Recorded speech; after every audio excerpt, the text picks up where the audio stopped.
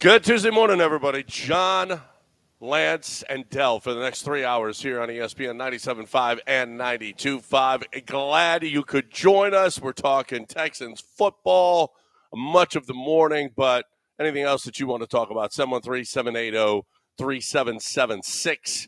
If you'd like to get in here with us and talk about it, you're more than welcome to do that.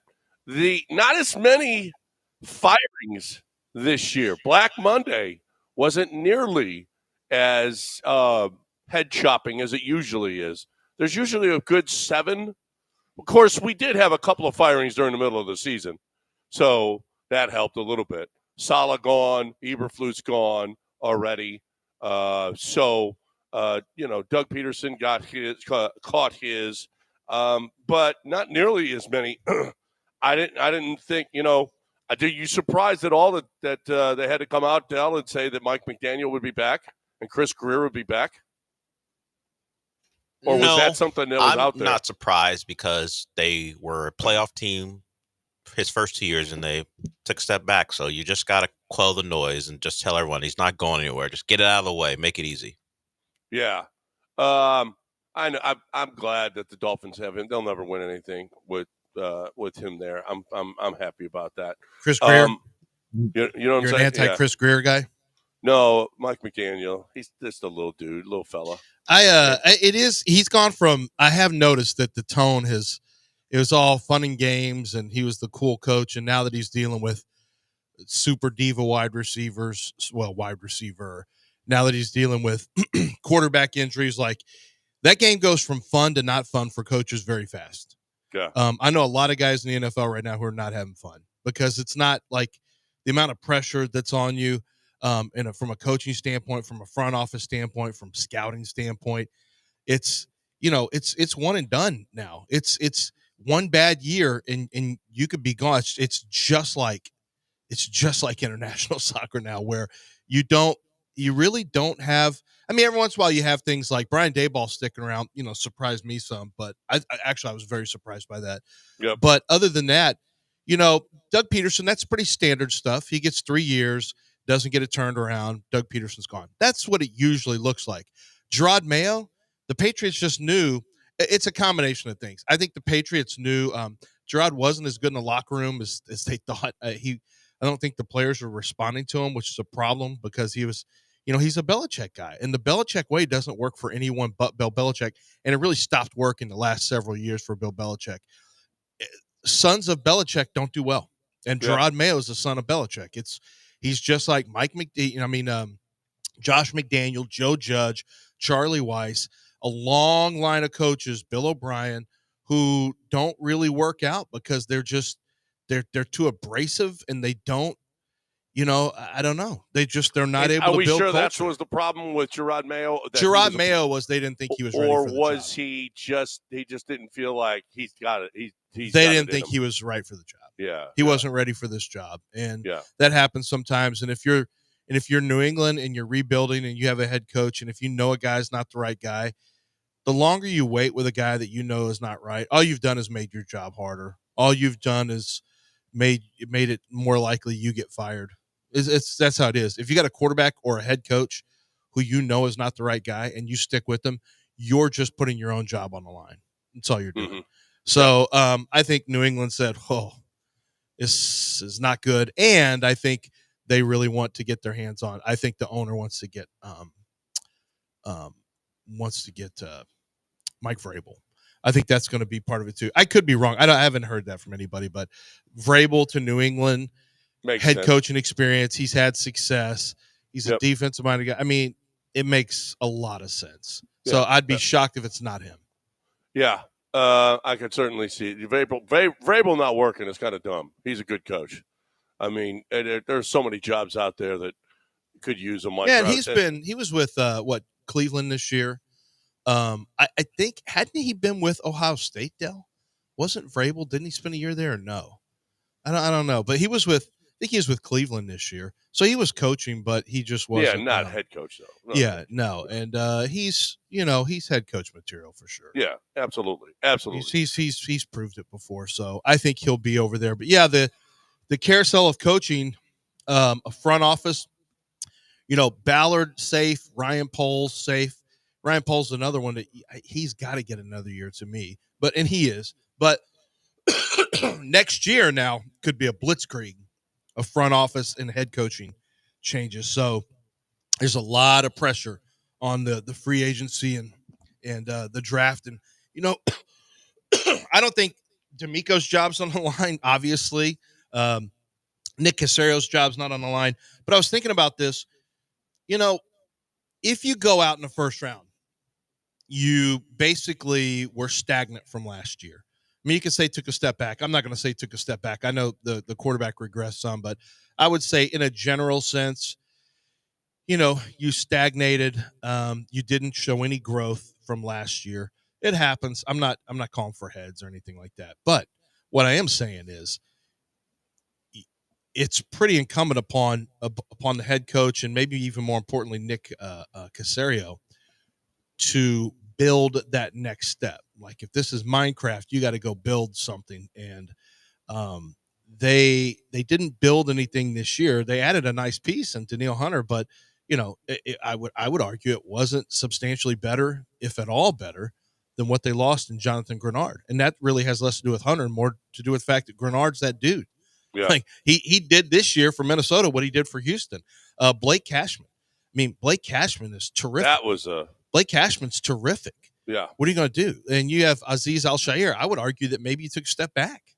Yeah. Based on some of the stuff that happened with Al-Shair, and Cashman is just a really complete player. So a lot of guys took steps forward. Derek Stingley's now one of the best corners in the league.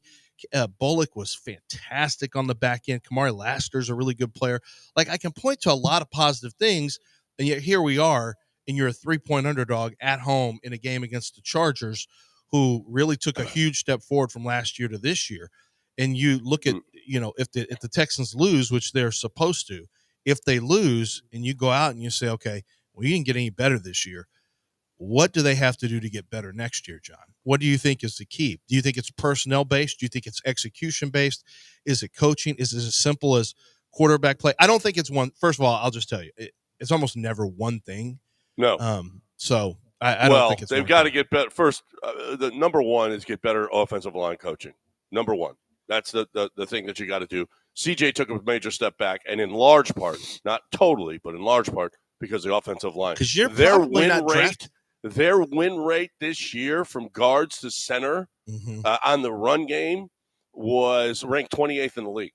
Yeah. So last year, while Kenyon Green, he was injured, but they were winning inside and the run game this year. Not at all. Not at all. No, Kenyon's a pretty good run blocker. He just can't pass protect. Yeah, right. Exactly. I mean, he got bowled over. He got bull rushed. I don't know if he wasn't strong enough, whatever the case may be, but he was awful in pass protection, but he was a pretty good run blocker. Mm-hmm. The other thing is that they need at least one more corner. I mean, they have got to get somebody in the slot. They need a nickelback bad. You cannot do that again. Well, don't you think worst case scenario, even if I think there's a good chance they will go back to the exact same thing. And I don't know that there's secondary coverage. I mean, the numbers will tell you the Texans are pretty good secondary wise, but don't you think they have to? I mean, they have to do it just in the simple fact that they need depth. They have no depth at all. No depth. They need guys behind Lasser. They need guys behind, they need guys that can step in and still help you win. When Jeff Okudah's your guy. No. When this is something we talked about in camp, John, it never got that was one thing that never got fixed. Cornerback depth. It was a major issue. So I would expect free agency. I would expect them to go out and look at a free agent, somebody who's ready right now to be a quality backup, who can step in and start for you if needed.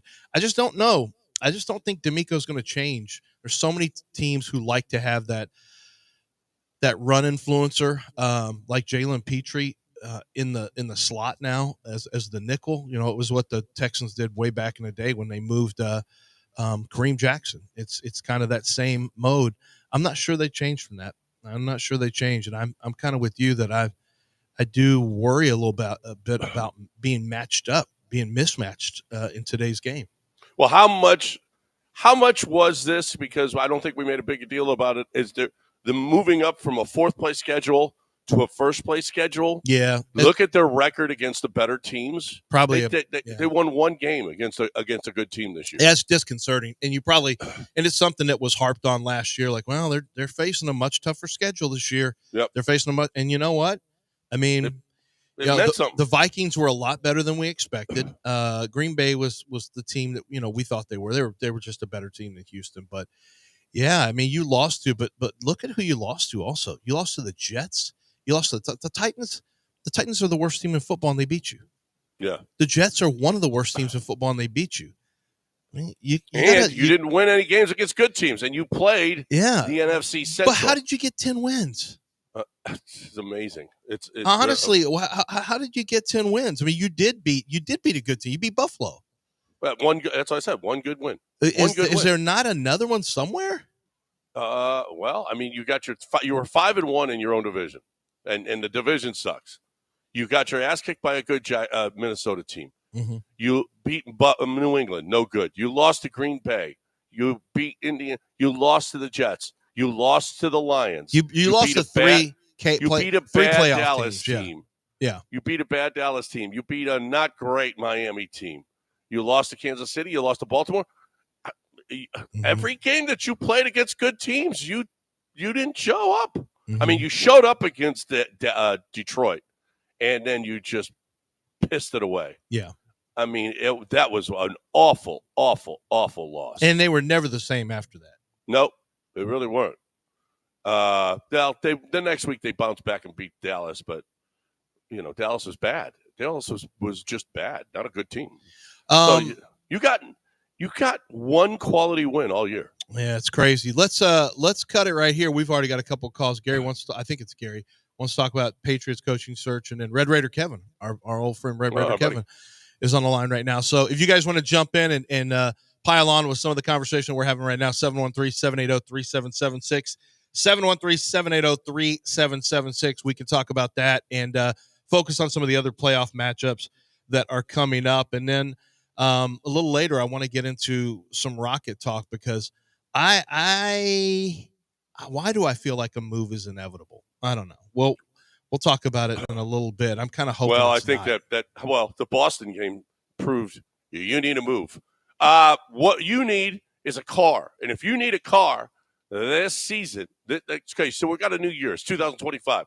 You know what's on the lot of Chastang Ford? 2024s. You know what they got to get rid of? 2024s. They're going to make deals, man. They are just going to make deals. They just got to get them off. This is a great, great, great time to get in on the 2024s. And they're brand new cars. Brand new cars. Body styles don't change all that much. I mean, if you're smart, you wait and you get the best deal that you can because it still says 2024. And you know what dealerships had to do? And Chastang Ford said, like everybody else, we got to get them out of here. Let's get them off the lot. And Chastang Ford, that's where I go. I bought 4 cars from Chastang Ford because I love the way that they do business. I could buy from anywhere, but I'm buying my vehicles from Chastang Ford because I know they're going to keep me and my needs in mind first, not their needs. Okay, sure, it's a business, but you know what? You don't have to gouge and grab at every penny that you possibly can, which is what the other dealers do when they add on and they mark up. Not a Chastang Ford, never. So here's the deal. If you're looking for that Ford car or truck or pre-owned vehicle, Chastang Ford is the way to go. You'll love them. I love them. I'm telling you, it's the best place to get your deal on. ChastangFord.com at 610 in Homestead, not Hempstead, 5 minutes from downtown. Chastang Ford.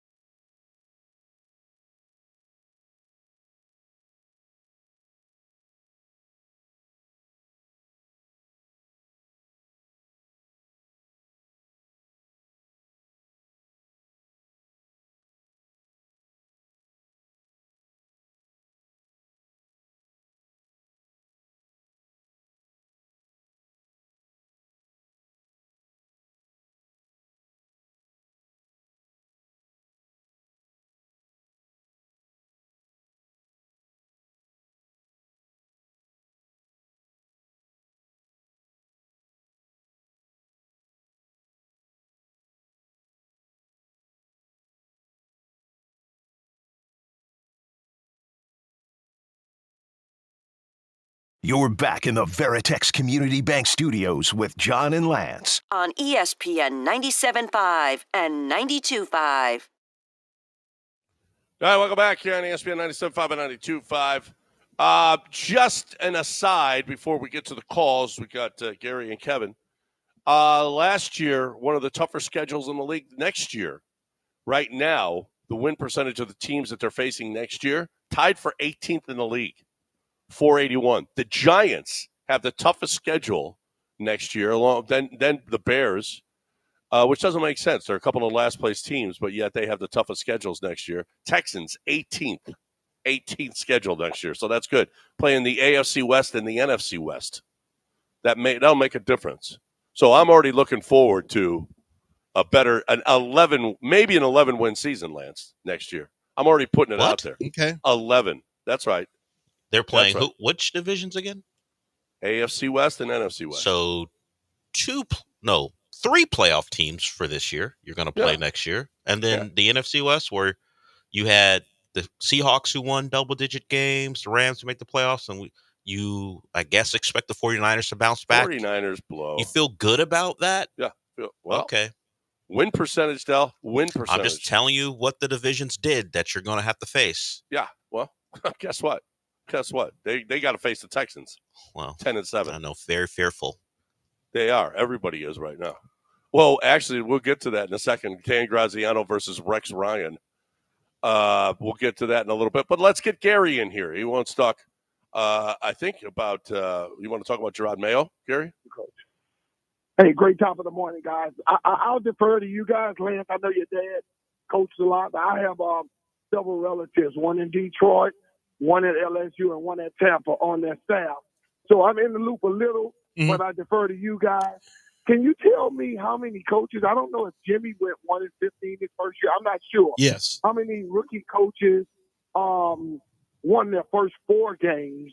And then also, how many coaches up till today, and probably next weekend in the playoffs, have issues with time management or have fumbled some stuff in the media and things like that? Even the experienced guys. A ton. And a ton. And it's also, the worst clock management I've seen in years this year. And finally, the Bill Belichick spiel with the organization, the family members I was talking to, it was a reason. Obviously, he didn't come back to coach in the NFL. But at the end of the day, I know people, the rings go to him. Everything go to him. But like Mike Tomlin, who had Pickett after Ben Roethlisberger, that guy really, yes, you're a great coach. The record tells you so. But without that Brady guy, and you shop for the groceries every year, you made horrible decisions or draft picks or whatever, and couldn't even, get back to that playoff game. You shouldn't fall from grace. You shouldn't be great and then can't get back to the playoffs at least every year. I know they talked about Tomlin. He's going to be one and done this year as well. Wait. What do you mean? Hold on. What do you mean Tomlin's going to be one and done? One playoff game. One playoff game. Playoffs. Oh, okay. Yeah. One and done in the playoffs. But he gets there, and when you get there, you give yourself a shot. Mm-hmm. But to not be able to get there, and you have the recipe and the eye for all that talent on the planet, and yet one man, Tom Brady, leaves, and you can't. Yeah. So my thing is the coaching carousel. How many coaches have won games, 4 games or less their first year? Yeah. And how much the time management and things, and rookie coaches and the Rex Ryans, who's going to be a retread. Ugh. Yeah, Rex doesn't make it. I mean, some of these guys, Woody Johnson and the Jets, I don't even know. It's to the point where I'm not even sure I want to even take anything they do seriously. That's one of the worst situations in football. Now Saleh looked like he was next up. Like Saleh was the guy coming in. Everyone was excited about Robert Saleh, and it just, maybe he's a better defense coordinator than head coach. Some of these guys, it's like Ben Johnson is a great offensive coordinator. I mean, phenomenal play calling schemer. You have absolutely no idea how he's going to be as the top dog. No idea, because it's so much different than calling plays. Running a team is nothing like calling plays. It's nothing like it. So, I mean, it's a completely different set of skills to be a leader of and to get people to rally. Vrabel was a terrible defensive coordinator. He wasn't successful, but he's a good head coach. And yet I think he's a really good head coach because that's his skill set, right?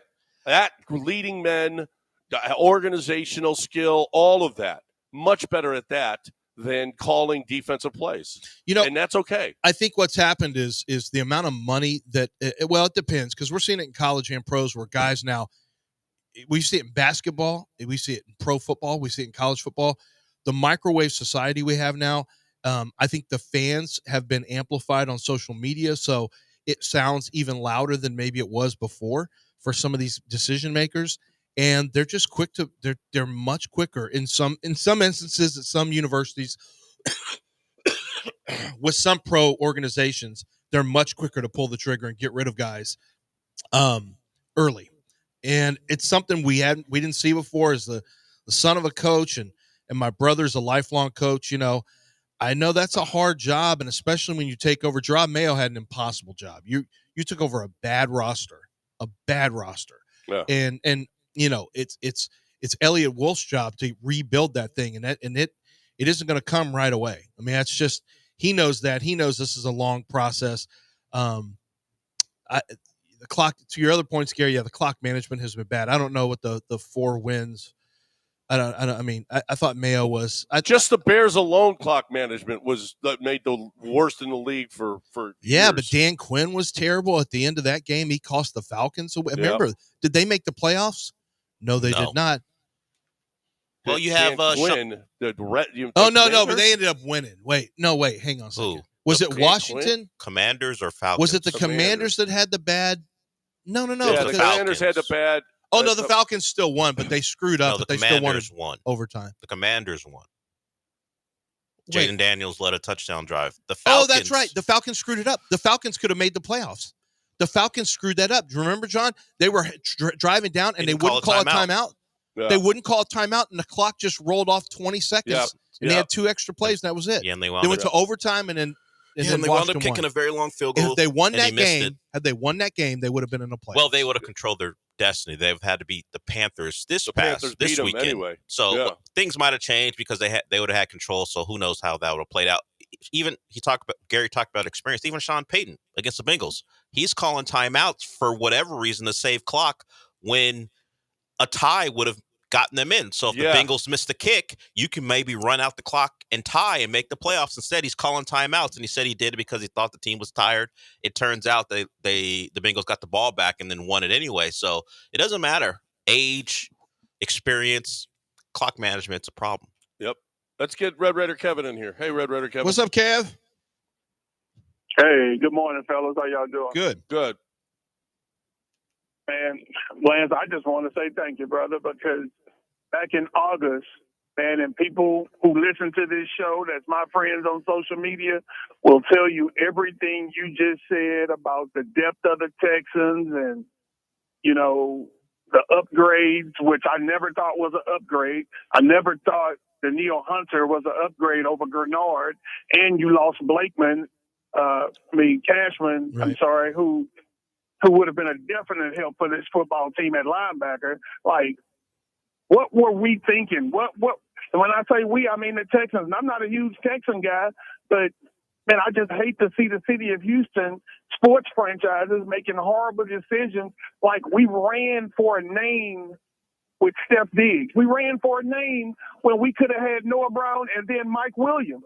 I mean, so looking back at that, would you not rather have had Mike Williams and Noah Brown over Steph Diggs? Like, what did he truly, an aging receiver? Hell, why not go out and bring Dreadhead back? I mean, why would you go with a guy in Steph Diggs who had always been a cancer in the locker room when you could have kept Noah Brown and had Mike Williams as a number 4 over Xavier Hutchinson? I mean, because that's how you have to do the comparisons. Who would this guy be playing in front of? Not what value does he truly bring, because he definitely brings more value than Hutchinson. But I posted all year, that this was a 9-8 football team. And people couldn't wait until the Titans, until that time clicked off the clock to start hitting me up. Yeah, what do you think now with your 9-8 prediction? Look, I was one game off. What do you think about my 9-8 prediction? And I'm one game off. Yeah, like, if I'm different. Like, come on. No, but the Kev, sentiment. I'm with you, Kev. Yeah. Kev, I'm with you on Blake Cashman. I mean, I love the way that he played last year, and I thought that was I want Steph Diggs. If he doesn't get hurt, you know what? You still got a weapon. Steph Diggs was playing pretty well. Steph Diggs does what he does. He's a possession receiver now, but damn, would you not want to have Steph Diggs? Noah Brown is limited, and Mike Williams. I don't mind at all. He got hurt, bro. I hear you, John, but just hear me out on my point really quick, and I'm going to be fast, but hear me out on my point. You go out and spend money on Danielle Hunter. Crazy money. Yeah. Several generations, life-altering money when you could have upgraded financially, maybe with that interior offensive line. You did nothing to help yourself with your D-line. Tim Settle and Fadakashi, like, are you serious? I didn't think. Settle played pretty well. Actually, Kevin, and I was about to say that. Both of them had really decent seasons. Yeah. They had really decent seasons. Yeah. So my thing is, imagine Settle and Fadakashi on maybe 40 snaps versus 60 plus with fresher legs. What they could have really, truly been able to help this franchise do. And I'm not looking at the fact that we lost D lineman. I'm looking at the way we lost Malik Collins. Look at how we lost him. Like, come on, man, that was a Jedi mind trick by Frisco.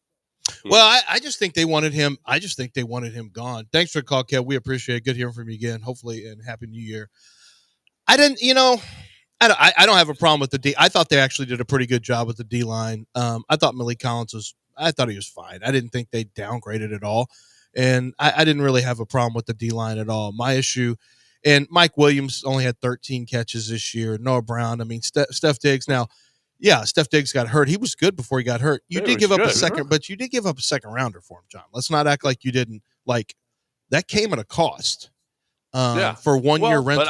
But listen, if he didn't get hurt, he was worth much more than a second rounder. I mean, he played well. He played pretty well. You can't. Your dude suffers a knee. No, injury. he did. He did. I thought there's nothing you can do about that. Yeah, I thought he played well, but when it's all said and done, you do. It did cost you a second to get your hands on him. Noah Brown, to me, you can find Noah Browns all over the place. I don't worry as much about wide receiver 4, wide receiver 5, that kind of stuff. And Steph gave you a chance at, frankly, I don't even, I mean, you make the playoffs, but how many wins do you end up with if Steph Diggs in there when Nico Collins is out? Tank was a non-factor for a chunk of the year. Stephon Diggs was pretty important in some of those games. Yeah. So, I don't know, but to Kevin's points, he is right, though. You may say, "Oh, Kevin, it's not a 9-win team; it's a 10-win team." That's why this thing, like, would you be happy if the Texans won 10 games? Or if I told you the Texans would win, you know why that's never makes any sense is because until you see how you get to that point, you tell me that they won 10 games before the year, I'd be like, "Yeah, it's a harder schedule. Okay, I'm good with that." But then if you actually play it out, and I know that you lose to the Titans, you lose a 5-interception game against the Lions, you get smashed by the Vikings, your offensive line plays poorly against twisting fronts every single game. Like, no, the way that they got there is I know the end result is 10, and that's great, and you're in the playoffs, and you got a chance, and I love all that stuff. But the manner in which you got there, the number is irrelevant to me. When I look at this team, I do not see a team that took a step forward, not one single bit. And I don't care if the schedule was harder. You didn't beat, you lost to some of the worst teams in football. And really, as you just went through the schedule, John, you really didn't beat. You had like a good win against one team. One team all year. All right, we got a break. 713-780-3776. Maybe you're as impassioned as Kev. You can get in here and talk about it. You're more than welcome. I thought the biggest blunder last offseason was Blake Cashman. That to me. Yeah, they just didn't want to pay the upgrade, but the fact is he's a better all-around player than he's Azeez just a better Al-Shaair. player. Yeah. He had a great year. Why would you do that? I don't know. All right. I want to talk right now about HRP. HRP.net. It is the place to go to get your. This is a new year, man. Okay, you look at your bottom line from last year. What are you spending on? Okay, how much are you spending on your payroll? How much are you spending on your HR? How are you doing? How much do you have to put into the tax to your taxes? Okay, how much effort? How much are you doing it right? Do you know the Affordable Care Act? None of those things are your business. Your business is your business. Let HR&P do their business. They're experts in those three phases. And then they give you a choice because what's your 401k costing you? What's your insurance plan costing your people? All of these things count. Well, HRP ain't in that business, but they give you choices as opposed to other admin companies that force their insurance plan, that force their 401k plan on you. You know why they force those on you? Because they're making money off of them. HRP doesn't. HRP is going to let you select what's best for you. And guess what? That's where that's where that's the dirty little secret in this thing is that, oh my goodness, that's where we're going to make some money on these 401ks, insurance plans, all the benefits packages. So look at what you're doing and call HRP, 281-880-6525 or hrp.net. Let them come give you a free estimate at hrp.net.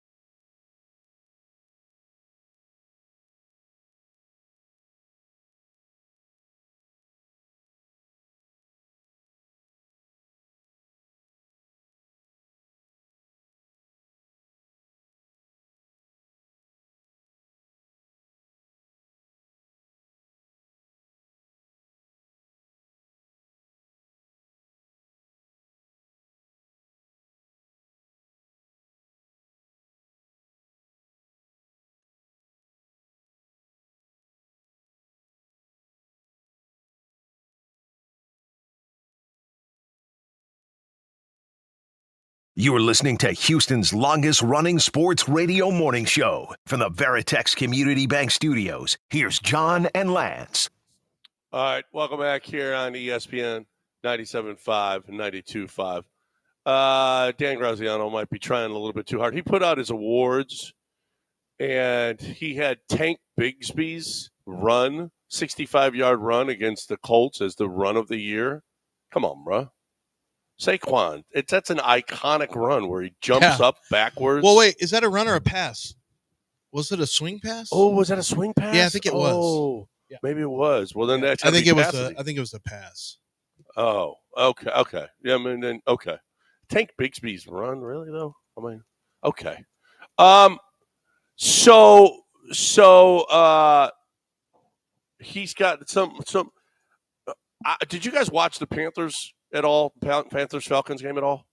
No, I didn't. I didn't see the actual play. No. I watched almost the whole thing. I was watching. It was a fun game, man. There were scores back and forth.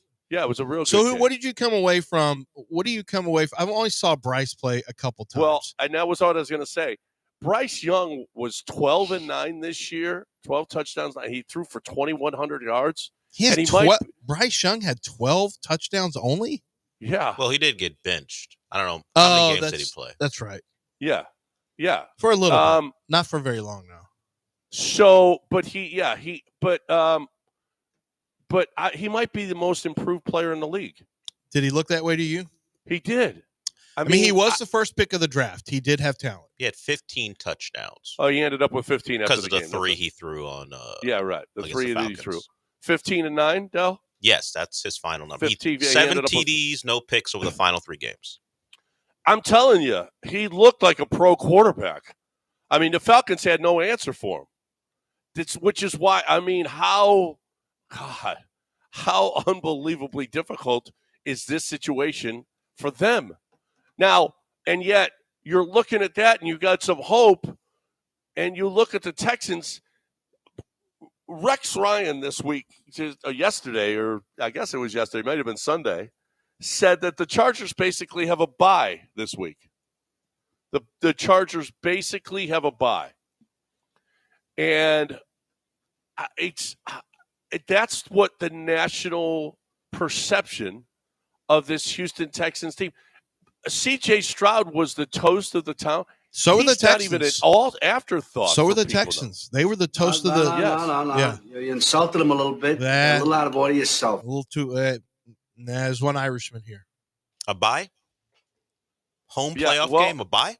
Mm-hmm. Yeah, this is a bye. Against a Chargers team, a Chargers franchise known for blowing games. Well, Justin Herbert's last playoff start, he was up how many points and blew it? This is the bye? This is a bye. Yeah. And excuse me, it wasn't Dan Graziano. It was Bill Barnwell that's got his list out there. But can you imagine where the Texans were and early in the season? You ever watch Tom Brady? Every week he puts out his top 5. The Texans were in his top 5 for the first 5 weeks of the season. 6 weeks of the season. They were the hot team. They had look. This is not. Well, I mean, that's disrespectful to say that. The Texans are not being disrespected nationally by anybody. They were given. CJ was, as you mentioned, CJ was an MVP candidate. The Texans were the live underdog to be a AFC championship game competitor / winner and get to a Super Bowl. They were exalted. If anything, the Texans were exalted. They were the hot team. It was D'Amico and CJ, and they were going to run the world. I was a little braggy, a tad braggy. What? No, I mean, I was a tad braggy before the season, maybe a little excitable about some of that. And no, this isn't disrespect. This is just facts. Just facts that are rolling in on people. Now, I also think the Texans. I'm going to go ahead and tell you, Texans cover and Texans upset the Chargers. So shred them, Stroud. Yeah, that's right. He could shred them. So yeah, I'm gonna have I don't think it's gonna be shred them, Stroud. I think it's gonna be a low scoring game, and I think the Texans defense is what we like to say, John. They swarm. Yeah, they do. Okay? They swarm. I think the Texans are gonna be all over Herbert and that defense, and I think it's going to be a defensive-minded game. Something big is going to happen. I don't know if it's special teams. I don't know if it's a defensive turnover, but I think the Texans win that game. So saying it's a bye week is – who said that, Rex?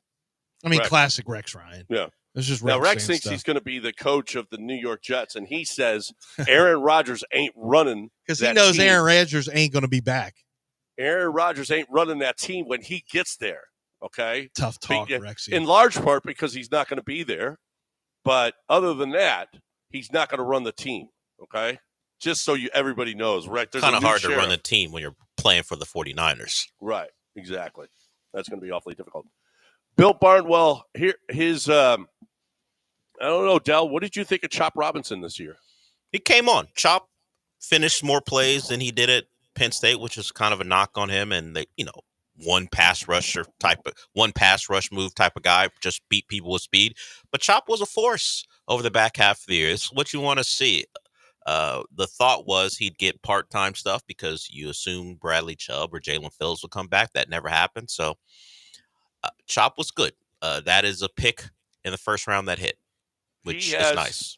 Bill Barnwell has him as his defensive rookie of the year. He's got Jared Verse second, and he's got Kalen Bullock third. Yeah, Kalen Bullock deserves all that. Kalen Bullock does not get nearly enough love. Kalen Bullock should be a serious competitor for Rookie of the Year. Do you know that defensive safeties and corners who win it typically have 5 interceptions or more, and he's in that list? Like Kalen Bullock should be. He should have gotten his 6th the other day. Yeah, he should be one of the favorites for defensive Rookie of the Year. Now, I will say Jared Verse also made a Pro Bowl. He just made the Pro Bowl team. So there's a lot of love on the streets for Jared Verse. Yeah. Well, I think Chop, because he came on late. Yeah, like Chop Del won't said, get it. He's not in a playoff team. Chop won't get it, but Chop's one of those guys who had ridiculous athletic ability. And I had to push. Like, I thought that this draft I was so excited about my top guy was Verse, but followed very closely by Dallas Turner, then Latu, who was the most skilled rusher I'd seen in years coming out of the draft, and then Chop Robinson, who had Micah Parsons-like explosiveness. Yeah, you liked him coming up. Mm-hmm. All these guys, all 4 of those guys were insanely talented pass rushers. Yeah, and probably the most disappointing of the 4 was Dallas Turner. Actually, imagine that an Alabama guy who doesn't live up to his college billing. 713-780-3776. You guys got thoughts? You're more than welcome. Anything that you want to talk about, get in here. 713-780-3776. What did you learn yesterday in one sentence? That's not what we do. That was. Don't we do that every day? We welcome calls, but we don't do that every day. Hey, how come our Spanish-speaking station that's here? What do you mean? How come they're not here? They're still not here. You missed someone or something? No, the whole I like hearing El Cheto. First of all, El Cheto always has that great El Cheto smell. Whatever cologne he wears, it's a very masculine. Every time he walks up and down the halls, in his boots, clomp. He wears some boots. He's got big curly hair, El Cheto, but he smells. He's got a masculine, cologne that he wears, and then you've got does he got a lot of chest hair? I don't know. My guess would be yes, but and then you got the 2 Colombianas that are with it. It's a good show, and they're not here. They're not here. Do they not? Do they take 2 weeks off? 3 weeks guess so. off? I don't know. I guess so. John and I were working hard during the break. That's what we should do from now on. We should go all the way till March. This is a pretty good. This is a pretty good break we had. The calendar was in our favor. Yeah. Yes, it was. Yes, I like this calendar. It was awesome. Yeah, that was. All right, break in here. 713-780-3776. Come on in.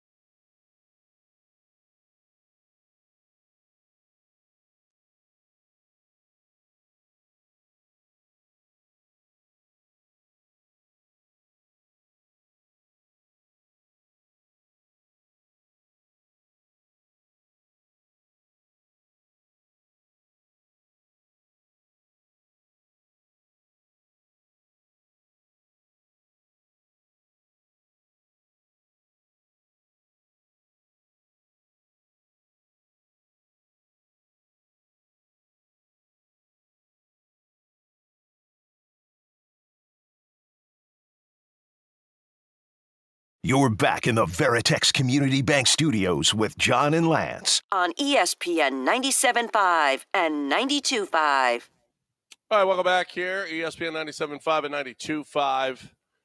Agree Dan Campbell's Coach of the Year? Dan Campbell, Kevin O'Connell, Jim Harbaugh. Agree or disagree? That those are the best playoff coaches? What is your what Coach is of the year? Coach of Coach of the Year. Harbaugh, yeah, I think it's. I mean, how can it be anybody but Campbell. all three in the NFC North? How could it be? I would say O'Connell. Harbaugh's in the chart with the Chargers. Oh no, wait, I'm thinking of O'Connell. Yeah. So Harbaugh did a great job. O'Connell won 14 games with Sam Darnold as his quarterback. Yeah. That's pretty impressive. Dan Campbell has so many players out, especially on defense. Yeah. And to win at this level and keep these guys this focused, it's got to be Dan Campbell. Yeah. They're the best. They're the best team going into the playoffs, and he's done a hell of a job. He deserves it this year. He hasn't got it yet. He deserves it this year. Dan Campbell was clowned internationally for his press conference, and he gets the last laugh. Yep. Because he's a real one, and those players love him, and he's built culture. And Brad Holmes right now might be the best general manager in pro football. The way he's built that team up, they were clowned for getting Jahmyr Gibbs with the 12th pick of the draft. Like, what are you doing, you idiots? Don't y'all know that analytics tells y'all to never draft a running back in the first round? Ho hum, 170 yards rushing and 4 touchdowns in a must-win game to win the division. That would be Jahmyr Gibbs the other day. And they understood Jahmyr Gibbs is a weapon. Like, you don't say he's a running back. He's a weapon. He's a matchup. He's not a 20 carry per game guy. What he is, the guy who can score touchdowns and a guy who can activate Ben Johnson's offense to its best levels. And it's just a brilliant job of offensive coordinator, player, and general manager all being on the same. It so happens that there's perfect synergy between the player, the coordinator / play caller, and then the general manager making it happen. And they didn't care that you didn't like, I'm sorry that you guys don't like that we drafted Jahmyr Gibbs there, but we're going to win games and we're going to win at a high level. And Jahmyr Gibbs is fantastic. Maybe the most one of the most dynamic and electric weapons in all of football. And there's a lot of talk about Josh Jacobs, second contract, by the way, new team. Saquon Barkley, second contract, new team. Jahmyr Gibbs, first-round running back. There's a lot of talk now about the running back renaissance from this year. Derrick Henry, older player, but look at the difference he's made. And whether or not that's going to have an impact on the draft and how teams see him. It could have an impact on where somebody drafts Ashton Genty, but history will tell you that this one season is not going to make a huge difference for how the league views running back value. It's not.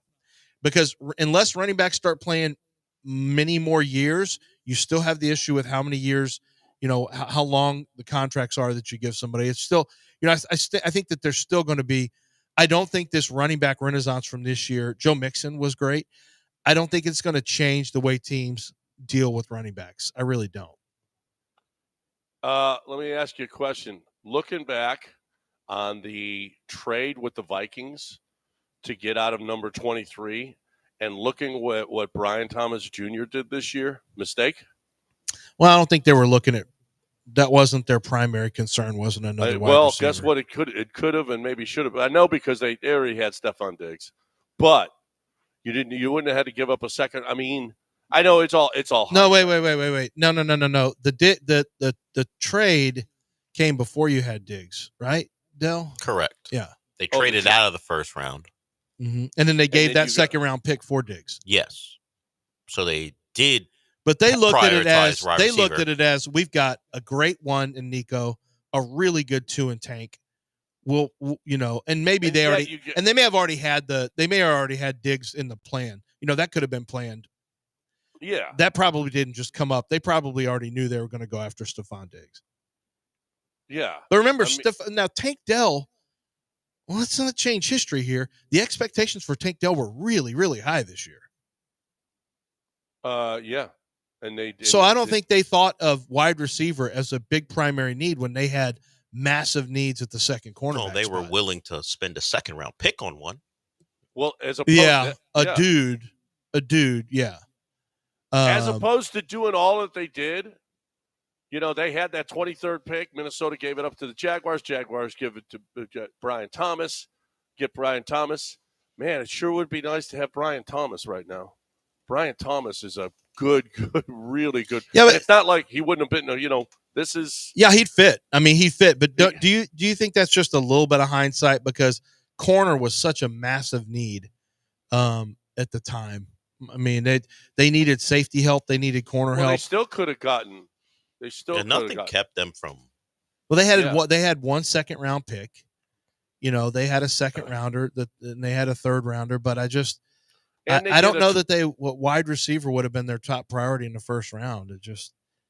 It probably, because you're right, they probably had the Diggs deal already in mind, or knowing that they were going to do it. But as opposed to doing all of that and having, Brian Thomas was a good wide receiver. He was really good this year. So Brian Thomas had freaky traits, right? Yes. He's tall, long, really, really fast. His productivity was off the charts. Like, he profiled as a very good number one. Now, behind the scenes, they would tell you Malik Neighbors is the dog and Brian Thomas is the great athlete who's a little bit like kind of just, he doesn't have the same mentality. And so there were some concerns about that. But when you're that ultra talented and you have those kind of traits, like, dude, he was in a bad offense and still stood out. Aren't the Texans in the same spot at that position? And maybe even worse, considering what Tank's injury actually is compared to what it was last year. Tank's not playing this next year. Yeah, so they have to prioritize wide receiver this offseason. I question how Tank comes back ever. He shredded, dislocated knee and 3 ligaments gone, and this is what happens. The little guys take bigger injuries. I don't know that he comes back from that and is the same guy. He's not going to play this upcoming year. Not with ACL, MCL, PCL, and dislocated kneecap. Are you kidding me? That is an annihilation of the leg. And I really worry about Tank moving forward. And yes, I mean, just not to be too macabre, but you're right, Dale. You probably are in a position now where you got to look like you're probably not re-upping with Stephon Diggs. You're not coming back with an ACL guy in his 30s. You might need a couple of guys. You might. One. Yeah. You might. Yeah, because Mechie's just a guy. I mean, Mechie's nothing. Mechie's a replaceable player. You're right. You probably need a free agent wide receiver and a drafted wide receiver. Ugh. Because I wouldn't count on Tank Dell being what was thought to be a huge strength going into this season is now maybe their biggest weakness. Although you still got Nico, but after that, I mean, it falls off the world. Yeah, it really does. It really does. Yeah, I would say, Robert Woods has done a decent job, but he's a veteran. Yeah, you're going to need 2 new faces in that locker room for sure at wide receiver. You do have Deontay Johnson, so there's that. So your favorite, Lance. Did Deontay play? Yeah, he made a catch or 2. Right? He did? Yeah. I was driving in he Tuscaloosa. Contributed to the big win. He did. I didn't know. I was geo-fenced in. I couldn't watch. You're blocked out. This is a local broadcast. You can't watch this on Sunday Ticket. Like, what? I'm driving. I'm in Louisiana now. What are you talking about? Yeah. You're local. You're local. They did you a favor, to be honest. Yeah. Texans. Why would I want to miss Texans? Get Fubo, and you can watch anything anywhere. Why wouldn't? What question did you ask? Why would I not want to watch Texans Titans? Just get Fubo and watch anything anywhere. And by the way, no free Disney ads. Bought it. What are you, a commercial? Yeah, what are we doing here? Well, we're trying to get Disney stock up is what we're doing. Okay. Always a purpose that we don't know. Always sneaking in. Fubo stock is not great. Fubo, guess what? Woo, gonna go through the roof. Ulterior motives from John, just mentioning Fubo for Disney stock. But you didn't miss much unless you wanted to see the Davis Mills play live. Other than that, what'd you miss? Davis Mills. I don't feel like I missed a lot. Yeah, you didn't miss much. I did see the Davis Mills faceplant. I know. Unless you want to see it live, you got geofence and they did you a favor. Yeah. Yet now you got Underdog Fantasy. Yeah. Speaking of geofence, I had something and I was like, oh, this is gonna be a for sure winner. Oh, Louisiana geofenced, and then I was geofenced in Mississippi, and I'm like, what? How is Underdog Fantasy not available in these states? This is why they're so backwards. If you want a state that's forward thinking, it's Texas, because we have Underdog Fantasy, and you got a chance to watch the games and then play along with them. It's a great way to do it. Yesterday in the lobby, I saw that you can get, for $25 entry fee, you got your shot at $2 million, as a matter of fact, during the playoffs. Did you know that? They have that playoff draft, a season long, the entire draft. So you got to draft smart. You got to be smart with how you draft. You got to think about it now. Which of these players is going to be one and done, and which of these players is going to be in it for the long haul? And that's just an example, but the playoffs are where, that's what we're really focusing on right now. And you can find your favorite players for the playoffs, where you've got yardage, touchdowns, interceptions, and more. And this is a chance for you to go higher or lower on the stats of the games that you're already watching, and you have the opportunity to make big gains. You can win up to 1,000 times your money just by choosing higher or lower on those players' stats. Every dog deserves a second chance. And with Underdog Rescues, you can get your money back and receive a promo if an early injury causes your entry to lose. So no more losing just because you have a bad luck injury. That's an example of what they're doing. They also have double flex, where you can take 2 losses and still make money when you're picking, let's say, 6 players on higher or lower. It's great. There's so many ways for you to win. It's almost, I don't even know how they stay in business. They give you so many opportunities with their boosts and with their free picks that they give you. So many chances. All you have to do is use promo code Lance, download the app, deposit now, get to up to $1,000 bonus cash instantly. That's promo code Lance. You must be 18 or older and present in the state where Underdog Fantasy operates. Terms apply. Concerned with your play, call 800-GAMBLER or go to ncpgambling.org.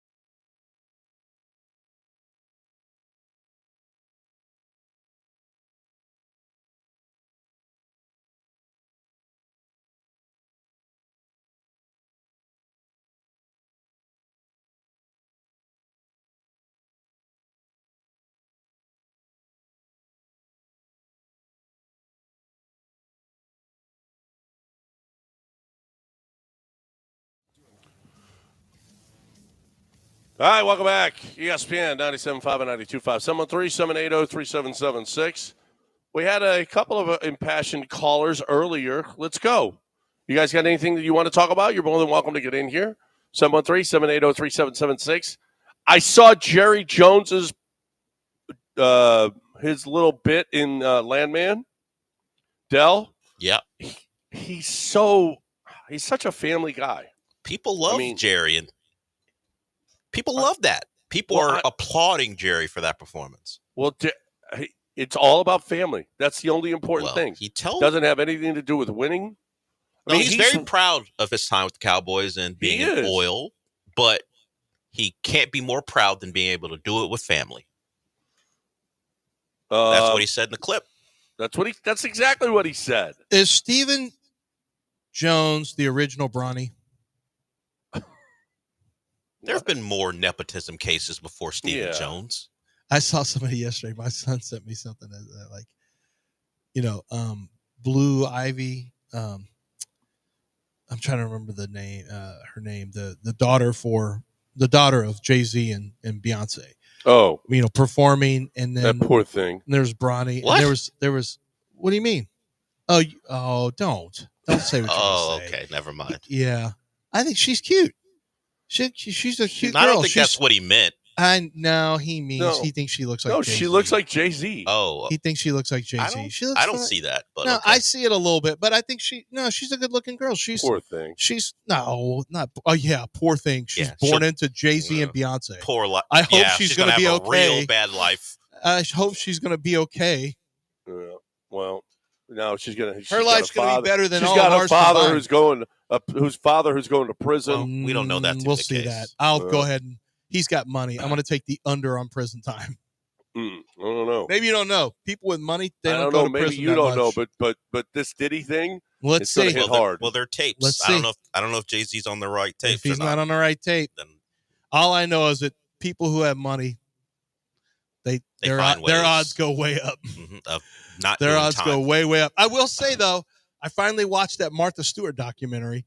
That was a pretty good doc. Yeah, it was a pretty good doc. She was because it was all happening in our lifetime. So I remember all of it happening, and I didn't really think too much about it. I thought, she's making money. Yeah, she's kind of a B word, and she is. Admittedly, you see it on the camera, you see it in the video. She's hard to get along with. She'd be just like an NFL coach. It is probably true that women like that take more bullets than men who act the same exact way.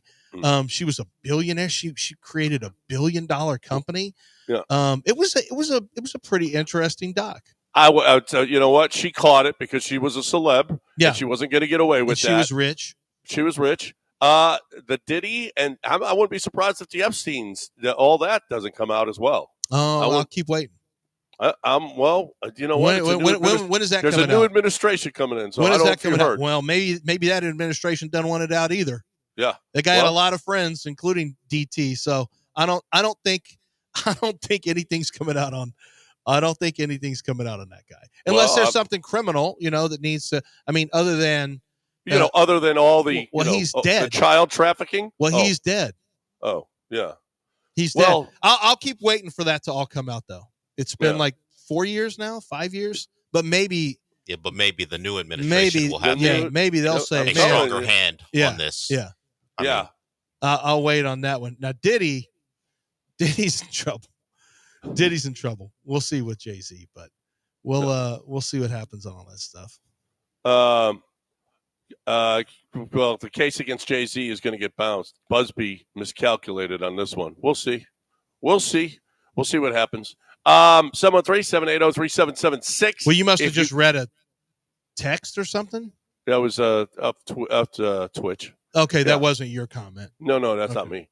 So we started with Jerry Jones, and what a great job he has done. He's so proud of what he's done with the Dallas Cowboys, and who couldn't be?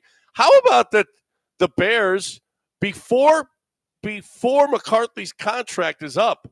The Bears are like, we want to talk to McCarthy, but he's not a free agent until a week. It's so weird. And you got the Bears want to talk to McCarthy.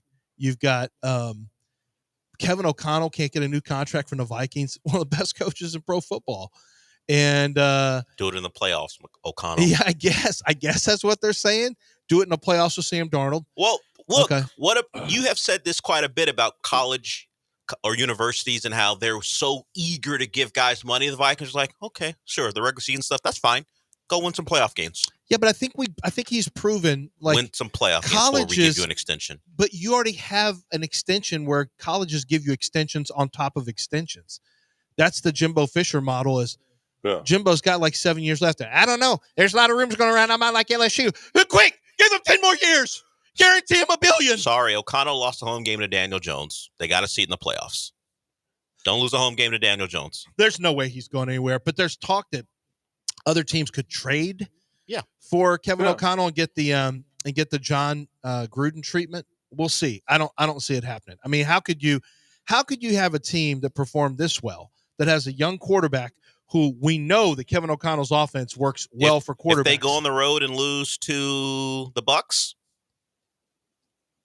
it could happen. Yeah, it for sure could happen. So he didn't make the playoffs last year because of injury. Kirk Cousins got hurt. You're not getting rid of him. I'm not saying that, but if it's the two times you make the playoffs in the last couple the years, Vikings are at the Rams. Yeah, the Rams. Sorry, you can lose to Matt Stafford. That's definitely possible. So you can go on the road and lose to Matt Stafford. Yeah. So 2 out of 3 years, you lose a home game to Daniel Jones. You don't advance past the wild card round. Then you lose on the road despite your record. Maybe they're saying, "Hey, we appreciate it, but go win some playoff games." No, I'm keeping him even if he doesn't win a playoff game. I didn't say trade him, but maybe they're not willing to load up on him until he does more. It could be a market. Well, they're gonna have to give him something. You know what? If his contract's up, he might just say, "Is his contract up?" Well, what? They're just not. He's got 1 year left on it. Yeah, someone would have to trade for him. So I don't think his contract is up, right? Yeah, I think. Well, yeah, because this says Kevin O'Connell will head into contract negotiations with all the leverage. A report Sunday indicated multiple teams are considering trading for him. But yeah, I think he's got 1 year left. You know what? He does have all the leverage. I don't care if he wins a playoff game. Yeah, it expires after 25. It expires after 25. So just to be clear, you can make the playoffs but not win games, and we'll just hand you money. We're fine with that. Well, players get that. We're talking about coaches because I'm just saying get that. Where's his bag? Where's his $30 million guaranteed? I don't care a year? if he gets a bag or not, but regular season success just guarantees you. Do you think he's extra a good money? Well, do you think he's a good head coach? Yeah. But if you think you've got a guy who's a good head coach, you're down to 1 year. I would probably extend him now. You don't have to, but rarely do really good coaches get to their last year. That doesn't happen very often where they're on their last year of their contract. 2 years in advance, that doesn't make any sense. Colleges will say, we'll give you a lifetime contract. They're just always running scared. You know what else I found? I was talking to a general manager of a college football team. Did you know that there are buyouts in player contracts? NIL? I had no idea. Did you know that, John? No, what now? There are buyouts for players. If a player leaves you have an NIL deal with them, or you have your university deal, however they're structuring it now. Do you know there's buyouts? You never heard that, did you? No. I'd never heard that.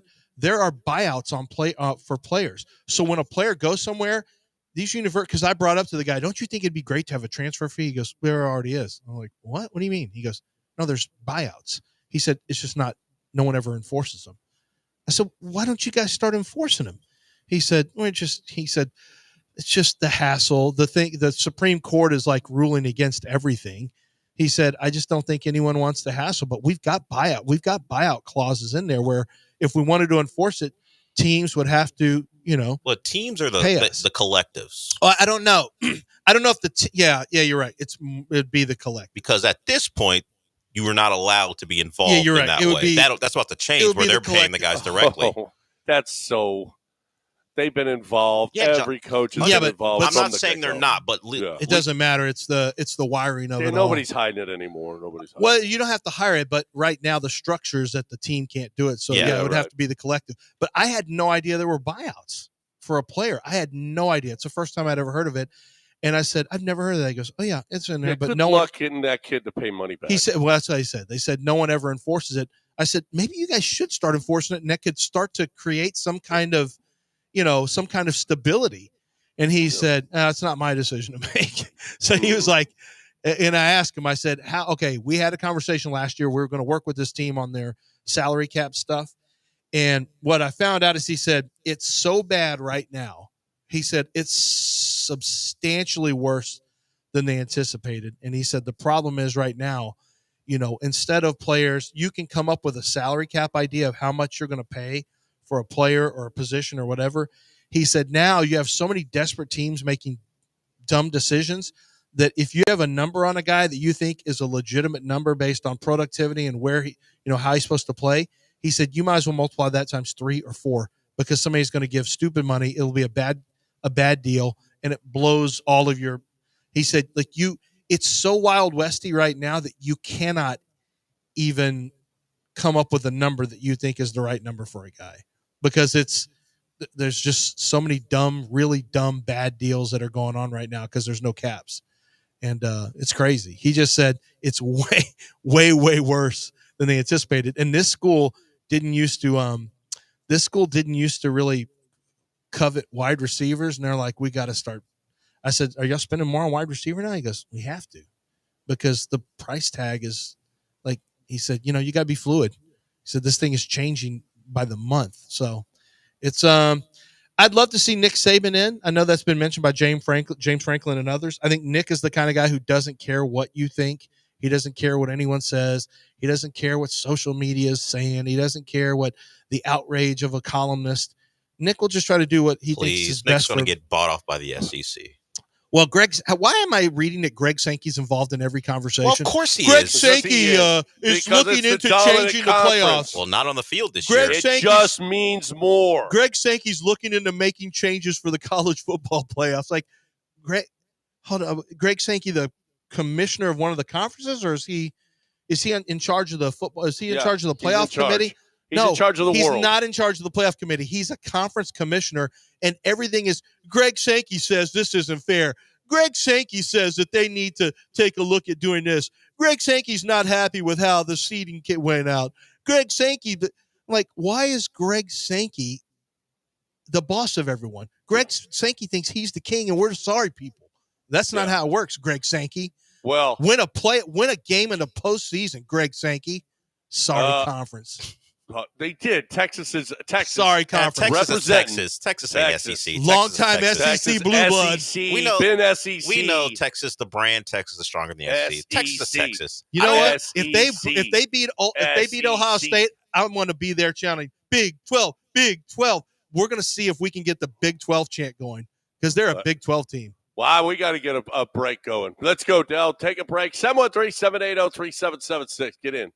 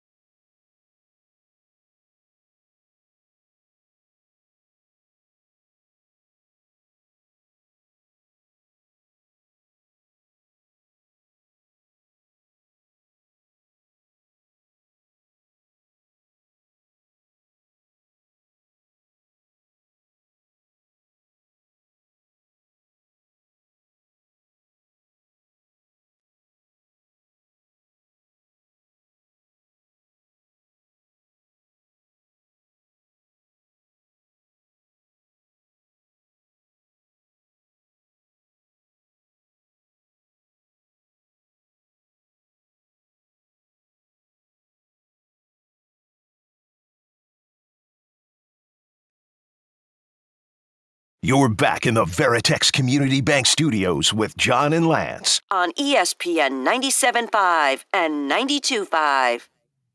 All right. Welcome back here on ESPN 97.5 and 92.5. 713-780-3776. Jason Whitlock addressed the Joy Taylor situation yesterday. For those of you why did he address it? Was he involved in it? Well, he worked with all of them, and actually, they tried to push her on his show. Okay. She came in. They wanted her. Well, Hickson, who's the guy that allegedly she was having an affair with, the big executive over at Fox, had wanted her to be on his show. They went and did a demo tape, put her in there, and this is what. And Jason Whitlock was like, no, I ain't doing this. This was, and he starts by saying it was, this is 10 years ago, so she was about 25 years old. And here's why Jason Whitlock didn't want Joy Taylor on his show. I know what I'm capable of. And that big rack of hers that she showed off constantly, it's just, and that peanut butter skin with that big rack, like, Jay, keep your distance. I don't think you should say that out loud. I think some things you should just keep to yourself, Jason Whitlock. You basically just said you're a predator. Jason just said, I'm a predator. Yes. That's what he said. He said, I know Listen, no, Jason Whitlock is he's a born-again Christian. Well, I can tell, yeah. He did. He said, I had a problem. I had a past. I know myself. I know how I would have been with her around, and I could not have handled that, And he just said stuff that Why would you say you're John? I would not say I'm a predator publicly. Well, I know with her big rack out and her peanut butter skin, what I would have done. Like, bro, don't just say that to your boys. Don't put that out there publicly that you're literally a predator. Well, or can't control yourself. Yeah, you can't control yourself. Like, what would you have done? You'd gone Louis C.K. in a plant? I know what I'm capable of. Okay, Weinstein, don't do that in the plant. Yeah, my God, I don't know why you snitch on yourself. Yeah, exactly. He's just another self-snitcher. What's that? I would know what I would have done. Was that Roger that did it in the plant, or was that?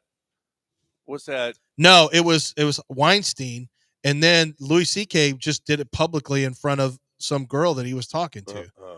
Because he couldn't control himself because she had peanut butter skin. And that's what happens. If somebody has peanut butter skin, you just immediately get it out and go to town. What if she has nougat skin? Yeah, nougat skin. Are you able to control yourself better? If she's got white chocolate skin, you're better off.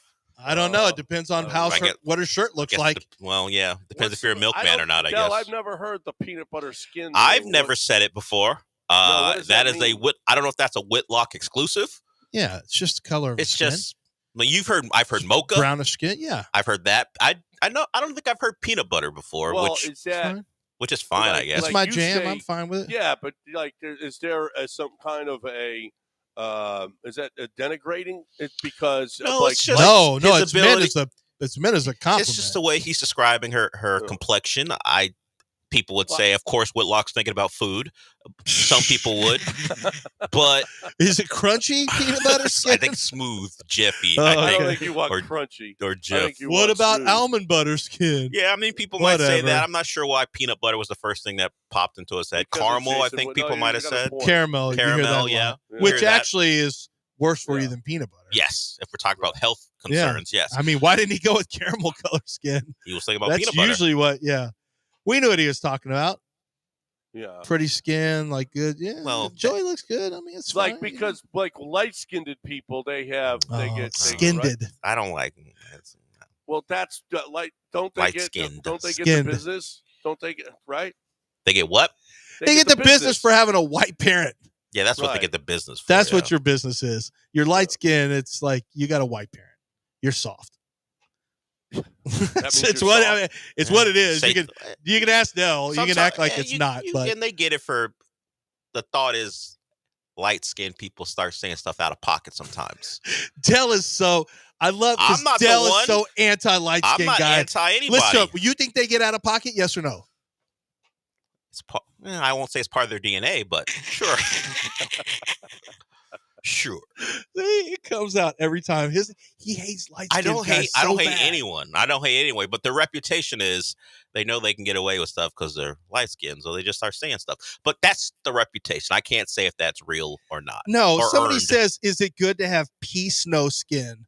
No, that's awful. That's a bad look. Is that look. jaundice?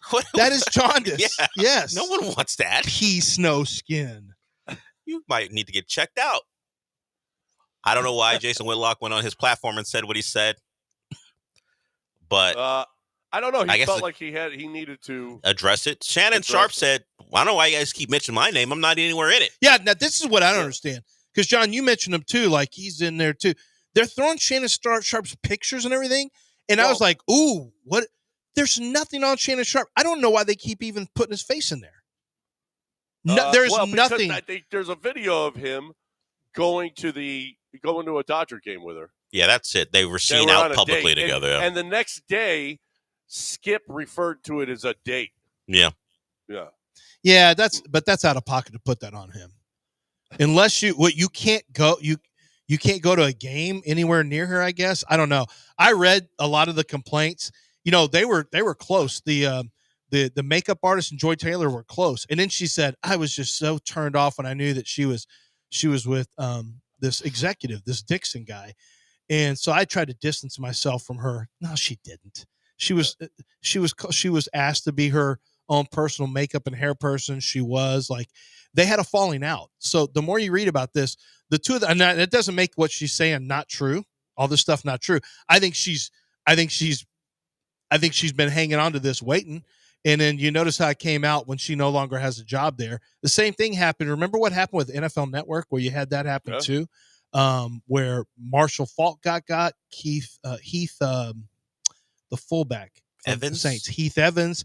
That was when I first got there, maybe a couple years in, and there was somebody who was in the wardrobe department, and Ike Taylor, my guy Ike Taylor, got exposed to. Yeah, you got to just stop sending texts. Stop to doing people. that. Yeah, stop doing that stuff where you work. And 1.5 is a little that's a little excessive for a piece. Yes, okay? Sean. Golly. Okay. Look at Lance backing away. Sean Mates was a bit perturbed by a quarter of your yearly salary get offered to a woman for that. He was like, a quarter of his salary? What's he doing? What's he doing? Of course, a quarter of his salary is it's still lot. It's still. I know he's making like whatever he was making, but still. Sean gives up a quarter of his salary. Well, he's destitute. What are we talking about? Yeah, he ain't surviving. That's why we were translating it to like gift cards.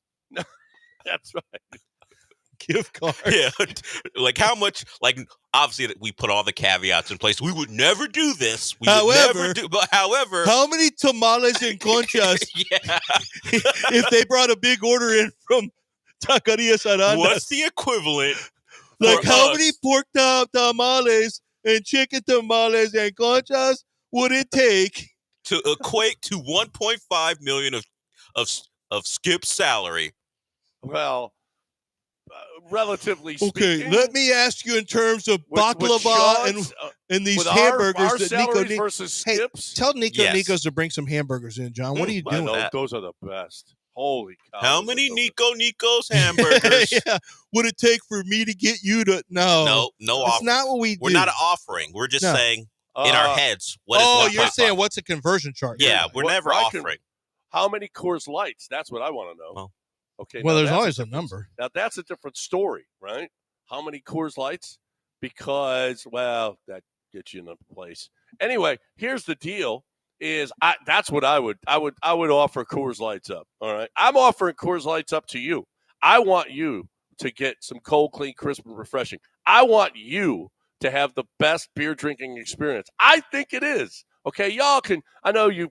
You drink motor oil, okay? Or look how cool I am. I have an IPA. Blah blah. Look at this. I'm a real drinker. That's not real. Yeah. Well, guess what? I'm cold. I'm refreshed with my beer. I love my beer. I've got the clean water from Colorado with my beer. You got motor oil. Go ahead, drink that. See how refreshing that is. Not the case. Look, you're looking for the best way to be refreshed, to have a great time.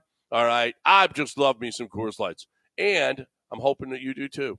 If you don't, you know what? The holidays are over, but you still reload that fridge. Have the beer while your buddies still could come over. And when your buddies come over, make sure you got cold, clean, crisp, refreshing Coors Light for them. It's the world's most refreshing beer. Keep Texas chill with Coors Light.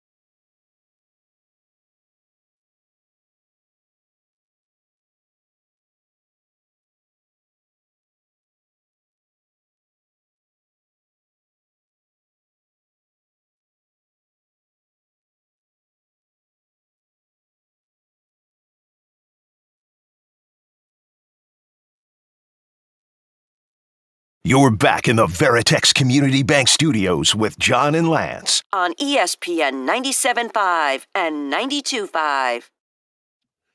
All right, welcome back here. ESPN 97.5 and 92.5, 713-780-3776. Peter wants to get in here, talk about this this thing going on with Joy Taylor and Skip Bayless. What's going on, Peter? Good morning, gentlemen. I was just thinking about this, like the whole quarter salary thing. Maybe there's that old adage about a month's salary for your wedding ring. Maybe Skip took it to the next level, and he's like 3 months' salary just to get, as John said, a piece. Well, like you're supposed to only spend so much of your monthly on rent, right? You're supposed to spend.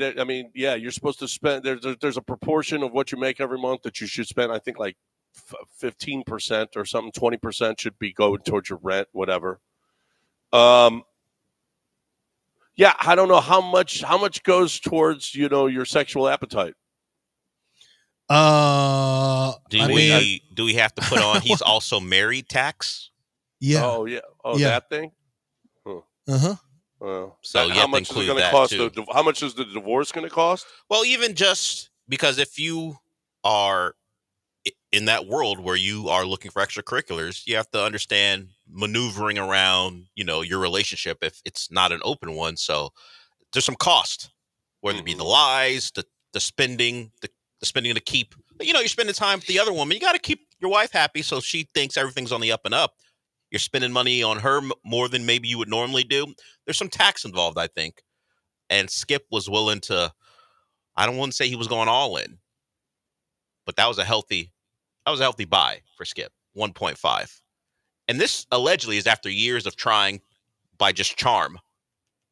She alleges it was sexual harassment, but Skip for years was just trying, to be normal in his eyes and say, we should start something here. She's like, no. It's an uncomfortable workplace. No. She kept saying no. And then he said, you know what? Enough of this. How much? 1.5? Give me a number. Yeah, that's probably too much, Skip. You're probably going to get in some trouble. Although he's off the air, like he's done. Now it's just reputational damage. And, well, I don't know. Maybe, lawsuit stuff. I don't know. Obviously. So well, no, yeah. Fox is facing the lawsuit, but. Is he also? He's named in it, yeah. Yeah, so it could end up costing him, too, in a settlement. Probably won't go to completion, but we'll probably it'll cost him money in a settlement. Yeah. I just heard from Frankie. My daughter's in New York. She went to jury duty yesterday and she got picked. It's a case of a tenant and a landlord about their lease, and they say it's going to take a week for all of the testimony, and she's like, "Oh my God, this is the." So they asked her. She's like, "I did everything." She said, "I hate." They asked her, "Okay, so what do you think of landlords?" "I hate landlords. They're the worst. I wanted to sue mine. That's how much I hate landlords." Well, what do you think about lawsuits? "Oh no, no one should sue anybody. Lawsuits are terrible." She was like, "I did everything." I said, "Frankie, you played both sides. You took the landlord's side, and then you took the plaintiff's side, and then you took the landlord's side." Now it seems like you could be unbiased and be open to what's being said. And she was like, "Oh my God, that's the mistake." What you're supposed to do is ask a lot of questions, particularly of the prosecutor. That's what I've done that in the past to avoid, because I've been put in that room of jury selection and go, just ask questions. Prosecutors don't like when you ask questions. You're too inquisitive. Yeah, I'm too inquisitive. Get them out.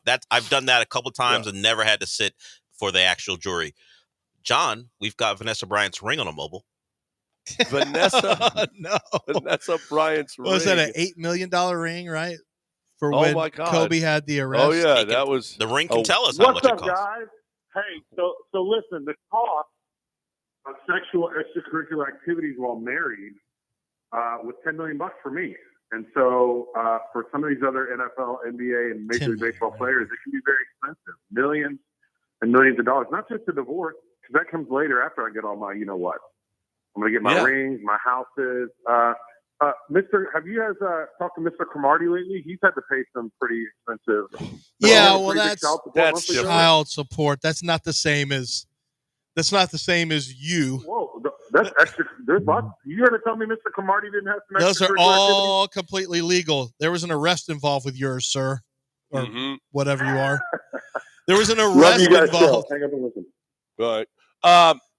It's not the same. Cromartie's different. I mean, That was a get out of the doghouse ring. Well, hey, I heard. Yes, I haven't seen. I'm not on, but apparently Deshaun on Facebook. That's all he does is buy his girl. That's extravagant gifts. Wow. That's Wait, all he does. Can't be Facebook. Whatever it is. Instagram. Okay. I was about to say, Deshaun is not a 52-year-old woman. Well, maybe he has an account that he doesn't run. It might be an official account on Facebook he doesn't run. Who knows? But I'll ask you, gentlemen, a question. Married men, not that you've ever been involved in what Deshaun's involved in, but your experience. So if you're Deshaun Watson and you've done a lot of stuff to make your significant other upset, at some point, is it worth it just to go, you know what? Yeah, I screwed up, but do I really want to keep paying this tax for years to come? I'll just go find someone else. Years and years and years, right? Yeah. Well, you're not married. Is it love, Del? You don't see. You can't. There's something in the equation that you're oblivious to. Okay. It's called love. Was Deshaun showing indications that he was in love while he was alleged to be doing what he was doing? He needed massages, Del. I've heard. Okay. I just think at some point you're like, you know what? If you're going to keep holding this over my head, yeah, I made mistakes, but I don't want to keep paying this tax for years. We're not even married. What are we doing here? Yeah. Right. Why? What? Why am I doing this?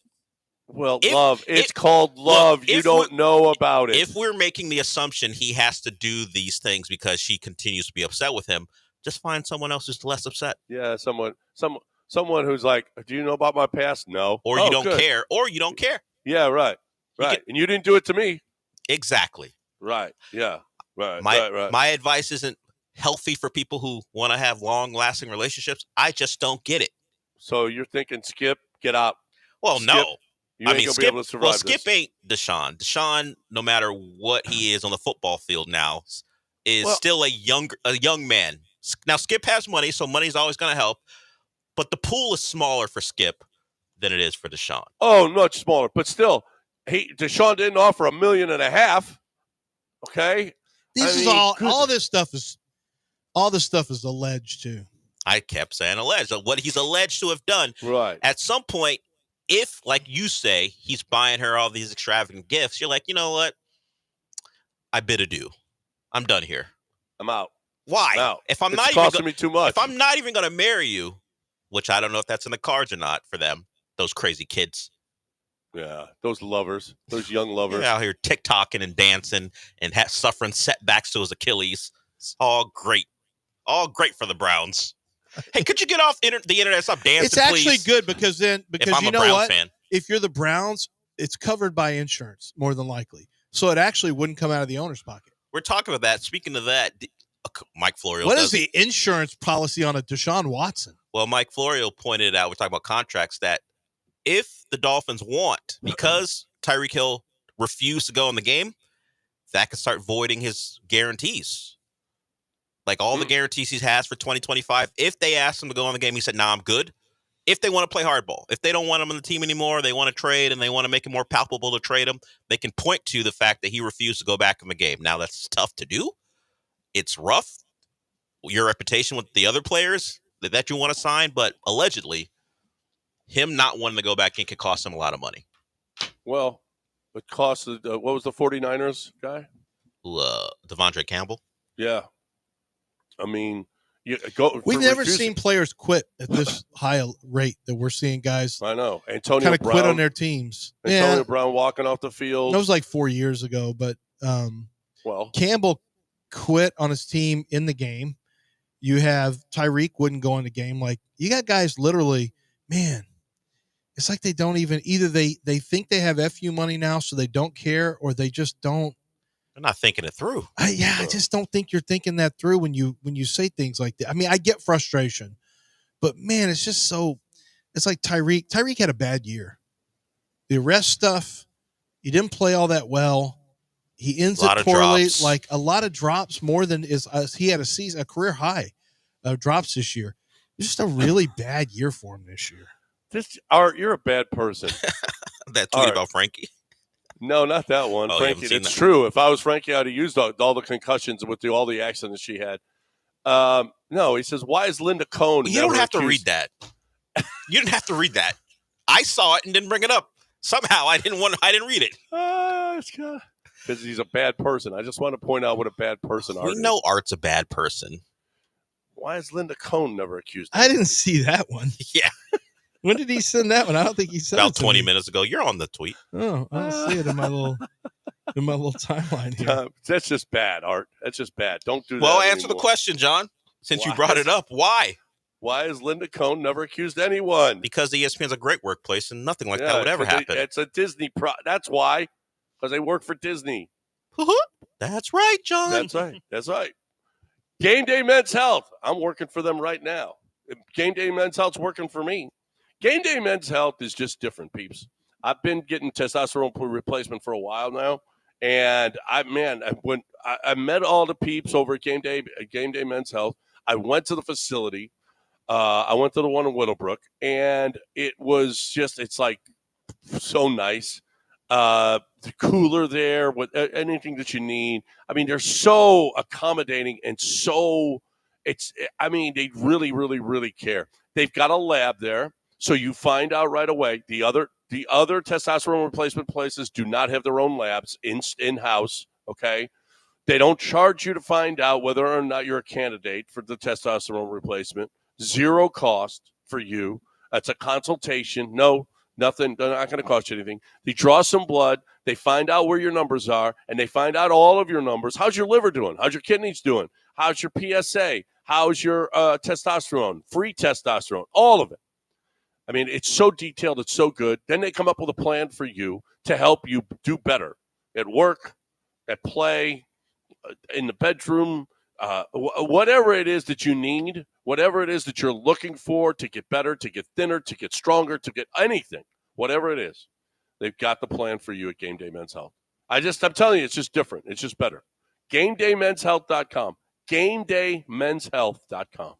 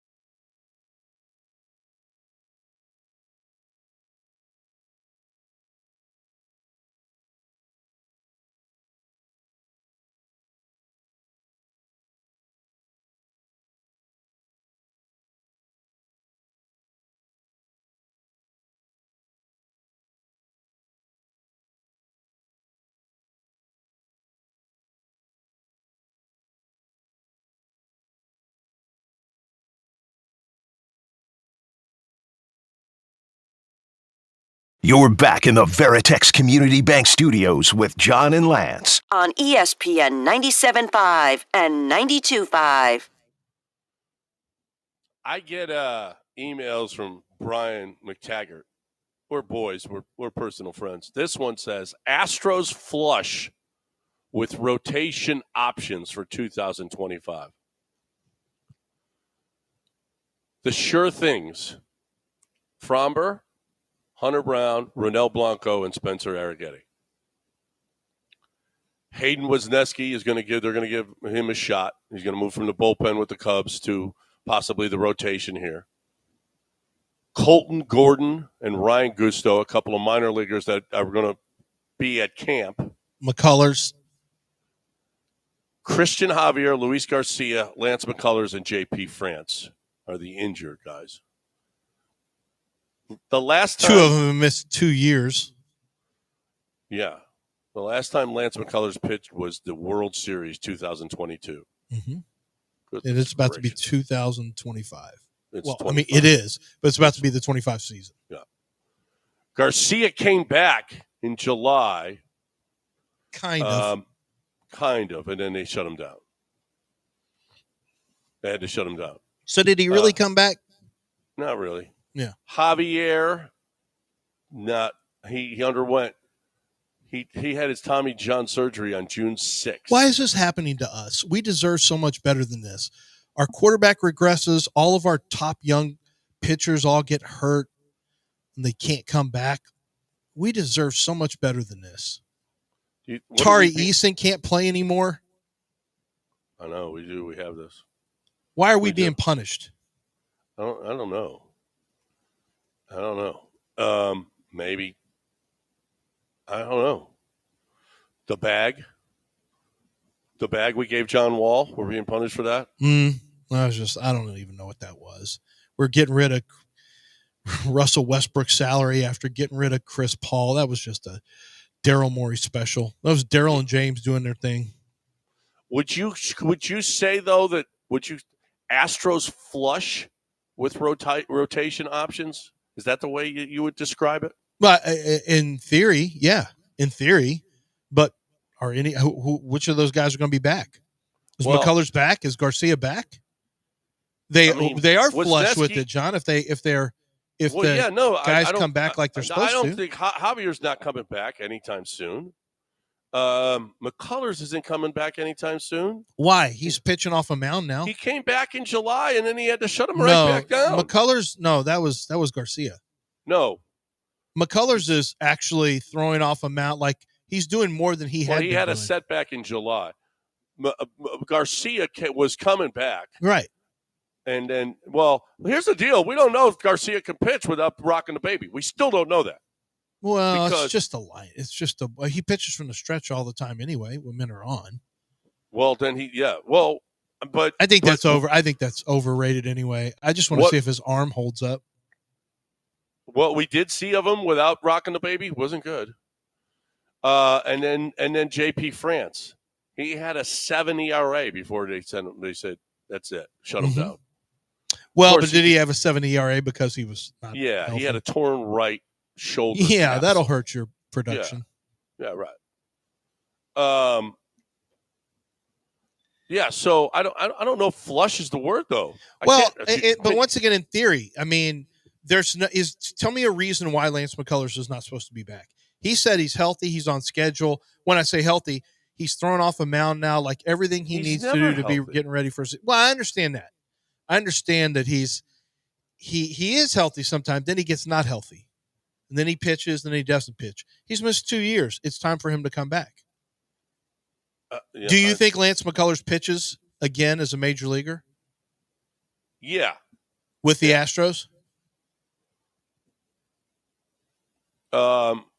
Yeah. Do you think he pitches this year? Why would he ever pitch again if he misses 3 straight years? Why? Shut it down. You're getting your money. Just shut it down. $85 million for this. 85 of my hard-earned. Not sure you didn't spend any of this. My hard-earned money. Yeah. No, that's why you don't feel bad for Jim Crane. Oh, Jim Crane spend money. No one feels worse for Jim Crane and bookmakers than you. Yeah. Yeah. I feel bad for Jim Crane. All that wasted and casinos. You're the only guy I've ever heard pine for casinos making more money. I've never heard somebody say. It makes me feel bad that casinos lose. Well, because they don't. I don't like that it changes the natural flow of things. Okay, natural flow of things is that Jim Crane has money to spend on ball players and wins championships. But when you waste money like this, $85 million here, $60 million with Abreu, $34 million with Montero, I mean, that's wasteful. And that's why my team isn't as good as it should be. McCullers will be back this year. I don't know if Garcia will, and I don't know that McCullers is a long-term option. I don't even know if he's going to be considered for as a starter. He may just be one of those middle. The best position for him, John, might just be as a middle reliever, as an inning stretcher. May just be what you're looking at now, a super expensive inning stretcher. Oh, God. Well, I mean, if you're going to pitch him, I don't love the idea of short-term, like, you know what I mean? I don't love the idea of him being in the bullpen where as a standard, as a inning 6, 7, 8, 9 guy, I think he's more one of those, you need 2 to 3 innings. Somebody goes 4 2/3, they go 5, and you want to take, Lance wants to take it, I guess 6, take it 6 and 7 into the 8th. Yeah, I could see that. I could see Lance doing that. Can you rely on him to be a starter? I don't know. They say his delivery has changed. Like he's made some small, subtle but important changes in how he delivers the baseball. The talk is that the effort to get, and you may have brought this up, the effort to get maximum velocity plus spin rate is what's tearing up arms. And maximum spin is generated through maximum torque. And so the idea is that is what's causing the problems. It's the old throwing too many curveballs, only throwing too many curveballs at a certain type of, with a certain type of delivery that really torques the arm. If that's the case, then this is going to last forever because analytics has created the spin rate revolution, and it is never going back. And I think analytics driven moves are never going back. The multiple, the high number of 3-point shots, that is never, ever changing. It will never change in basketball where you're not trying to get a bunch of 3-point shots up. It's never going to change where you're not trying to have a high spin rate. You'll just live with the consequences, which is, sometimes substandard basketball. You'll also live with, injuries, multiple arm injuries to players. But what's probably not going to happen is advancements in analytics that take the game to a different space. I don't think those are ever going to double back in where you go, but unless there's changes that are made, like to the rules where they say you can't shift the same way anymore. No more super shifts. There would have to be rules in place. There's no rules about, shooting threes. There's not going to be any rules about how hard you try to create spin rate. That's not going to change. The Astros were at the forefront of the spin rate stuff.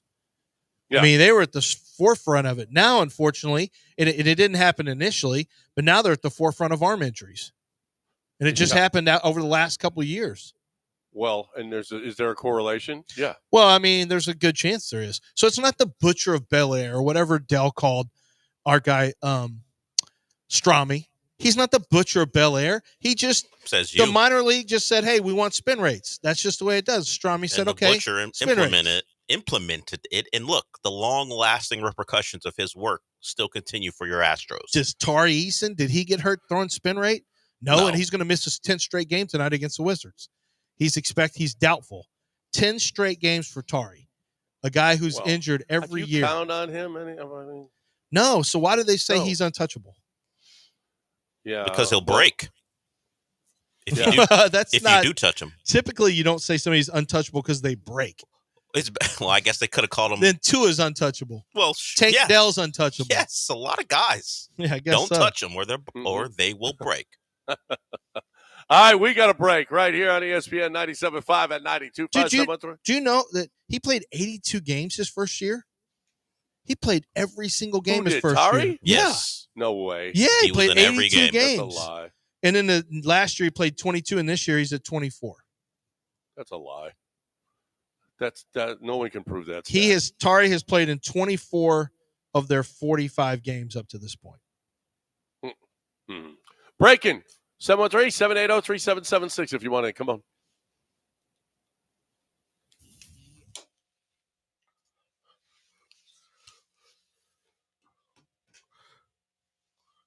I can call him the Crawford Crippler if you want.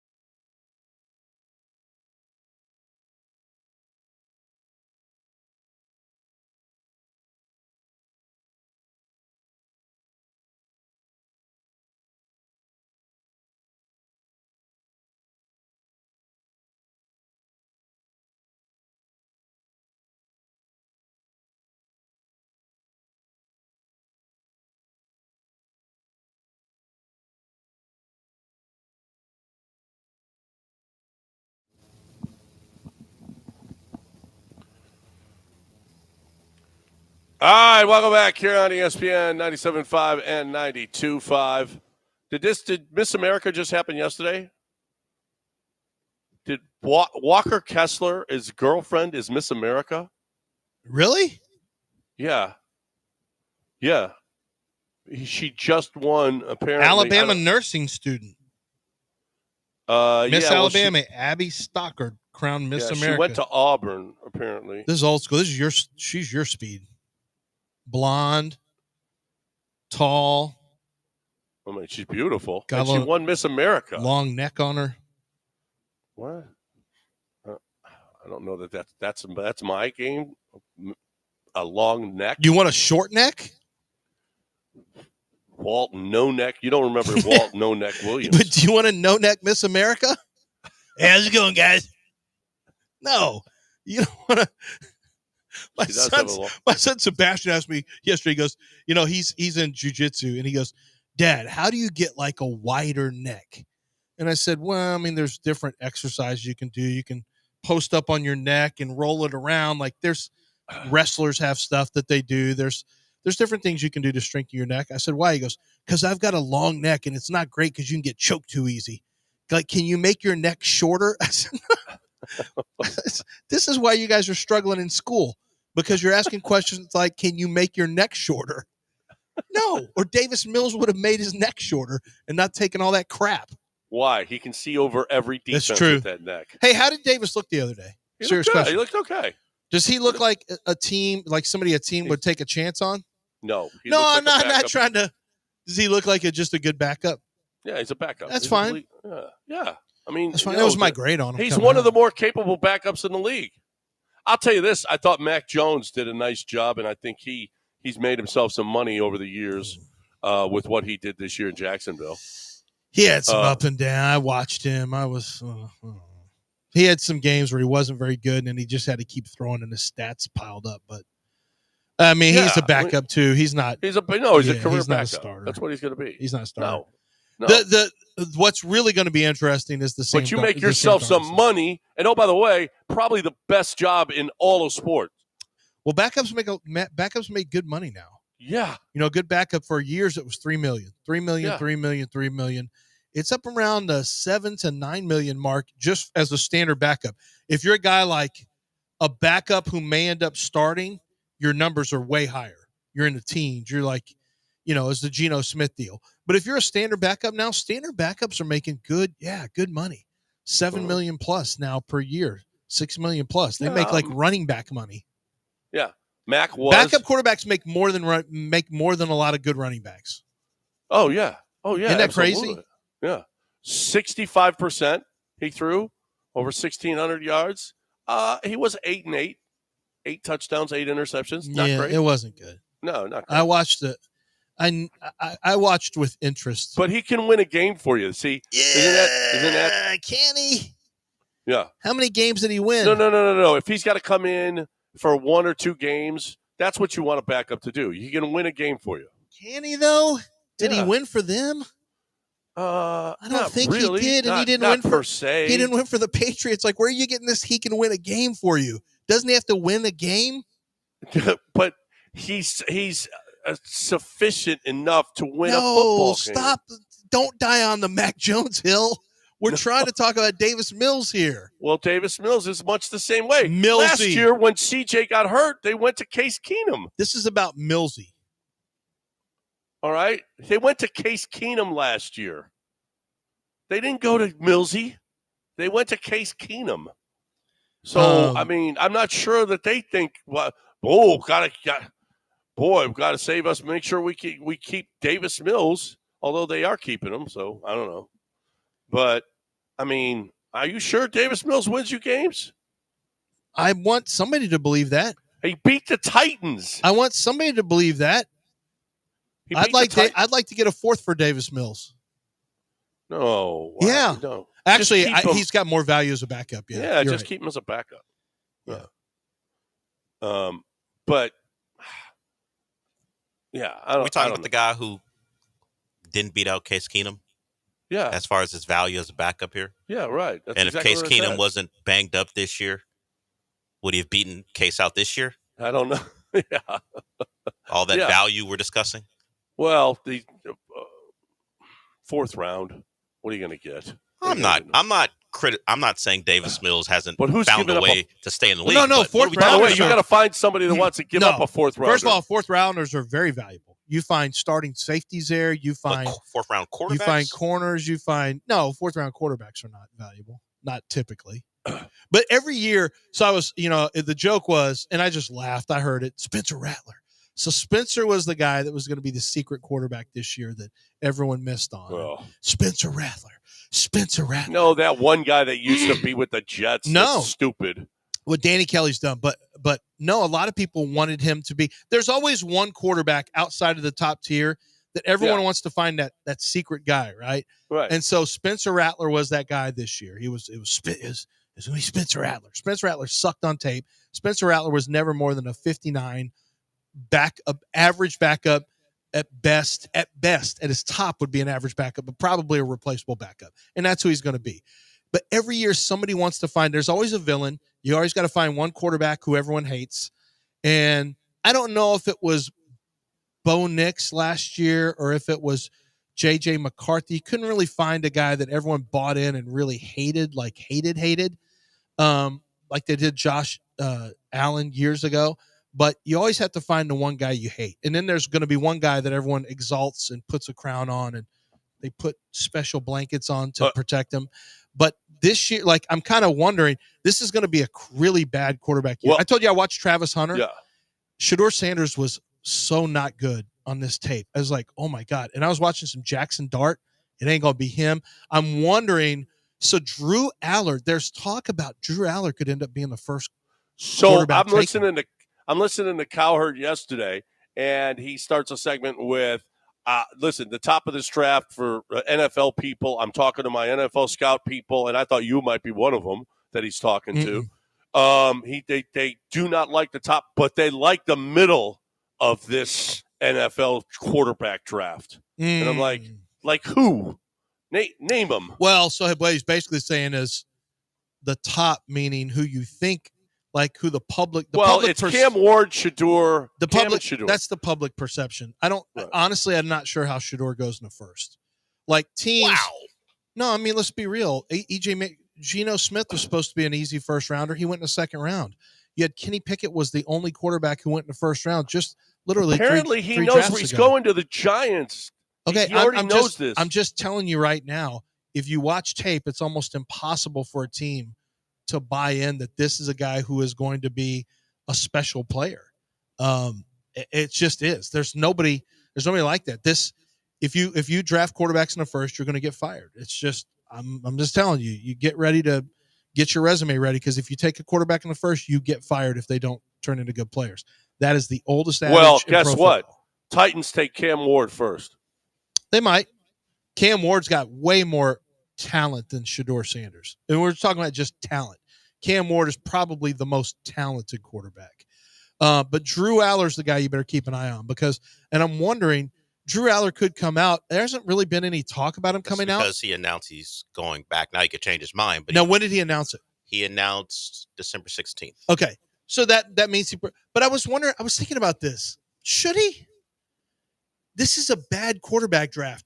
Drew Aller, is this maybe the year that he should come out and be a top 3 pick? Well, what's after this? I'd have to take a look at what's coming after this, but it's going to be better. Here's the problem: you got Carson Beck, who doesn't have the right personality, and there's a lot of concerns around him. Quinn Ewers doesn't really look down the field much anymore. Doesn't have a lot of confidence and poise when he plays. Like, y'all can buy into him if you want, but you can go get your coach fired too. Like, there's a lot of these guys that I would never take in the first round. Never. Because once again, you can't get away from first rounders. They get you fired. As a GM and a head coach, if you don't develop them, they get you fired. Second rounders, you can get away with it. Will Levis is a second rounder. You can get away with it. Third rounders, those are backups. So you're fine. Malik Willis, Matt Corral. That year that Kenny Pickett went in the first, no one even went in the second. It was Desmond Ridder, Malik Willis, Matt Corral. That's like this draft. That's what this draft. Although I would argue that these guys have higher profiles. Carson Beck, Quinn Ewers, much higher profiles. Shedeur Sanders, much higher profiles than those guys. And they're better. And actually, they're better quarterbacks than those guys. I mean, Desmond Ridder was kind of, a 1-year wonder, really. Matt Corral was a system quarterback at Ole Miss who was. I actually liked him, but he had some issues off the field. Malik Willis had terrible tape his senior year, and then Kenny Pickett was a 1-year wonder. I mean, it was one of the worst quarterback drafts that we've seen. Well, this one's got the chance. This one's got a chance to top it. The worst that I ever did was that one, and then the first one that I did, which was you had Marcus Mariota and Jameis Winston, and then nobody. Well, if you're talking about next year, you got the likes of Malachi Nelson, Arch Manning, Lenore Sellers, Nico from Tennessee, Drew Aller, if he doesn't change his mind. It's not exactly a stellar class next year. Well, it depends on how quick how they develop. Well, was Nico a true freshman? Yeah, no. That's what I thought he was too. So he's a redshirt sophomore next year? Yes. Are you I mean, you would know, Del, but I thought he was a freshman too. I believe I don't know if he left early high school, but I know this is his first year starting, but I believe he played snaps last year. What? He's not he wasn't a true freshman.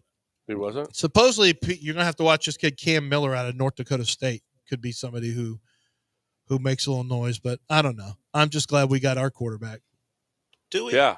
We're not poor like they are. Well, we're not poor, but we're maybe more middle class. Hey, than we the Patriots, now I have so much respect for the Patriots. Like, Drake May to me is like, he has first round talent. Don't get me wrong, but he's got some boom or bust.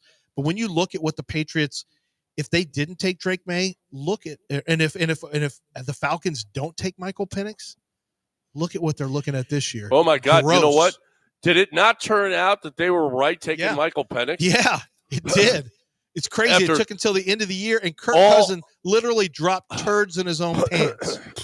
he just turned it all over himself. Gosh. Well, I mean, he started off good this year.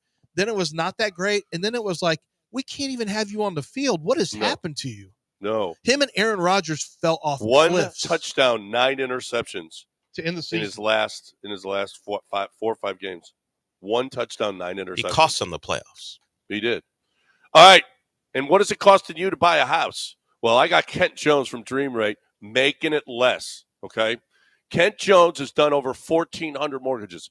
You don't know how to do it more. I wish I had known Kent Jones when I bought my houses, because Kent Jones would have saved me thousands and thousands of dollars. It's what Kent Jones does. He has said it's inestimable. I don't know if that's a word. You can't estimate how much this dude has saved people over the years. You say, well, if you hire somebody to do something, it's going to cost you money. No.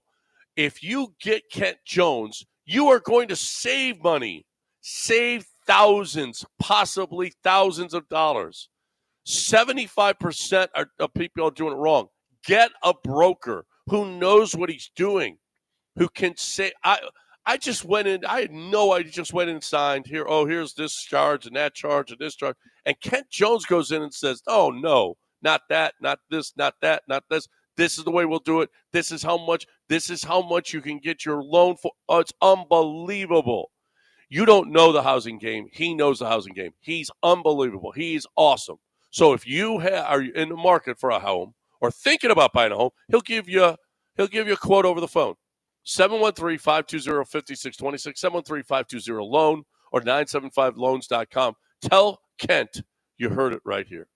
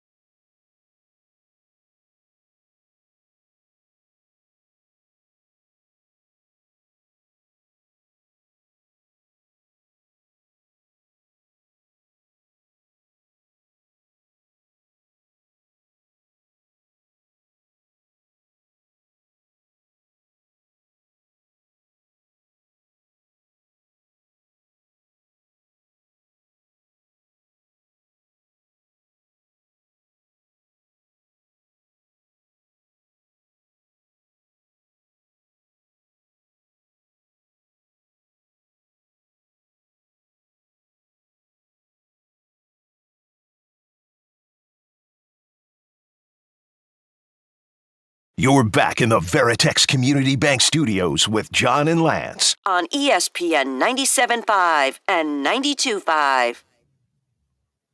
All right, welcome back here on ESPN 97.5 and 92.5, 713-780-3776. We only got a couple of segments left here before we hit News of the Weird. Tiger wants to get in here. Hey, Tiger, you been over to Gilbert's lately?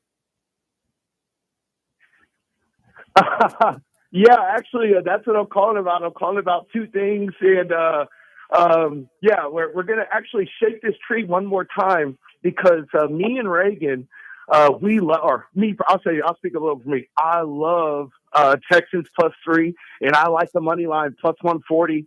This is going to be a big week. Go ahead and load up. That's what I'm talking about. But I do want to say something real quick about the Christmas party.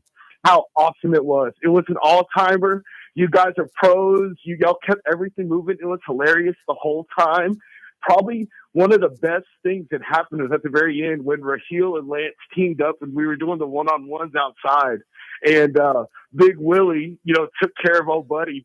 And then Raheel called the butt crack sack. I was even watching it after on YouTube. And it was hilarious. It was a funny call. Lance was standing back there as a quarterback, and he was doing the Dak Prescott.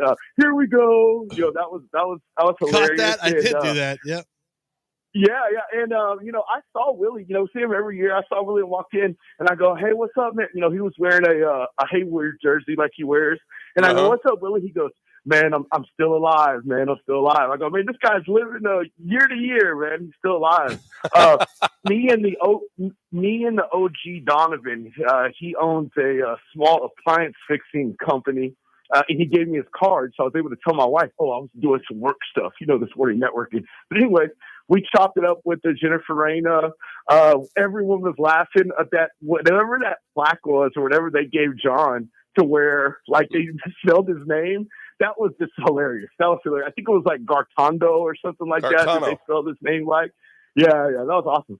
But reason I'm calling, we're going to shake this tree. There was some rumors at the Christmas party. Hey, the magic is gone. Gilbert, if you take, is it still worth it? Can he still come through? Is he still the Oracle? With the way the numbers look this week, it's worth shaking the tree. It's crazy. That we're going to run it back. Hold on. Every time you call, Gilbert calls.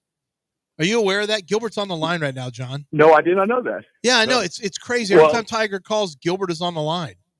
And Gilbert's frequently on the line. He's my boy, man. We'll find out if he's your boy. Let's see if he remembers you. Let's get the big real. Oh no, he remembers people who bring him steak and corn on the cob and French fries and Dr. Pepper. So Reagan is going to. I'm going to fly. Reagan's going to buy. We'll get it done later on this course before the game, and it's worth shaking the tree one more time, man. If there was ever a week that if Gilbert still has his power, let it be this week. I'm going to load up, and I would recommend it for everybody. And I don't think that the Chargers are some great team. Their offense is shaky. They beat some good teams these last couple, or they beat some bad teams, these last couple weeks. But I saw them get smoked about 3 weeks ago by Tampa Bay, real bad.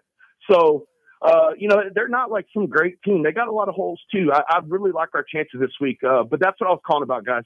Hey, hold on. Gilbert. Okay. Yeah. Did you just hear all that stuff? Yeah. What's up? Hey, Gilbert, what's going on, man? It's Tiger. Well, not much. It's cold outside anyway. That is true. Yeah, it is cold. It is cold. It's Tiger. Do you remember Tiger, Gilbert? Yeah, I remember Tiger. Yeah, what about him? Yeah, Lance. Well, Tiger, why don't you tell Gilbert? Man, we need a win this week. If it would be okay, if we could bring you, your regular chili steak, could you go ahead and give us a Texas win this week? Does that sound good? Yeah, give me this afternoon anyway. I need one real badly anyway. I hate the food there anyway. You can't do it short notice. Yeah, you can't do it short notice, but I'll get it to you. and when I get it to you, I got a Texas win coming from you. He said, right? "Bring it to me this afternoon." I really hate when he makes his demand and we don't follow through with when he said it. It might not be today, Gilbert. There are rules. Gilbert, is it okay if it's tomorrow? Maybe tomorrow, Gilbert. Would that be okay? How about Thursday? Thursday. You're cutting it close. Yeah, Thursday. Okay, Thursday. agree. Oh, great. That'll be better. Thursday be better anyway. Thursday. Yeah, Thursday's a good day. So Gilbert, it's going to rain someone. So Gilbert, Tiger wants to know if he brings you food, are the Texans going to win?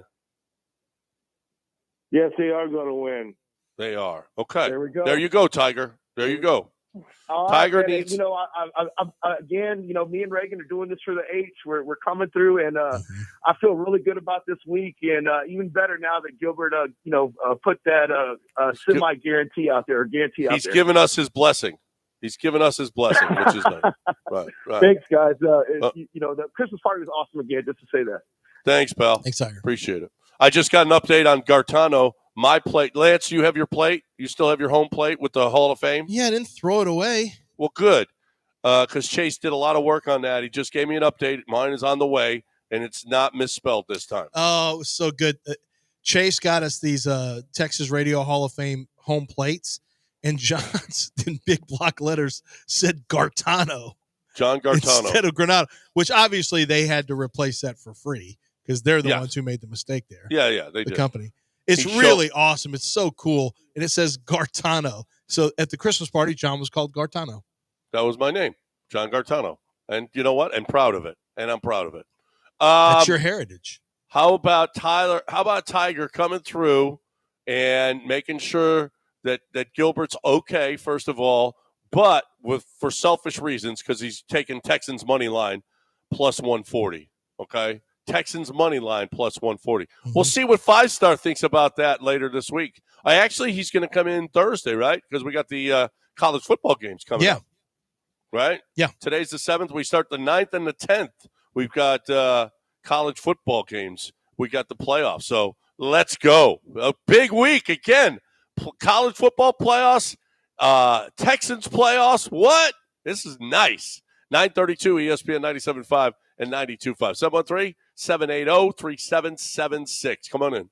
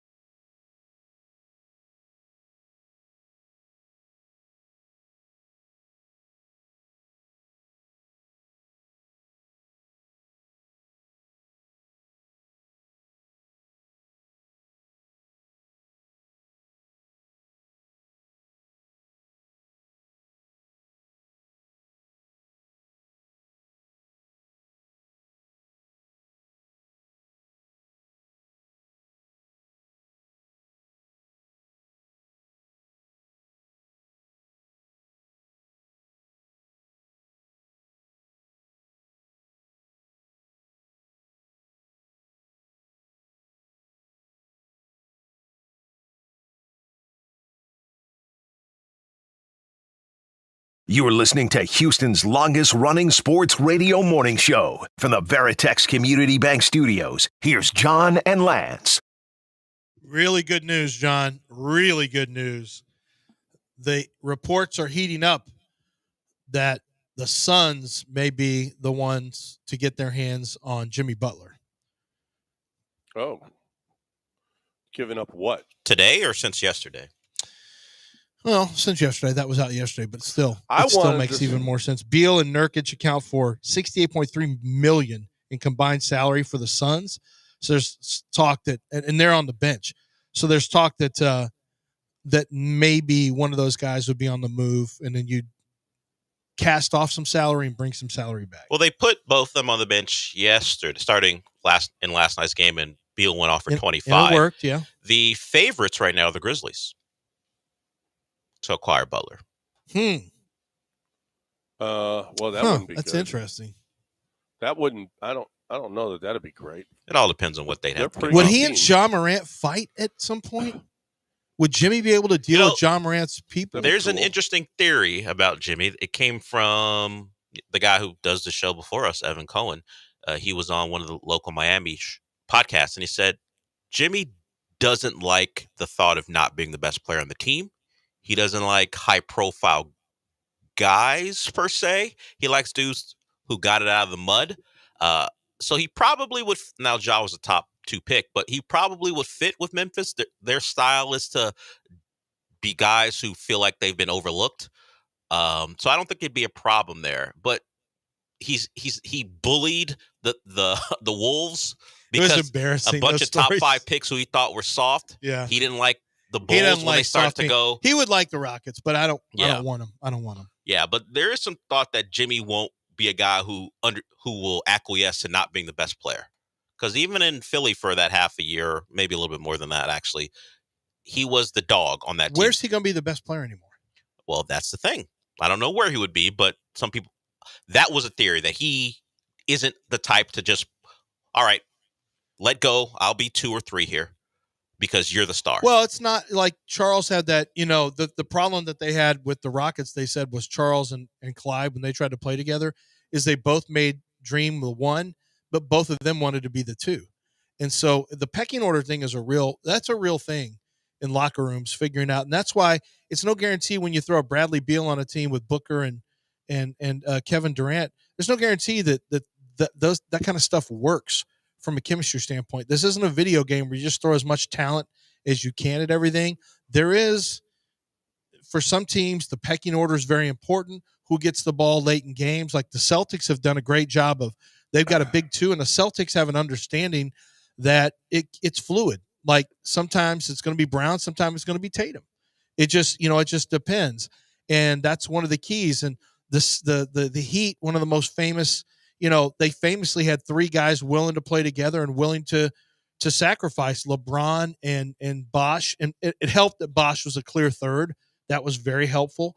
And LeBron would defer at times to Wade. Wade would be deferential at times to LeBron. Like, they made it work. And I think primarily because your third piece, Bosh was clearly a third piece and had a third piece personality. So putting teams together when you start having multiple superstars on it, man, it's tricky. It's tricky because it frequently doesn't work out. We've seen it with we've seen it with the Clippers, but we saw it with Brooklyn, with James and Kyrie and Kevin Durant. We've seen it with the 76ers. Like, it's hard to get a team that has 3 different stars, or sometimes it's not even 3 different stars. Like, James, the question would always be like, one of the reasons I didn't want James back here, besides everything, is James can't just take a piece. Well, James Harden will help these young guys develop. What is developmental about James? He's not a worker off the like that didn't make any sense to me. No. Hey, don't worry. Ime puts a kibosh on that right away. Ime needs to make sure. But Ime does it not feel like Ime is a guy who would push for Jimmy Butler? Maybe not. Because Jimmy Butler's never been happy anywhere he's been. Tell me the place Jimmy Butler was happy. Yeah, I don't know. Are you sure you got a locker room that's all unified with Jimmy Butler? Just because Jimmy Butler works hard? Well, no, because if you bring a guy in, he becomes the alpha. And these guys built it. Like, they're all going to say, wait a minute. we've been here. This is our thing. Yeah. This is our thing. That's why I think this is a tricky situation to just bring somebody in the locker room that is a high-profile guy. It is La Cosa Nostra. Now, I do get the feeling that if you brought in somebody like Giannis, I don't know if Giannis has a domineering personality or not. And it helps that your coach has a domineering personality. Yep. That does help. Is Underrated Mess still there? Let's get Underrated Mess in here on ESPN 97.5 and 92.5. Hey, Underrated Mess, what's up? Hey, good morning, fellas. I just kind of wanted to talk about, and this might be more for Lance and Dell because they're more about the culture, but comeback player of the year, Jello. Jello Ball with his new banger sweeping the nation. It's crazy that this is, so those who don't know, Jello Ball, what's his real name? LiAngelo, yeah. LiAngelo Ball, he's the third Ball brother. He was never going to be an NBA player, but his dad tried to sell him. So he's just kind of disappeared. And all of a sudden he comes out with this hip-hop track that I can't tell, like, my sons think it sounds more old school, but it's turned into this viral thing where people are creating their own videos and putting the track underneath different people's videos. It's kind of hard to explain, but it has turned into like a viral meme. Do you have it, Del? I have. Is it clean enough? It's called Tweaker. It's in that 2016 to 19 era of music. So it is, I guess, for your kids, it would be old school.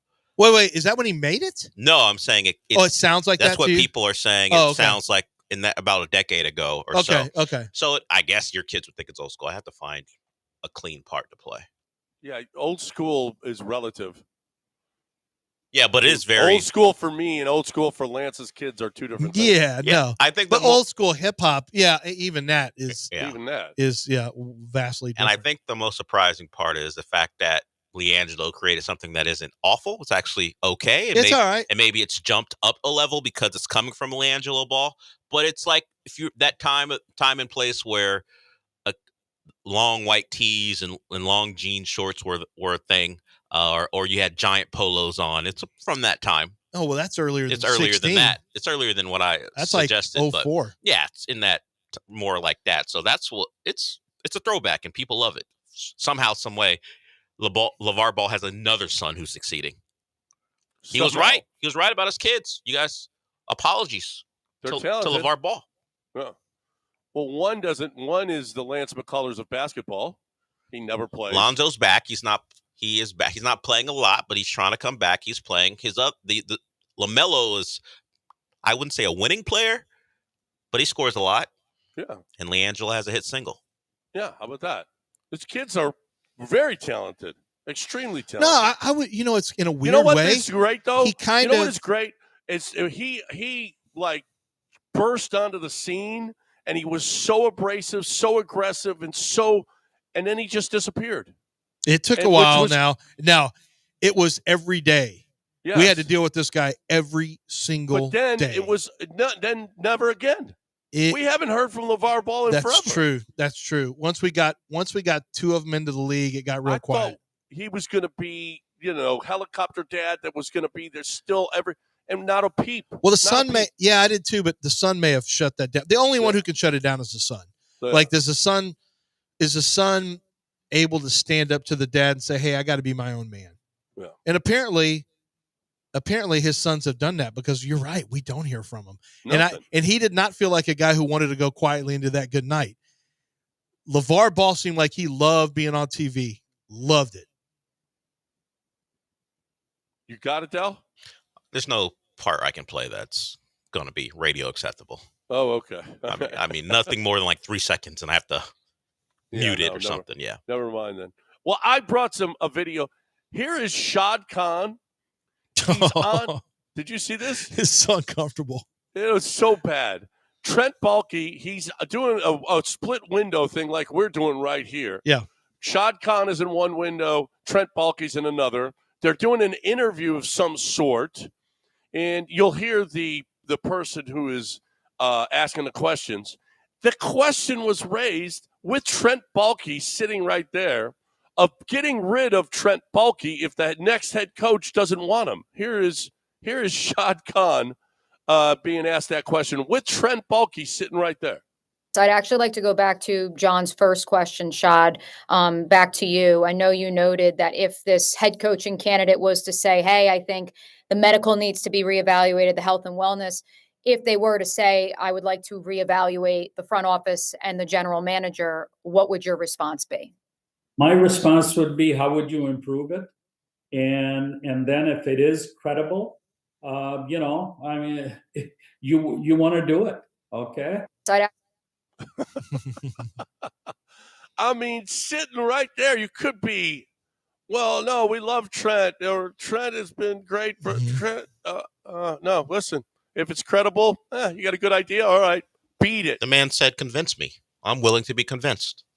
Oh, my gosh. Trent Baalke knows. Trent Baalke knows he's just hanging on. Yeah, I was actually surprised he made it.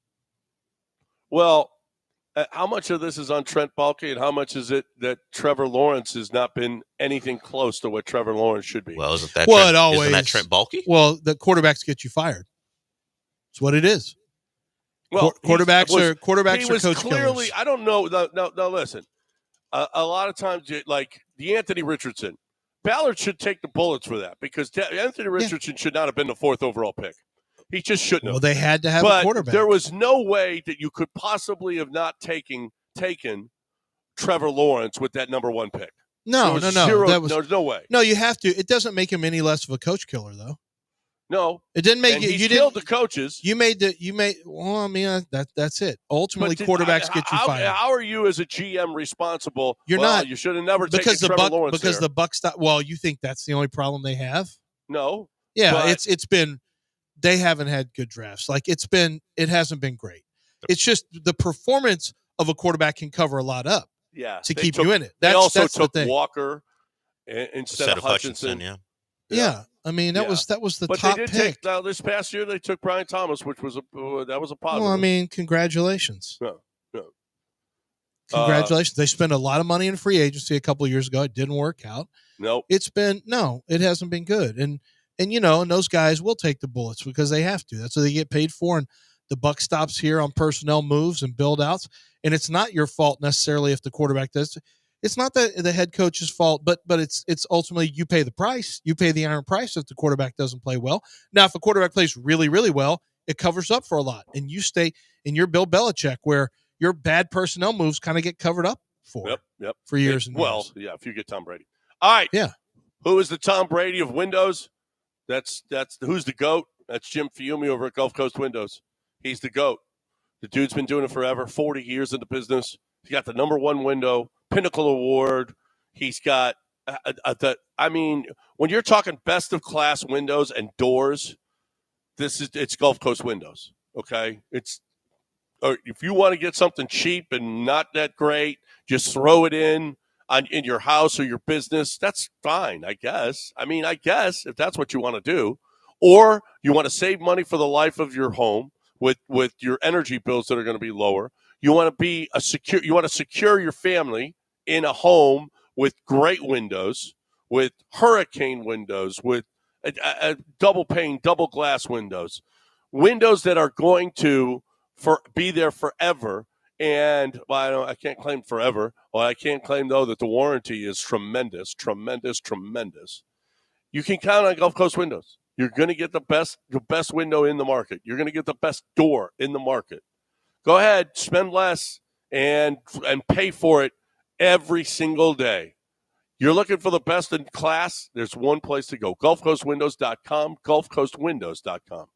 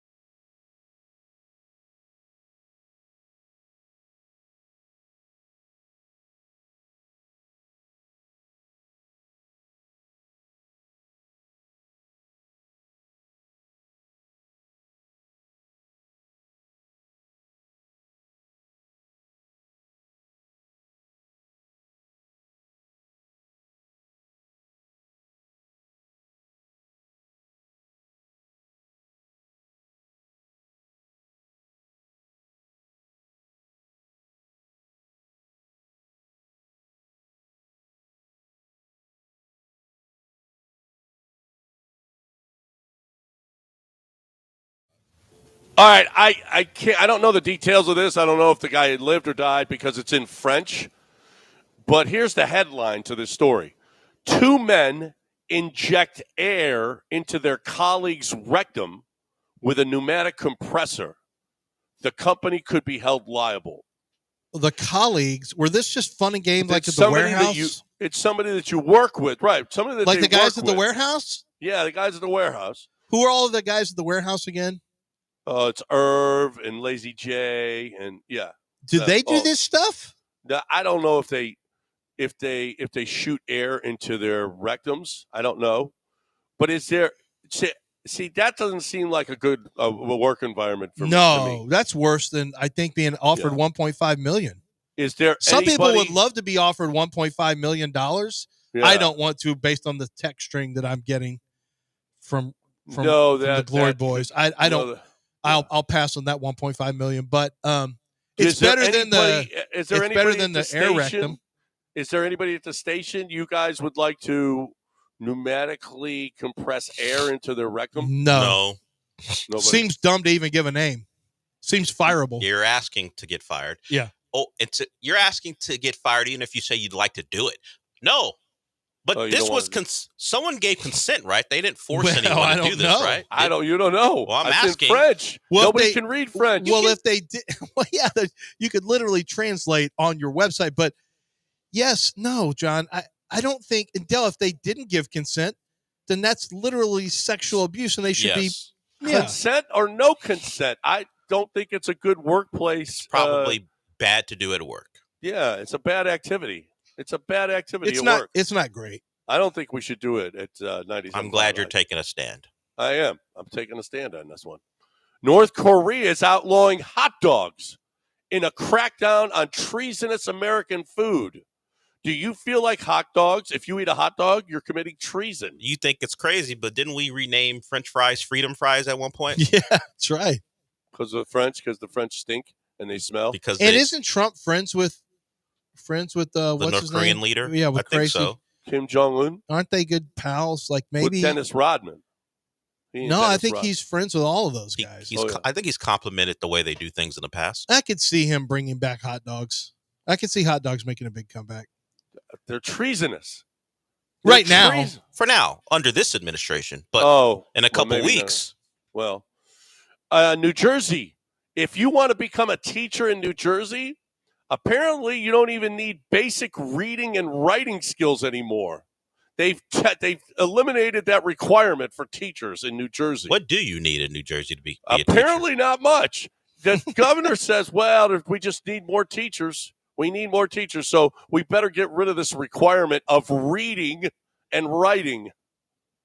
Wow. So it's preferable, but not required. Right. We'd like for you to be able to read and write. We hope you can read and write. I feel like it'd be appreciated. I feel like that should be mandatory. Yeah, I just feel like reading and writing should be mandatory. It was until now.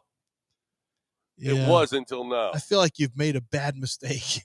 Well, for people who are looking for jobs, there's a well-respected job. At least, people say they respect teachers, but then we hear that they don't. But respect it. Go teach in New Jersey. You don't need much. Just all you need to do is be able to get there. it's not much. You're right. The FDA doing some work. They're limiting toxic lead in some baby foods now. Oh, good. But I always thought there should be 0. I'm for this. But now they're saying they could lower it by 20 to 30%. Well, have you seen how much plastic is in our food and everything now? It's like just normal. It's just like, it's just a lot of plastic in there. Typical. But it's higher than the normal amounts of plastic that we eat. Like, we got to get our plastic levels down where we're only eating some plastic. Do you guys know? I'm for 0 plastic. Well, it's too bad. You're gonna have a little. You got to strengthen the immune system. You don't want to make us. You want to keep buying and buying. Did you ever see that doc that was out there on Netflix where they can't really get rid of all the phones, like all the things, all the plastic. We thought we were being slick with plastic. Oh no, it was recycled plastic, and then they realized. Did you see what they do? They just send it to other countries and just throw it in their water. Yeah, here you go. Yeah. Well, they're like, yes, we will pay us money and we'll let you dump your trash in our country. I'll let people know if you're planning to have a child or you're pregnant and your child's going to be born in 2025, your child will be part of Generation Beta. Ooh. That's what this generation is going to be called. 2025 to 2039. If you're born in that time period, Generation Beta is your name. Why don't you want to be Alpha? Well, you're going to be Beta? They're not given that name. Generation Beta. Wow. Well, you know what? Generation Alpha was 2010 to 2024. Is my daughter's generation. It's 10 to 24? 2010 to 2024 was Generation Alpha. Yeah. Oh. Wow. That's a long 10. run. Wait a minute. They had a nice long run. Yeah. Oh, yeah. No, it's my daughter. Yeah. Generation Alpha. What a poorly really named. No, it's soft. just the first. They soft. It's just the first letter. He Alpha. said they're softer. They softer. Apparently, a woman has been cut off of her coverage because her mental health treatment was working. So she's getting mental health help, and it's working. Yeah. So the insurance company said, well, don't need it no more. Yeah, that's right. Did it get fixed? Does your car stay in the shop forever? Wait, it ain't fixed. They said it's fixed. Lance McCullers' arm. Yes, they said it was fixed. No, it's mental working. health. It's working. It's fixed. It's working. It works fixed. right. There's no fix. Really? There's not? You can't. Can you fix a car? Are you comparing the human brain and chemistry to a car? Sometimes. Yeah. Sometimes it's broken and then you get it fixed. My daughter is going to crush you today. Why? Because she wants everyone to keep going to therapy forever? Yeah. Keep raking that money in? Keep prescribing those pills, Steffi, is what Lance is saying. She doesn't. By the way, more and more therapists don't even take insurance anyway, so you got to come out of pocket with it.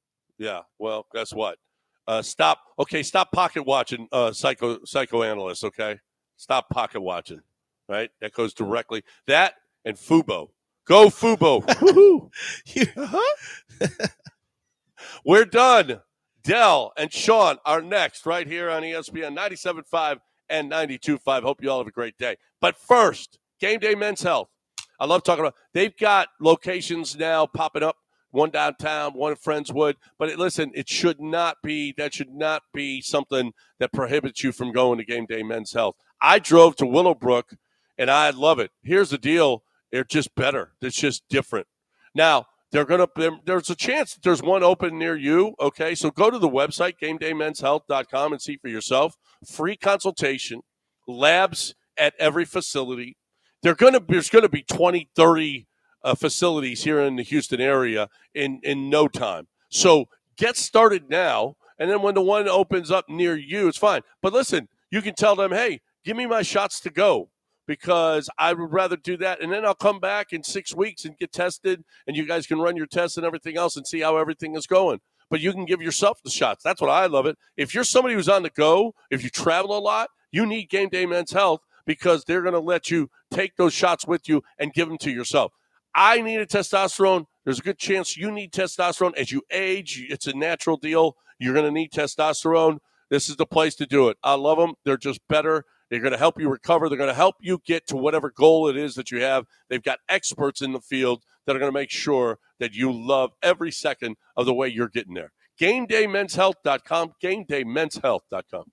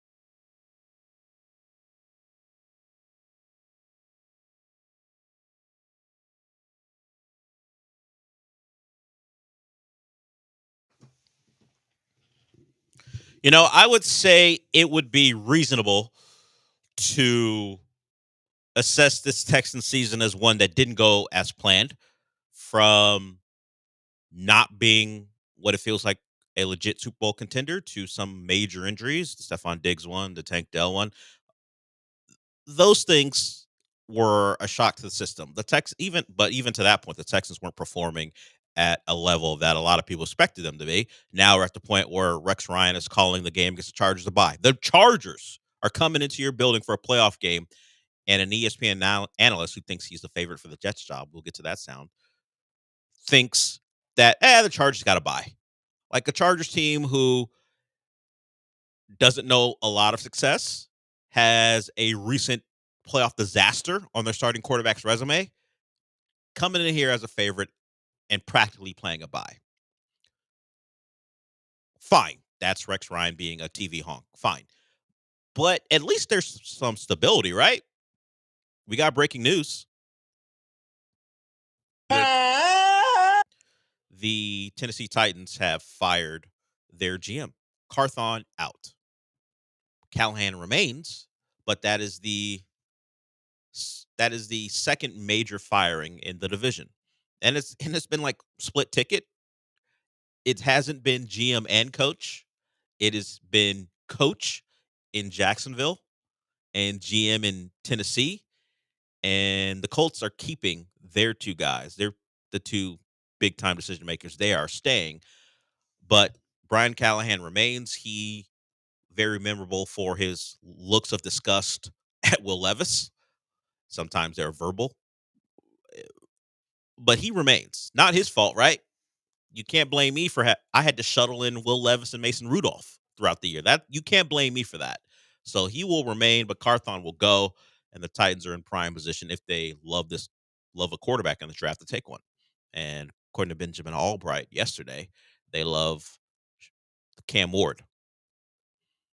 We will see if the Texans have to contend with another young quarterback.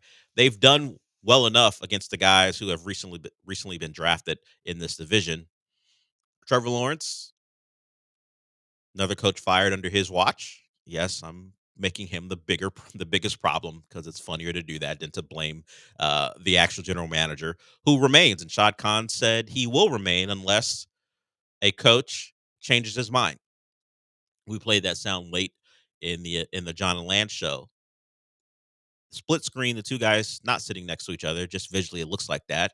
And a reporter asked a tough question, at least for Balky to hear. Shad Khan didn't seem that bothered by it. He's like, well, they're going to have to convince me that I should hire someone else. And if they do, fine. Sean said, I think rather astutely during the break before we started, that if their top option tells them Balky's got to go, then Balky's going to go. Like now the question is, who determines that whether it is Ben Johnson or someone else, that is their top option? Is it Shad Khan? Is it Tony Khan? Is it a unnamed president of operations? I say unnamed because I don't know the Jaguars hierarchy. Wouldn't Balky be the one who's telling everyone who the best person for the job is? Because we know what happened here when there was a thought that the Texans were going to bring in a general manager who did not want to work with Easterby. Easterby did the whole end around and made sure that guy didn't get the job. He got other guys fired. And then eventually he got Caserio in here. And of course that didn't work out for Easterby because he's Jack Easterby. So I don't know how that's going to play out in Jacksonville, but I would imagine if their number one option is like, I got my own guy, then Balky will go. But as of now, he is safe. Tenuous at best. But stability in town. Isn't that great? Yeah, it is great. Doesn't it feel good not to worry about your GM or head coach? I mean, it is like what we've been saying the last few weeks, where the best things the Texans do is just not be the Jags, Colts, an utter clown show. like that's just, I mean, both these situations where you fire Mike Vrabel, keep the GM. GM hires a new coach. Then the next year you fire the GM and bring in a new GM who didn't hire Callahan. It feels like you're setting up for next year when they go 5-12. Then you fire Callahan. Unless Callahan gets to make the choice. Why would he? Callahan I don't know. Like you said, it seems silly to do this. That's not even the Jags thing where it's like, yeah, I might fire this guy who is a complete clown and has been a complete clown since he ran Jim Harbaugh out of the 49ers. Yep. A decade ago. But, Ben Johnson, who's never been a head coach before, if he walks in this Zoom meeting and goes, this guy out, he's got to go. And then, yeah, sure, I'll do that. Like that simultaneously, like, you should fire Trip Alke. Like, there's no real obvious reason he should be here. You should hire your GM and then let the GM go hire the coach. And frankly, it just makes it easier on you. They're together. You can fire them at the same time or retain them because they're doing a good job. There would be no, well, of course it always comes to this, but there would be no one guy coming to convince you, hey, we're not aligned on anything. You can't blame me for this. No, you guys are together. This was part of the deal. You guys said you could work together. Now you got to go. But in this case, there is dysfunction. But Shad Khan's like, hey, you can convince me that Balky's not the guy. I mean, all evidence previous hasn't done that. But if you come in here as a first-time head coach and convince me, we assume, who knows who they might hire. We assume it'll be a first-time head coach. Hell, they could go hire Mike Vrabel, I guess, if they really wanted to. That's weird. It's hard to imagine him in the. It would be weird in the like vest or the like zip up vest. It's a little warm in Jacksonville. Yeah, to do that. I do. I don't want to be the first one out here with this. Oh, go ahead. I'm not gonna be like actively. I'm not gonna be that has a different connotation to call myself the Skip Bayless of this guy. Yeah, we had that discussion yesterday. Yeah, but there's more from that, by the way. Yeah, I feel like there's always going to be more for a little while. But I just want to put it out there that it's like it's possible Ben Johnson's not a good head coach. Yeah, we do not know that. No, I don't know if he's good or not. None of the conversation around Ben Johnson has been like, do we know if he's going to be a good head coach? And it's funny. It's he'll throw a pass to a lineman. He's got to be awesome. And it's funny because the guy who hired him, the head coach that may win Coach of the Year, maybe it goes to Kevin O'Connell, was a guy who didn't have X and O genius. He was the leader of men, and in an introductory press conference, people made fun of him, and now we have seen what he has turned that Lions franchise into, along with the help of their GM. But now you're saying remove him from the equation, remove the leader of men stuff. We're going to hire this brilliant X's and O's guy who transformed Jared Goff, who, by the way, was pretty good with another X's and O's guy in Sean McVay. So what do we know about Ben Johnson other than he can coordinate a great offense? I guess that's always the risk. Sometimes your coordinators are just that. Sometimes they're more. And sometimes you're guys who don't have any expertise calling plays like Mike Vrabel. And when he did, he wasn't great with the Texans. He becomes a really good head coach. Dan Campbell, at most, was a tight end coach. I think he was an interim for the Dolphins when they made a firing midseason, and that went okay. Eventually, they said, you're not our guy. And, of course, they've had their hiring issues since. So, you just never know. But just handing over the reins to the coach and going, pick your guy, if he doesn't like your GM, who's currently in the position, seems backwards. But the Jags are the Jags for a reason. Yeah. And we'll see what the Titans do, because now Callahan's probably going to have some input. I don't think he's going to be the main guy making the decision, but you have to take him into the equation because you want a guy who can work with him, right? Yeah. Even though we don't know anything about him, like we don't know if he can run a team, but the Titans decided to hire him, so they have to have some faith. I guess it seems especially backwards to let the coach have input on the GM when that coach isn't proven in any way. Yeah. Like even like Callahan, like I don't know. I don't really have any hard thoughts on Callahan one way or the other. He seems like a perfectly mediocre coach who will probably get fired in a year or two. Yeah, that's just kind of, I don't know. Yeah, he made his name happen. He just happened to be around Joe Burrow in Cincinnati, so that helped his cause. And I don't think he was a play caller. It wasn't that Zach Taylor's job, but that doesn't always guarantee anything, really, whether you're the play caller or not. But he was around Joe Burrow. That was a successful offense, and now he has a job in Tennessee. And his task, no matter who the GM will be to likely mold some new quarterback into something they can foresee a real future in, because they don't have that right now. And that is, beyond stability, the one advantage the Texans do have in this division. They do believe in their quarterback, and he did enough in his rookie year, even despite the step back in year 2, to believe that there's a foundation for real success. That cannot be said anywhere in this division.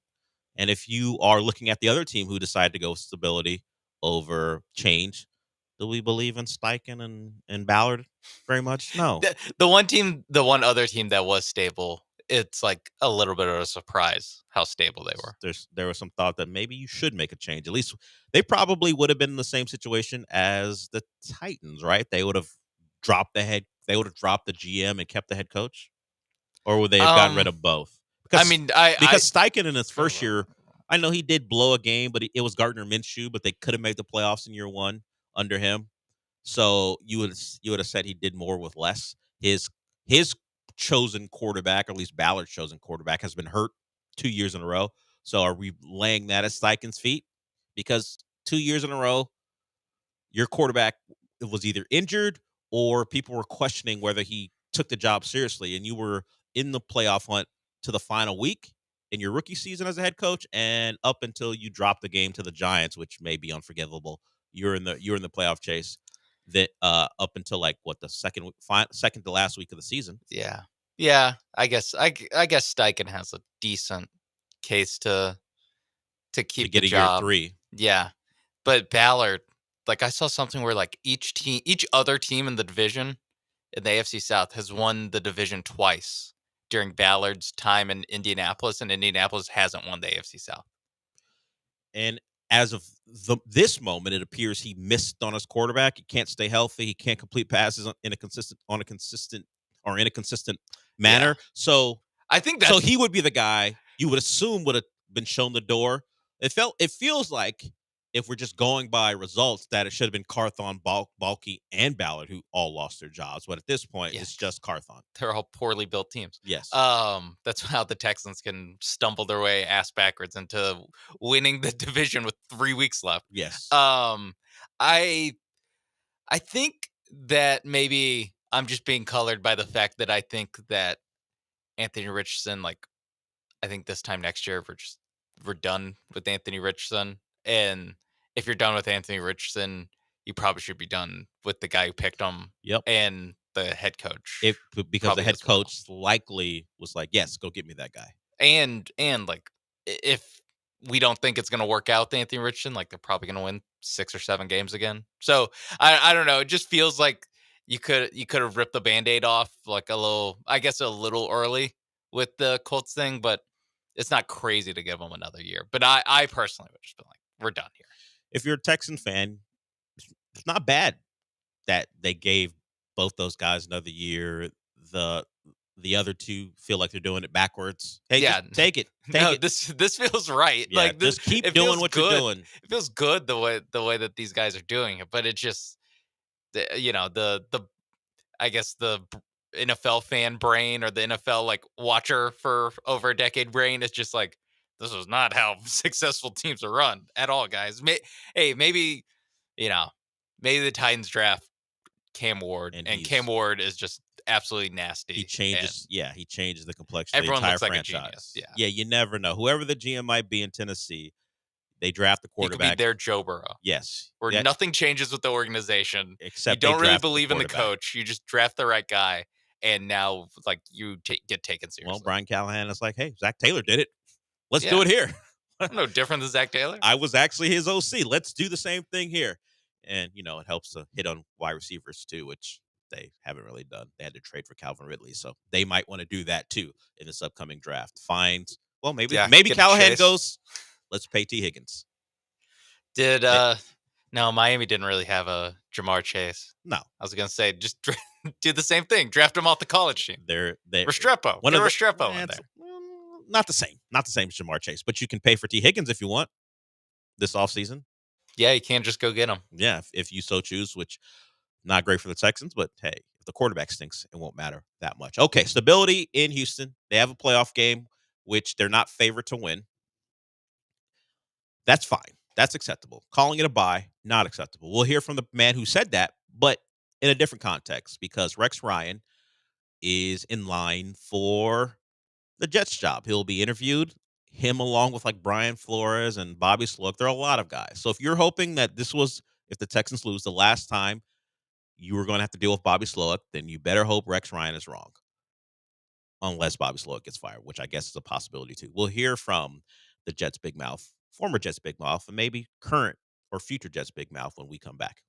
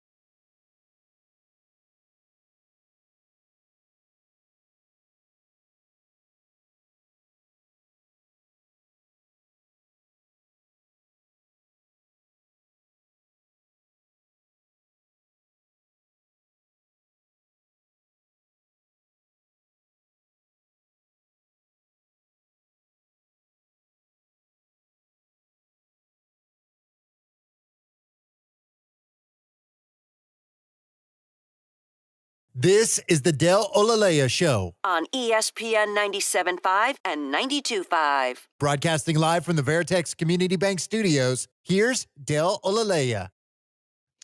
If you want to get in, you can. 713-780-3776. We didn't get to, the Colts actually did make a firing. They did fire Gus Bradley, which is probably a good thing for them and a bad thing for anyone who wants the Colts to do poorly. So Gus Bradley's been around a long time. Doesn't like changing a system. The Colts has seen enough. So they did make a change, but not with their GM or head coach. A guy who thinks he's in line for the Jets job is Jets big mouth Rex Ryan. It's a bye for the Chargers this week against the Texans. We will see about that. We'll talk more about that game as it gets closer. Chargers, one of the more anonymous teams. Yeah, they have Herbert and Khalil Mack and Bosa, and you can throw Derwin James. They do have some stars. They're a big stars and scrubs team. Like if you get past the guys you've heard, are either ex-Pro Bowlers or ex-All-Pros, start ripping off Chargers, and you're like, I didn't know that guy was there. You know who will be there on Saturday for the Chargers? I was going to say, I know one. Zeke Elliott. He will be, as they say, a depth piece. I don't know if he'll have any carries because that'll go to Dobbins and Gus Edwards. I believe they're both healthy and available to play, but they signed Zeke, so we'll see if Zeke gets any snaps. Maybe the most disrespectful part to the Houston Texans is that in the Jordan Schultz tweet reporting that Zeke Elliott's signing with the Chargers, says Zeke wanted a chance to compete for a Super Bowl. Hey, they're starting on the road, all right? They have to come through. They have to come through NRG first, and we know how scary that can be for teams. Ask the Cleveland Browns how it goes. Yeah, ask the Cincinnati Bengals a decade ago how it goes. The Cleveland Browns were the hot team. Oh, Joe Flacco. Look what he did the last time he was in town. Yeah, then look at him. That's right. They defend home turf and wild card games better than you might think. Yeah, they lose some, but they win most of them. They do. They win more than they arguably should. Yes, they win more home wild card games than maybe they should. Ask Josh Allen about playing a wild card game at NRG. Everyone's MVP. What happened when he came here? Left with an L. In fact, he left with an L this year, too. You don't come in NRG at that point. I think. Was it Reliant at that point or still NRG? Yeah, who cares? I think Josh Allen was still NRG. The point remains. They left with an L. And you don't think Justin Herbert, the author of one of the biggest choke jobs in NFL playoff history, could leave with an L too? What are we talking about? I mean, to be serious for a second. Who's not being serious? Oh, sorry. You look at a lot of quarterbacks, like their worst game, a lot of them that play the Texans, it is against the Texans, especially at NRG. Yes. I think the defense at home, whatever it is, because it's not exactly the stadium pulse with the squiggly lines in the college football video game. It's not quite that most Sundays, but for whatever reason, they play better at home, that they force, Tua to have, was it 4 turnovers? At least 3 interceptions. 3 interceptions and a strip sack, so 4. Yeah, they forced Josh Allen to have the worst game of his season. They have Jared Goff throwing 5 interceptions, so they can force this thing now. Lamar Jackson, we don't want to talk about that. Does that settle the MVP debate? I would say he beat Josh Allen head to head, and then when they both came in here, it went one way for Josh Allen and a much different way for Lamar Jackson. Yeah, so I think that's the path for the Texans to prove Jets big mouth Rex Ryan wrong, is that they can force Justin Herbert to have an awful game, get after him with the Danielle Hunter and with Will Anderson. Yeah, and you know what? Sorry, I'm not that afraid of Josh Palmer and Ladd McConkey against Stingley and Lassiter. I'm not fearful of that combo. A little, but yeah. It depends on if he's in the slot, then I may be a little fearful. Lassiter on McConkey, dog on dog crime. Yeah, I don't know. And we mean bulldog on bulldog. Yeah, crime. Georgia bulldog. Yes, if you don't know that. Also, they both have the dog in them. But we'll see who has more dog in them on Saturday in the Texans' primary spot for these big wild card round games.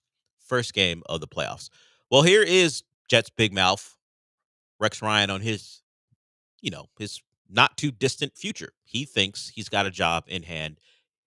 We will see.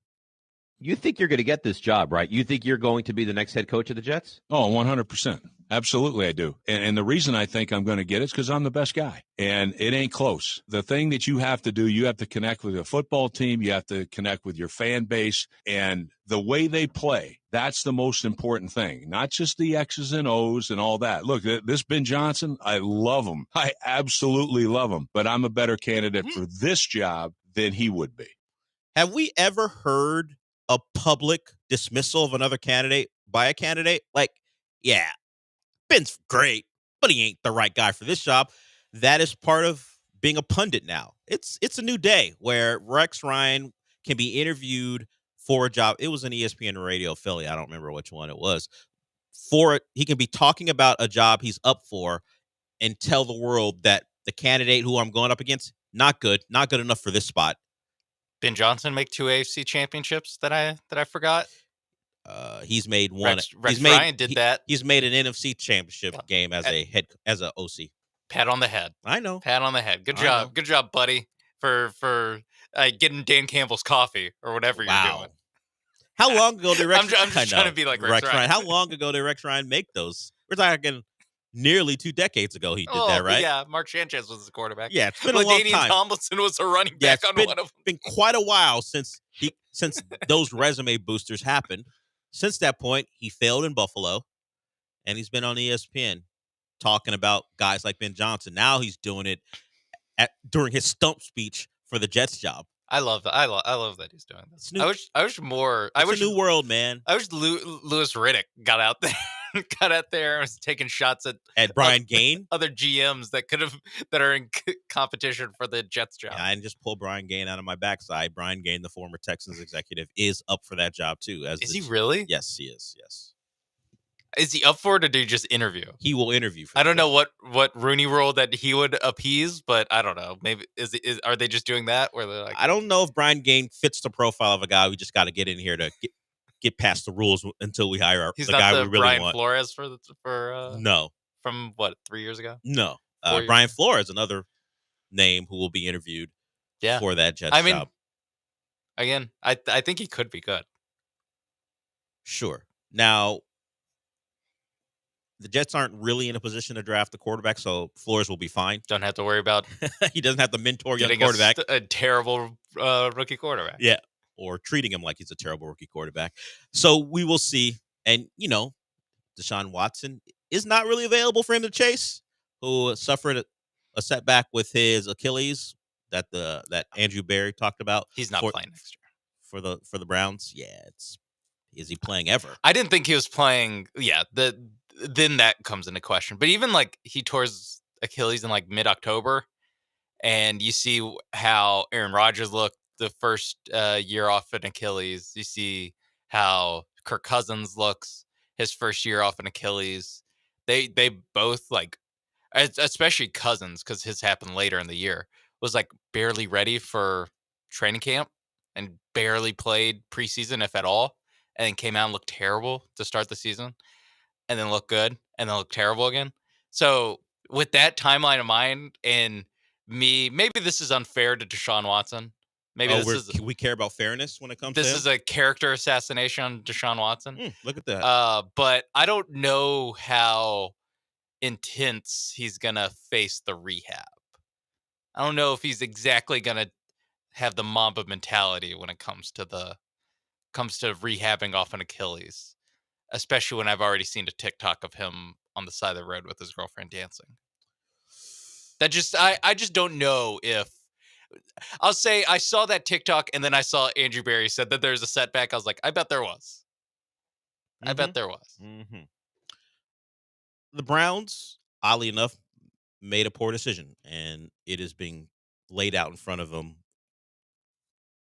as we speak. We will see what they do. I don't expect much from them or their quarterback going forward. But hey, not our problem. We got stability here. No matter how bad you think it is, we just kind of went through a lot of teams who have it worse.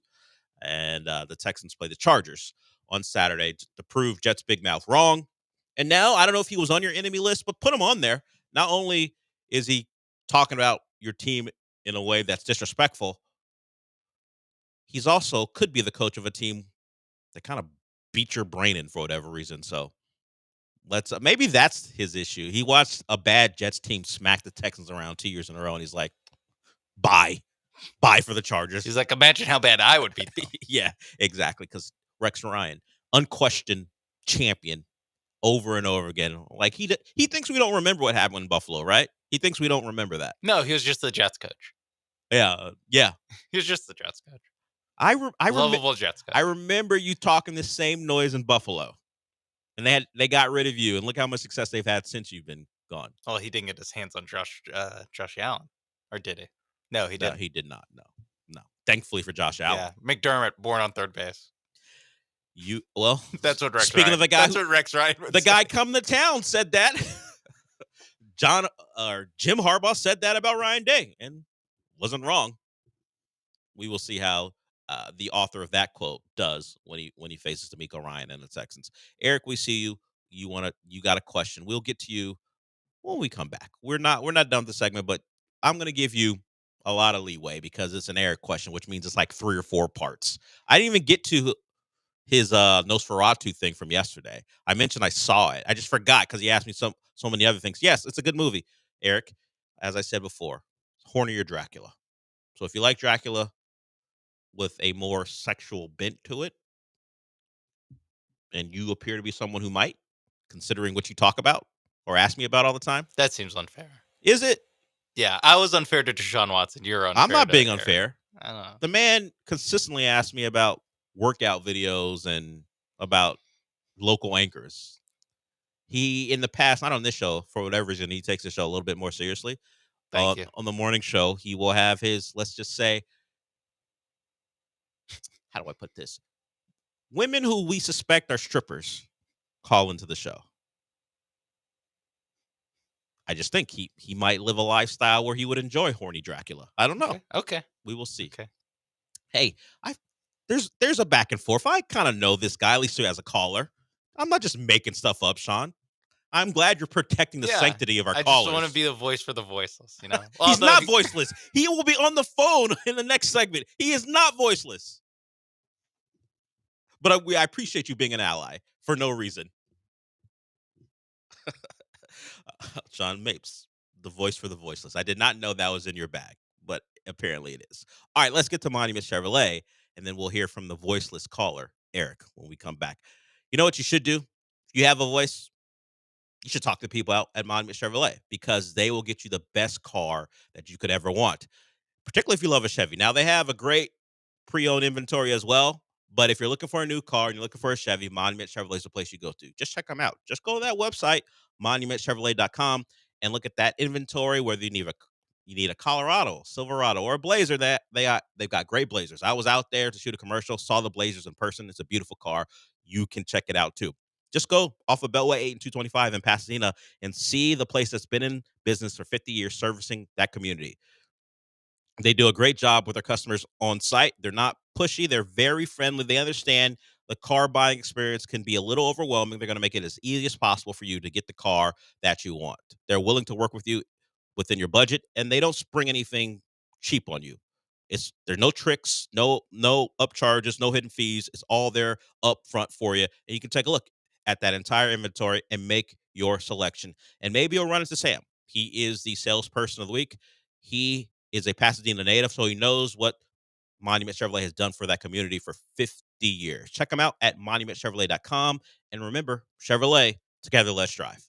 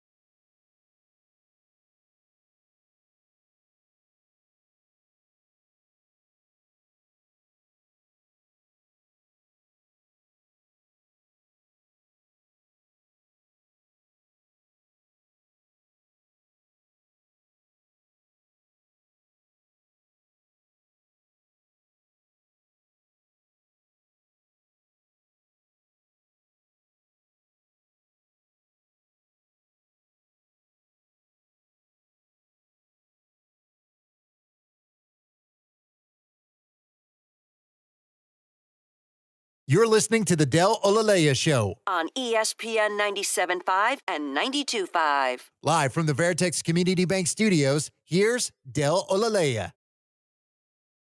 All that talk from Rex Ryan, he thinks we don't know that Wikipedia exists and we can check out his head coaching record. He was 46-50 as the Jets head coach.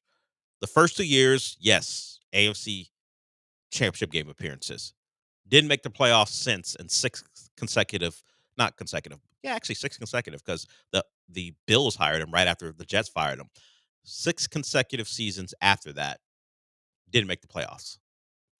Didn't finish above 500 once. So while you hear that man, that Jets big mouth talk about your team and what he thinks he can accomplish in New York, man ain't had a successful season since 2010. Let's get to Eric. Eric's got a question. What's up, Eric? Hey, Dale. Do you think Mike McCarthy will come back as a Cowboys coach?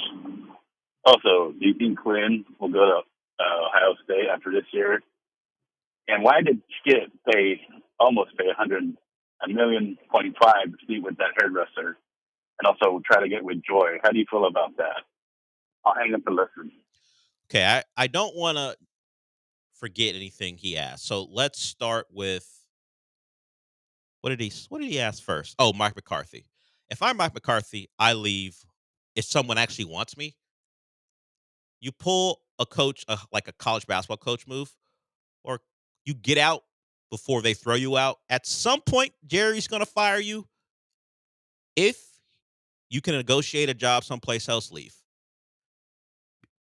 Because at some point, Jerry's eventually going to get tired of you. So if you can dupe someone else into hiring you, do that. Whether it be Chicago, who wants to talk to him, or Dallas, whatever it might be. Obviously, you got to play your cards right, because if Jerry gets offended that you would even dare to interview someplace else, then he might say, I'm not bringing you back. But hey, if you feel like you got a real shot to go someplace else, do it. But will he come back? I would say if he doesn't take another job, he'll be back with the Cowboys. I think Jerry will bring him back. What else did he say?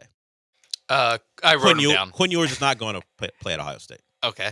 Well, they're playing at Jerry World, so they're not playing at Ohio State. It was an NIL transfer thing, I believe is what he meant, right?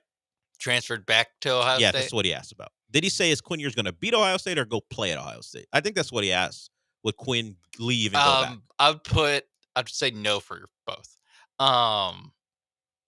Although it was interesting, he did actually talk about why he went to Ohio State for like the first time on record. So he was pretty clear about what everyone believed. Yeah, no, it's exactly what you think. It was in high school, you can't make NIL money in Texas high school football. So he reclassified, went to Ohio State to get the NIL money, and then didn't think he was going to play anytime soon and knew he would be able to play immediately at Texas. And so he just transferred back. Yeah, it makes it's everything we thought. Exactly what we thought would happen. Yeah, go get your money when you can. And now you're back where everyone thought you would be originally. And as much as and now you get to play the team that turned their back on you by not having you be the starting quarterback over CJ Stroud. Yeah, let's position it that way. Sure. Look, Quinn hasn't been the guy he was expected to be, but 2 straight semifinal appearances, cool. What else could you want other than the national title? He's done enough. Now, if he can cap it off with the national title, Quinn Ewers will be remembered as maybe legend strong. But if you win a national title when you're a quarterback at Texas, he'd be yes. He's good. He's good for the rest of his life. Yes, he certainly won't have to worry about anything going forward as long as he's in Austin. Although Longhorn Network's no longer a thing, so yeah, he can't get a job there, but he'll be all right. Backup money for a little bit, even if it's third string emergency starter or emergency quarterback type stuff for a little bit before he solidifies himself as a backup quarterback in this league. Yes, I'm not holding him to high expectations as far as being a starter in the NFL. I haven't seen that from Quinn Ewers, but maybe someone falls in love with him. And there's a spot starter too in Quinn Ewers' future. Being an established starter, that's a different story. Yeah, he can be Drew Lock. Yeah, we'll find a way on a bad football team to get some starts late in the year, or maybe an injury happens and he gets to play. Sam Ehlinger did that. Sam Ehlinger did do that. Yeah, so could be a Texas quarterback tradition going forward. You would hope Arch, if he's as good as everyone says he is, will break that, but you never know. The Manning family will make sure that's not the case. What's more likely? Arch does something other than play pro football, or he is a vagabond traveling around the NFL, signing with teams and being their emergency quarterback and maybe gets a spot star. What's more likely, for him to go work at Omaha Productions? Yeah, if it comes down to it. I was gonna say he could be the who's the guy, the former Packers quarterback that is like a YouTuber who does like Ben Kurt. Yeah, he could. That's more likely than he's the next Josh Johnson. Yeah. Oh, that's extreme. Yeah, I don't think Arch is going to Snoop Huntley be on like 5 teams in 7 years. I don't think that's his future if it plays out where he's not a starting quarterback in the NFL. He will do something other than playing pro football. I'm sure he'll still be involved or whatever. Yeah, something like that. Podcaster who does like, here's me at a whiteboard. Let me ask you this. I'm doing this. We're forecasting deep into the future. Yeah. Does Arch finish his college career at Texas? I would think so. Okay. There's so. no chance he transfers. Not because not this year. Yeah, I know that, and but if it doesn't work out next year, Sark is the Jets coach. Well, yes. Apparently, he's getting interest in, and that was laughed at. Was it Del Conte? It was like, come on. That's someone trying to distract from the moment. Yeah, I was gonna say he threw some like they're trying to distract us from the. Everyone's out to get you. Exactly. Everyone's out to get Texas. Little Texas. They don't have a chance against Ohio State. Yeah. Well, they don't. Even. I mean, they have a chance, but they got to play at a level we have not seen from them recently to do it. I think it's like mostly on Ohio State to like trick off. You need that. Need that Michigan game plan. Yeah, it's mostly on Ohio State to just like lose the mojo that they have right now. Yeah, Ohio State. You got to hope they love their press clippings. That age-old cliche. Yeah, and you got to hope that whatever motivated them these last 2 weeks dissipates because now they're the favorite. And you go, you know what? We're good here, and then Texas plays up to what people believe their standard was before the year started and go get some win. We will see. I don't think the talent gap is so wide that Texas can't compete. We have not talked a lot of CFP now that I think about it, but I do think the way they're playing there's a large gap between them right now. The form is as soccer nuts would say, as big soccer heads would say. The form between the two have been distinctly different the last couple games that we've seen them play. That has to change if Texas wants to beat Ohio State in the Cotton Bowl. That game coming up here on that game's on the 10th, right? Friday. Yeah. It is funny. It just occurred to me that someone is going to win. Let's just say Ohio State, for example. They're going to win the Rose Bowl and the Cotton Bowl in the same year. It's just a very weird thing. We're in a different world, man. Someone's going to win the Fiesta and the Orange in the same year. Yeah, I know. Didn't Texas celebrate? Are they the first team to win all 6 New Year's Six games? That came about. That's going to be less of an accomplishment. Yeah, going forward, yes. Yeah, of course. Yes. Now everyone's going to do it. I think they're on our level after Texas does it. Sure. What is that? The final thing he got to? No, Skip Bayless. Paying for it. Well, he tried to. Trying to pay for it. He allegedly tried to. I think it was just what do you think of Skip Bayless trying to pay for it? I think if it's true, it's a man who realized just being Skip wasn't enough. He's a married man. Yeah, he's got Ernestine at home. Well, that's a name, certainly. If you were a single Skip, even at your age or his age, he probably would assume that just being Skip Bayless would be enough. He found out it wasn't enough.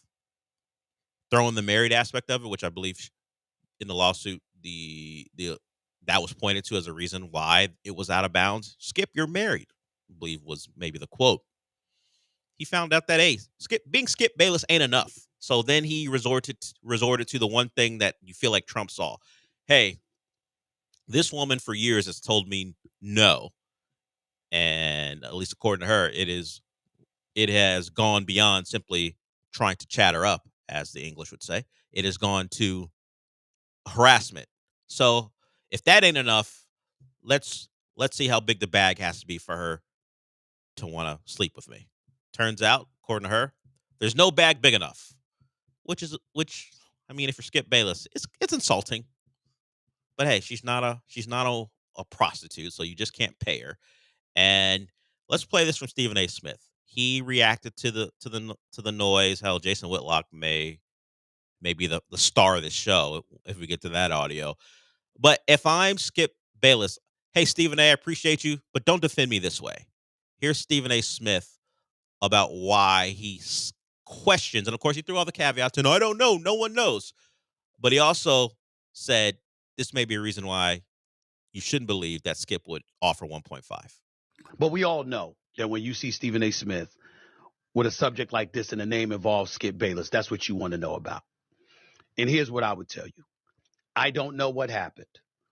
But just like I said, I've known Jay-Z for 25 years. I can't imagine that. I've known Skip for just as long. I can't imagine it. I can't imagine it.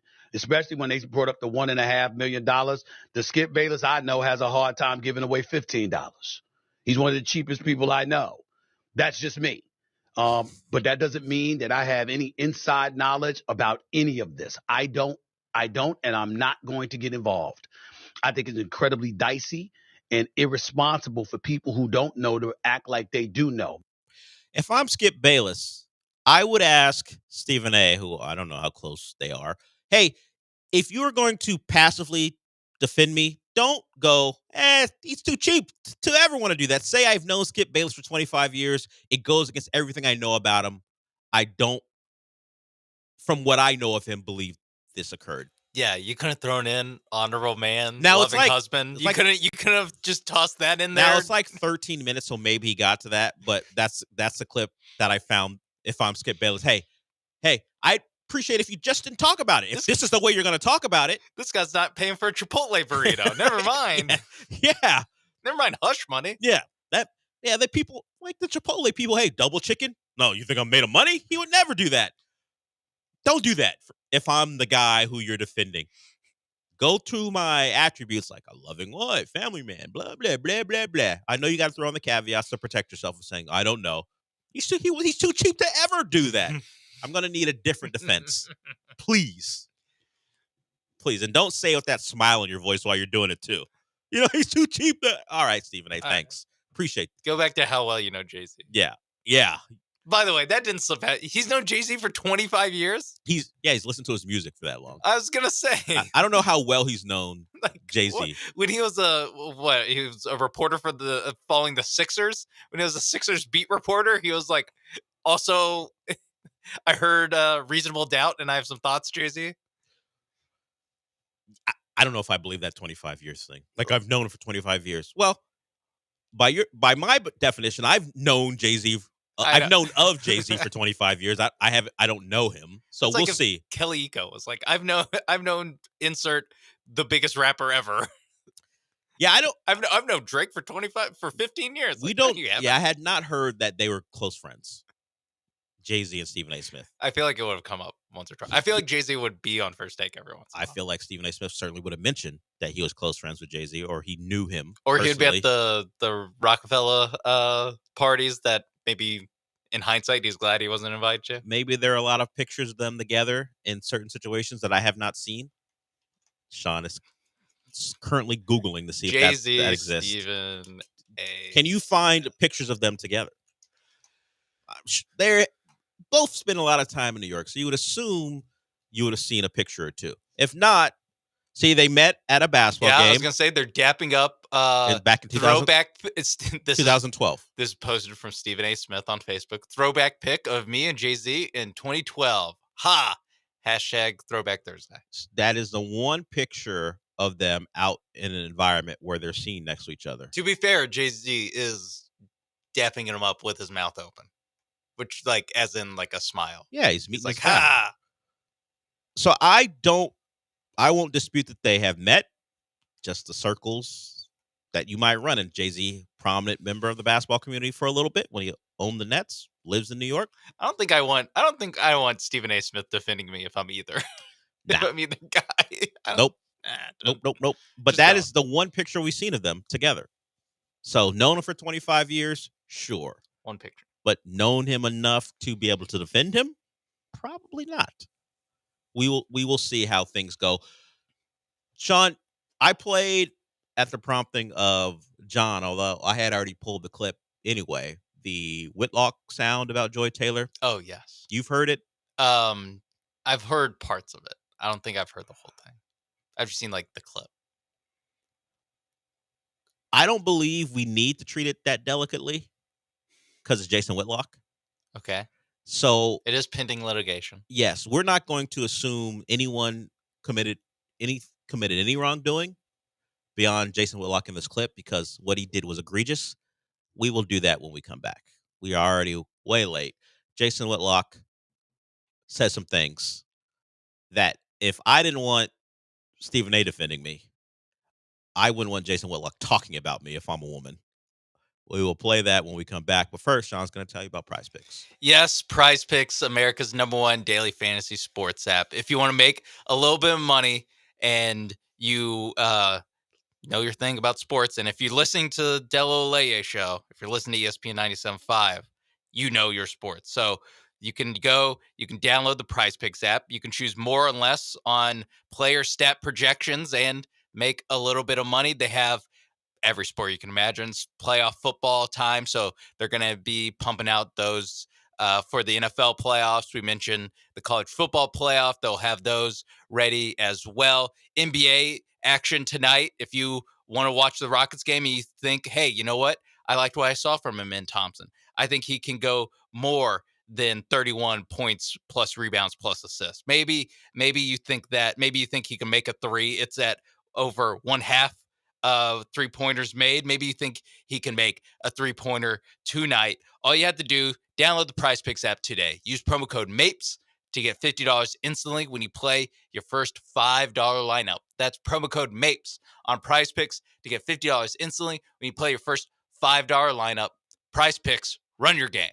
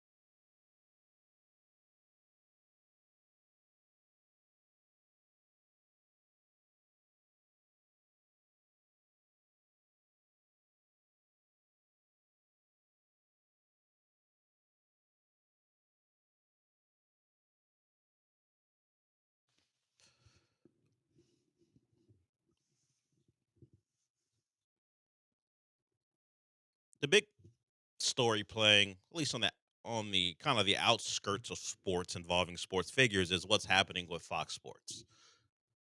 They have a scandal. We played Stephen A. Smith's thoughts on it. Joy Taylor prominently involved in said scandal.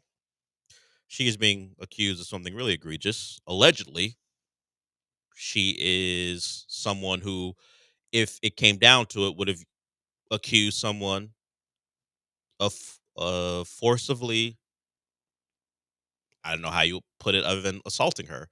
She would have done that and it wouldn't have been true, and she would have used that to maintain her position. Allegedly, according to a lawsuit filed by Nushin Faraji, who is the hairdresser who has alleged that Skip Bayless offered her $1.5 million to sleep with her. So the Joy Taylor thing is ugly. That would be an ugly accusation. But for whatever reason, the internet has a bigger problem with her alleged relationship with Emmanuel Acho, just because the internet doesn't have kind words for Acho. It is what it is. We all know, as guys, you may hold a woman in high esteem and had nothing to do with you. But if you find out she's with some dude you think is corny or ain't got it like that, you will probably wrongly think of her in a different light. Just the way our brains operate sometimes. That's the way the internet has reacted. Well, Jason Whitlock was part of Fox Sports for a while, and he has his own platform. And he spoke quite a bit about what's going on over there. Here is, I would say, the most outlandish thing he said about it. Here's Jason Whitlock on Joy Taylor. I know what I'm capable of. And that big rack of hers that she showed off constantly, it's just, and that peanut butter skin with that big rack. Like, Jay, keep your distance. So the context is, when Joy Taylor was younger and he had a show, she made, I believe, appearances on that show, and it was a push apparently to make her part of the show, like we saw with her on Colin Cowherd. Like, she was going to be a contributor. And according to Jason Whitlock, he made the decision early on to go, no, I know what I'm capable of. If the internet had a problem with Joy Taylor being with Emmanuel Acho, can you imagine how the internet would have reacted if they found out she was with Jason Whitlock at any point? And he is alleging that if he wanted to, it would have happened. Yeah, it's Jason Whitlock's nobility that kept that from happening. Him understanding that his limits. He was not someone who could control himself in that situation. So he had to decide early on that, hey, I guess she is putting me in a position where if I decided I wanted to pursue something, she'd be a willing participant. So I got to stop because I know what this could do to my career. That's what he's intimating. Yeah. I mean, I wasn't there. I can't speak to whether that's true or not, but I just know if she had put I can't say that. If she was going to add Jason Whitlock to her past relationships, that's the best way I can say it. If that would have come out in the lawsuit, forget about it. She's finished. She's cooked. The internet would have cooked her until the internet no longer existed. Peanut butter skin. Oh, let's get to what he said. That stuff is egregious. Yes, I don't know what he's doing. I don't know why you would put it that way. I don't know anyone that says rack in that context anymore. It's really that is something that that feels not that old timey, because like I don't know, it's not super old. He has not updated his language, I would say. Yeah, I don't know the last time I've heard rack when it's not about ribs. Yeah, like who's the Al Bundy? I can't remember anyone saying that in the last 15 years in a serious way. I was gonna say it's like you something might say that over the top as a joke. Yeah, like in Dodgeball. Yeah, they said that, but not in a way where he's talking about how noble he was not to fall under her spell. All right, there it is. I'm sure more will be said and more will come out about this. It is funny that the two people willing to comment, put their name on it, comment on it on their show. It's like Stephen A. Smith and Jason Whitlock. It's like, yeah, that makes sense. That makes sense. That's who we've heard talk about this. Meanwhile, Acho and Joy Taylor are on FS1 right now. Or not right now. I started yesterday's show saying I was going to FS1 to see what was going on. And they're both on. Throughout the day, they both made their regular appearances. And they've both tweeted obviously clips from the show and stuff. Or I don't know if Joy Taylor has, but I know Emmanuel Acho has. And just nope. Head down. Yeah, just charging through. You can't talk about the lawsuit in any way. I think Skip Bayless charging on. Skip Bayless tweeting through it, just tweeting about Sam Darnold's not him or whatever. Yeah, but Stephen A was like, I got time for this. Wow. You know what, Skip, I got you. No problem. You're too cheap. I know you can't say anything. I'll defend you. He's too cheap to ever have done anything like this. Although I don't really know. But I will tell you, in his favor, he's too cheap to ever have tried to pay for that. He'll beg for it, sure, but pay for it, no. Yeah, because that's part of the allegations. Yes, that he would not. He was. This happened over years. Yeah, that he was inappropriate for years before turning over the checkbook. He realized his charms had no effect on her, and he decided money might be the only way he can get that done. He must have been stunned when his charms had no effect on her. Yeah, Skip Bayless not known to be turned down, apparently. Married man, by the way. Caveats, throw them all in. We have no idea, but that's the story. And people who worked at Fox Sports are talking about it. Shannon Sharpe mentioned it, too. He said, why do you guys keep looking for me? I'm not mentioned in the lawsuit. Stop mentioning me. Stop talking about me. This ain't got nothing to do with me. Well, the only thing we have of Shannon Sharpe and Joy Taylor is seeing them at a Dodger game or something together 10 years ago or so.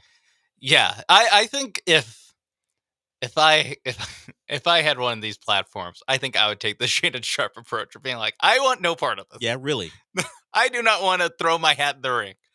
I'm not defending anyone. I don't know anything. I'm not involved. My name's not mentioned in the lawsuit. Leave me alone. Yeah. I'm going to go back to talking about whatever I talk about with Chad Ochocinco. Yeah, if I was Stephen A, I would just be hey, listen, obviously worked with Skip for a long time. I know him. Don't believe that's in character, but we don't know. I don't know. I wasn't there. That's all I will wait for more evidence to come I would to not. light. I would not be I don't know. Again, $15.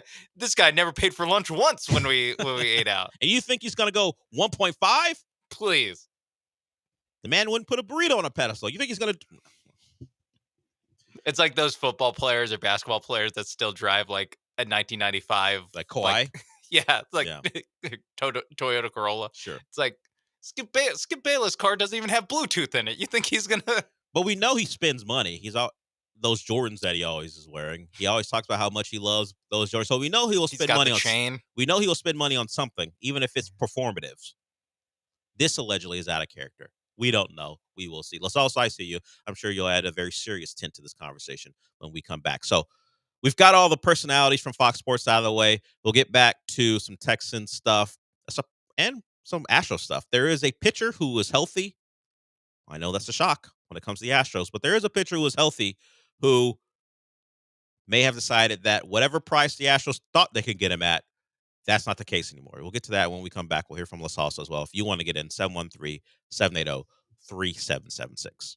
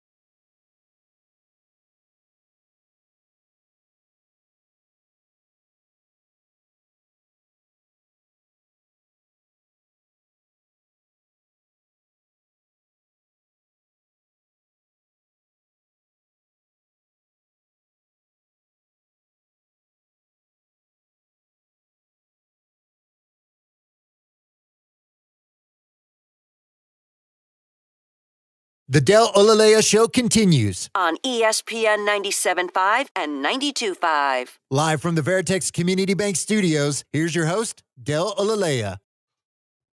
We'll get to La Salsa here, then we'll get to the Astros story. If you want to call in, you can. 713-780-3776. La Salsa, what's up? Hey, Deportes, gentlemen. Well, Happy New Year. I'm glad all y'all are back anyways. Anyways, I had the little mijo in the car, and he wanted to know what nice rack meant. Can you explain? No, because I think we all know what that means, and no one believes there's actually anyone in your car. At least not anyone who doesn't know what that means. So, no, I won't explain it. I rarely refuse requests, but that one I will. We all know. I feel like when I learned what that meant, I just immediately, you just immediately know it, through context.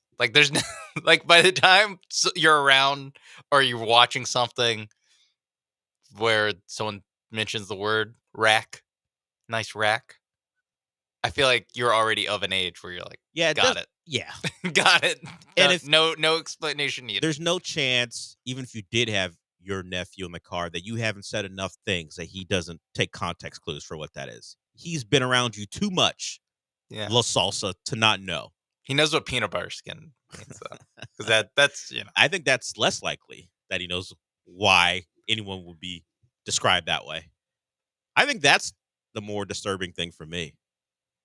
Peanut butter skin? Yeah, I've never heard that. That heard is caramel. There's something mocha. about that is like nails on a chalkboard. Yeah. Yeah. It's saying that so and being weird. earnest about it, it's just weird. Yeah. When I say it, I'm saying it in a disgusted, joking tone for the most part. When he does, it's like a very serious. Enough. What are you doing? People can hear you. Have some shame. Yeah, come on. You've already said the rack thing, and you're gonna add on. You're gonna double down with the weirdness. Okay, there's Jason Whitlock for you. See, this is what I'm saying. If that was real and Joy Taylor was willing to be in a relationship with him, trust me, man, imagine. No, she could not come back from it. For all the things that are being said about her, she can pretty much come back from it, even if she has to take a step away from Fox Sports. At some point, Joy Taylor will make a triumphant return. Not if the Jason Whitlock stuff actually had any viability behind it. Yeah. She's definitely going to have to take a step away from Fox Sports. If this has found out to be any sort of true, particularly the claims from Miss Faraji that she wasn't very receptive when she was talking to Joy about being bothered by Skip and others. We will see how that plays out. Yeah. Okay. Less scandalous, more important to the future of your Houston Astros. Hunter Brown, the pitcher in question who is healthy, had a good year last year. And the Astros by a good year last season, but before last season, the Astros wanted to potentially extend him, do one of those Bregman deals, the Jordan deal where you give him money early and make him happy, and then you have him for an extended amount of time on, a cheaper deal than he would sign in free agency, certainly. We see that Bregman got one of those deals, and he's still walking away at this point. Looks like the Tigers, Red Sox, and Blue Jays are the front runners for his services at this point. There was mutual interest in an extension. This was before Hunter Brown became a legit rotation piece, a guy you can actually depend on as one of your top 3 starters. The deal never happened, and now Hunter Brown is going, actually, you know what? Now I'm good. The old price ain't the same as the new price. So the Astros tried. They could not agree on a price. Now Hunter Brown has said, I'm pretty good. You're not going to get me on one of those team-friendly, pay me more money earlier than I would have gotten to keep me around longer. Now I'll get the free agency. Now he's got our arbitration years still remaining. But Hunter Brown's another guy who's very early in the process is telling the Astros, I'm going to get the free agency. We'll see how this goes. You can commend them for trying. They couldn't get it done. And as Hunter Brown continues to improve, as we hope, the price tag will go up. You've got him for years. But the way apparently it's being approached, he is going to take you for however much he can, which is what free agency is about. And we know that any player who approaches it that way, we can wave goodbye to. Now, I would just tell you, just get comfortable with Hunter Brown not being a long-term Astro. If he's as good as what he showed last year, he's going to get a deal that says, so long, farewell. Just how we operate right now in this town. Honestly, I'm kind of okay with that. I'm okay with the Hunter Brownness of it, where it's like a little bit of it is what we're talking about basically since like June 1st on. He was good, or he was awesome. But we are talking about less than an entire season. Not a long track record. And so I understand. I understand on both sides why this wouldn't happen. I understand why it's a hard deal to agree to for both sides to I don't know, feel like they're getting fair value of, either I'm going to have to pay you like an ace and we don't really feel comfortable with that. And if I'm Hunter Brown, I want to be paid like an ace. So I don't want to take less. I don't want to take a discount on this. So I understand why it isn't made. This probably was something that should have been done, or, if you wanted to do it, should have been done before last season, before he got a full year as a starter under his belt. I'm also not crazy about giving long-term money to starting pitchers, just with what we've seen, not just on this team, but just throughout baseball, how often these guys get hurt. But even on the Astros, Lance McCullers, Christian Javier last year, like you're paying him and he's not going to pitch for you basically for 2 years. That's where I'm actually fine with the Astros model of not paying any of the guys what they're worth if it's starting pitchers. He'll be arbitration eligible in 2026, so you got time. But yeah, also this is very early. Very early. The goodbye tour of Hunter Brown. Yeah, but he's already thinking about. Of course, all these guys. This is what you got to do. If you're fortunate, you might get a second deal, and that all depends on how long you sign your first. But it's how baseball's set up, and it clearly favors the teams early, and then the players try to make theirs on the back end, and even make money when they're no longer anywhere close to being as valuable as the contract suggests they are. Just how it is. But Hunter Brown, already, this isn't a real story because of how much time is left, but it is interesting that, and this was from Chandler Rome, it is interesting that he is positioning himself to I'm gonna let you guys know right now. We can knock all this stuff off. I'm gonna be really good for several years, and when it comes down to it, you aren't going to be able to afford me. Yeah, we're talking about him leaving, by the way, at the end of the 2028 season. I'm telling you. So I said years, but it's the length of time is certainly a reason not to even be that concerned. I just do think it's interesting. He's got Tommy John surgery between now and then. He is an Astros pitcher, just a pitcher in baseball in general. It just happens. But he is on the lookout for guys. I know it's 3 or 4 years away, but let's be clear. I'm going to be great, and you can't afford me. Well, he also changed representation this offseason. Well, that is part of the and the representation would tell you. That is part of the calculations as well. Although, other than Juan Soto, has Scott Boras been a good agent? We'll find out what Bregman gets. He has not been the surefire as we're getting the weather is an issue. I can hear it in the background as Sean's mic's on. So I don't know how that actually plays out. I know the internet people who are listening to us on the stream and YouTube and Twitch can hear us. But I think the people who listening to us traditionally are done for right now, right? That's generally how it works. Do you want me to turn on my mic while this is going on? I don't care. What do we care? Yeah, I think that's how that goes. All right. This is a weather alert. Texas emergency alert system. As if you guys didn't know. The weather's a little harsh. Put on a jacket. Yeah, I hope you guys are depending on us to inform you. You should have been able to just look at your phone or walk out. Cover up that peanut butter skin and big rack with a jacket. I wonder what our listenership as far as who has peanut butter skin or not. Call in 737803776. If you are classified as having peanut butter skin, we'd love to hear from you. I'm not sure how that'll play out. Yeah.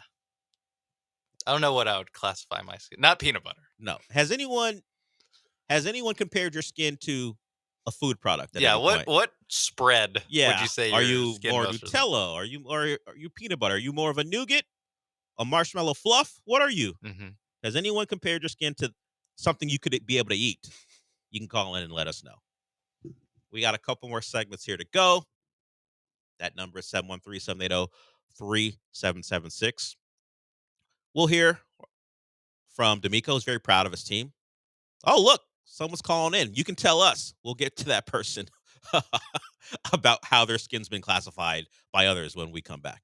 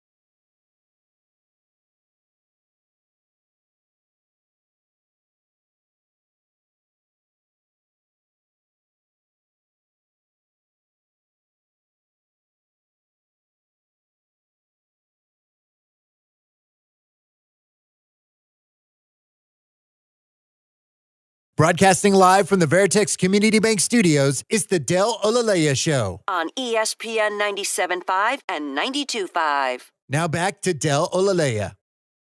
Understanding that not everyone's listening all the time, I asked a question right before we went to break and got a couple calls about it. So let me get you a frame of reference for it, because maybe you came in on the Hunter Brown thing. You're like, what the hell is he talking about? This is Jason Whitlock from yesterday discussing why he stayed away from Joy Taylor, and then we'll hear from Gary and Jerome. Let's hear Jason Whitlock one more time. I know what I'm capable of. And that big rack of hers that she showed off constantly, it's just, and that peanut butter skin with that big rack. Like, Jay, keep your distance. So that's the context and I asked, hey, if you've ever been described that way before, doesn't have to be peanut butter, it could be anything, call in. And we got 2 people to call in. Let's go to Gary. Maybe you just want to talk more about Whitlock's tone and what he said, but what's up, Gary?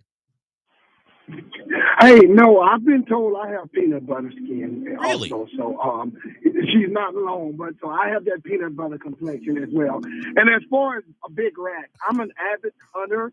And so big rat in the hunting world, deer, the deer, the rat. You saw that movie, the red one with the rock? The red one? Sean has, I have. Yeah, those deers, the Santa sleigh, they had big racks. So I thought that guy that called in earlier was wanting to know what a nice rack is and things like that. I can see where some people don't know what a nice rack. So yeah, that movie Red One sets it up. So the reindeer have nice big racks. Right. Thank you, Gary. You're right. I forgot about deer. He's right about meeting, that. That is another way that term can be used. And Gary has been described as having that peanut butter skin. And maybe if he had just shot a deer, that big rack and that peanut butter skin for Gary. Yeah. A picture of him with a big deer, and Jason Whitlock would be like, look at that big rack and that peanut butter skin. All right, Jerome, you want to talk about this. What's up, Jerome? What's up? Hey, so I just want to comment on Jason Whitlock.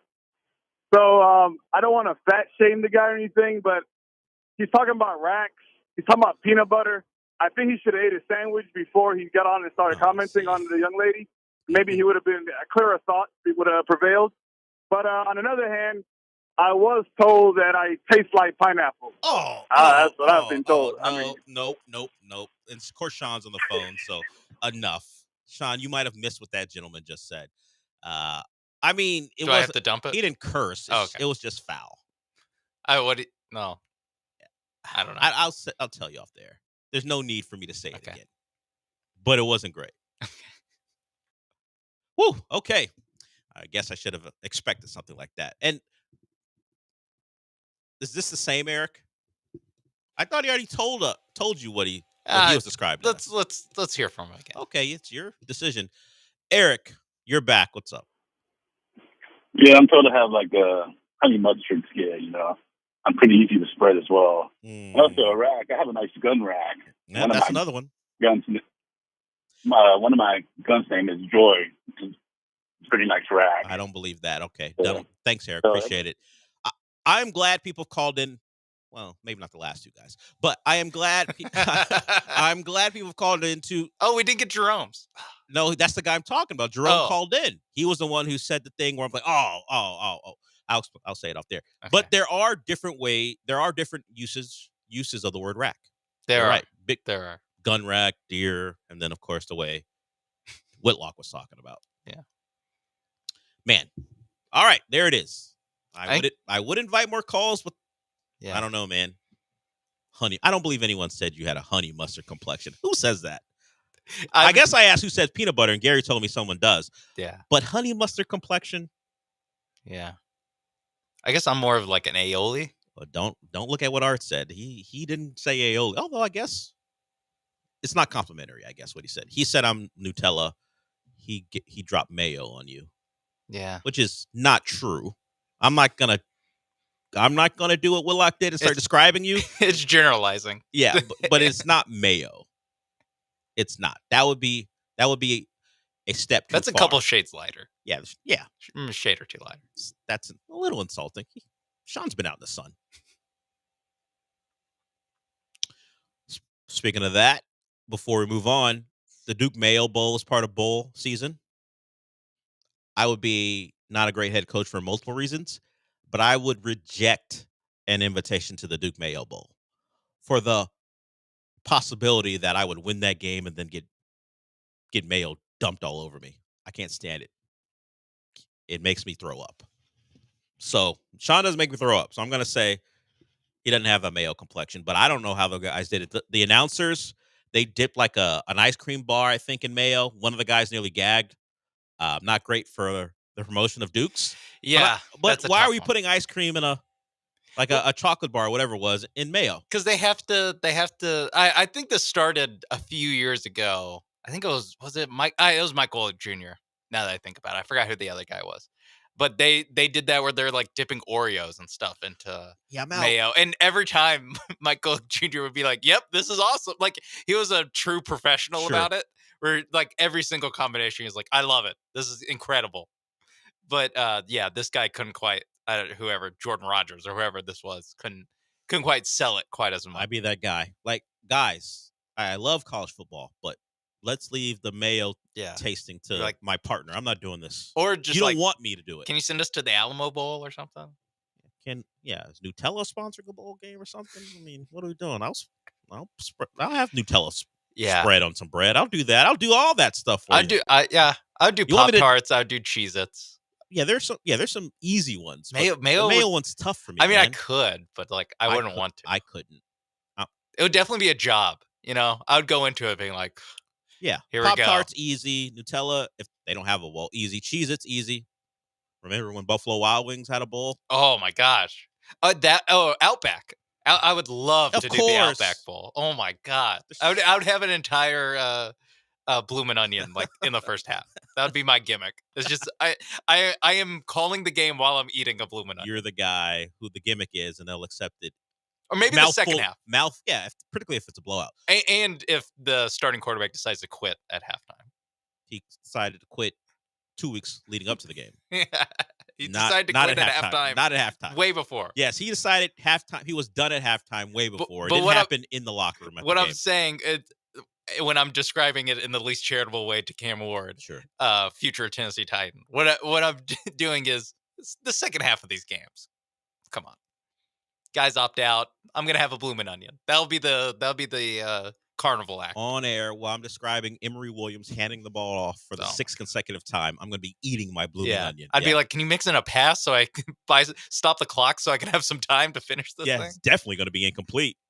Maybe we can go to a timeout because you guys punt it because you decided to throw the football. Oh, Chick-fil-A Bowl? That's a great one, too. There are some options. I think as far as food products, Duke's Mayo is the worst option. I know a Wasabi Fenway Bowl. It's not wasabi like the sauce, but I will put wasabi on. It's hard to do that in bulk, though. Hard to have a lot of it. Now you're just trying to punish someone, which I guess the mayo thing is too. If you don't like mayo, and we should have known that Will Levis. Well, I don't know who was more insulted by the connection, the Mayo because Will Levis is connected to them, or Levis because Mayo is connected to him. Well, which one got it worse? Levis. So the Duke's Mayo Bowl is Duke's Mayo. Yeah. Will Levis is a Hellman's pitchman. He is. So this is opposite sides of it. He told a story about loving Mayo and Hellman's got involved, right? Yes, that's how it went. Yeah, I think it was like a pre-draft thing, or he was like on a podcast or something. I think it's done more harm to Mayo than Will. Actually, no, it's worse for Will Levis because even like the friends of mine that like barely know football, they know about this, are just like, look at Mayo boy, Mayo boy over there. Well, Mayo boy may have some competition coming up after the draft. We will see. We know he'll have a new GM. That news broke maybe about an hour and a half or so ago. The Titans have fired Rand Carthon. Lockheed Martin Bowl, just fire some guns off. Well, I was thinking more about food products, but yes. AutoZone Liberty Bowl, Hey, I needed fix a tire. I needed a new battery relatively recently. AutoZone would have. I think actually did I get it from AutoZone? No, maybe my mechanic did, but hey, I don't mind it. We will see what's next up. The bowl games are going to continue. The names will be more ridiculous. I think the Chick-fil-A one wins as far as if you had to go to a bowl and you were forced because of promotions to partake in the food. If it was a food branded bowl game, Chick-fil-A wins.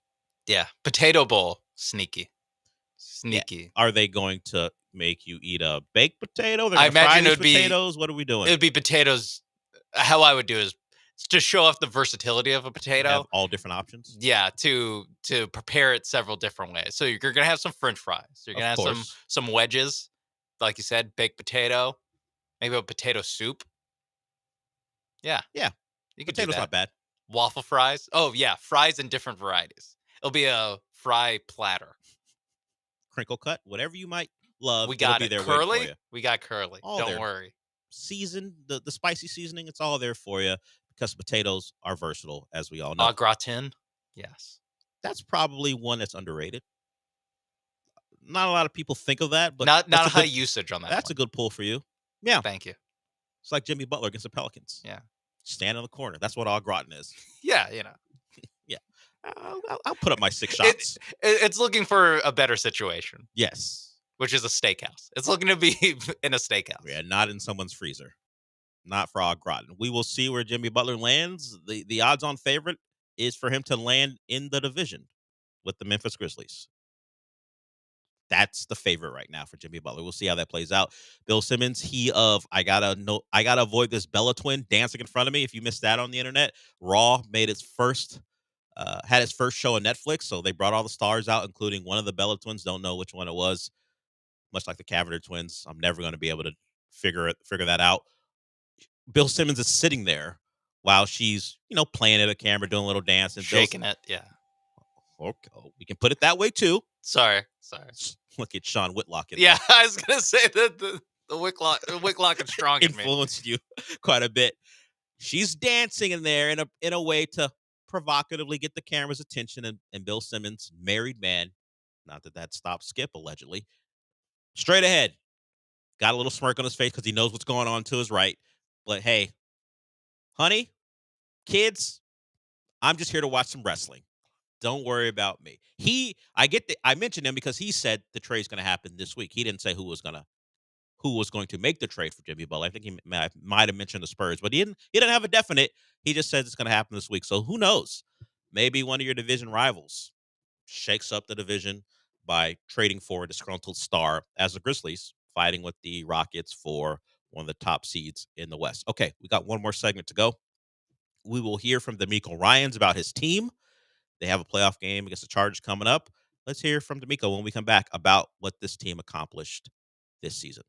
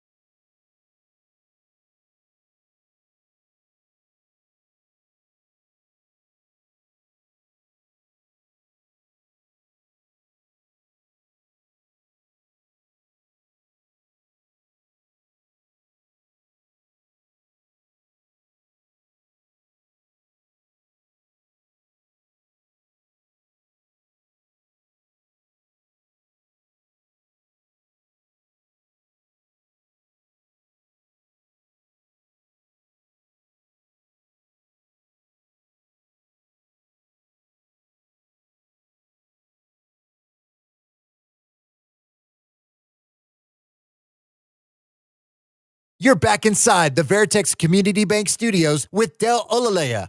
I mean, you're not actually in the studio, but if you watch ESPN Houston's YouTube channel, it's kind of like you are. No, not really. Okay.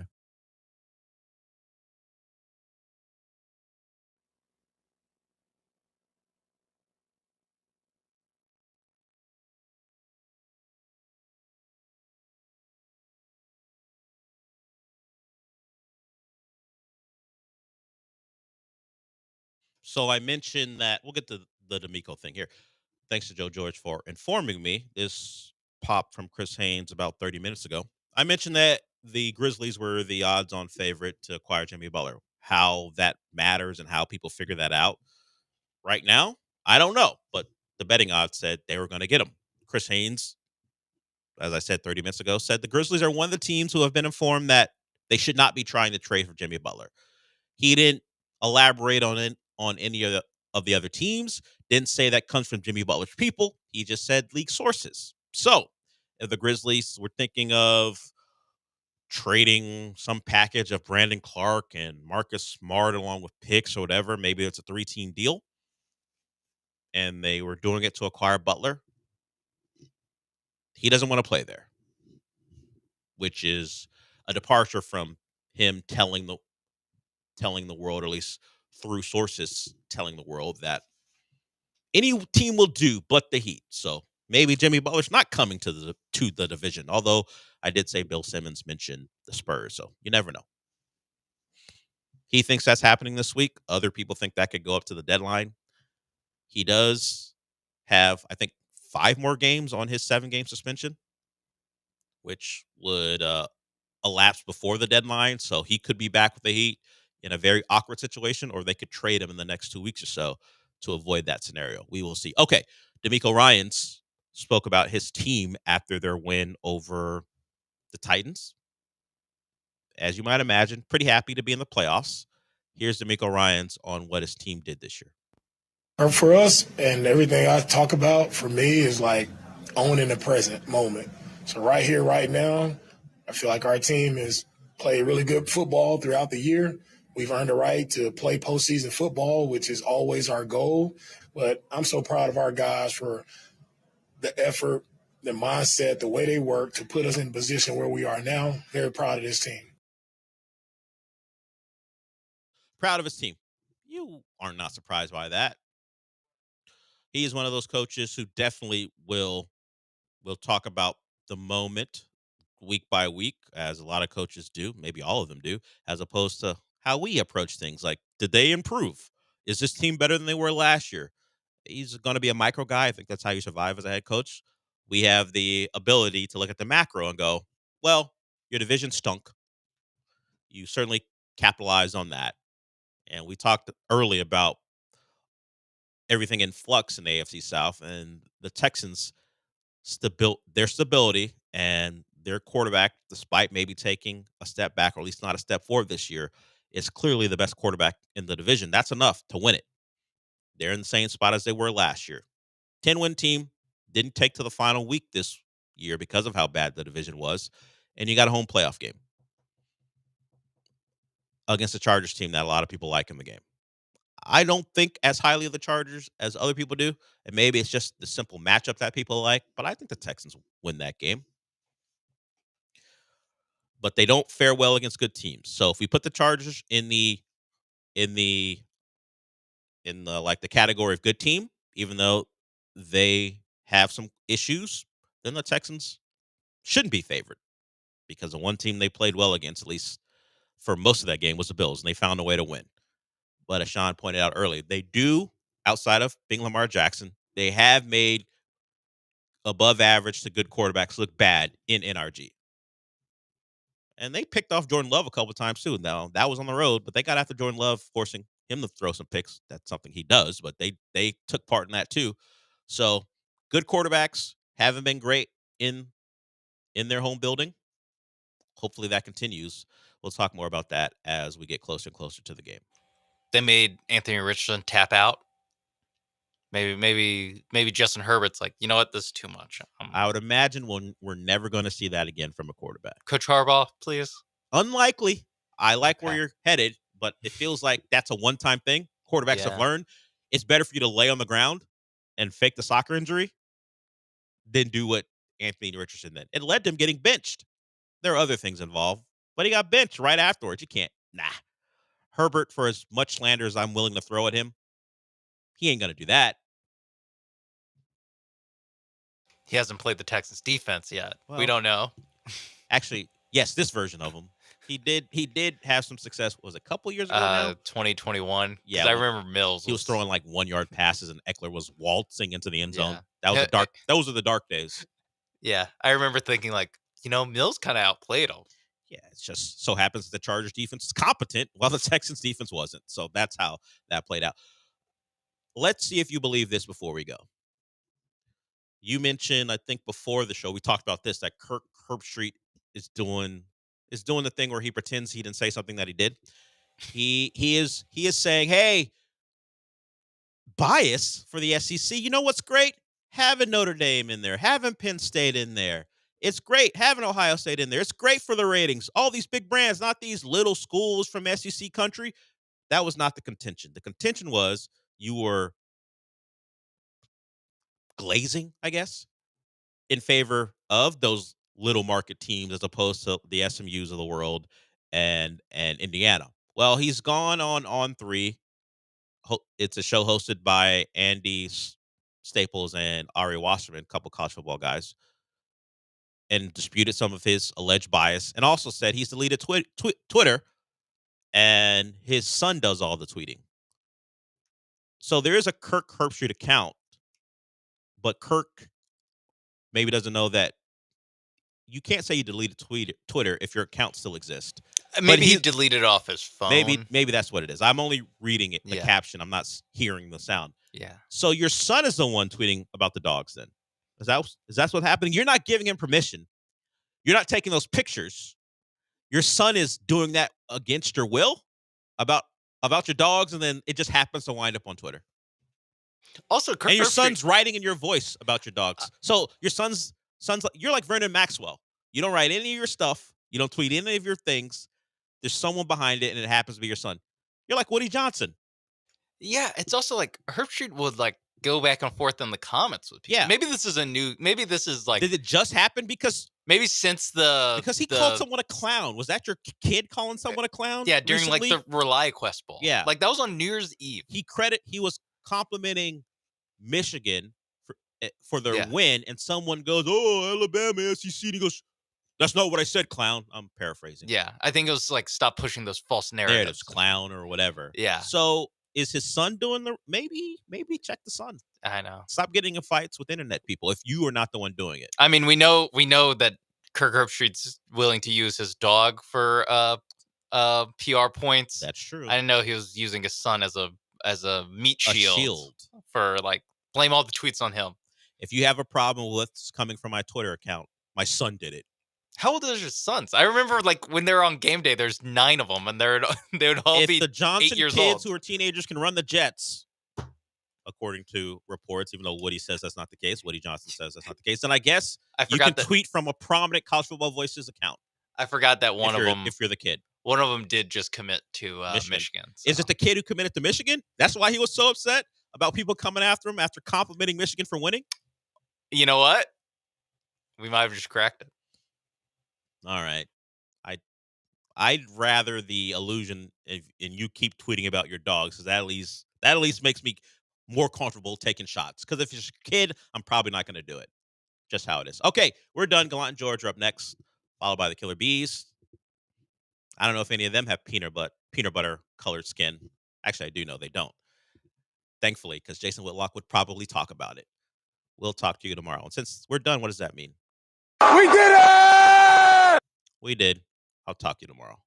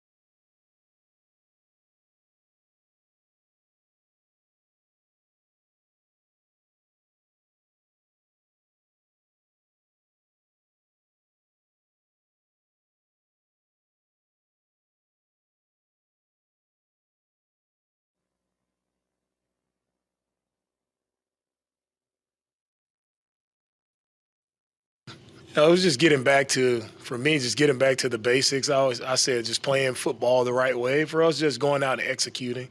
As I know I've mentioned that a lot, and that's what it looks like when our guys do it the right way, just eliminating negative plays offensively, putting together a solid drive, moving the football, and finishing with points. That's something that we've been harping on, something we have to do better, and we were able to do that yesterday.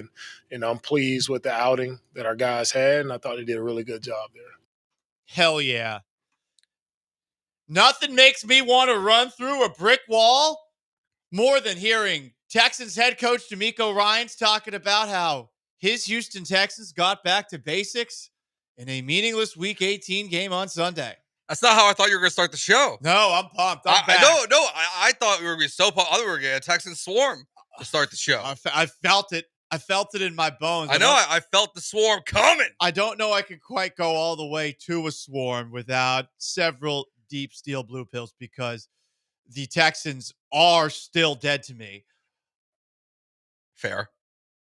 They're turning their focus ahead to Saturday's game against the Los Angeles Chargers. 3:30 kickoff. Chargers 2.5-point favorites. MyBookie.ag. Promo code BET975. I feel like the entire city, when it comes to this team, is looking at them the same way that prison guard P Pants from the Green Mile looked at big old Michael Douglas. What's his last name? Michael Clark Duncan, my bad. As he is being led into the prison in that famous Tom Hanks movie from the late 90s, early 2000s. Man walking. Dead man. Dead man walking. Dead man walking here. Dead man. We got a dead man walking here. Dead man walking. We got a dead man walking here. For a second. It's enough. Tom Hanks steps in. That's enough. But I mean, that's what I feel like most sports talk in this city that involves the Houston Texans will be over the next 4 days. I feel like just about every person who follows this team believes they are dead men walking against a Chargers team that puts the CH in choke. And I'm asking the question to open up the show at 713-780-3776. Is it fair to operate like they're dead men walking for a home playoff game in a round where they actually have more success than you'd think? And like I said, the Chargers don't. The Chargers don't have that playoff success. Is it fair? Yes, it's totally fair. It's not just fair, it's deserved. The way they've played this year. I mean, they don't get the benefit of the doubt that the Houston Astros got for us in the playoffs. They don't get a dust busting on Friday, Paul. No dust busters on Friday. Veto, if that's even in your thought process. No, it's not. I know it's not. It's not. Even though the Chargers actually lost a game where Trevor Lawrence threw 4 interceptions in the first quarter, not that long ago. That was under Brandon Staley, not Jim Harbaugh. I am looking at this team like men who are doomed for a future execution. And I think it's fair to look at it that way, but I want people to get me out of this mindset. I mean, I'm still dealing with the anger and rage of having watched this team in person on Christmas. Somebody responded to me when I posted that rant from yesterday's show saying, get over it. No, I will never get over it. That is my January 6th. Some of you can't get over that. I will never get over that. I'll be 80 years old, riddled with dementia, and just be rambling about the Texans losing on Christmas. Right. Just like that meme. All right, Grandpa, let's get you to bed. Hopefully someone will give me some really nice drugs at the nursing home that I'll be abandoned at when my family forgets about me. Wow, Paul, they're so dark. Well, yes, that's the state of mind they put me in. I want someone to pull me out. Okay? I want someone to make me see the true meaning of Houston Texans football. I want somebody to make me wake up on Christmas Day like I'm Ebenezer Scrooge all of a sudden, trotting around, skipping around town, giving money to the homeless, alms to the poor. I want someone to shake me out of this because they are dead men walking. I mean, look, they're back to basics though, Paul.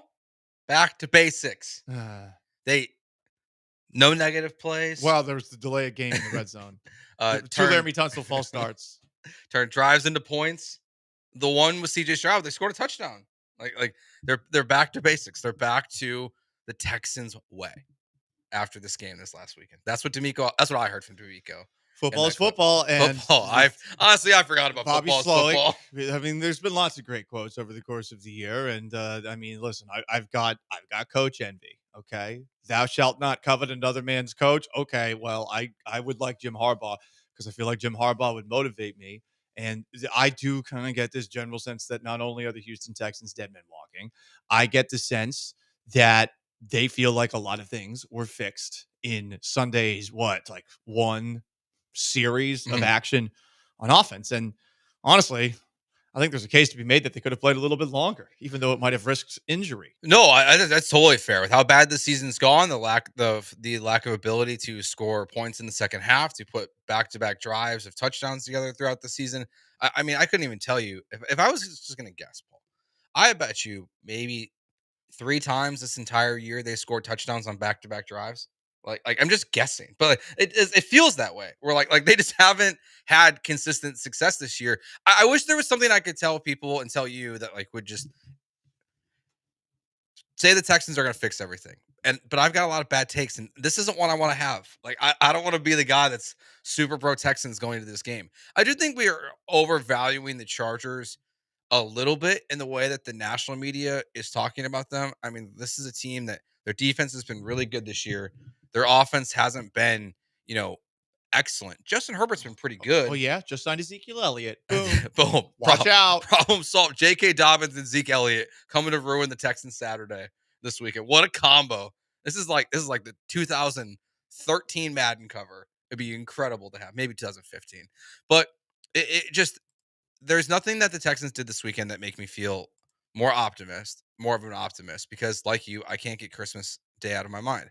I do think at least you didn't go. That's a great point. If I hadn't gone, I think I could talk myself into it. I could give a speech on Friday. I'd bring in the jacket. I'd bring the helmet.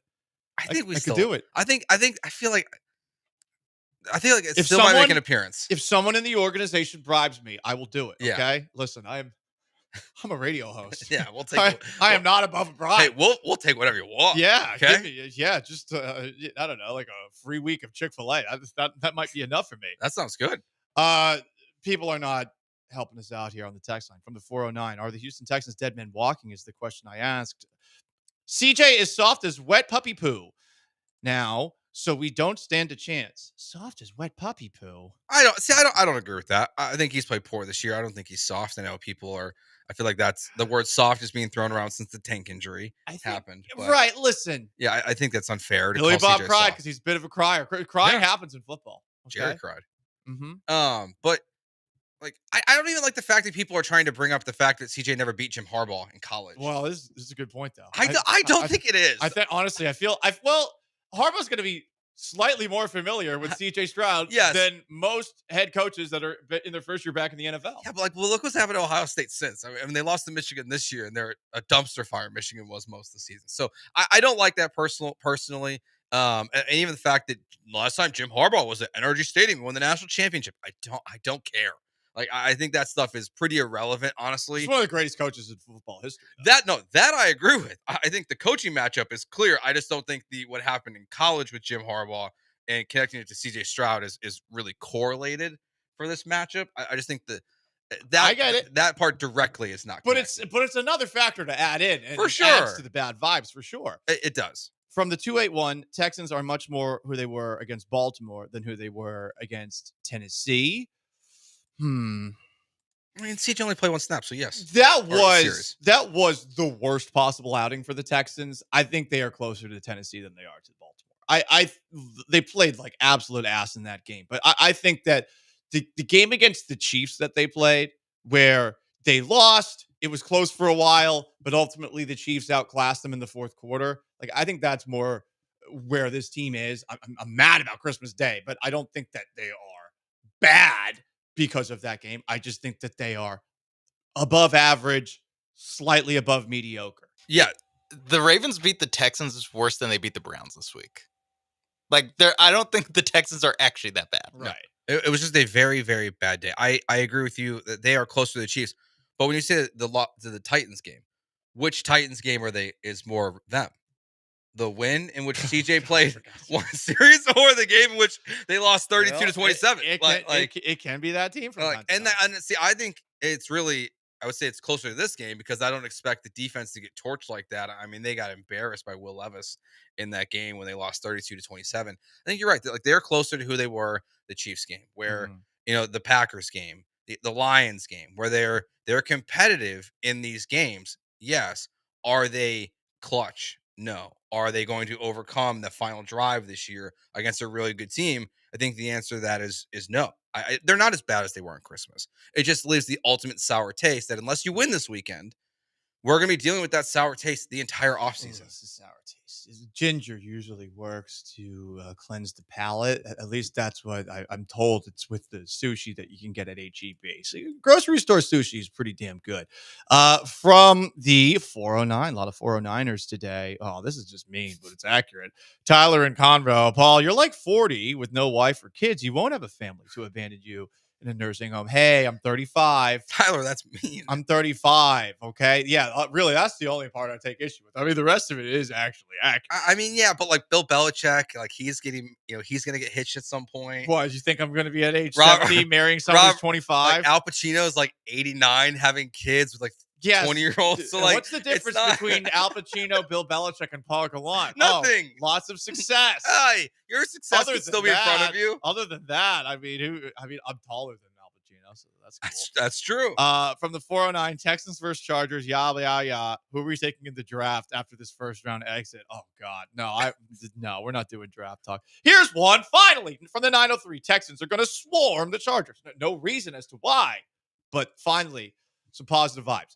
Because we all think this team is dead man walking. They're going to swarm. I mean, look, the Texans have a chance this weekend. They do. The Chargers are not an explosive team. The best matchup this weekend might be the two Georgia rookies. McConkey versus Kamari Lassiter. Honestly, this is a very competitive game in terms of like stylistic fight. Like if this is a boxing match, like you would be saying, like this is a really good matchup that we're going to see in the ring. These teams are very similar to each other. It just really feels like the Chargers have the big leg up in coaching, and that's really nothing against DeMeco Ryans. It's just what Harbaugh has accomplished at every level, any school, any program in the NFL he's been with. It puts them above the rest, and then their quarterback is definitely better right now. But we've seen what CJ can do in the playoffs, like what he did against Cleveland. Now, Cleveland was a dumpster fire, but at one point that was one of the best defenses in the NFL. Cleveland's defense going into that game was good, and they did that without Tank Dell. I mean, that was Nico Collins. They did have Brevin Jordan for what it's worth, and he did have that big catch and run. I don't know why all the Browns players ran out of bounds in pursuit on that play. From B. Hannon on Twitch at ESPN 975, Texans have a more talented roster. Chargers the better coach and quarterback.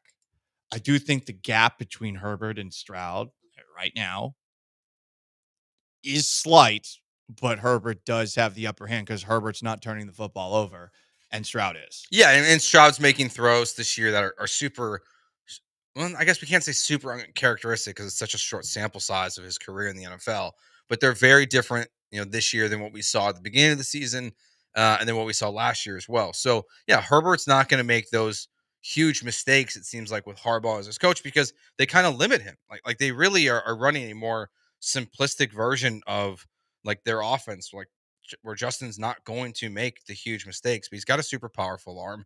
He's a really talented quarterback. There's a reason why we all thought he was a top 5 QB for a while. And then like the production fell off with Staley there and people bumped him down finally. But yeah, they have the better quarterback in this game. I'm not picking the Texans, but I think this game's going to be like, I don't think it's going to be a blowout this weekend. Well, yeah, that would shock me. I think a lot of people are saying it's going to be a blowout. I think they're wrong. Yeah. But I also feel like they're a dead man walking. Like I just think what they have not been able to do this year is the biggest of those things, be consistent, even for a game. That is why everyone is holding up. Because going into this year, you thought that they could get to another level. And what they have shown this year is, no, this is exactly what they are. I'm not about to help you out with any more hype for the Houston Texans. Let's just dive right into a couple of not deep steel blue pills. Sorry, I got none. I really looked. I'm trying to figure out a way to be like the happy little Zoloft guy. You seen that commercial? Yeah. It's an old commercial. The Zoloft is this antidepressant commercial. And there's this little blob, and he's like walking around downtown, and Yeah, I remember that. rains on him. And then he takes the pill, and then he's like hopping around. It's like the little blob's kind of cute. I wouldn't mind it as a pet. But anyway, I'm not giving you that. I'm giving you the opposite of that. It's time for a battle red pill because everyone is dumping on the Texans right now.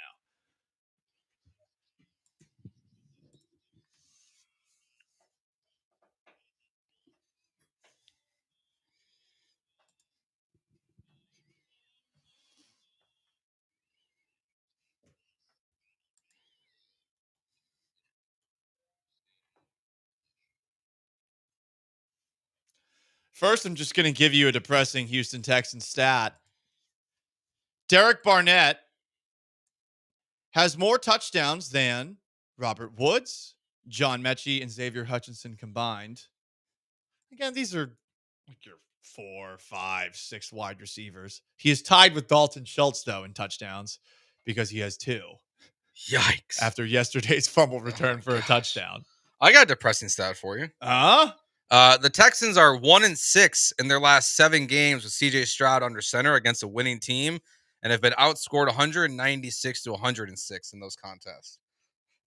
Okay, that's bad. That's really depressing. 31-2 definitely made that a lot bigger of a margin, but it was still a pretty big margin before that. Yeah, it was still a 60-point margin before that. Oh man, I didn't realize they were 1-6 in their last. So the only game they won is against Buffalo.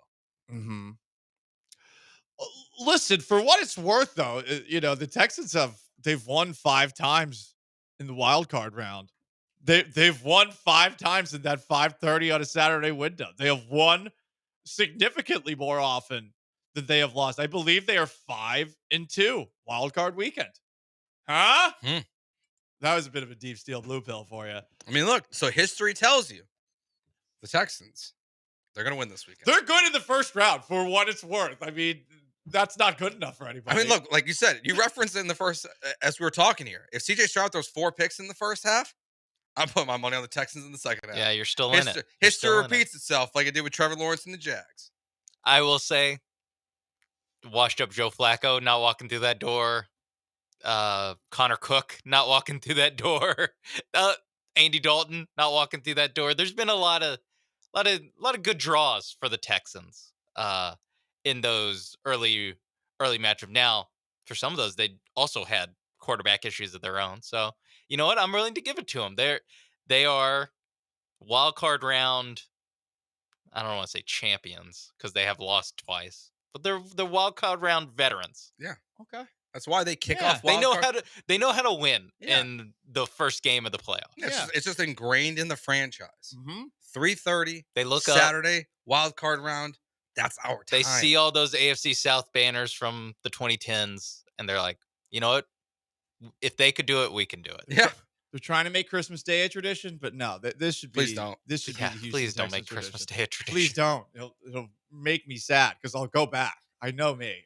I'm stupid. I will go back. And at least maybe it'll be a road game next year if they make it a tradition. Yeah, that would be nice. I hope that's the case. Rex Ryan, who wants to be the head coach of the New York Jets and thinks he's the best candidate for the job, was asked about Texans Chargers after finding out about the Saturday 3:30 Central Time matchup at NRG Stadium. Here is what he had to say about it. Chargers wind up the 5 seed. They're going to Houston. What's your reaction? Yeah, I mean, I never realized the Chargers got a bye. Did they qualify for a bye? But they did because they're playing Houston. This team right here, #1 in the National Football League in scoring defense. And by the way, Quentin Johnson, he actually can catch the ball. He was unreal. He had 13 catches. Remember, this is the kid that couldn't catch a cold. Like, all of a sudden, now he's catching the ball. They're moving it.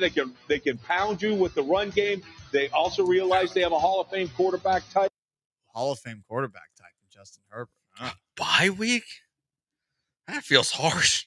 That's overstated. That's harsh. That's bombastic Rex Ryan, who also said he's the best man for the Jets job and said he's better than Ben Johnson with a straight face while saying he loves him. I mean, you know what? Like, you got to think highly of yourself, I guess. Mm-hmm. But a bye week? No, it's not a bye week. The Texans are SMU against Penn State. That's what they're Indiana. Suggesting. Yeah, they're Indiana. Yeah. Man. Actually, that's not a terrible comp. Tim Hasselbeck, not to be confused with Matt Hasselbeck, but Tim Hasselbeck did play in the NFL at times, is also an ESPN analyst, like his brother Matt. This is what Tim had to say about the Chargers and their physicality. Stroud has just been, they haven't protected him. They've done a good job keeping him upright. And when you look at the Chargers, you got a good defense, and they put pressure on the quarterback, and they'll hit you. And I think that's really what it will end up coming down to in that matchup.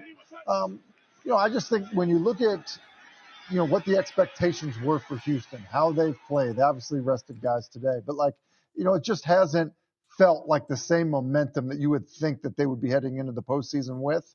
And I think when you look at the Chargers, I think it's just going to be a physical brand of football that might be a little much for Houston.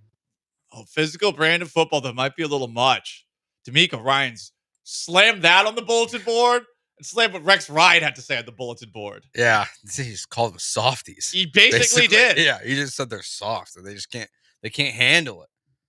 Is he wrong? This is getting me a little pissed from this perspective. Like, only I'm allowed to say this about the Texans, okay? Only I'm allowed to say this. No one on ESPN is watching the Texans. They're not. Although maybe they were forced to on Christmas. I don't know. I think they are maybe the most irrelevant playoff team we've seen in so long. I know The Athletic just doesn't care about the Houston Texans, so they don't employ a beat writer. But you go to ESPN.com, and unless it's a piece from DJ. Joining us at 1 o'clock today.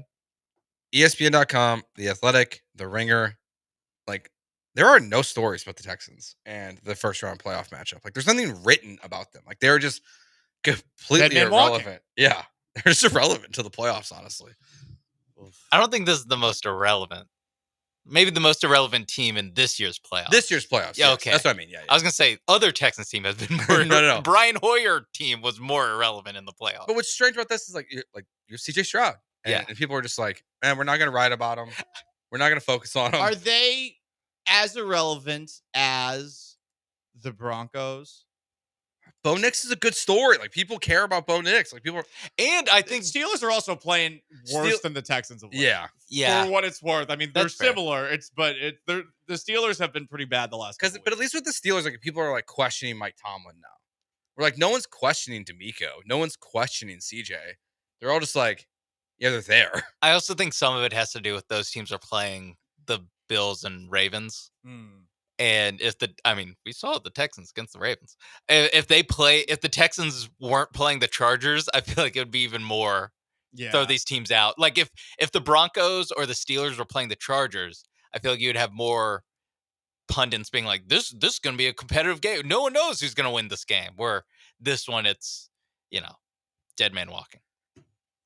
Are the Texans dead men walking? Is it fair to say that? 713-780-3776 to call, to text. That's on the table. Sean Mace behind the glass. Joe George to my right. I am Paul Gallant here on Gallant and George, ESPN 97.5 and 92.5. On Twitch at ESPN 975. On YouTube at ESPN Houston. I look like apparently a homeless person. You look cold. And/or Ned Flanders. Yeah, I'm wearing a very baggy hoodie and a Syracuse poofball hat. So if you want to look at some strange man with a mustache giving you all these piping hot takes, you can see it in crystal clear HD. Up next, what did we miss over the weekend? On yesterday's show, we certainly missed JJ Watt once again putting on for his city in what honestly was the only moment worth watching in Sunday's Texans-Titans game. You'll hear it. Stick around.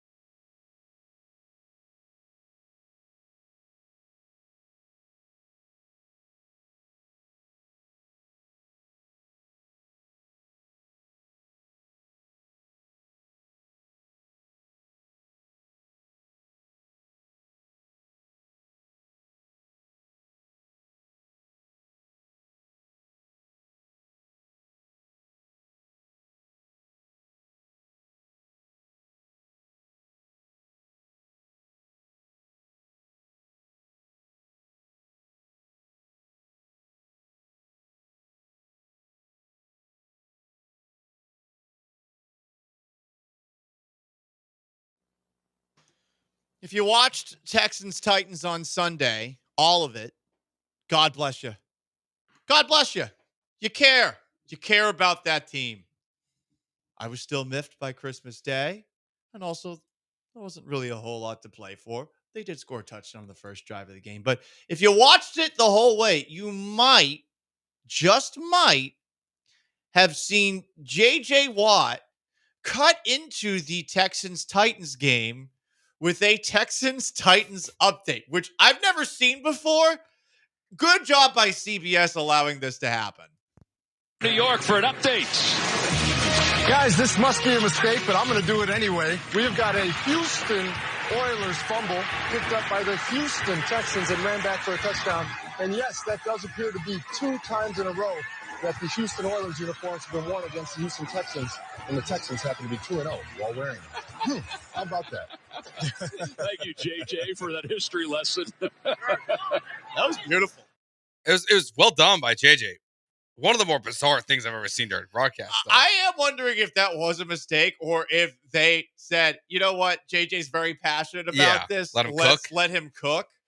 The NFL has been weirdly quiet about this back and forth. I do think it is a good little bit of seasoning to put on top of a game that, let's be honest, outside of Nashville and Houston, no one gives a crap about. I wish that there would be some leaning into it. I think that the next step, Amy Adams Strunk, if you have any balls, and I guess you are a woman, but you get what I'm trying to say here.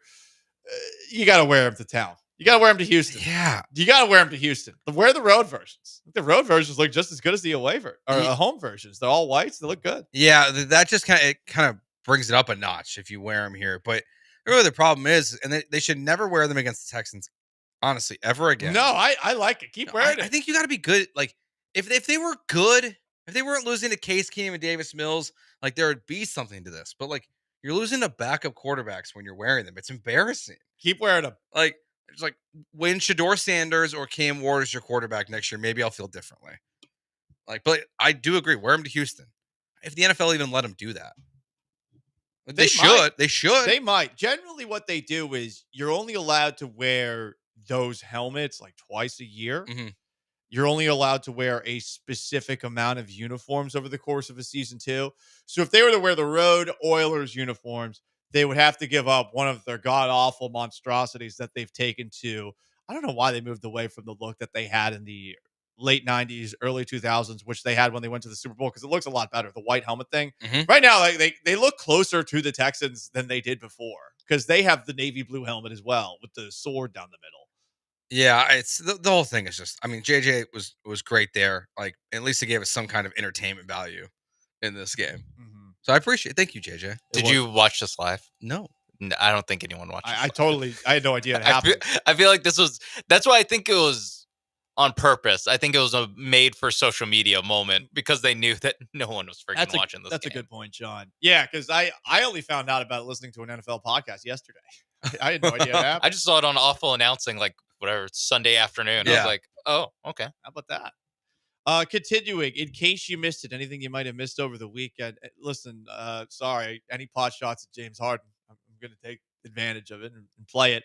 I don't know who The Miz is. I guess he's a wrestler. Mm-hmm. Is this WWE? Yes. Okay. And Raw had its big debut on Netflix yesterday. Yeah, right? at the Clippers arena. Okay. Yeah. So he's at the Clippers game, and The Miz is interviewed by the Clippers TV network.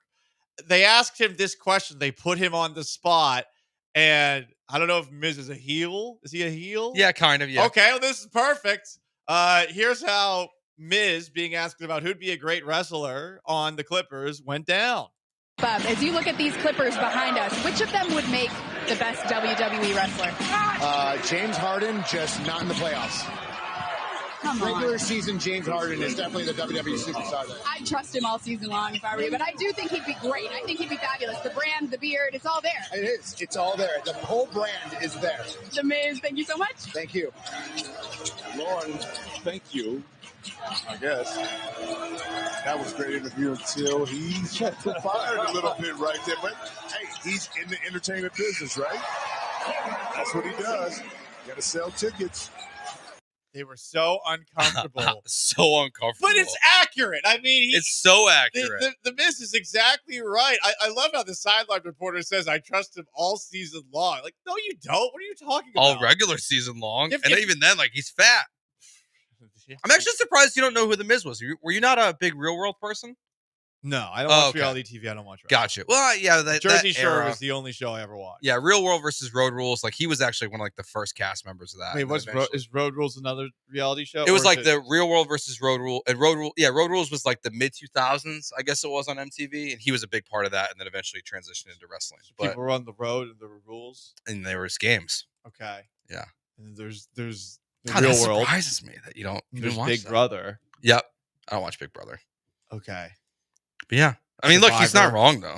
But it's a very uncomfortable thing to say on a home broadcast. I don't get why it's uncomfortable. Like, it's funny. He's a heel. Like, they're still like, oh, God. It's also not like James Harden has been a Clipper for 15 years. Right. And it's like, it's like, I don't know, if he took that shot at like Jim Kelly on a Bills broadcast or something, like, it's like, this guy that's, what, has he lost in the playoffs one time with the Clippers? Like, who cares?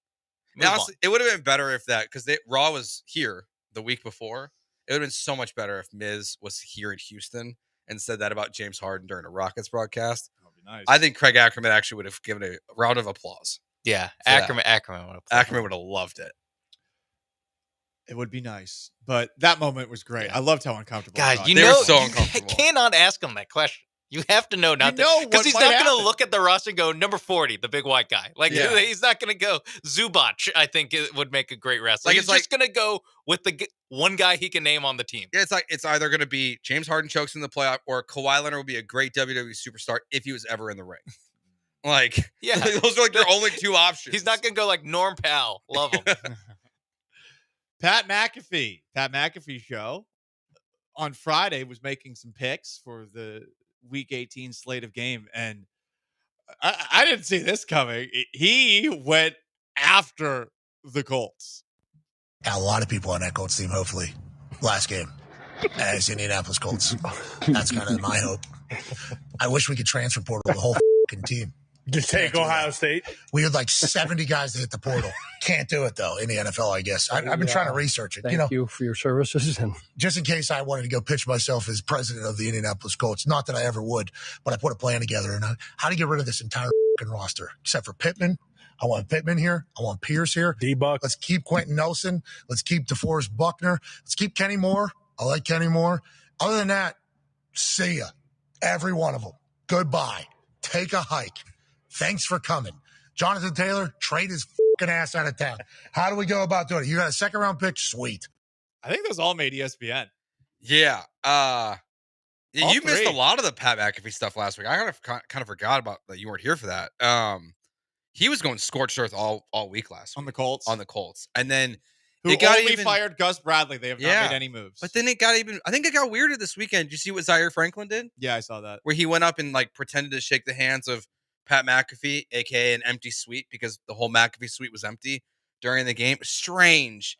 I mean, Pat was talking about how like the players, like people like are trying to basically remove his access from the Colts. Mm-hmm. They're a mess. And I cannot believe that they're keeping everyone besides Gus Bradley. He's the problem. Not your quarterback tapping out. Chris Ballard's been there 8 years. Did you see the stat, or I don't know if it's really a stat, but it's just the observation that every team in the AFC South has won the AFC South twice during Chris Ballard's reign as the Colts GM, except for the Colts. That's insane. That's really tough. The Jaguars have won it twice. The Titans have won it twice? Yeah, I guess with Vrabel. With Henry and Vrabel. Damn. Yeah. There you go. So that's in case you missed it. We do have a call about the Chargers and Texans, 713-780-3776. My question for you is it fair to say the Texans are dead men walking before this game Saturday, NRG Stadium? Jason joins us. What's up? All right, man. So I think that's a bit disingenuous, and let me explain why.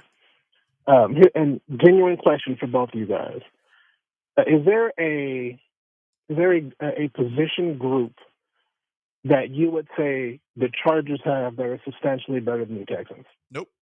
maybe receiver at this point in time, just because of all the injuries the Texans have suffered. But I mean, we picked up Deontay Johnson. He should be able to fill right in. Don't try to use Deontay Johnson to get me. That guy's been on 4 teams in 2 years. There was a reason why the Ravens were so excited to pick him up. And then they got rid Mind of him. you, it didn't work out for Right. them. Because but the Steelers got rid of him. Very good the talent. Panthers got rid of him. Like, no, don't try to make Deontay Johnson into this good receiver, dude. Okay, so I mean, we're still looking at what we got. Nico Collins, which is, I mean, we go tell if we okay. Dave Let's take wide McConkey and receiver out Quentin of it. Johnson. Like you have Nico Collins. Yeah, that's it. And okay, so outside of those two guys, I mean, we got these guys beat in running back. I'm gonna say defense is a wash. I truly think that it's probably gonna be a 14-10 type of game. I could see that. I don't see it being very high scoring at all. But that's kind of what my question has been this entire time. What makes these talking heads so sure that this game is completely lopsided? What position group just completely dominates the other? Y'all have a good day. Appreciate the phone call, Jason.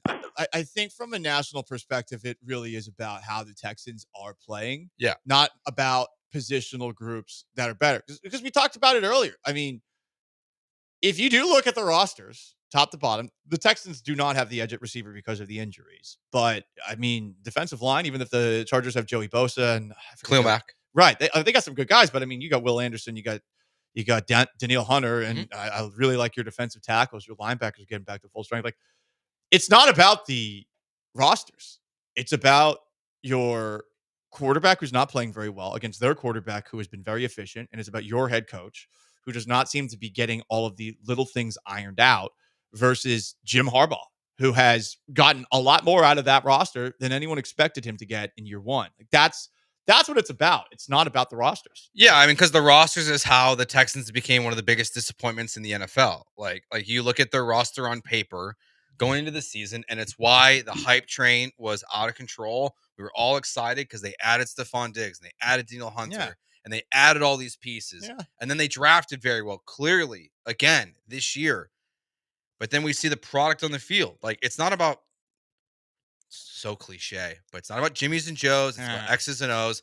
And the Texans players are good, but they've been terrible this year. Like, on paper, the Texans should be a way better team than they've been. And that's why everyone thinks, including us, thinks the Chargers are going to win this weekend. I was listening to Dominique Foxworth on Ryan Russillo's podcast, and Foxworth talked about how it's not just about the talent in the playoffs. It's about what teams are capable of scheming up.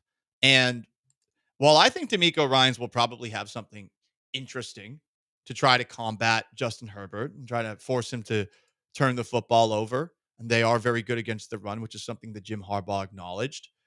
But I really wonder about Bobby Slowick's ability to draw up any offense where when I look at the Chargers and what they want to do, which is run the football down your throat, which the Texans have shown in the last couple of weeks, maybe they're not as good at stopping as they were earlier in the year. Hopefully Azeez Al-Shaair's return fixes that. I feel pretty good about whatever game plan they're going to draw up.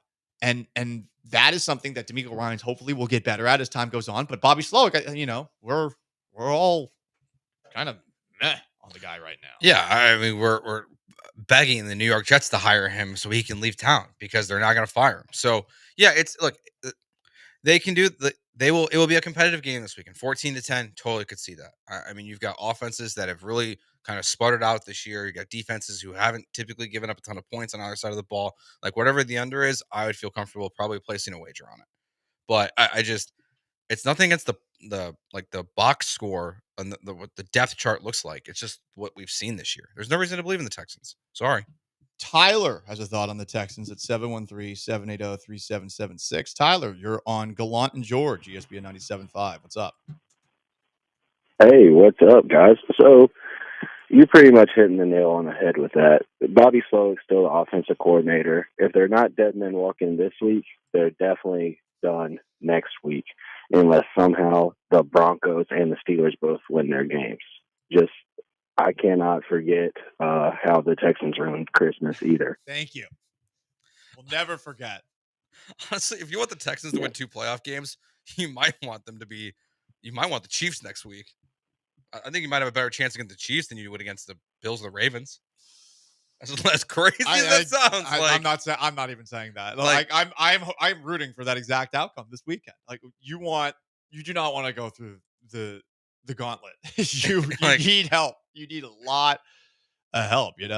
Yeah, it's like there's no good second round matchup for the Texans. So if they win this week, like that's congratulations. Like then you achieved what you did last year, and you will have beaten this year in the first round of the playoffs a much better football team than you beat last year. Cleveland was kind of fraudulent there with Joe Flacco. We all knew it going into the game, but the defense was good. If you can beat the Chargers on Saturday, that is a much more impressive playoff victory than the game was last year. So at least that's something that could be a positive in your favor for this season. But the problem is, it's hard to accept it. The funny thing is, like they win. This city is such that because they've seen the Texans win in the first round and not win in the second round so much, it's not enough. And I do find it funny because there are a lot of cities that would kill for just one victory. Hell, I mean, the Jets died just to get back in the dance. I'm sure you, Joe, as a Bears fan, would like to see a wild card victory. Yes, but it's different because there's been 5 wild card victories since 2011. Exactly. Like the Bears have made the playoffs twice since they fired Lovie Smith in 2012. Okay, like they're a disaster. The last time they were in the playoffs, I watched a football bounce off the goalpost twice. Happy anniversary. Oh, what was that? Was that called the double doink? The double doink. Happy anniversary, like yesterday or 2 days ago. Damn, you even remember the day. No, I saw it pop up on Twitter. And it makes me sad every time I see it. But like that's your never forget. I think the Texans fans, rightfully so, shouldn't be just like happy with the playoff victory this weekend. No. At some point, especially with CJ Stroud as your quarterback, the expectations for this franchise should raise, and it should raise beyond just winning the 3:30 Saturday playoff game. Yeah. Especially CJ Stroud as your quarterback and the offseason that you had and the offseason that you were. And I mean, it wasn't all like just pumping tires. Like it was reasonable to think that they would take a step forward. Like they did make acquisitions to improve this team. It's just none of it really took it didn't take. It's just so many other things went wrong that you make all these moves. It's so exciting before they play any games. And then, you're right where you started. In some ways, they did take steps forward. I think their defense is better than it was last year. But their offense took a step back, and it almost takes out the step forward that you made on that side of the ball. DeMeco Ryans, head coach of the Houston Texans, had a press conference yesterday, and he talked about the key to playoff success. It's taking care of the little things. At this level, right, if you make a mistake, like it can cost you. Every game is sort of like that, but here in the playoffs, even more so because, right, all the teams that are here, they deserve to be here, right, and they wouldn't be here if they weren't good teams. So if you give good teams like more opportunities to go score, they're going to find a way to score. So you cannot have, right, the mental mistakes here in the playoffs, right? You cannot have the penalties, like all those things where field position is definitely a huge battle, and we have to win that field position battle each and every game, and it's even more paramount now. But it's just a matter of being on the details, man, being confident in what we're doing and going play. The thing they've been talking about all year that they've never been able to actually get done. I wonder if at this point DeMeco's throwing up his hands privately and saying, like, I just can't get them, at least the majority of the roster, to clean these little things up, because that is really what it will come down to on Sunday. Like, you can't do this dumb stuff you've been doing all year. And we've come to the point now where we are expecting at some point or another, whether it's an illegal formation or it's a man downfield on a screen that actually works, or it's a false start or a delay of game, you're expecting those mistakes on offense. And that's before we even talk about CJ Stroud with a misfire or a turnover. Yeah, and that's why I like the idea, like Bobby Slowick being so safe, kind of like blows my mind, because I just can't imagine what DeMeco is thinking. It's just like not having a false start doesn't feel like they happen. They do not happen to the frequency they happen to the Texans very often to good football teams. The delay of games, that means operationally you're failing, getting the play in quickly, in time to your quarterback to his team, and then just being aware of the what your surroundings are when you get to the line of scrimmage and knowing how much time you have left on the clock, like that stuff's inexcusable at this point in the season. It shouldn't be happening in week 18 versus the Tennessee Titans. Like that stuff can't happen. You can't be unaware that there wasn't a reset. You got to know what's going on around you. And I don't know, like he's right. It can't happen, but no one believes it's not going to happen. Everyone has belief that the Texans are going to have a positive play, on the first couple plays of the drive. Do some good things, and then they'll go backwards. That's the fear. Like Joe Mixon, 9-yard carry, first play of the game, wouldn't shock me. And then Laramie Tunsil's going to drop you back 5 yards, and then C.J. Stroud's going to get sacked, and then you're going to punt the football. Yeah, that's happen. Your first drive, probably. Right, it'll happen at some point. It might be the first drive, it might be the second drive, but like they've lured us in before with quick starts. And hey, it's Sunday, great, quick start until the delay of game in the red zone and the 2 Laramie Tunsil false starts. Blah blah blah. You can't do those things. D'Amico knows you can't do those things. And I wonder if D'Amico knows that his team is incapable of going through an entire game without making one of those little fumbles. And hopefully, I mean, we are looking at them as dead men walking right now. Hopefully next year, some of those things get cleaned up. He's Joe George. I'm Paul Gallant. We got Sean Mapes behind the glasses. Gallant and George, ESPN 97.5 and 92.5.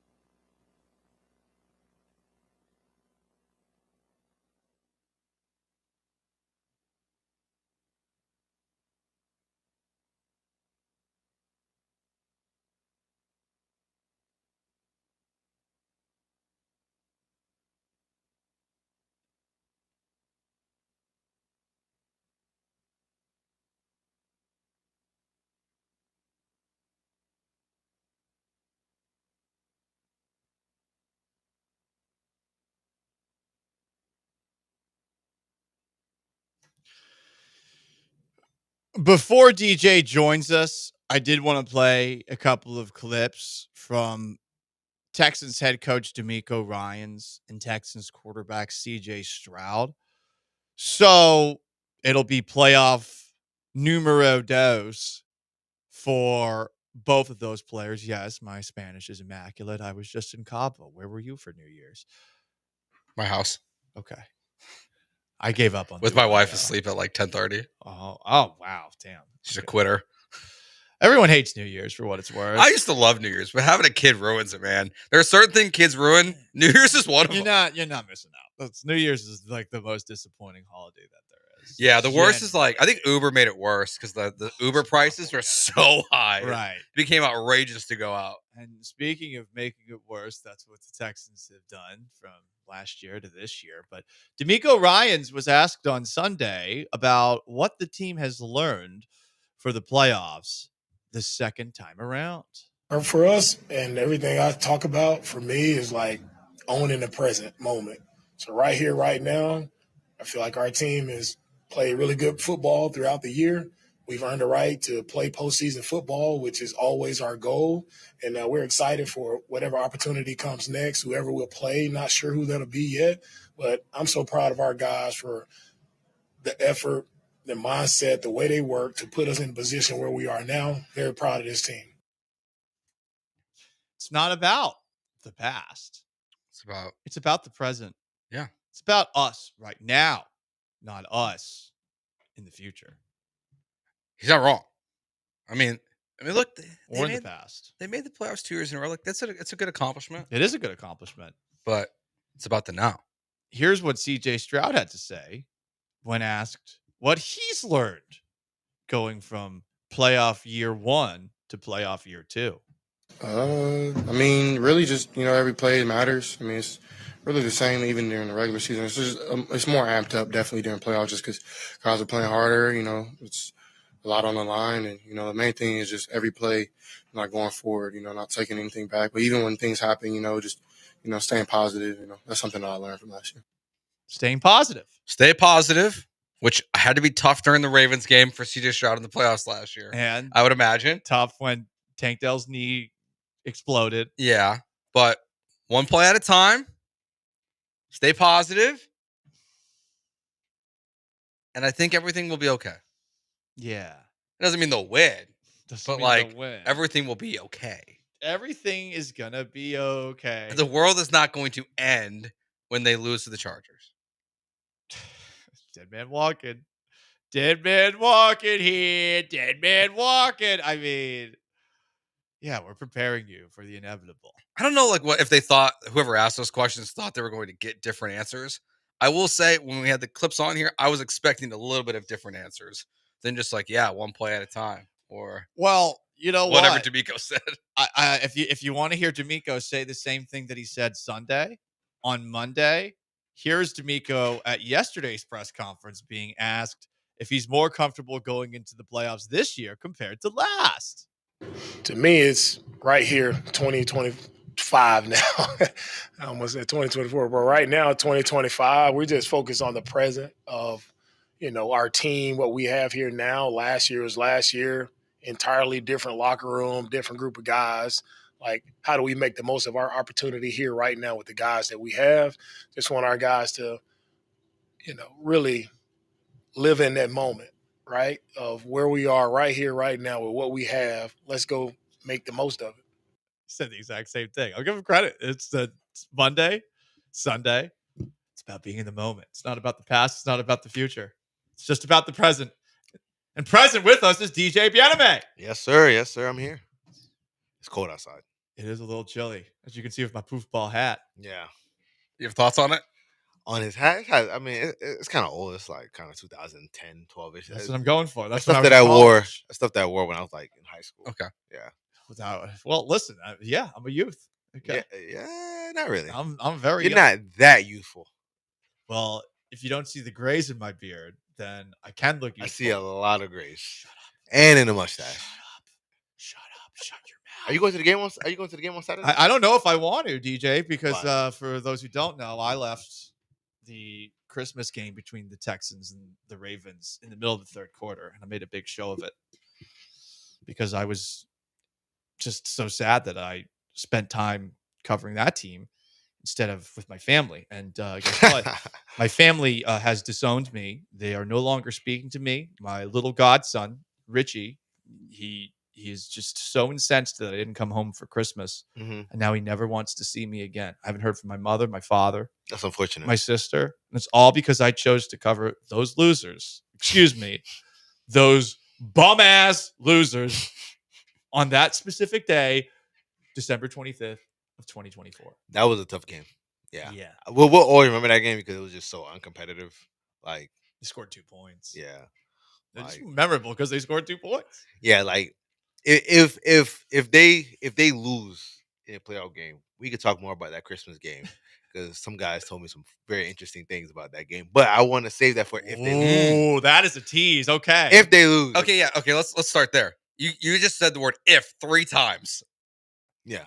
You think it's an if they lose? Because we think they're dead men walking and it's they're going to lose. Yeah, I mean, I would lean towards they'll lose, but you know, anything can happen. You know what I'm saying? I do think it's a bad matchup though. Why so? Because the blah, blah, blah. The Chargers, what their strengths are they can exploit the Texans' weaknesses.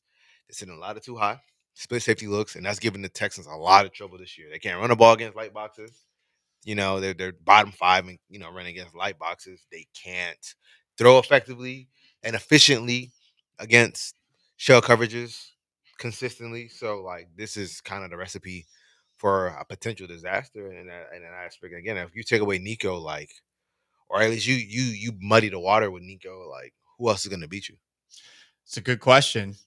I saw a depressing statistic that Derek Barnett has as many touchdowns as Dalton Schultz. Yep. I think he has more than Robert Woods, right? He does. And John Mechie. And Xavier Hutchinson combined. In fact. Yeah, all exactly. 3 of them. Yeah, exactly. So, I mean, you're going to need somebody else to step up on offense.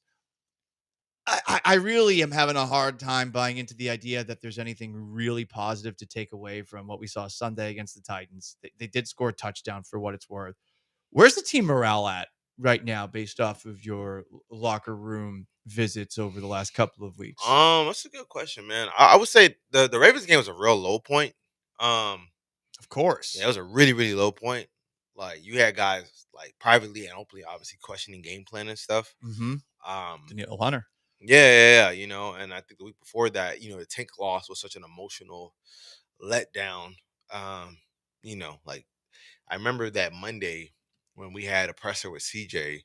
I remember Chancellor Johnson, KPRC, he was like, "Yeah, I don't think they're gonna win on Sunday." I mean, on Wednesday mainly because he was like CJ doesn't look like he wants to be here right now. You know what I'm saying?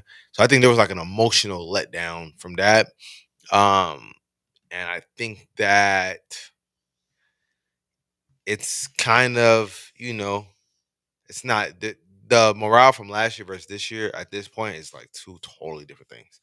Like last year, it was more like we can keep this going, we can shock the world. This year is more like, can we just play clean football and kind of hope for the best? You know what I'm saying? So, I'm not saying that's what players are saying, but that's the vibe I'm getting. Like, can we just because they've been trying to do it all year. Exactly. At the end of the day, like, players aren't stupid, right? So like if they see what's happening hasn't been working the majority of the year, it's hard for them to muster up and think like, oh, okay, everything's going to just change right now. So they kind of got to play a very clean game this week. They could play a clean game, not get them a shot. But they got to commit to the run. Like if they get past happy, they'll lose the game. If CJ throws the ball over 40 times, they'll probably lose. If CJ throws it under 28 times, they actually have a really good shot at winning. Because I mean, the run game is really, really working. If you can get Joe to over 100, now you got a real good shot. But if you can't, like, it's gonna be a long day, And it's not like the Chargers are gonna like outscore you. It's just gonna be like a physical beatdown. And I think if that happens, like, think a lot of things can change. In terms of play caller, obviously, O-line coach is probably gonna be gone next year, regardless. And it could be a trickle down fade. Then going into year 3, like now, like, I'm not saying like D'Amico's on the hot seat. I'm not saying that, but like now there is a different level of expectation for them because you're going into year 3 and year 3 you gotta make something happen. And there'll be more pressure for sure. I know what he did year 1, but year 1, doesn't even really matter to an extent. You know what I'm saying? Like in year 3, there has to be some legitimate progress. So I think the pressure is going to ratchet up going into next year, and you got to nail your OC hire if you get rid of Bobby, and you got to nail your O-line coach. Once you get rid of him, and they don't have that much cap space. They only got $14 million in cap space.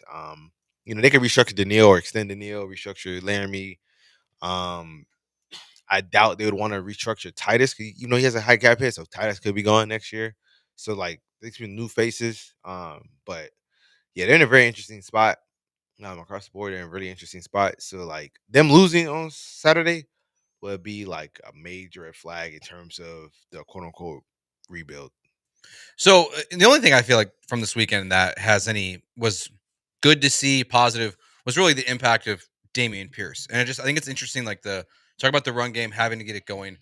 Why do you think we see like performances where Dameon Pierce can be electric, like he was on Sunday in the kick return game? They can't get the run game going. Why does Bobby Sloak not use him in the offense at all? Like why do they not even try to use him in any capacity at this point when Joe Mixon's also struggling? I'm not gonna be moved by Dameon Pierce's touchdown on It was 92 yards though, dude. Yeah, he was untouched. Yeah. So the issue is like Damien's vision. So like, if everything's clear, he can run right through it and he can make something happen. But like that's not necessary. And again, like, it's against the Titans, who are trying to lose. It's very clear they're trying to lose, and so they played all the young guys. Blah blah blah. Obviously, some guys on offense, were more vets, but they were clearly trying to lose so they can get them one pick. And then again, when he had a good game against the Patriots are the Patriots, right? The Patriots could be good next year. We'll see.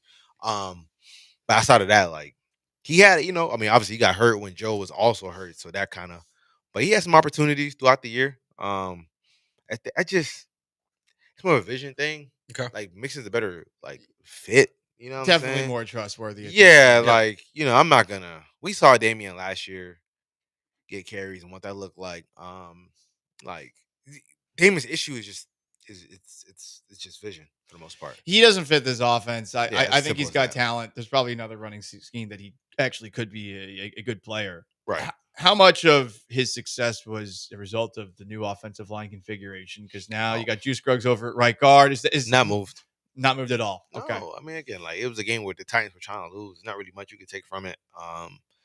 In all honesty, and again, like, they still only scored like 23 points. If you really want to go that route, they only scored 23 points. Do you think the offensive line, though, like now with this configuration, is better for the long term, or it's still, or at least for for this playoff game specifically? Better with Shaq Mason if he were healthy. Probably. I mean, it's Oh, a wow. wash. It's a wash. Jeez. No, Shaq regressed drastically this year. Yeah, no, it's a wash. I think they have to like reinvest in the interior offensive line regardless, because again, like, you can get out of Titus's contract, and the way it's structured, like, his cap is over 20 million. It's like 21. Do you really want to pay have that cap hit on your books? Even though like the dead cap is like 19, so you're only saving like $2 million in cap space, but do you want to get that off your books regardless?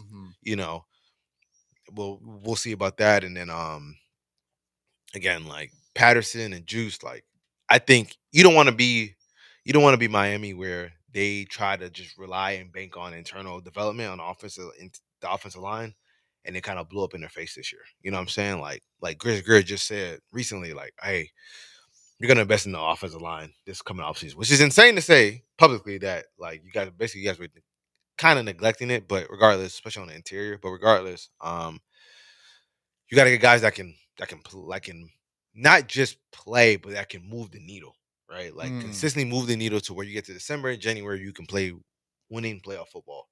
Because again, like, when they play teams that are physical, that can punch them in the mouth, they struggle, right? Like, there's a reason why they're 1-5 or 1-4 against teams with winning records. 1-6.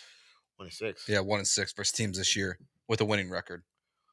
Really? Yep. I thought. I know playoffs is for sure at 1-5, but regardless of the the point, like, your point, it makes sense. Like, yeah, there's a reason why. Because the teams that can win games, are teams that are physical, right? Teams that can make to the playoffs, they can run the ball, they can control the trenches, they got good quarterback play. The Texans right now,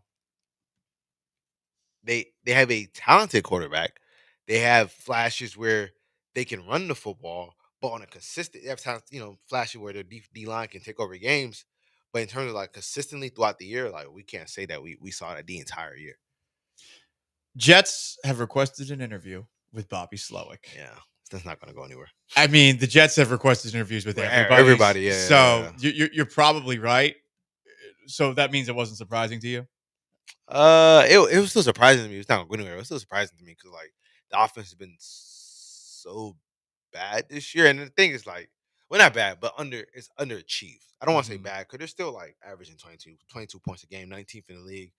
It's not horrendous. But below average considering. Right. So do they want to go like the West Coast Kyle Shanahan tree again? You know what I'm saying? I don't think they'll do that again. I mean, they kind of had a guy like that in their building already, Michael Floyd, and they ran him out. So yeah, I mean, I don't think it'll go do much, but we'll see though. I mean, it'd be interesting to see like how many interviews he gets this go around. He's not gonna get a head coaching job offer, but we'll see where how many people actually request to interview him. It seemed, based off of D'Amico's answer when asked about him, I know Aaron Wilson had asked the question, and he said, hey, things maybe not as smooth this year. And D'Amico did seem defensive of Bobby Slowick. And we've touched on this before, but to me, it felt like another example of D'Amico supporting Bobby enough that he'll be here next year. Yeah. Has that changed at all? Yeah, I mean, again, for me, it's on how it looks on Saturday. If it's nasty on Saturday, then maybe things could change. But they have to do something nasty for that to happen on. It's 2 points. Yeah, I mean that was nasty. You want Bobby gone? Root for 2 points, or maybe 4. I don't know. That's for sure. Like the worst performance offensively since D'Amico's been here. Yeah, that's why I don't really think the Saturday should matter. I think it should already be. What if they put up 30 points? Well, then what happens next week when you play the Chiefs? Nah, but at that point, I mean, you're right back where you started. I mean, you're right back where you ended last year. At least you can say, but that's short sighted, right? Like if you have playoff success against the Chargers, like while they have a good defense, it's hard to ignore when you didn't score a second half of the touchdown for like 12 straight weeks. Yeah, not for sure. But again, if you get to the second round, like you're right. At least you can't say you took a step back. Yeah, you can say like we got to the same point last year by win total. Like how many, they would have won the exact same amount of games. Yeah, I don't know. Like I really don't feel like Saturday honestly should have any consequence to the future of Bobby Slowick. I don't think anything should change. I would say the same thing about we wouldn't say if CJ Stroud throws for 500 yards and drops back 45 times and doesn't get sacked once, that changes how you feel about the offensive line coach. Right. Like we know what the problems are, and Saturday should not have an impact on what the Texans are doing, in my opinion. But it should though, because like if they do the things you just said, that gives you confidence going into next year, and into the following week. Because they do that, then like at that point they could be anybody. False confidence. But again, like it's better to have false confidence. No, it's not.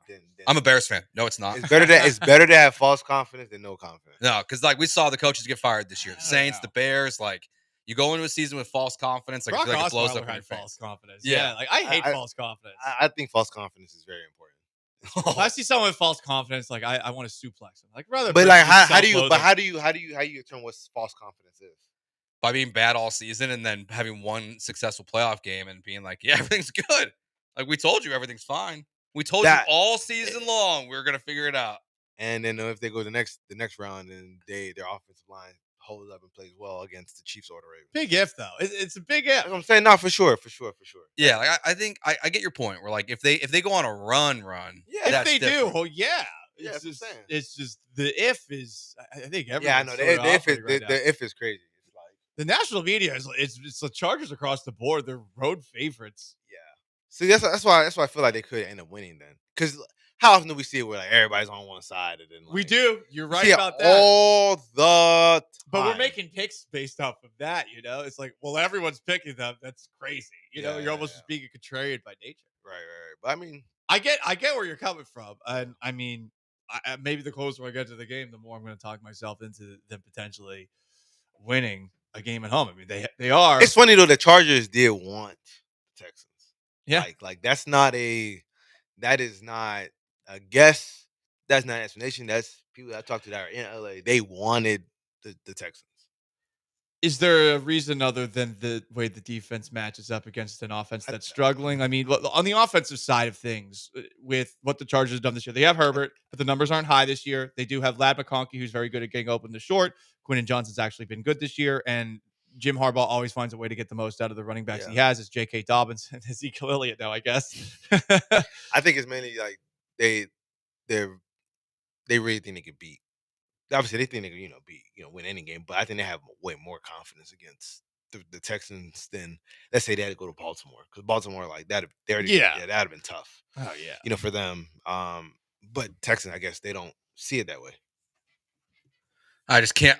It's just like to have a team that's so openly, your quarterback, your social media team, like Herbert's openly talking about how he was in a meeting room and he heard the cheers happening while he's watching film as the Steelers game is unfolding, because it meant that good things were happening for them. So how do you think this plays out this weekend? I mean, I think I would lean towards them losing, mainly because like I just don't know how they're gonna protect CJ well enough for him to do what he has to do, and only Nico, the corpse of Dalton Schultz. Man, yeah, I just don't know. You know what I mean? So I think the larger question is, if they lose, where do they go from here? You know what I'm saying? I think because if they lose round one, that'd be a massive disappointment for the amount of money that they spent, the amount of hype that they had. Granted, injuries happen, but still, like. I remember I was talking to somebody about it. Like, I think it might have been Sarge, and we were arguing. It was actually during the Christmas game, because he was like, they lost Steph, they lost Tang. I'm like, bro, you guys people act like they lost CJ, Laramie, Daniil, Will, Stingley, Nico for the entire year. Like, you still have enough guys at premium positions to win games. You know what I'm saying? Like, you still have Joe Mixon, you still got CJ, you still got Laramie, you still got Nico. You still got Will, Daniil, and Sting. That is more than enough to win a playoff game. Yeah, I mean, you're getting a lot out of your rookies too. Yeah, Kalen Bullock almost had pick six. That's what I'm saying. So it's like Kamara's been really good. Like, at all your premium positions, outside of maybe like right tackle and like wide receiver number 2, like you have it nailed down. Are they more talented than the Chargers, top to bottom? I never bought into the idea that the Texans were like this super overly talented team. Gotcha. But if we're looking at both of these rosters, it's even. You think it's even? Okay. Yeah, it's even. Like, I never bought into this idea. I remember people say, "Oh, this is the most talented team in team history." No, it's not. I just remember going into the year, a lot of people looked at the Chargers and they said, "Not a lot of talent." Oh yeah. But like again, but they've gotten the most out. But as the season progresses, like the whole concept of talent is super subjective, right? Like, it's like it's name recognition. Yeah, it's name recognition, things of that nature. It's not, how are you playing at this point in time, right? Lad is playing very well. Right, obviously Justin Herbert's been playing well this year, helping get into where they are right now. J.K. Dobbins has been a very effective running back for the Chiefs. For the Chargers, they have 2 really good tackles. They still got Nick Bosa. They still got Joey Bosa and Khalil Mack. The back end doesn't have any recognizable names, but the way they run their scheme, they'll be fine in that aspect. So again, like, it's not like now, it's not like they're going against the Ravens. The Ravens have more, they have objectively more talent than the Texans, but it's not like the Chargers don't have talent. You can't get to 11 wins with no talent or limited talent. That's impossible. That's virtually impossible. You can't coach your way to 11 wins with subpar talent, especially in AFC West. The West is better this year. Bingo. Last question. Final score. Oh, I think probably like something like 23-17 or something like that. Slow score. Okay. Yeah, that's what I'm saying. Like, that's why it's hard to like completely right off the Texans, because at the end of the day, like, it's not that the Chargers are going to put up 30, 35. If that happens, then that's just, they might get booed off the.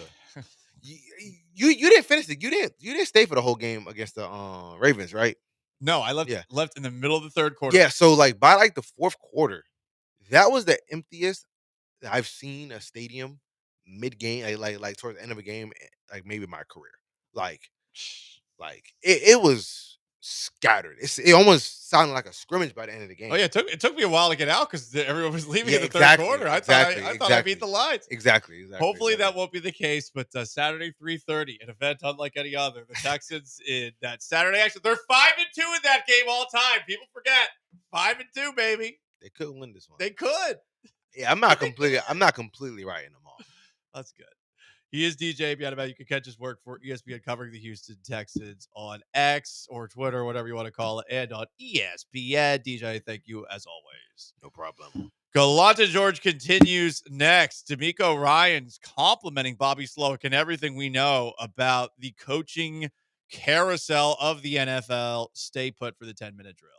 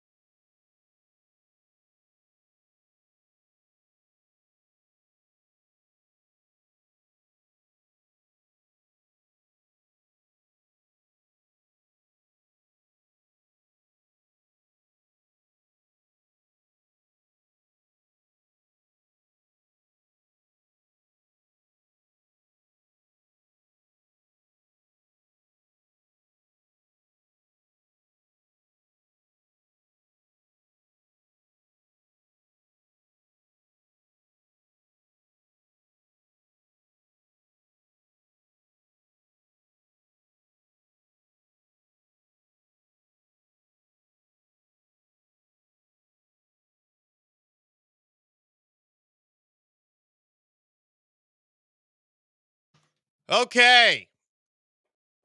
The Tennessee Titans did not fire head coach Brian Callahan, but they did fire their general manager, Rand Carthon, today after just 2 years. You might remember Rand Carthon as the guy who seemingly was part of running former Titans head coach Mike Vrabel out of town. Mike Vrabel had been working with John Robinson, the former Titans general manager. Writing seemed to be potentially on the wall when Carthon came in, and now he's gone. The Titans usually give somebody 2 years, which is why I am assuming Brian Callahan has yet to be fired. I think the Titans are too scared to do a one and done. I guess. I just don't quite understand why they are a disaster. I mean, they fired John Robinson, their GM, after he got an extension. Then they extended Mike Vrabel and fired him. And then now they fired their next GM. They got the Oilers unis, though. And they're probably going to fire Brian Callahan next season, if not midseason. I would imagine he is on a short list of coaches who will be fired first because, do we expect Cam Ward or Shedeur Sanders to be awesome year one? Most draft people would not. Draft's a crapshoot. I think a lot of the people talking about draft are talking out of their ass. But on that roster with Calvin Ridley and Tony Pollard and Jeffrey Simmons, who's saying, we're never going to taste this again. You sure, Jeffrey? Yeah. You might have the number one pick again next year, buddy. Yeah. And even if, Cam Ward, Shedeur Sanders, whoever, does play well and show signs of improvement and signs to believe that he's a guy long term or a guy at least that you're willing to build with. Didn't save Gerard Mayo's job. Nope. Didn't save his job. So there are a lot of things here. It is funny seeing it all written out. A lot of people have written out so Amy Adams sided with Vrabel in a power struggle with John Robinson, then Rand Carthon in a power struggle with Vrabel, and then now Brian Callahan. We don't know if it's a power struggle, but I don't think it is. She's alternated firing GM and coach the last 3 years. Which you should always just start clean. It's working so far for the Texans, but it's why you always start clean. I mean, the Jags are keeping bulky. Now, there was a moment in the press conference where Shad Khan was like, if I think a reporter asked directly, if a coach wanted their own GM or didn't want to work with Balky, would you fire Balky? And he was like, maybe. Sometimes they will keep the general manager until after the draft, and then they will fire them. Yeah. I bring that up because there's a guy who, on his Wikipedia page, it says he's the reason the Patriots drafted Tom Brady. It's former Patriots GM Bobby Greer. When Bill Belichick came in 2000, Belichick was just the head coach for the draft because they had all of the people in the office who were doing all the pre-draft scouting process. Draft is done. They fire Bobby Greer right after the draft, right afterwards. Yeah. Mm-hmm. And I'm assuming that's what's going to happen with New England and Elliott Wolf because I guarantee you Mike Vrabel does not want to work with him. He knows who he wants to work with. It's a matter of finding that guy, and then you bring him in after the draft's done. Yeah, and I think Rand Carthon's also just being fired because he was so wrong about his own roster. I mean, look what they did this offseason. Yeah. They went and acquired Calvin Ridley, Tony Pollard. They traded for L'Jarius Sneed. Those are moves that a contending team should be making. They're the worst team in the NFL. They thought Levis would be better than and look what Malik Willis did this year. I think you have to crush them for that. He had great success. I mean, at one point he was statistically better than Jordan Love for the Green Bay Packers, and they cut his ass. They're a mess. Yeah, and we do not wish them well. No, in the wars to come. Bobby Slowick, the request made by the New York Jets is one of many. Before we go through the interview watch, Sean, can I toss to D'Amico Ryans talking about the growth of Bobby Slowick this year? Here he is at yesterday's press conference. Obviously, not every season is as smooth as last year. Where have you seen him deal with the ups and downs of the season? Yeah, I don't know if any season is smooth, right? You have a lot of ups and downs. Even, when you're winning, kind of those things kind of go under the rug. But there are ups and downs as coaches. And as coaches, you have to grow and evolve. You have to do things different. And sometimes you set out to do, or you have a mindset of doing things one particular way. And you always have to kind of tweak those things and do what's best for the guys that you have and what they're capable of doing. So I see where I think Bobby has definitely grown in that area of being able to adjust and put our guys in position where they can be successful. I disagree. I strongly disagree, D'Amico. I respect you having your guys back. So Bobby Slowick is one of many interview requests that both the New York Jets and Chicago Bears have done. I don't think Bobby Slowick's on the Bears list, but we were talking about it during the commercial break, Joe. What's the number of Jets and Bears interview requests now? Yeah, so the Jets have requested or completed interviews with 13 candidates. They completed their interview with Rex Ryan, Mike Vrabel, and Ron Rivera. The Bears list is up to 14 coaches, including interim head coach Thomas Brown.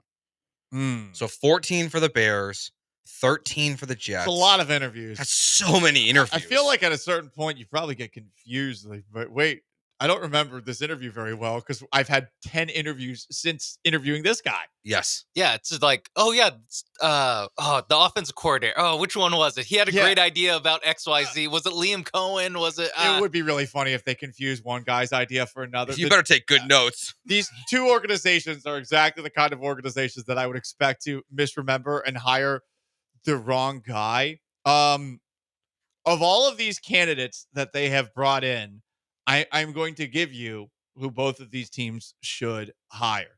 The New York Jets should hire Aaron Glenn. They should not hire Rex Ryan. I know Rex Ryan was on ESPN New York. You want to hear him be more bombastic some more? Here's Rex Ryan saying he's the best guy for the Jets job. You think you're going to get this job, right? You think you're going to be the next head coach of the Jets? Oh, 100%. Absolutely, I do. And the reason I think I'm going to get it is because I'm the best guy. And it ain't close. The thing that you have to do, you have to connect with a football team. You have to connect with your fan base. And the way they play, that's the most important thing. Not just the X's and O's and all that. Look, this Ben Johnson, I love him. I absolutely love him. But I'm a better candidate for this job than he would be. This Ben Johnson. I mean, I love the shrewd confidence that he shows here. Mm-hmm. Honestly, like, if someone wants this job, it might make them the best candidate. Because who would want the Jets job? I think Aaron Glenn, because he played there for a while. Yeah. I really think of all the guys, Aaron Glenn makes the most sense. They have defense. They should build on the defense, which is the strength of their team. I get they want to find the young quarterback and you want the quarterback coach. I don't know. I think that they actually were on closer to a right track with Robert Saleh still. And I do wonder where they'd be if they had not fired Robert Saleh as early as they've been. So that's who I think the Jets should get. Okay. For the Bears, Joe, this is my suggestion. I don't hate David Shaw being interviewed, but I feel like they should do Ben Johnson. All in on Ben Johnson, all in to accommodate everything Ben Johnson wants. Apparently, he wants a lot, which means he probably wants a front office guy. And that's what I wonder about if the Bears are actually willing to give Ben Johnson literally all control. If anyone's going to have a pretty good feel for Caleb Williams, I would imagine it's an NFC North guy. Yeah, I think Ben Johnson is the clear choice in Chicago. And I think the two teams that were clearly Ben Johnson teams were the Jaguars and the Bears. And the fact that neither of them fired their GM, the Bears ownership group today did not answer that question the same way Shad Khan did about firing Ryan Poles. Like, he is going to be there. He met with the media today. Trent Baalke has not met with the media, I don't think, with Jacksonville yet. I think Ben Johnson returns to Detroit next year. I don't think he takes a job yet. I really think he's just going to be. I think he wants the Chicago job or the Jacksonville job, based on reports. I don't think he's going to take either. I think it's going to be Vrabel in New England. Jacksonville, honestly, like, I have no idea. I think it's going to be Liam Cohen, the offensive coordinator for the Buccaneers. I think Aaron Glenn gets the Saints job. I wouldn't take that if I were him. I wouldn't take that. I don't know if anyone's going to take the Saints job because you're just completely screwed from a cap perspective. Someone's going to take the Saints job. But it's not high up on the list. It's Kellen Moore. We're talking Joe Brady. Yeah, Kellen the betting Moore, favorite Mike is Joe Kafka. Brady. Right. I don't think Glenn would take it. I really do think Glenn to the Jets.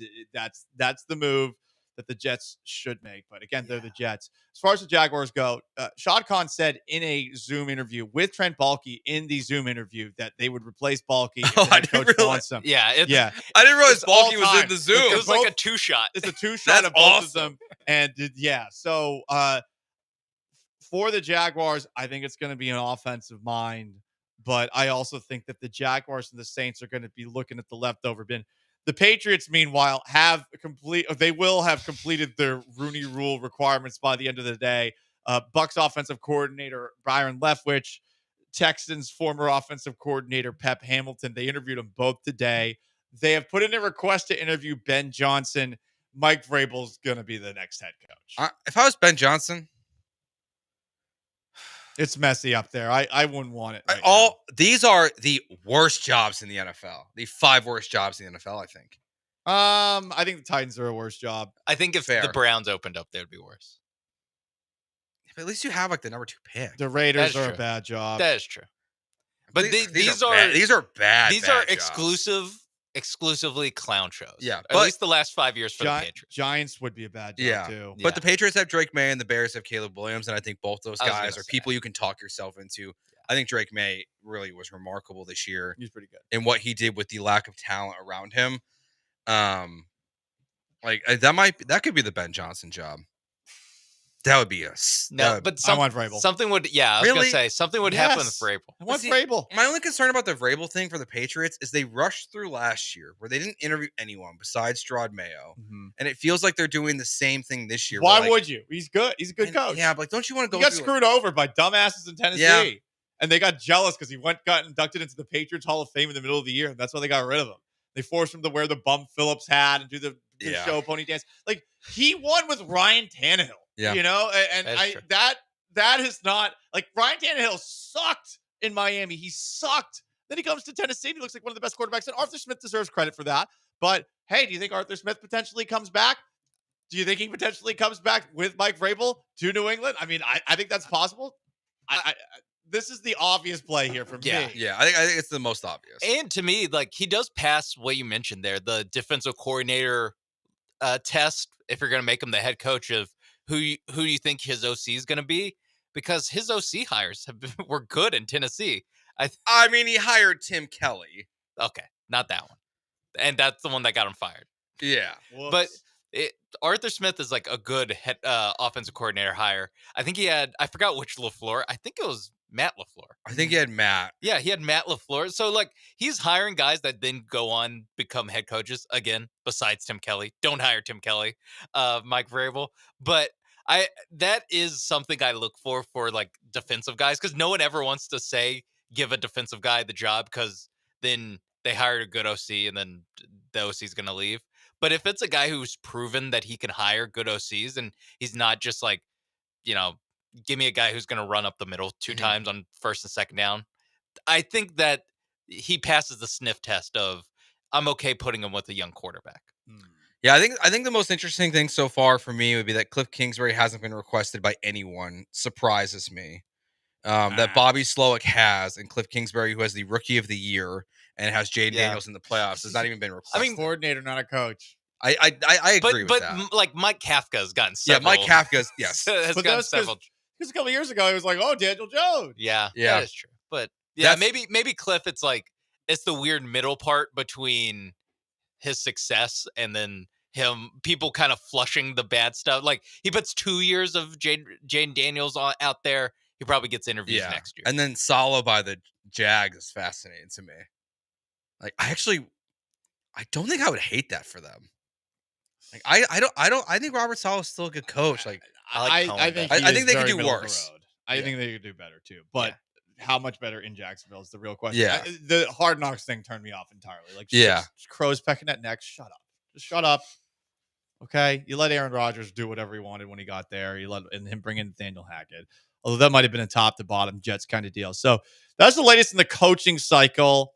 Deshaun Watson had a setback in his recovery from an Achilles injury. Fascinating. It's like dancing on TikTok. Yeah. But then had a setback. Out for 2025. And they didn't know what was happening. Yeah. Like as they're meeting with the media, they're like, we just found out about this, but we wanted to let you know.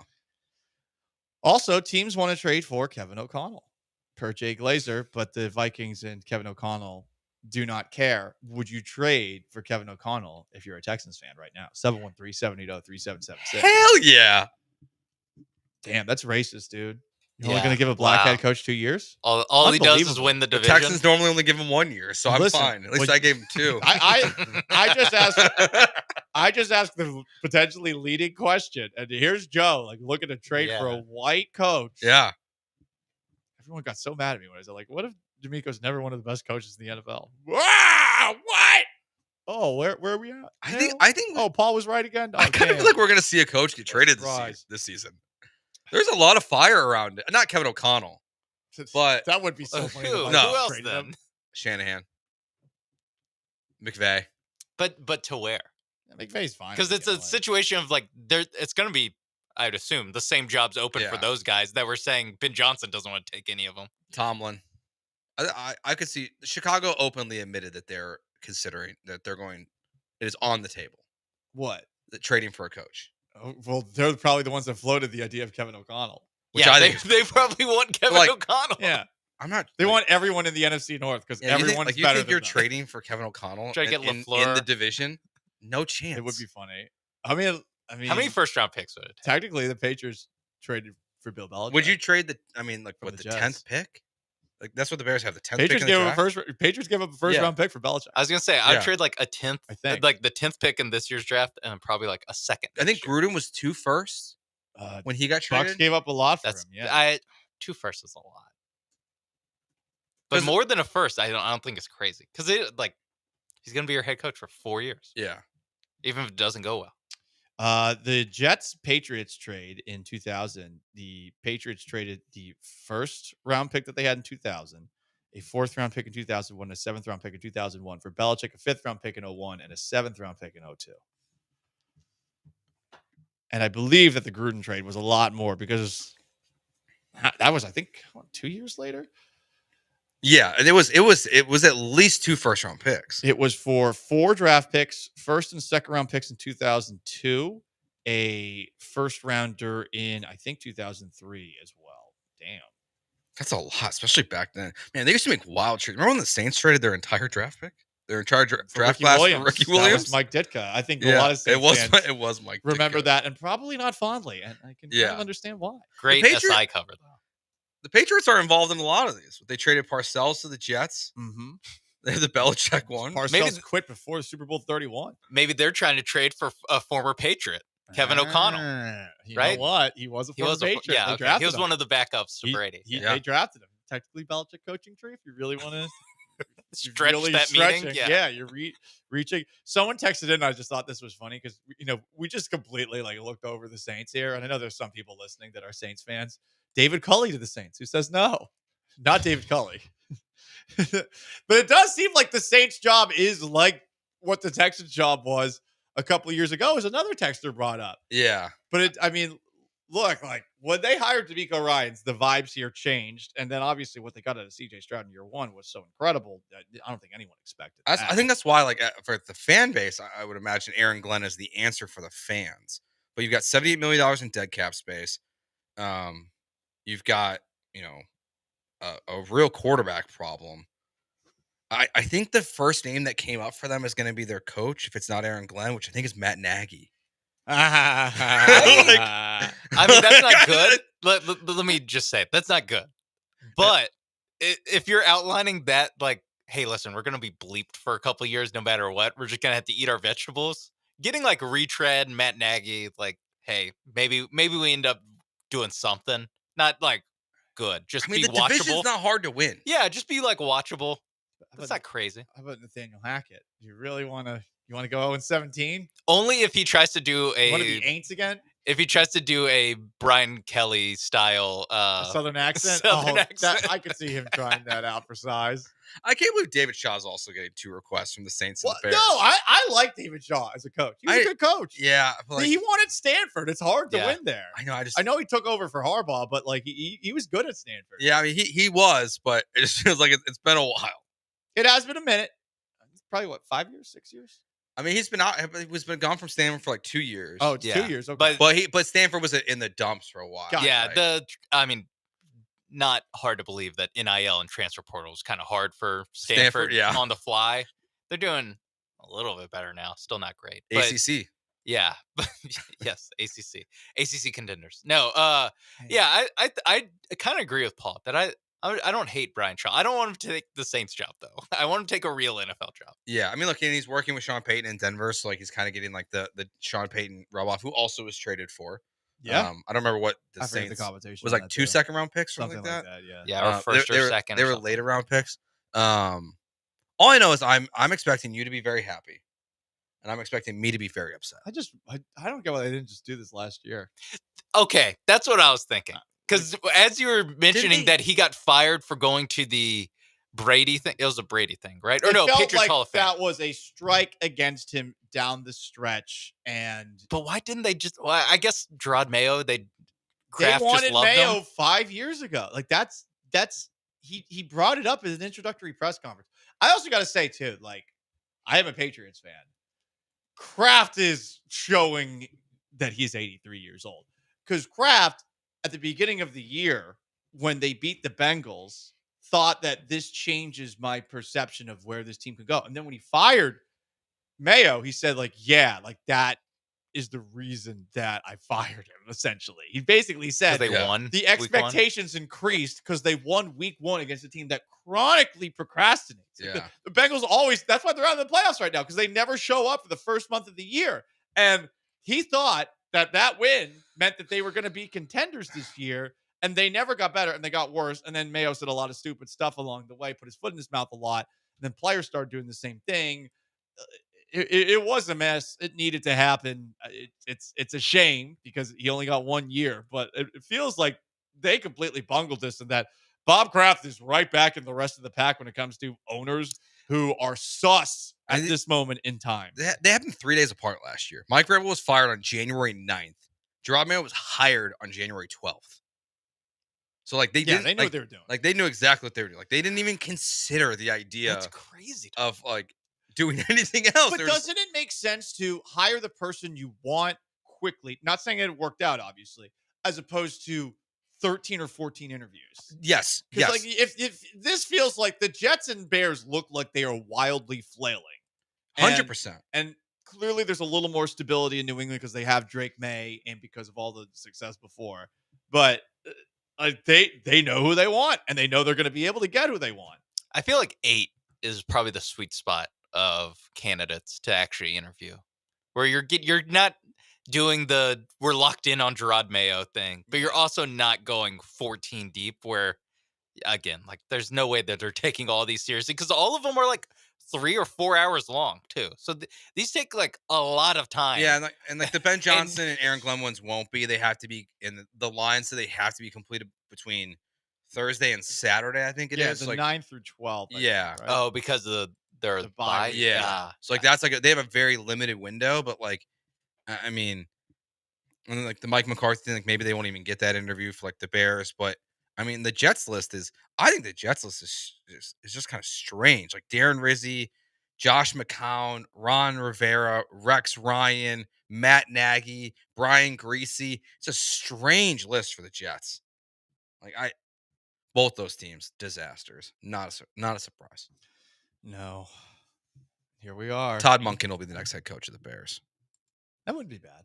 He's 67, but oh well, actually, ageist. Yeah. No, I agree. Yeah. You know what? Out. What? Out. You don't like first time head coach being older than retirement age? Yeah. David Culley, Lovie Smith. Yes. I don't. I like the idea white. of Todd Monken if he was 47. Too much white in the beard. Too much white. More white than me. A lot of wrinkles too. I don't know what Todd Monken looks like. Sean Mason behind the glass, Joe George. I'm Paul Gallant. It is Gallant and George, ESPN 97.5 and 92.5. Coming up next, a question for you that you can answer. 713-780-3776 to call, to text. You can join on YouTube as well at ESPN Houston, on Twitch at ESPN 975. Will the Texans season be a failure with a loss on Saturday? Also, are they dead men walking? Stick around.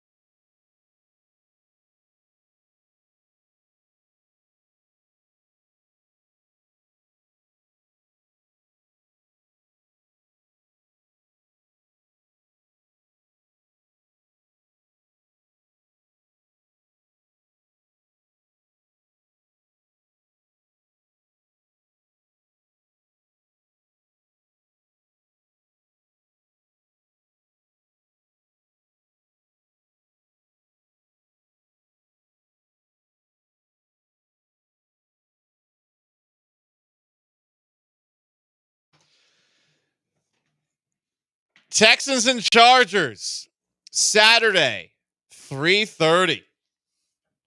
Texans 5-2 in that wild card spot in their history. They generally win this game. It's the next round where things don't typically go so well. Good afternoon. He's Joe George. I'm Paul Gallant.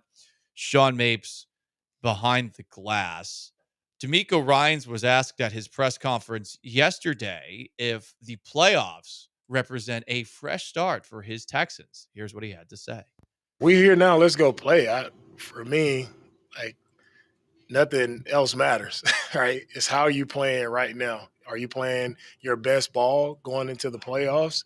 Like, that's what matters most, right? And are you able to consistently keep up with that when you are in the playoffs? Can you continue to play good ball? Can you continue to play the game the right way, not make silly mistakes? Can you put yourself in favorable positions? Can we get better scoring in the red zone, defending in the red zone, those situational elements of the game, third down, red area, those are the areas where we have to be really good at here in the playoffs because, good teams aren't going to make mistakes. You have to find a way to beat them.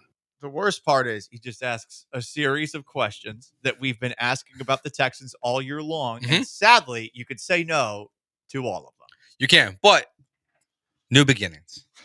The season starts today or Saturday at 3:29. That is true. Everyone is. This isn't even me doing it. Everybody is 0-0 when the playoffs begin. Now, there's seeding, but everyone is 0-0 once the playoffs begin. 0-0. Everyone equal playing field, except for the teams that aren't playing because they have buys. But everyone is 0-0. It doesn't matter. Because it's the postseason, not the regular season. Exactly. It's a new season. It's a new day for the Houston Texans. Joe, you asked this question before our show, in our pre-show conversations. Do you think that the Texans season would be a failure with a loss on Saturday? Yes, I do. I think it's already a failure. I think Saturday can salvages it because you're beating a much better football team than you beat last year in the first round of the playoffs. Okay. Like, you do salvage something by winning a playoff game. As frustrating as this team has been, like, with how competitive the NFL is overall, I don't want to poo-poo too much on a playoff victory. So I think it does salvage it a little bit. And for me, it would take away the failure word. It turns into just a disappointment than when you lose the next week. Because we thought more of this team. So I think there's a difference between failure and disappointment. A disappointed yet expected outcome. Yes. Through second round. But if you don't make it out of the first round of the playoffs, and they can say, well, we didn't have those expectations going into the season of going to an AFC title game and to a Super Bowl. Wrong. Like Nico Collins, Joe Mixon, like they said themselves. Of course, we're thinking about that. And we all expected them to take a giant a step forward. I don't know if Super Bowl was in the realistic thoughts of anyone. I thought they could make the AFC Championship game. Yeah. I thought that the offseason acquisitions they made would get them there. But, I mean, you're asking them to probably have to beat multiple teams. Buffalo, Kansas City, Baltimore. Like, you have to probably beat a couple of those teams to get there. And guess what? All three of those teams have made it. You've played all three of those teams this year. You beat the Bills in a game where Josh Allen stunk. You got smoked by the Ravens. You hung around with the Chiefs until Tank Dell suffered that injury, and it felt like you never really recovered from that moment in time. Now, if is a very big word considering its two-letter nature, but if, and keyword if the Texans win multiple playoff games, this season is a success. Like that, despite all of the frustration, despite all of the complaining, and for anyone out there that's looking for some way to find positivity going into Saturday, which I'm having a tough time doing, that is where you find it. But that's going to be very hard to do. Yeah, if you're in the playoffs and you are the team that takes down the two-time defending Super Bowl champions, Kansas City Chiefs, of course the season's a success. It really doesn't matter. We might, in the offseason still be wanting to have these Bobby Slowick conversations about what went so wrong during the regular season. So the Texans can change the perspective of the franchise very easily. And I would expect them to play the Chiefs in the first round of the playoffs, in the second round of the playoffs. Easily. No, like if they do these things, like it easily changes everything. Okay, like, but it's not easy to do. No, it's not easy to do it. I was sitting here trying to think of, let's just fast forward them to a divisional round game against the Chiefs. Like, what percent chance I would say they have to win. I was thinking like 10, just out of respect. 7.22221. Well, what's the percentage for this weekend, we think? I can look up the This actual weekend? ESPN one, but it's probably, they're underdogs. Probably 41%. I was thinking like 45. So. Yeah, so it is closer to a toss-up, but the problem is you figured that if you were here playing in this game this year after what you saw last year, that you would be the favorites. Somebody asked this question, or actually just brought this up from the 713. Had to consider injuries when looking at current expectations. A more banged up Texans team than this one beat the Cleveland Browns last year. Yeah, I mean, you didn't have Tank Dell, same as this year. Titus Howard was not your starting right tackle because of the injury, so he was playing left guard. You had the rotating Same. chairs on the offensive line. Like, Yeah. I don't think injuries are an excuse. Every team is injured. Yeah, at Jimmy this time Ward of was the probably year. hurt in the playoffs. Right, He's like, always hurt. You have injuries, sure, but other teams are also dealing with injuries. Like the Chiefs have been doing all sorts of different things on the offensive line. They've been without Rashee Rice most of the year. In fact, did he play? Did he even play week one? Yeah, he got Mahomes week one hurt was where himself. Mahomes went into him. Okay. I think it was a game against the Chargers early in the Yeah. season. Something like that. Week one, week two, something like that. So, okay, like Injuries are part of it. The But- Packers just lost Christian Watson for a season with a torn ACL. Like Zay Flowers might not play for the Ravens. the Lions are missing their entire defense. Yeah, I mean, basically, like, and then It's hard to use injuries as an excuse when you see what the Lions not just have done all season long, but especially like what they did just Sunday night. yeah, they're missing 9 of their 11 starters on defense. They got some like random Amik Robertson guy from like Louisiana Tech who locked up Justin Jefferson all night. It just, what they're doing is insane. And maybe it's unfair to be like, no, just be one of the greatest, one of the best coaches in the league. And with 2 coordinators that are probably going to be head coaches this season, or could be head coaches if they want to be head coaches this offseason. Just do that. Just do that. Do that, Bobby Sloak. Do that, Matt Burke. Do that, D'Amico Ryans. I understand why that's asking a lot, but like you said, if we go into this game and look at the wide receivers and the offensive weapons that CJ Stroud has versus the one they had against the Browns, Nico Collins, Robert Woods, Dalton Schultz, Mechie, Hutchinson, like it's those same guys. Yeah, you've added Joe Mixon. Yeah, you've added Joe Mixon, if anything. So it is something where I don't really know if you can use injuries as an excuse or as a, you can't. As a reason they lose, especially this game. If you want to say Chiefs, if you want to say Ravens, sure, whatever. But they should be able to beat the Chargers. I don't think they will, but they should be able to. I agree. That's exactly how I think that's how all of us feel. Yeah. I think that's how the whole city feels. I mean, like, and honestly, like, even like the Diggs and Tank Dell one, like Diggs has a couple touchdown catches, but he was getting like 6 or 7 catches for like 45 yards a game. I mean, he was a chain mover. He was but a chain mover. He It's key to wasn't have that. explosive down the field. Tank Dell wasn't really explosive down the field. Like your offense wasn't good when they were there. So that's why the injuries to me don't matter. Exactly. Your offense was having a tough time getting over the long situations that they put themselves in due to penalties and other gaffes. They regularly did things that even having Diggs and Dell, you could not overcome. And it's been a season-long problem. The amount of weapons don't matter. And I know we're going to do this again this coming off season. Oh, well, CJ Stroud needs more weapons. And I would just say, no, it's on CJ to raise the level of play around him. And I said that going into the year too. Did he do that? He didn't. Now, again, they're mitigating factors that you could that you could say, like, these are the reasons they didn't happen. But if you have watched this team long enough this year and you're still making excuses for a season where CJ Stroud did take a step back, I don't know what to tell you. I feel like you're delusional. Yeah, I totally agree. I mean, CJ, like, if he wants to be in that conversation with the elite quarterbacks, it's on him to make it work with the guys that are out there. I mean, it's happening in Buffalo. Like, they acquired Amari Cooper. He's been a nothing burger. Today, we found out officially that the Kansas City Chiefs, they're not going to have to give up a 4th-round pick to the Tennessee Titans because DeAndre Hopkins played less than 50% of the snaps since he was on the Chiefs. Right. So, like, they've got all the injuries. They've acquired guys. It didn't work. It didn't help. It didn't help in Buffalo. Hell, the Ravens traded for Deontay Johnson and cut him, and Lamar Jackson could Now win you the have MVP. him. The one caller thinks that Deontay Johnson is a big addition. I think he plays too much. Yeah, football. like, not on Saturdays. The only exception to the rule is The guy who won the Triple Crown this year, Jamar Chase, is not in the playoffs. So, like, his weapons help to an extent, but, like, the 3 best quarterbacks, not named Joe Burrow, that are in the NFL, are in the AFC, and they make it work with less. Like, none of them have a Nico Collins on their team. Figure it out. Oh, man.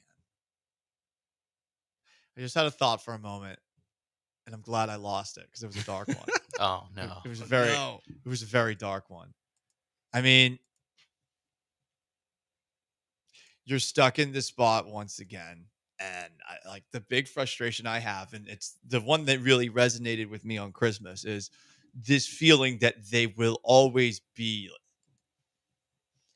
this is the furthest they will ever go. Like that, I understand that mindset if you're a fan of this team and why people don't really care about them. And I think Todd the Show is correct. Like there are people in town who care about the Texans, but it is not nearly as much care as you see in other cities with NFL teams. It just isn't.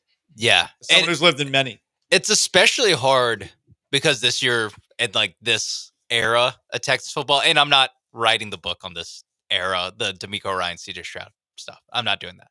But this year was supposed to be different. Like this year wasn't supposed to be Bill O'Brien made the playoffs with Brock Osweiler and sure, I'll take that one win, and then you'll play a real playoff team, and you'll keep it close in the third quarter, and then the Patriots are going to beat you. It's not TJ Yates playing against the Bengals. Like we all thought that this year they had the opportunity to make an AFC title game. We thought at least that you would think that they have a chance if they played the Bills or Ravens or Chiefs in a playoff game. And right now, you just can't believe that. And that I think that makes it even more upsetting. That was like the Ravens on Christmas that basically slammed the door shut on any optimism you can have. Exactly. As 2A1, you guys are poo-pooing on the Texans. Some is warranted. There's still a 10-win team. AFC South helps. Shout out to the Texans going undefeated on the road in the AFC South, as D'Amico Ryan's brought up. Y'all are talking as if they had 2 wins this year. No, we are just talking about the idea that they are dead men walking going into this game on Saturday. And so if you think that's unfair to portray them as, 713-780-3776, but I think anyone going into this year, if you saw the Texans were underdogs going into a home playoff game, you would think that something is wrong. And that's why, to Joe's question earlier, they lose this game, season's a failure. Mm-hmm. They have to win it. Just to get back to say, hey, we got back as we did exactly what we did last year. We showed a little bit of consistency in the season where we faced a lot of adversity. Yeah, it's just like 10 wins to me. Like, cool. So now it's no longer 9-7. It's 10-7. I'm with you. That's a good way to look at it. Like it's like, so because there's an extra game, they've raised the bar for the franchise. No, they were a 9-7 team. And people like they went out and they beat the Cowboys. Yeah, that's the difference. And like people can be like, oh, like I mean, like I get it. Like there are people who care, but like largely, like what's going to happen is people are checking out. And I think there is a large portion of Texans fans that like are like I think that calling for D'Amico to be fired, even if it's a small vocal minority, like the people who are wanting to flip on CJ Stroud because of what Bryce Young has done over 6 or 7 weeks. Like that's even too far, but there's nothing about this season. Like they hyped themselves up. We hyped them up. The fans hyped them up and they didn't meet expectations. And it's just a bummer. And it's hard now to think going into next year, no matter what they do, like how could anyone in this city with an honest, like bone in their body pick the Texans to go past the divisional round in any scenario? Like if you go back and watch the video that we put up and we'll revisit it, where every host and producer on the station made predictions, everyone had them at least 10 wins. Everybody had them in the playoffs. At 11. And over half of us had them in the AFC Championship game. There's no way when we do that video next year, I will believe you if you put them in the AFC Championship game, no matter what they do. They could acquire T. Higgins. They could acquire Tyreek Hill. They could fire their offensive coordinator, their offensive line coach. Right now, until they prove otherwise, this is a very sad bar right in the middle. It's where they live. They live in the middle. Yeah. Meet me in the middle. I'm losing my mind. Yeah, we all are, just a little. 10 wins against the first place schedule is a hell of a lot more impressive than 10 wins last year against the last place schedule. Sure, but Joe, what was that number? What was the record? Oh, let me find For it. CJ Stroud against teams with a winning record this year? They are 1-6 in their Good last God. 7 games against teams above 500, and they've been outscored by about 90 points. Yes. The 936. Vegas had them at 9.5 wins over under. So they hit the over. They've overachieved this year. Nice. Yeah. That's technically correct. Someone keeps asking, how much of this season do you attribute to CJ running around with Micah Parsons all offseason? I attribute none. 45. Oh. 45? I think it's... Are you being serious? No. Slowick 55 podcasting with Michael Parsons the rest. No. Not great. You know what? Don't want him to do it again. How about that? Just, let's not do the podcast circuit in Japan. Yeah. I'm with you there. That'd be my advice. Don't spill football secrets to the Chinese. Don't think we'll hear much from CJ this offseason. Jonathan Hernandez comments on YouTube. Houston fans, you have to remember these guys are Bears and Patriots fans. They're just depressed their teams are still picking in the top 10 next year. No, I'm depressed that I spent my Christmas away from my family covering those bum-ass losers scoring 2 points against the Baltimore Ravens. I've had enough sports success for my life, but I want the team that I cover to on a regular basis to be good. And anybody with eyeballs knows that they're not. This is some real projection. It's the projections of an insecure person, a short person, or a small penis person, whatever. This is what you do when you realize exactly what you are. And like you can try to dance around it whatever way that you want, Jonathan, here. But I mean, like this is everyone thinks this. Like you're in the norm if you're saying, look, oh, they're not from here. No, we could see it. We could see it more clearly. And we're objective. And I want is for the teams to be good, because this job is way more fun talking about the Astros going on playoff runs and the Texans hype train. Like, I don't ever want to go back to doing this job when what we were doing was the Astros cheated and the Texans sucked and the Rockets sucked. All I want is for these teams to win championships. I want to be the next Boston. I want parades, boys. Yeah, I'm with you. So then we get 10 wins. Listen, you guys all know I'm a sports slut. Like I will jump on the bandwagon. I jumped on the Astros bandwagon. I haven't thought about the Red Sox in years. Like I haven't. I really haven't. I did have a little Mariners thing. Sorry. Yeah. I was getting paid. I was getting paid up there. Okay. It was, I was working the streets. I was Julia Roberts in Pretty Woman. And the Seattle Mariners saw me and they're like, we're your flagship station, Yeah. We'll pay you. And I did what I had to do. We'll try to make you a Mormon. Yeah. It was an interesting proposition when they found me on the streets. It's like, we're gonna turn you into a Mormo. You're never gonna swear, you're never gonna talk about sex, gambling, drinks ever again. And no, like I so badly want to jump on the bandwagon.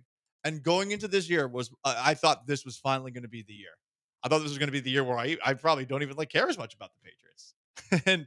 and now here I am, and I'm like, all right, about to get Vrabel, got Drake May. Again, the Texans are still way better, but like, of course, here we are. The Texans are kind of. And also, like, I think for me specifically, like, you can question that, but like, man, I've been there, done that. Like, go look at a box score, go look at anything in the Lovie Smith era. This is what I lived.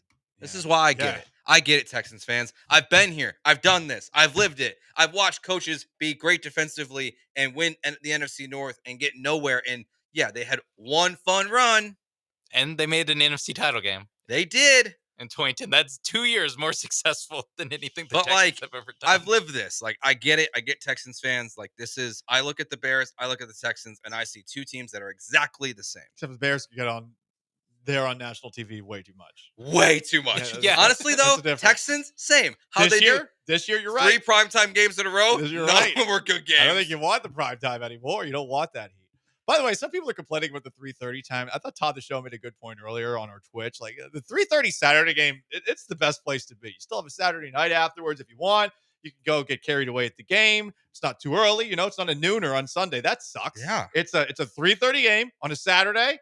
You have a few too many. Guess what? You got all Sunday to shake it off. If you work a traditional Monday through Friday 9 to 5, like hell yeah. Yeah, it's not a bad spot. It's not a bad spot I'm at happy all. with the Saturday game. It's just that they they distinguished it by like Correct. this is the crappy game. Yeah. Like that's why. It's because they tell you that this is the crappy game. But it's not the game on Peacock. I feel like the game on Peacock, Commanders Bucks, like there's a Peacock game. Yeah. Isn't there also a Prime game? I think it's actually on NBC. Oh, okay. Yeah. There's a Prime game. The Prime game is actually the Saturday night game. Ironically, between the Ravens and Steelers, they put that on Prime. I'm shocked by that one. Yeah, there must be some kind of like sweetheart deal there. I'm with, guessing. Yeah, so. I just so like give us a good game so that Al doesn't throw a temper if he does tantrum. it. I know. I mean, so they gave him the Steelers. Right? That's the Steelers game, Yeah, right? Steelers. Oh, Yeah. he's gonna love watching Russ Wilson. I was thinking of NBC when they had their first Peacock game and he was leaving to go to Amazon, so they dumped him for the playoff game and they put on one of the Eagle kids. Oh, Ian or I can't remember if it Noah? was Ian or Noah, but yeah, they dumped him out of the playoffs. We got Chris calling in 713-780-3776. We do believe the Texans are dead men walking entering into a home playoff game, wild card weekend. Chris, what's up? Hey, so I guess a couple of comments. First comment is, I mean, basically everyone, but the Texans actually met the win, prediction on wins totals for the year. They won the AFC South. Now, they did lose a number of games against, I guess, opponents who actually with winning records. But, like, for example, the Detroit game, they actually should have won that game by far. I mean, they were up 23-6 by halftime. They just kind of gave that game away. Against Green Bay, that also game they could have, really should have won. I'm just surprised that you guys are just completely poo-pooing any remote chance of the Texans actually, I guess, maybe either winning this weekend's game or going past that. Now, I grant you, Baltimore did put a real beating on them on Christmas Day. Yeah. However, they also, I mean, in that game, in the first half, I mean, had they actually scored that touchdown going on 4th and goal, I mean, the game would have been tied. So, I mean, it was a different outlook. I mean, I get your line of thinking, Chris, and I'll let you continue. I think the problem is all of those little moments, they add up, and you generally expect them to not come through in those little moments, those near misses, right? You know, like take, for example, the interception in that Packers game that went right through. Was it Kalen Bullock's hands? Like there's a couple of plays, and they just haven't made them this year consistently, and you think to yourself, well, they're just not capable of finishing. I mean, they had 5 interceptions against Jared Goff in that game, and I don't believe in this idea of deserve, and it's being brought up in the Twitch too. Like, no, you win or you don't win. And the problem for the Texans this year has been like those have all added up. Continue with your call, Chris. Sorry to cut you off. No, I mean that's fine. No, but I mean, no, it is true, man. It's playoffs. Now, I mean, I'm not expecting a miracle. I'm not expecting them to make the Super Bowl, but I think they still have a chance. I mean, on any given Sunday, any team can win no matter what. I don't care who they're playing against. And I just wish you guys just weren't so down on the Texans. I mean, it's depressing listening to you guys. Really Chris, is. I wish I wasn't either. I appreciate the phone call. I wish I wasn't either. I really do. Like the Chris, someone brought up in the text, Paul went for Beyonce, not the actual football game. No, I went for the football game. Like, I don't know a damn thing about Beyonce. I want this team to be good. Joe wants this team to be good. We all want this team to be good. I think we both have said, too, like, we think, like, we've said, like, they can win this game. I mean, if you look at they're a 3-point dog. You look at the ESPN, you asked about percentages, the matchup predictor on ESPN, if you guys believe in that stuff, has the Texans as a 47.2% chance to win the game. It's more about, like, I think they can win this weekend. And at this point, like, Todd the Show said this earlier on the Twitch, and I'm almost at this point now where, like, the gambling part of my brain is like, I have to pick the Texans this weekend. Because, like, everyone is picking the Chargers. All the money is going on the Chargers. Everyone is picking them nationally and locally. Like, at this point, I think I'm going to be the Zag guy. I'm going to go with the Texans. Were you uncomfortable saying Zagger? Yeah. Sounded like you were. Yeah. Look, man, there's not a slur, Joe. Look, there's a lot of stuff going on. Like, I don't want to get in trouble. We had a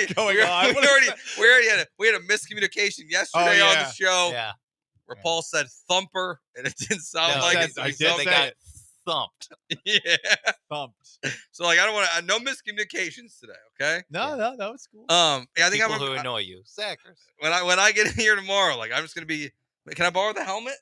Can I borrow the jacket? If you want, you can. Can I get the Ultimate Warrior guy to paint my face? Ooh, Steve, my guy. I love Steve. Joey the Texan. Steve Beckholt. Look, the vibes are bad, and I feel like I think the conventional feeling across town is that going into this game on Saturday, they are a dead man walking. I hope that does not translate over to the crowd, because I would like the crowd to show up, to actually be lively, all that jazz. I'm not feeling it. And Yeah. I think anyone who is crazy. I want some of what you have. I don't think that they're dead men walking on Saturday, but I think they're dead men walking when it comes to playing a real team in the next round.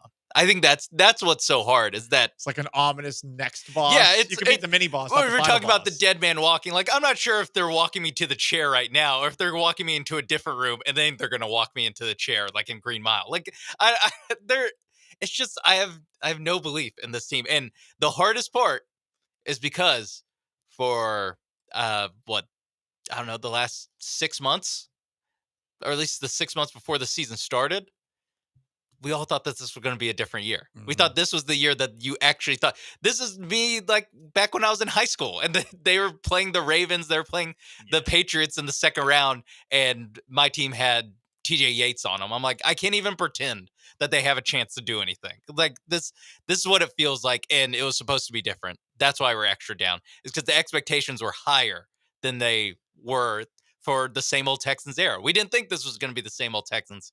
It looks like the same old Texans. It does. Oh, alas, earwax. It is Gallant and George. He's Joe. I'm Paul. We got Sean behind the glass.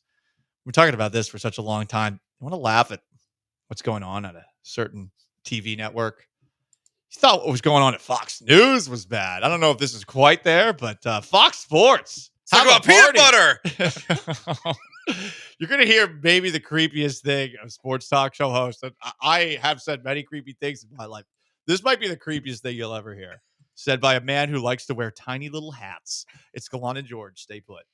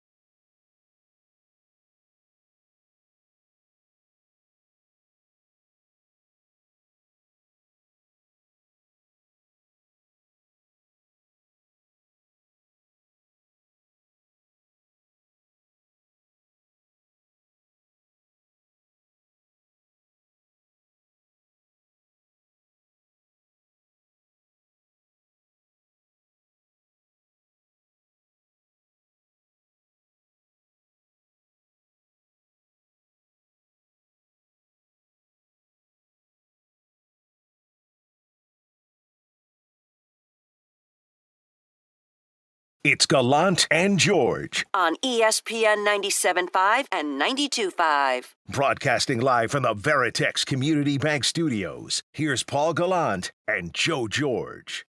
Couple of tidbits before we dive into the very, very messy world of Fox Sports. Number one, the Raiders have fired head coach Antonio Pierce. So that means there are now 6 head coach openings across the NFL. The Patriots, Jets, Bears, Saints, Jaguars, and Raiders. I don't know if that means that Mike Vrabel is in the cards for the Raiders as well, given Tom Brady's ties to the team. Theoretically, a possibility. We shall see. And another messy one where they've, since they had to fire Gruden, this is their 3rd head coach. So Gruden resigns, in 2021. Josh McDaniels gets hired and then fired in 2023. And then Antonio Pierce is hired and fired in 2025 after a year. Incredibly, the interim coaches for both of these teams, first off, Rich Bisaccia. Then Antonio Pierce as an interim coach, not the real coach. Things gone pretty well for the Raiders, but only with interim coaches. So I don't know. Maybe they hire Wade Phillips, the greatest interim coach of all time. That might work. As far as other tidbits to touch on, the Houston Texans tweeted this out. It's a picture of Arian Foster with the caption, "Reppin'," throwing up the H. And there's a graphic. It's very strange. Arian Foster set to be reppin' H-Town for Texans versus Chargers. Sean DM'd this to our group chat saying, what the bleep does this mean? A great question. I'm assuming it is a step towards Arian Foster being a part of the Texans organization again, which when he left the team, he seemed to be very, very out on. I do like it. I'm happy that we're going to bring him back into the fold. I'm concerned. Why are you concerned? Have you guys clicked on the tweet to see the reply to it from the Texans? Oh, no, I haven't. Get your tickets here. We're asking people to buy tickets still on the Tuesday before a playoff game, and people want to ask why we're down on the Texans when the franchise sold out. is asking you to buy tickets. Like, don't question us anymore about being down on the Texans and not being from here. When the team is tweeting, buy your tickets, okay? That tells you what the fan base thinks. It's a playoff game, and they're not sold out yet. That's a good point. And the reason why they're not sold out yet is because the Chargers fans don't travel, which means it's a you problem, Texans fans. You can't sell the Chargers tickets. Yeah, you can't sell the Chargers fans. Who's coming to this one? They abandoned their very small city for LA, a city that doesn't care about sports. God. Okay, that get your tickets. I was starting to get it. I mean, because yes, I was like, "What the hell? Don't talk to me like I'm a youth, like the Steve Buscemi. How do you do, fellow kids? Where Arian Foster will be repping H-Town. Like, stop with this. This was cute again. Going back to what we've talked about all hour. This was cute in the off season. This is not cute anymore. When doing the H-Town and having Cal McNair flip hamburgers. Stop doing this. Stop talking to me like this. But it would be cool if, I don't know, 3rd best Texan of all time up there. Top 5 Texan of all time. Yeah, I think so. Top 5, I think there's an argument. Yeah. If he's back in the fold, he should be right up there with Andre Johnson, JJ Watt, as far as Texans Hall of Famers. It's after those two, he's definitely in the conversation. Yeah. I'd have to he was always my second favorite. Andre Johnson, Arian Foster were always my favorite. Yeah, that makes sense. I mean, he's the way he's talked about by Texans. I mean, he's done incredible things on the field. I mean, he was like an electric factory. Yeah, when he was out there, it was so especially good. That first game against the Colts. Yeah, I mean, hopefully, aside from the tickets thing, this is a fixing of that relationship, because it's we can't forget how bad it was. Yeah, very recently. I mean, before he knew what was happening with how much of a perv Deshaun Watson was, Andre Johnson is standing up for Deshaun and telling people basically I'm done with the Texans. They've mended these relationships. They've mended the relationship obviously with JJ. It would make sense for them to do this as well. The only other thought was unless they're gonna have some cheesy, the Panthers have the drum that they hit. Are the Texans gonna introduce that before the game? But it'll just be rep the H, and he's just gonna throw up the H with Cecil before the game. Is that what I it hope is? not. I hope. Oh my God, I hope not. You know it's Everybody at NRG Stadium, throw up the H to rep H-Town. And then it shows like Cal McNair grilled out, throwing up gang signs, essentially. Yeah, man. Still Tippin Six. starts playing. Oh, let's go. Slim Thug, Paul Wall, and Clay Walker Are they gonna collab? Are they going to do the halftime? Is it going to be? Oh, we get a halftime show this week? Maybe I that's would how they think. sell tickets. I mean, it's hard to outdo Beyonce a couple of weeks Yeah, ago. no, but- it's hard to follow it up and be like, ladies Clay and gentlemen, Walker. get on your feet for Clay Walker. I think he's still banned. He messed up the anthem. He's not allowed back. No. Clay Walker is Houston Texans football. If we're going to be same old Texans, we have to be same old Texans when it comes to Clay Walker. That might be the one thing that can get me going is like playing football time in Houston. Honestly, You're saluting. up when's there the in last press time we box. played it? It's been so long. Like it's been that kind of season. That's what I talked about after the show yesterday, where I was like, when's the last time we've done a deep steel blue pill? We'll look It's for probably some. been a month. At We'll least. force some tomorrow because I feel depressed. I had a question about that. Okay. Really quick. Over under 5.5 deep steel blue pills the entire offseason. Oh no, we'll do more. You think we'll do more than that? I want to shoot to do one every 2 weeks. I think they're going to get Browns treatment post 2018 Browns. You know, Tyler Dunn was the first one to write about that Go Long Substack. We had him on. He said, you know, there are some fears that this could be the Freddie Kitchens, Baker Mayfield Browns. Yeah. And I mean, they haven't been quite that, but they certainly have been disappointing. So Front Office Sports is a website that's a rather unknown one, but they dive into sports media conversations.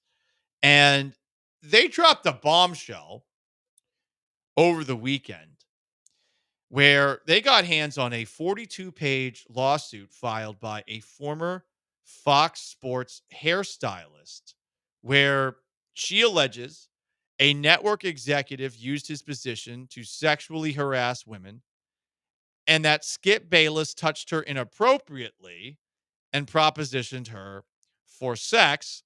There are also allegations against Joy Taylor, a television show host, about how she may have, let's just say, used every means necessary to secure her job. Pretty serious allegations, and I'm a tad uncomfortable with rolling with all of them because they're allegations. It does seem, based off of the way that the allegations were put out there, that this person has some evidence to back this up. And this is not something that we don't see often in the world of media, whether it was Fox News or Matt Lauer or there's ESPN stories. There's a whole book about it. These guys have all the fun. NFL Network. I mean, this happens a lot in media. These are some crazy accusations. Yeah, I mean, it's from the Skip Bayless offering $1.5 million to have sex with her is crazy in itself. Honestly, I think the biggest surprise for me so far might be the fact that Stephen A. Smith just like talked about it on his podcast. I thought some of these like national media types, like, or just be like, yeah, I'm gonna pass on this one. It's what's pretty funny is seeing who's weighed in on it. Stephen A. Smith. Yeah. Shannon Sharp. And then also seeing Fox Sports just going on as if nothing's happened. And it seems like it touches just about everybody except for Colin Cowherd and Nick Wright. This entire scandal. Salute. Yeah. Nick's a friend. Salute to not being creeps. And Shannon Sharp, I would say. He's pretty out of this. I suppose. All I know is I know that they went out of their way to say, like, somewhere in the suit, it goes out of their way to go, Colin Cowherd was nothing but professional and like a gentleman, which is so like, it's not funny, but it is funny that he gets singled out as being like a good one. And everyone else, apparently it was like a frat house. Yes. Joy Taylor's, some of the accusations against her, racially insensitive comments towards the plaintiff. And also the alleged allegations are that she had sexual relations with a Fox Sports executive and an on-air talent at various times during her tenure as a means of advancement in her career. I think the biggest one is the Emmanuel accusation. Acho is one of the ones that she allegedly had a relationship with. Yeah, before she was on a show. He's not listed as a defendant in the suit. It's just like, Sheboygan happens. Yeah, definitely like one of the most concerning allegations is the one that like if they can prove it, where she says that she's going to eventually just say that Charlie Dixon forced himself on her. The executive. The executive she was That does feel like allegedly sleeping with. Another allegation that could be coming. Yeah. Yeah, there's a lot of this story's wild.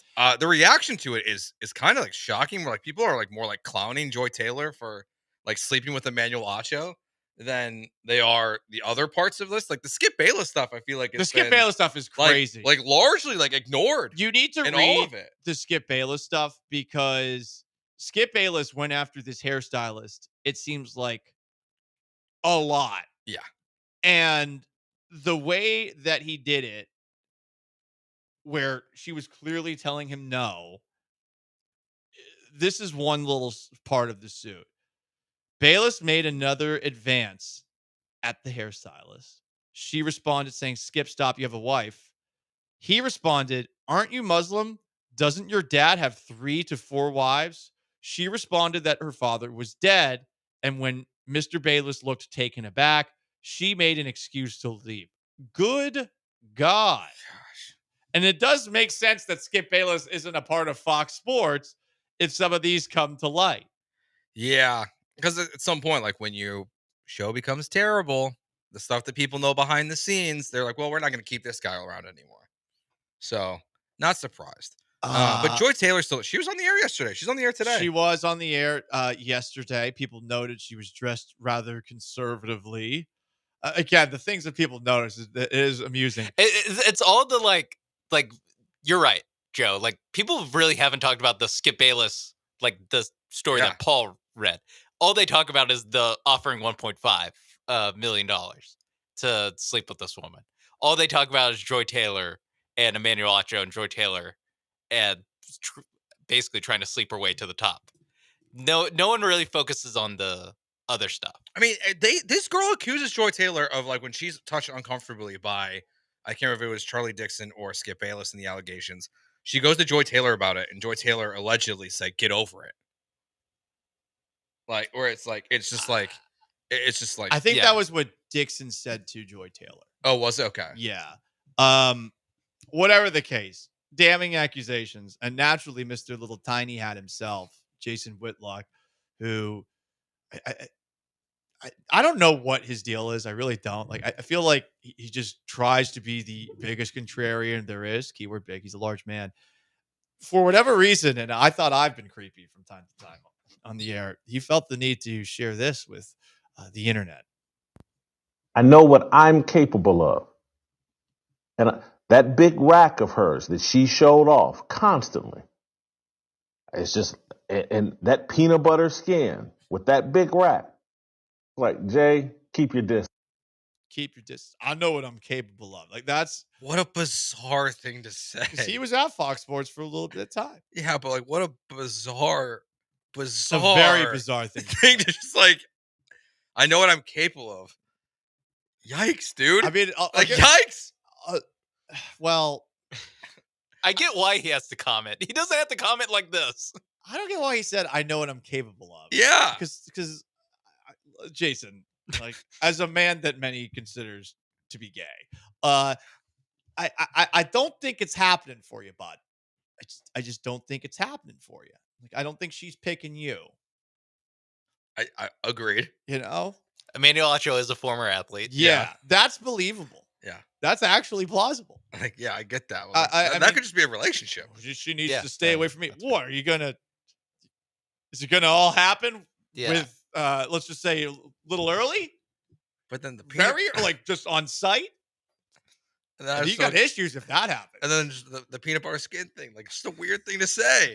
It's just a weird thing to say. It's a weird thing to say about anybody. Yeah, like, try to be descriptive. I get it, but choosing food, interesting. Yeah, food, not surprising. You're right. Good catch. For those just tuning in, there's a massive lawsuit against Fox Sports, and the details are very juicy. And I encourage you to read for yourself because I am a little bit uncomfortable saying what's in it on public airwaves because they are allegations. But I mean, if you want to sit back and read something that will make your jaw drop, this is the best thing on a Tuesday in the world of sports, baby. No, I think Jason Whitlock's next podcast might be like must listen. No, it won't. No, I do not want to hear him. I think this was the good 15 seconds. Was it good? No, entertaining 15 seconds. Jaw dropping 15 seconds. We're laughing at him, not with him. Yes. But it's the I know what I'm capable of. Like, sir, go to Pornhub. and Jay. just take You care know, of you it. gotta chill. Sit this one out. Yeah, like just ugh, good God. Is this garbage time? May as well be garbage time, right? I don't know if we got the music ready to go because we're combining the last two breaks, correct? Okay. Yeah. So here we go. A little garbage time.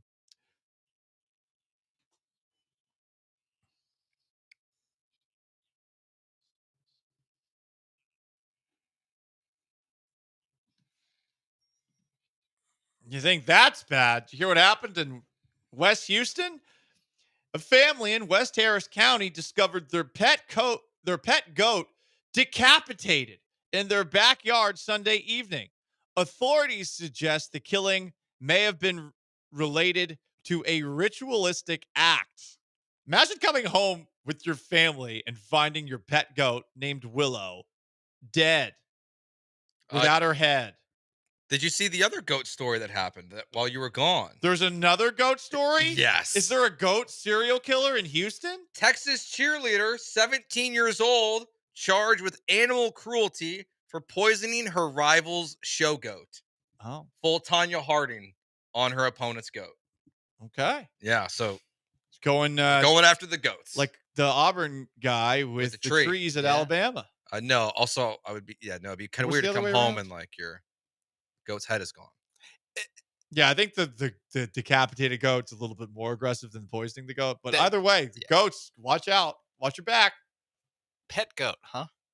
I mean, I get they're the victim, so I won't spend too much time on this, but like pet goat isn't the weirdest part of this. It's the ritualistic murder of the pet goat. Never met anyone with a pet goat. I haven't either. Red flag if you have one, probably. No offense to this family. Or just keep Why your is it head. a red flag? If you have one, keep your head on a swivel. If you have a backyard, you have a backyard. But I feel like having goats versus a pet goat Yeah, are what? different, right? They're nice. They're sweet animals. Yeah, no, people. You can have a farm with goats on them. I hear having a pet goat. Yeah, that's if you have a backyard, how is it any different? Man, you guys aren't. I would just country go like with me. I would just go with the dog. Yeah. Well, personally, fair. Like you're like, hey, first date. My name's Paul. I have a cat. Her name's Arya. And then this girl goes, yeah, I have a goat. That doesn't like red I flag recently a lost little the bit? goat. It was I recently lost a goat. I would have a shoulder to cry on after that. It's true. And on that note, Oh, my skin does not look like peanut butter. well, no, what does it look like, Paul?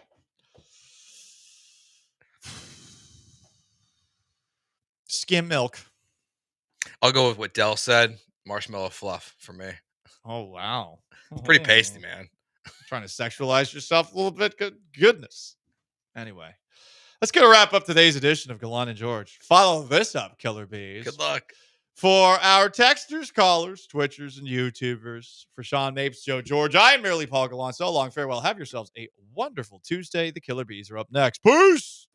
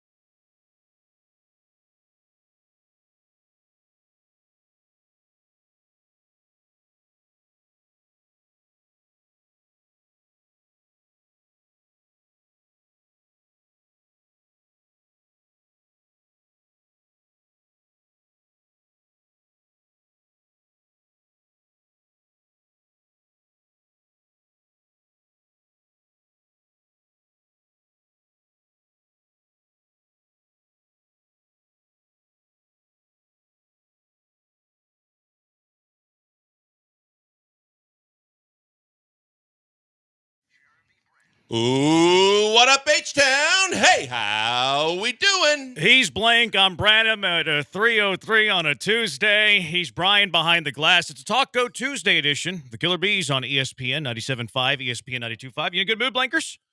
I'm all right. What's wrong? What's troubling you? Oh, got all kinds of delivery problems. You look like you're ready to check into the Rockets game. You're wearing top and bottom. Don't hate the gear. I'm not hating it. I didn't say it was bad. It looks like you're ready to check in. Okay, Can you get some minutes tonight? Yeah. I was wondering how difficult they had a time getting there with all the storms. Yeah, I saw Matt was in his hotel, Because so I think they're okay. one of those scariest flights I've ever been on was we were trying to get out of DC and there was a massive snowstorm and they told us we were grounded. And then all of a sudden they go, no, we're going to try it. And it was unbelievably scary going up. I'm glad you made it. Thanks. Yeah. You made it. Yeah. The scariest flight that I was ever on, you ever seen those little static discharge sticks that are attached to the wing? Like there's like 5 of them on each wing. Yeah. I didn't realize that they sometimes blow up. Like it's not a huge explosion, but it's like a little bit of a static discharge. So it like sparks. And I was on a rocky flight to LaGuardia, and I was right there like at the window over the wing, and I saw one of the little static discharges. I was like, uh-oh, that's not good. And then I asked a pilot that I knew, and he's like, oh, yeah, that happens all the time. I was like, oh, good to know. Would not be a good visual because the flight we were on, literally players were screaming and praying. That's awful. And my boss was next to me praying. It was not fun. Yeah, that's it. Yeah, those turbulence. That's one of those things that no matter how much you fly, you never get used to. No way. You never get used to turbulence. I mean, you never see the crazy thing is when you see like 7-footers that are big, athletes that are just losing their bleeping minds, scared that we are going down. I've seen a lot of soft 7-footers. R.I.P. Dikembe Mutombo, not one of them. Yeah, he's not softy. No, not Dikembe. For him to be worried, we were like, oh boy. I'm in a good mood. Cougars won yesterday. I watched them. 3-0 in Big 12 play. Good for you. What'd you think? And that's an impressive team. Look, the defense is always their calling card, but the way they're shooting the 3-ball right now, and Sharp was just that. He shot the ball very well, but I was just very impressed with the fact that not only on the defensive end, but the way that they attack. They can take a game that even when TCU made a run and got it to single digits, you snap your fingers, you blink your eyes, you look, and they're up 15-20 again. It's fun to watch. I think it's one of the underrated things about them this year. Not many people realize that they're shooting 42% from three, leading the Big 12. It's like, oh, okay. I didn't realize they were doing that. A lot of people, BYU's coach didn't realize that they were doing that. Houston Texans, they won 10 games this year, 10-7 now on the season. And I saw this conversation going on over the weekend, quite frankly, because at the start of the year, if the Texans went 10-7 and won the AFC South, I feel like people would have been pretty pleased. Like if you remove the context, right? Like, you were in that plane, let's say things went bad and you were in a coma for the NFL season. If the first thing you do whenever you wake up from the coma is like, hey, how'd the Texans do? AFC South champions 10-7. I think you'd be like, oh, that's good, considering their strength of schedule, like talking about how difficult this season's going to be with the first place schedule, as opposed to last year with a fourth place schedule. If you remove the context of the season, I think people would be happy with the result of 10-7, back-to-back AFC South champion. But when you look at the actual context of the regular season, it kind of makes things murky. It's like, was this a step in the right direction? Was this a step forward? Is this positive momentum? Are we going the right way? Or did we regress? Is CJ Stroud going the right way? Or is Bryce Young passing him up? So it's kind of interesting when you look at the context and remove the overall just record of the year. So when you look at this regular season, we have to eliminate postseason from this conversation. And quite frankly, we do realize and understand that the postseason's going to change the calculus of how we view the 2024 Houston Texans. But if we look at just the regular season, do you think that this has been a step forward for the Houston Texans? Yeah, you know what? I do. I still do. I think that a lot of people are quick to forget where this team was 2 years ago and how quickly they turned it around to do what they did a year ago when people had written this team off as a 4 or 5 win team, that there was no chance for them to do something like this. So the curse of that is the blessing and the curse. The blessing had happened. The curse is the next year, the expectations are you do better. And you did do a lot in the offseason to where we were all encouraged. They could do better, but we were realistic enough to know the schedule was tougher. And I think that I still think they're going in the right direction because I think with a first-time head coach, first-time offensive coordinator, rookie quarterback on his second year, At a certain point, there were going to be bumps in the road. They were going to have to learn some lessons along the way and take some lumps because of the fact that there was some inexperience on all three fronts. And I think that that's a lot of what we saw this year, because you're right. The window dressing is, as a big picture, it's a successful season. You won the division and you got double-digit wins. From a game-by-game and play-by-play perspective, when we dissect it like we do, it's a different story because of the ones that got away or the ones that you should have won that you didn't, and the mistakes when they did happen and how they affected games and outcomes.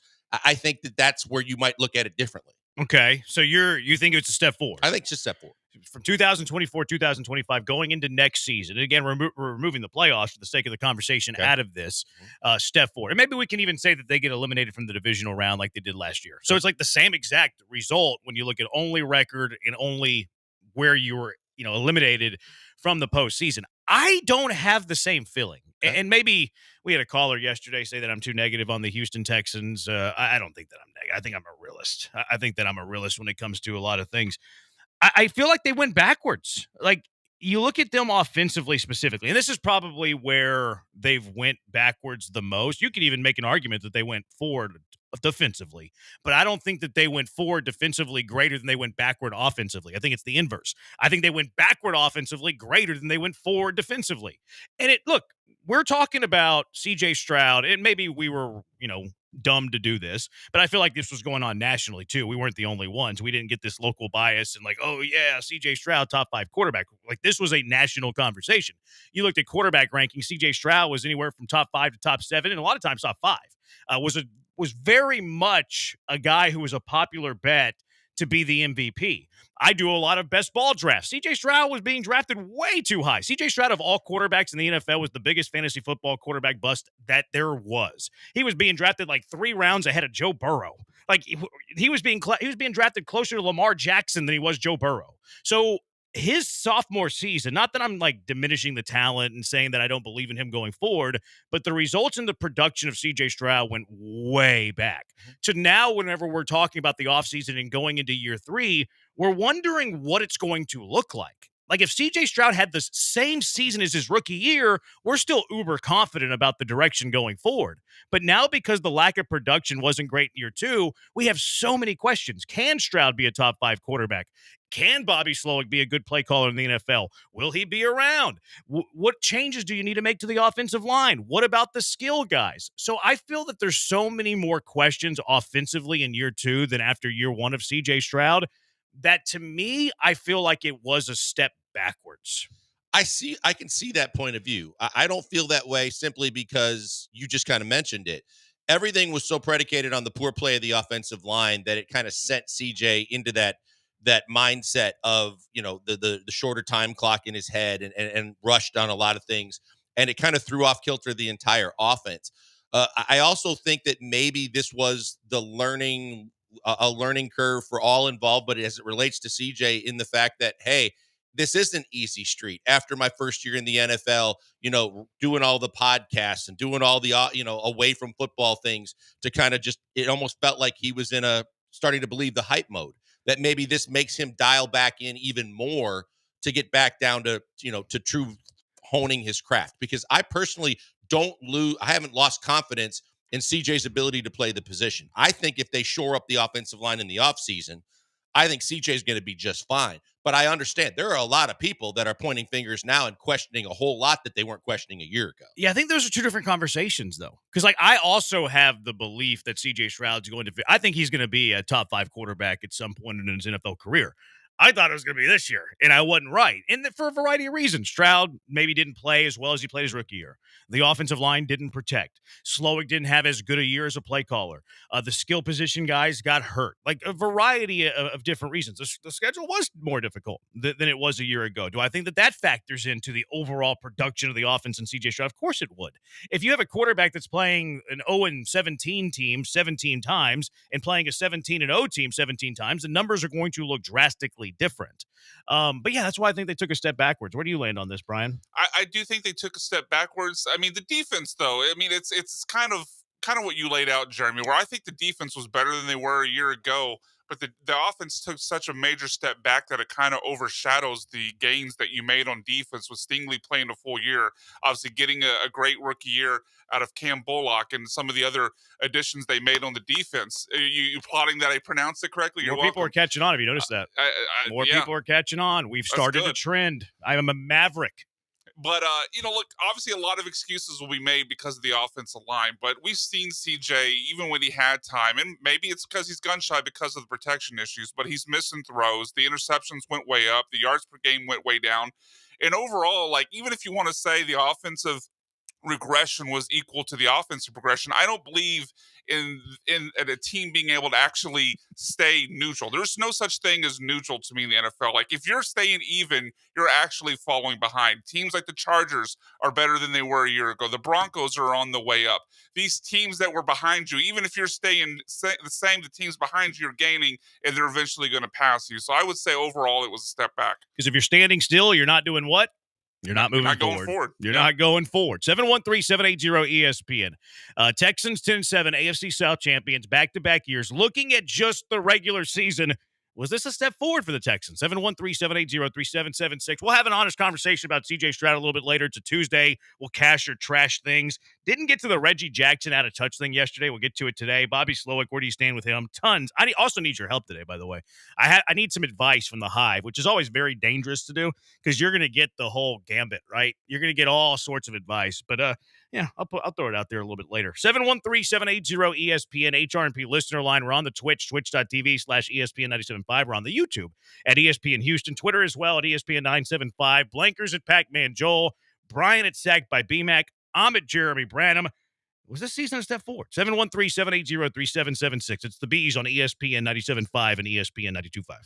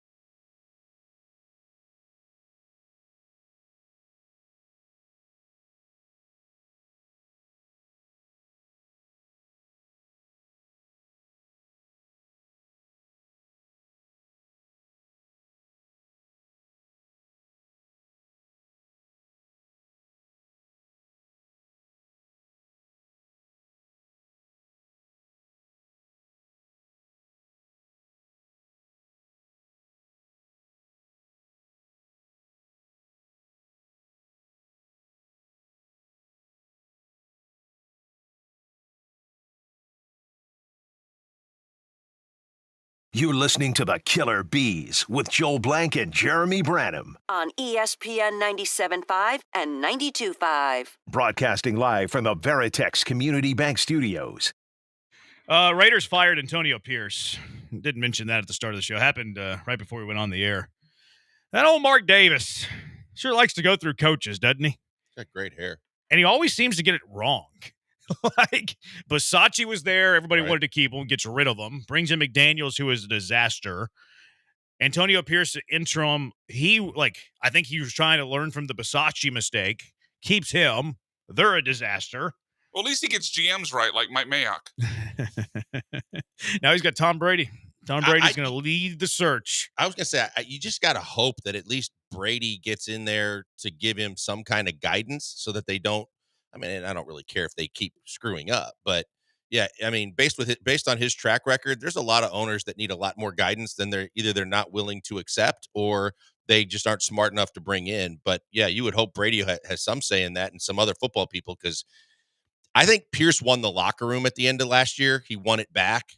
And I think that was the big calling card when you get Crosby and Devontae and the bigger players in the locker room saying, this is our guy.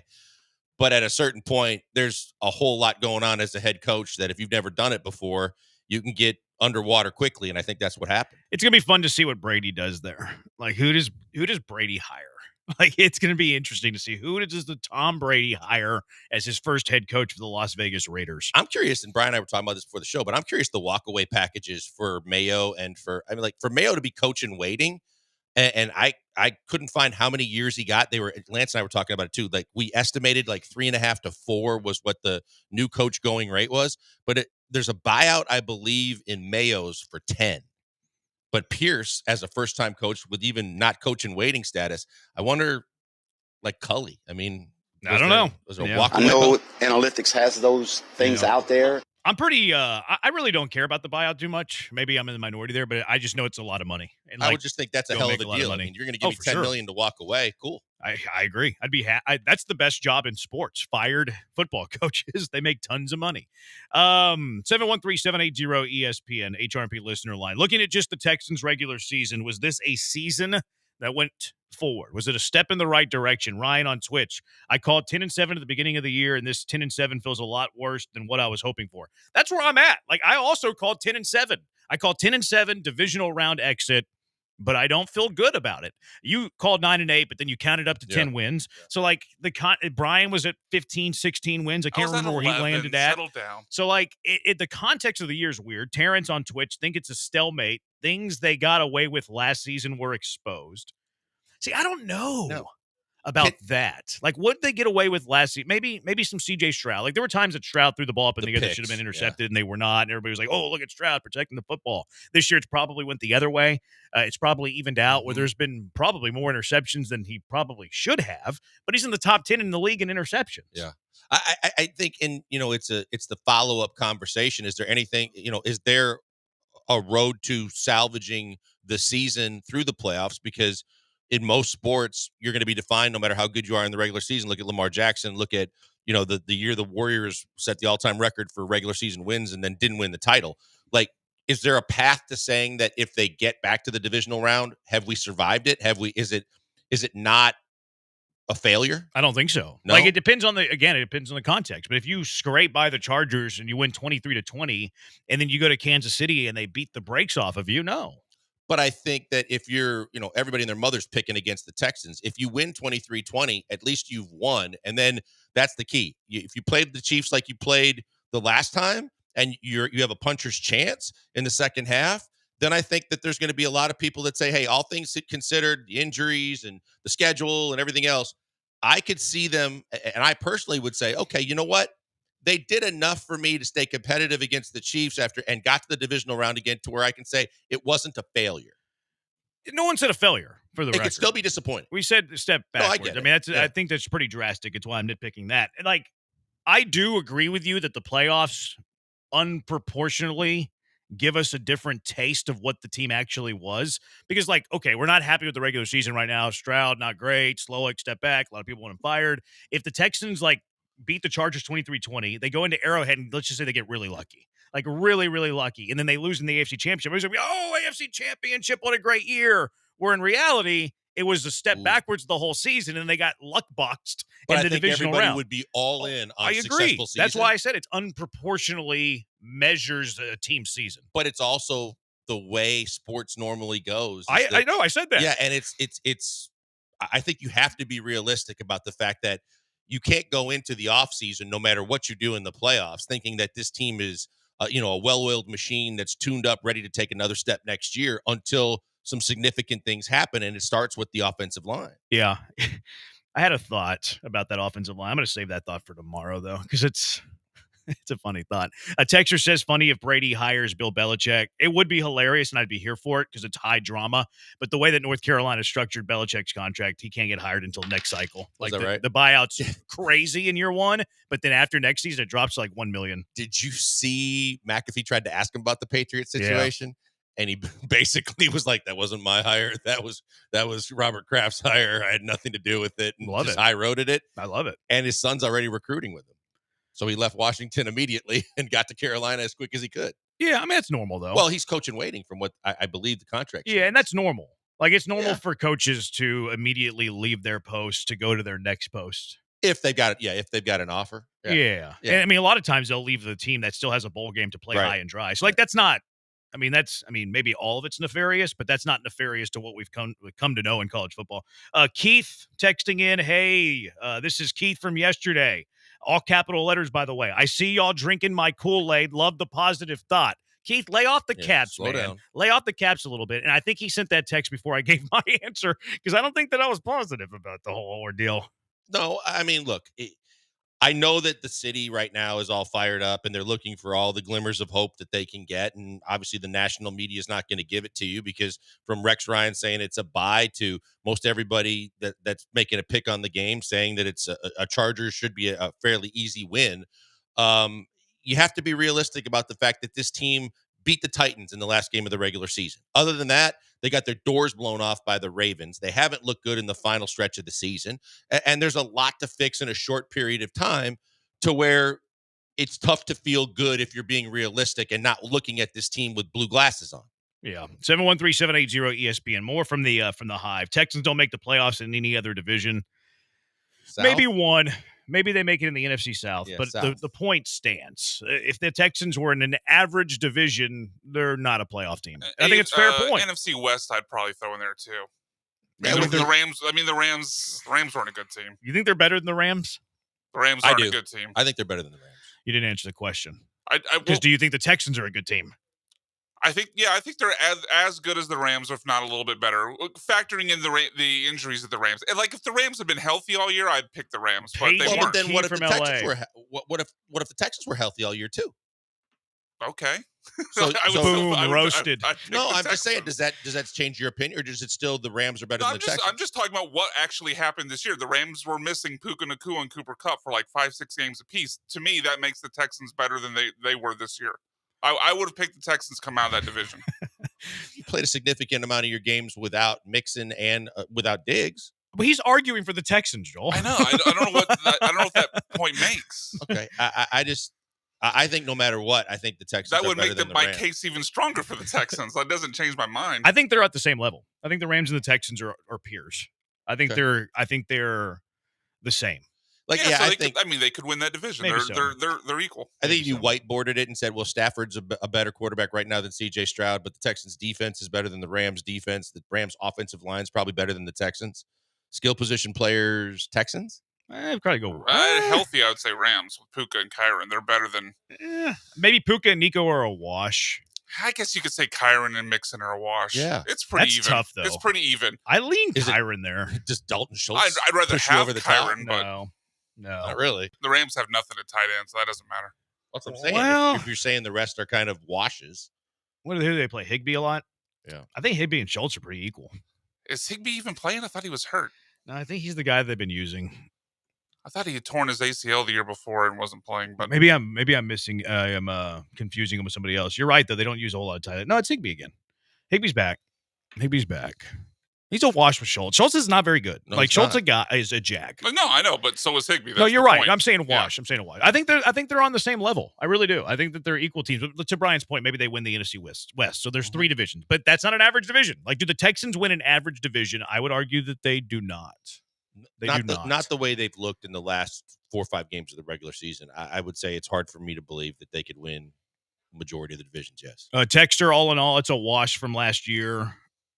I think to be washed from last year, they've got to get to the next round. Yeah, but if we're eliminating the playoffs from the conversation, okay. I don't think it's a wash from last year. I felt way better last year entering the playoffs than I do today. And maybe it's because of expectation. Like, didn't really expect the Texans to be in the playoffs. It's a young team, young quarterback, first-year head coach, versus this year you expect them to be there. They get there, but it feels like they limped there.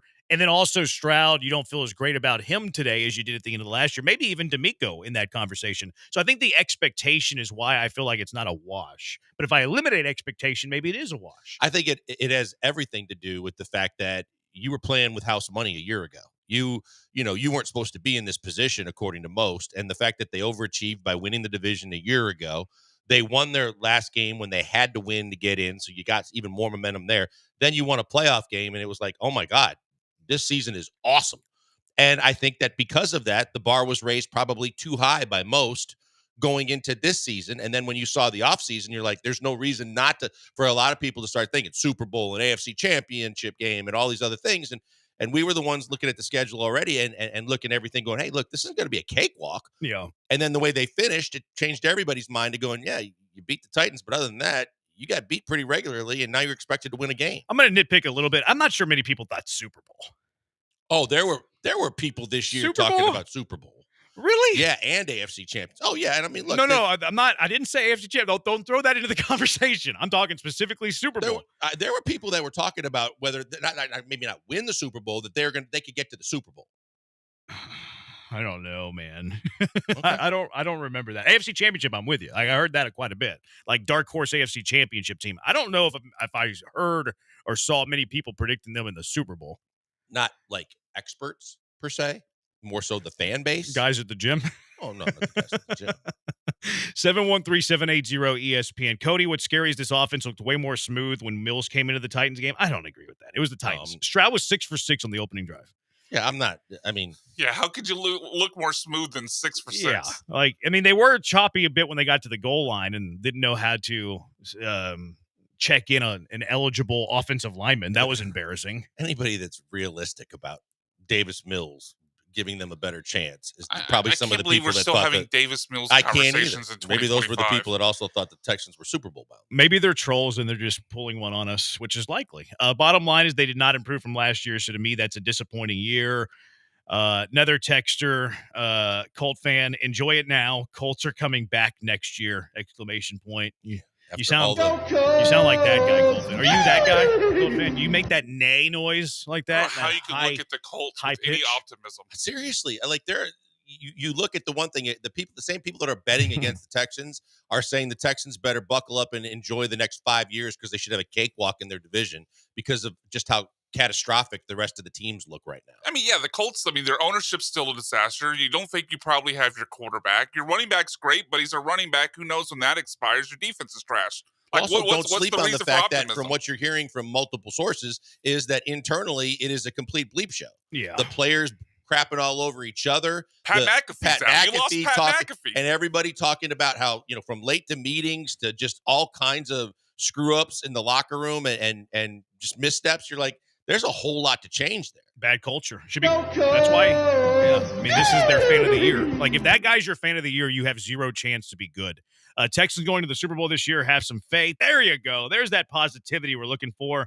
409 Josh. There were national people that picked the Texans to go to the Super Bowl, weren't there? I need to see receipts on that. I don't remember that. If they would have beaten the Jets, that changes a lot of things in my opinion. That's where they started to fall. To be honest, they're not wrong. I think, and I don't know how national, like, I don't know if it was like a TV type or if it was some of the people previewing the season, but I think there were a few that had the Texans getting to the Super Bowl. I need receipts. If it's such a sorry division, why before CJ and Coach Ryan they didn't stand a chance? Well, their roster was also awful then. You sound absolutely ridiculous. We don't care how you feel, but you're listening. Evidently, you are a delusional hater with a poor O-line, receivers hurt, and still won the division. CJ and Coach not going nowhere. Get over it, hillbilly.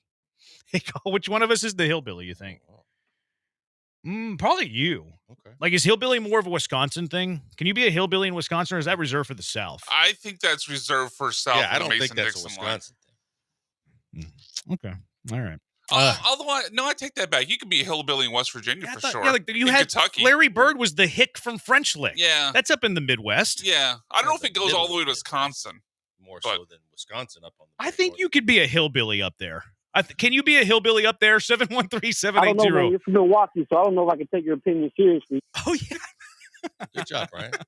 That's well played. Want to bring up Wisconsin? Can you be a hillbilly up in the north? All right, let's have that honest conversation about C.J. Stroud. Let's have the honest conversation about Stroud in year 2. How would you assess Stroud in his second full regular season in the Bigs? 713-780-3776. It's the Bees on ESPN 97.5 and ESPN 92.5.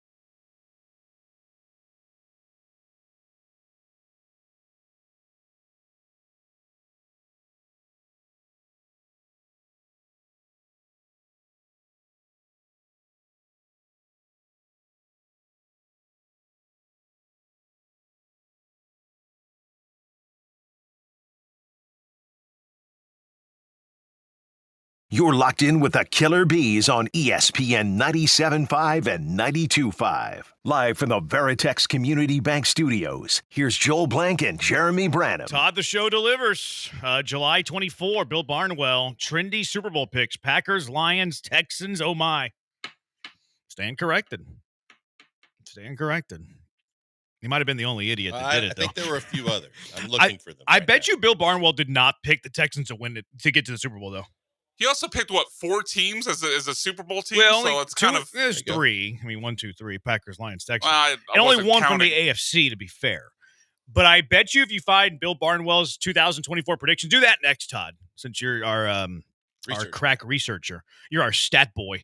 Find Bill Barnwell's 2024 predictions, because I bet you that was a little bit of clickbait. I bet you it was a little clickbait. I bet you he did not predict the Texans to win the AFC. I'm just going to go out on a limb and say that. Someone at Sports Illustrated did as well. Who's that? I'm looking it up. The writer that wrote the article is Ben Ryder? Hannah Hoover, but she said ESPN preseason predictions. One Hannah of our experts Hoover? picks Texans in Super Bowl. Who is Hannah Hoover? She writes for Sports Illustrated. Is it Hannah McNair's alias? She writes for Sports. She covers. Looks like she might cover the Texans for SI.com. I've never heard of her. Okay. Never heard of Hannah I'm Hoover. not making it up. And Sports Illustrated also doesn't distribute it anymore, which is sad. It's pretty sad. Some textures about the hillbilly deal. Hillbillies can be found in Canada, too. Another one, South doesn't use the term hillbilly. We are rednecks. Hillbilly is a northern redneck. Did you ever watch Beverly Hillbillies whenever you were growing up? I wasn't a fan, but I've seen it. Well, yeah, I didn't. I think I watched a couple episodes. I was really young, didn't like it. All right, CJ Stroud, 713-780 ESPN. Stroud, second season. Let's have the honest conversation about this King of Twitch, who he was naysaying Stroud whenever everybody else was talking positively about him. King of Twitch, he likes to take the road less traveled. Wonder who said Stroud would take a step back this year and have a slump. That was King of Twitch said that. King of Twitch, he blind squirrel nut thing. Having the honest conversation about CJ Stroud in year 2, what would be some things that stand out to you? Well, I think that it's obvious that he was under duress the majority of the season, and that altered and changed a lot in terms of his internal clock and the results that you saw because of it. I just think that we were complimenting his poise in the pocket the year before, and he was under a lot of similar circumstances. And yet this year it got a whole lot worse, and the line got worse. And because of it, he got worse. And I think that he looked a lot of times rushed. He threw the ball like he was rushed. And I think that's where I would start, is the fact that the internal clock threw him his entire game off. Yeah, see, I still think he has the talent. I agree. He just did not play up to his talent very much. Almost not at all. Like, I don't think that CJ Stroud once had like a full, complete game. Like last year, he had a few of them. And he had some duds last year, too, as a rookie. Let's not forget. Like, he had a dud against Carolina. He had a dud against the Jets, although he might have been concussed in that game, and I think that he was. He had a dud against Atlanta. Like, he had duds throughout the year. But this year, what he did in his rookie year at times was he played at this extremely high level, and we didn't really see that a whole lot in year 2. Year 1, he led the NFL in passing yards per game. This year, he's not in the top 10. So, like, his numbers definitely regressed. If you feel like he didn't regress as a player, I'll listen to that conversation. But there's no argument that his numbers went backwards. And I agree. I think that he very quickly into the year did not trust his offensive line, and I think that made him a half beat too slow. His progressions, he was coming off them maybe a little bit too quick. He got happy-footed a little bit too much. I remember early in the year, might have even been preseason, where Stroud was like, "Yeah, Joe Mixon challenged me to be more aggressive in my scrambling and running the football." I was like, I don't like that, actually. I don't like the notion of that. So that's where I stand with the whole Stroud and having the honest conversation about him in year 2. I do think that he went backwards in the sense of his production, and then also relative to where he's at in the NFL. Because I think there are quarterbacks now that you can just put head-to-head against CJ Stroud, who do you want for the next 5 years, that we would not have even been daring to do that at the start of the year. Yeah, and I think that when you look at it, it's fair to say that if he learns from this, that he can still progress forward. I still believe in his talents. I still believe he is the franchise quarterback for now and for the future. But I think along the way, he learned a lot of lessons. And I think that clock did get sped up way too much. And I think that it did affect him in a lot of ways. And there was a lot of discussion about, please don't turn this into the next David Carr, where the PTSD is so real that he never recovers from it. But I think that he still has all the ability in the world. And I think that you can learn from this to still progress and be a better quarterback coming out of this. And I still believe that he is the guy to lead this team going forward. I do too. I'm still fine about the overall where Stroud's going in his career, but he slumped this year. Like this texture, there's always sophomore slumps. There'd be one here. We didn't think there'd be one here. If we look strictly at wins and losses, it's the record we were expecting. That is true, but win-loss doesn't always tell the full story. I think I've said this throughout the year. The numbers aren't going to equal up to last year. They're just not, from the interceptions and the yards and the completion, all of it. So if that's your basis for saying he had a sophomore slump or he regressed, there's no argument. It's fact. Mm-hmm.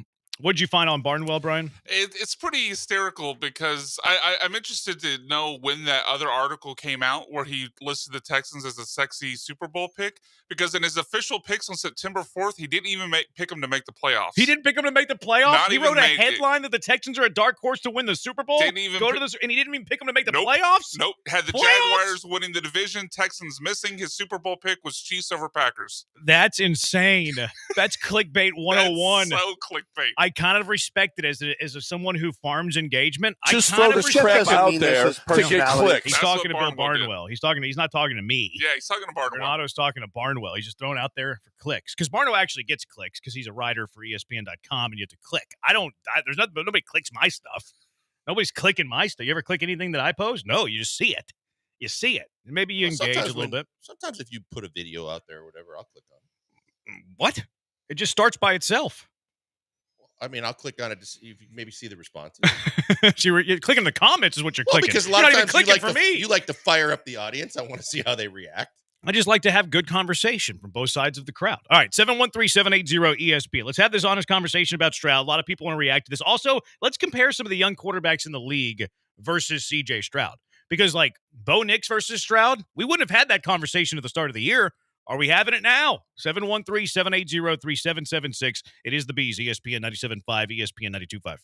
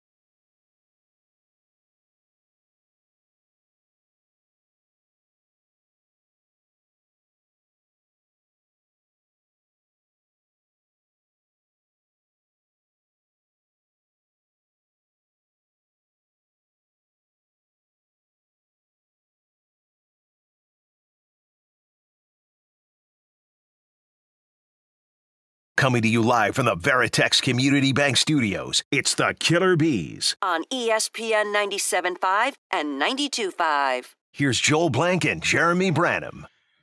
713-780-ESPN. Honest conversation about Stroud. Thoughts on him year two. Texter, what if the CJ that you get from now on is a blend of the two seasons? If you look at his draft report, you saw those flaws on display this year. So if he's a blend of two seasons, he's probably a top 10 quarterback, but not a top 5 quarterback. Fair to say if you're talking about the blend? Fair. Yeah. So are you good with that going forward? Top 10 quarterback? I think Dak. If he's a blend, I think Dak-ish. So. Okay, I think he's a cusp of a top 10 quarterback. I think it's a good, not to say that their traits are the same, but their stature in the league. Right. Yeah, I think it's a good one. I mean, because this was Lance's comparison to him pre-draft. What if he's Jared Goff? Someone you never view as put the team on his back. He's top 5, but has seasons where he plays really well and is obviously capable of being the quarterback for a team that goes deep into the playoffs. See, I would take Goff. I wouldn't take Dak. I would take Goff as well. I think I'm with you on that. Yeah. And I wouldn't have been there a couple of years ago, but Goff has been really impressive in the last couple of years in Detroit. But it does change your team build. It changes what Nick Caserio has to do. Because if he's Goff, you're not winning like Josh Allen wins. You're not going to put a bunch of, I'm not that Josh Allen has a bunch of bums around him, but the offense clicks because of Josh Allen. Lamar Jackson obviously has really good players, especially now with the addition of Derrick Henry, but the offense clicks because of Lamar Jackson. Jared Goff isn't going to lead the 11 dwarfs. You know what I mean? There are 10 dwarfs and he's the 11th. Sure. You have to build a really good roster around him, which... Yes, the Texans did that with the skill, and you thought you could do it with the offensive line. I'm not blaming Caserio for the roster build. It's just the offensive line didn't live up to what it needed to be if he is Goff, which might be from not, apples to apples comparison of their playing style, just their stature of where they are in the NFL. I think it's solid. I think it's fine. Another texture, I was impressed with CJ's ability to read defenses at such an early age and throw with anticipation, but something happened this season. He's not able to settle. Hope he gets it back. That's the thing where you can really look at.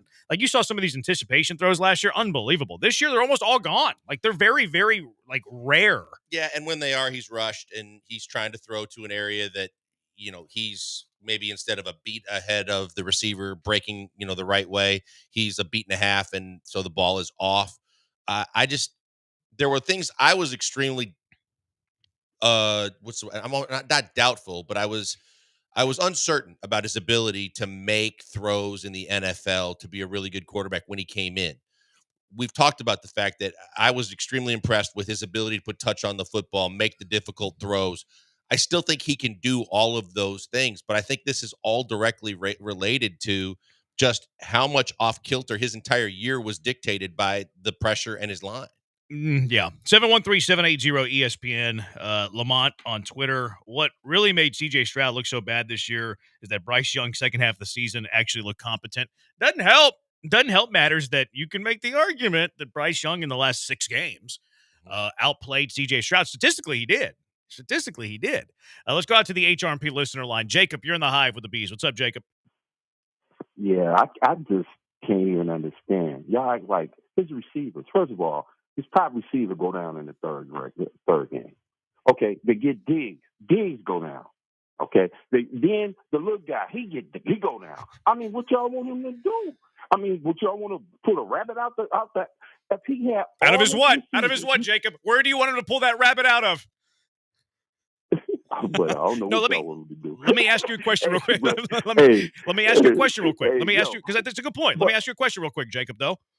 Did he have more help? I'll let you ask it in a moment. Let me ask mine first, and then we'll go back to you. We won't hang up on you, I promise. Okay. Unless Brian does it. He might. Do you think he had more wide receiver skill this year or last year? They did not go down like that. Nico came back. But what it is, he got Diggs. He finally got him another receiver that hit the slot. You know what I'm saying? He hit the slot and then was opening it up for Nico to go deep. And first 3 games they was using a lot. But they end up getting hurt.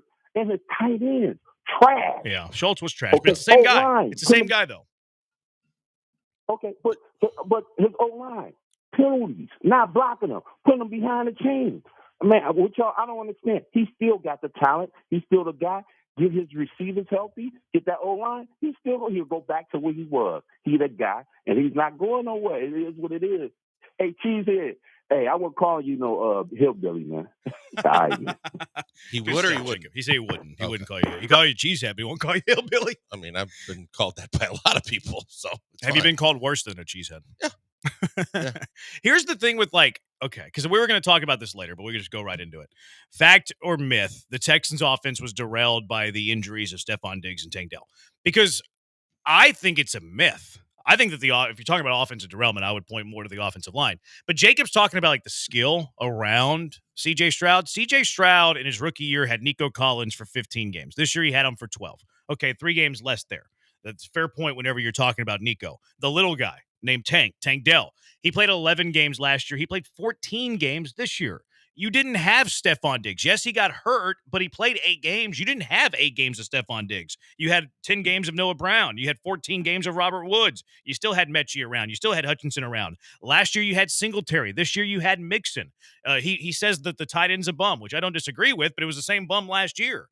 I think he's had far more skill this year around him than he did last year. No, I don't know how you can argue any other way. I mean, when you look at the fact that there were bigger things thought of for both Nico and Tank coming off of whatever they did the last year, and then you add a guy in Stephon Diggs in the last year of his deal playing for a contract, but also knowing what he brought to the table in terms of his resume, you could only believe that they were going to be better. And we talked about how good the receiver room was at the start of the year, and we were having discussions about top 2, top 3 receivers on this team. Where do they rank in the NFL as opposed to the year prior when we were talking about the Texans possibly having the worst receiver room in the league?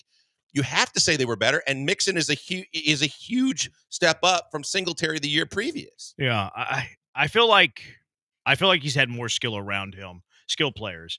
Now, the offensive line probably played better a year ago. No question. Which how? How is that offensive line better? It is a mystery because it was smoke and mirrors. And, you go back early in the season a year ago when they gave up 11 sacks in the first 2 games, had the Steelers coming in, and you're like, oh, God, it's going to get significantly worse. And then they didn't give up a sack against Pittsburgh, and they played musical chairs but figured it out to where that they held their own and were a decent offensive line. You would have thought, getting everybody healthy and in their natural positions, that this would be a better offensive line this year, and it has been significantly worse. Yeah, it's weird. Texture says, I'm not going to put all the blame on Nick for the O-line, but it does worry me that he hasn't had a single hit when it comes to drafting them. I would put all my focus on signing them instead of drafting them. I agree with that last sentence. I don't want Nick drafting any more offensive linemen, and Kenyon seems like a miss, but was Juice a hit? I think Patterson is.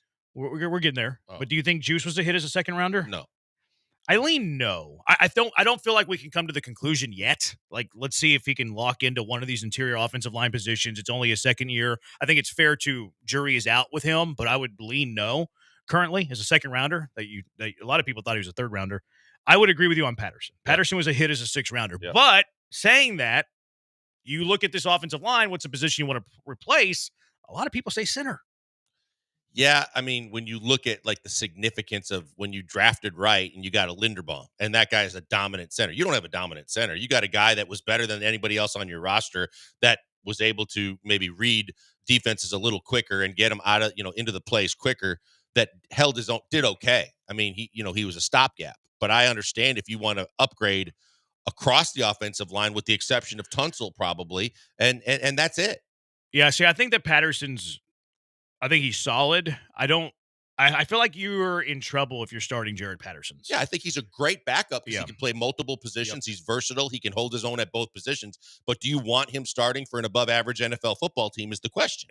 And the domino effect to that is that you have to start him at center over a guy that you drafted in the 2nd round that you wanted to be your center. Yeah, that's the miss. The collateral damage of that. And obviously the Kenyon Green disaster. Yeah, that's the biggest one. Set everything, in a tailspin. 713-780-ESPN. Let's compare Stroud to these young quarterbacks and not just Bryce Young. Honest conversation about Stroud in his 2nd year. And then let's get into that factor myth. The Texans offense derailed by the Diggs tank injury. 713-780-3776. It's the Bees, ESPN 97.5 and ESPN 92.5.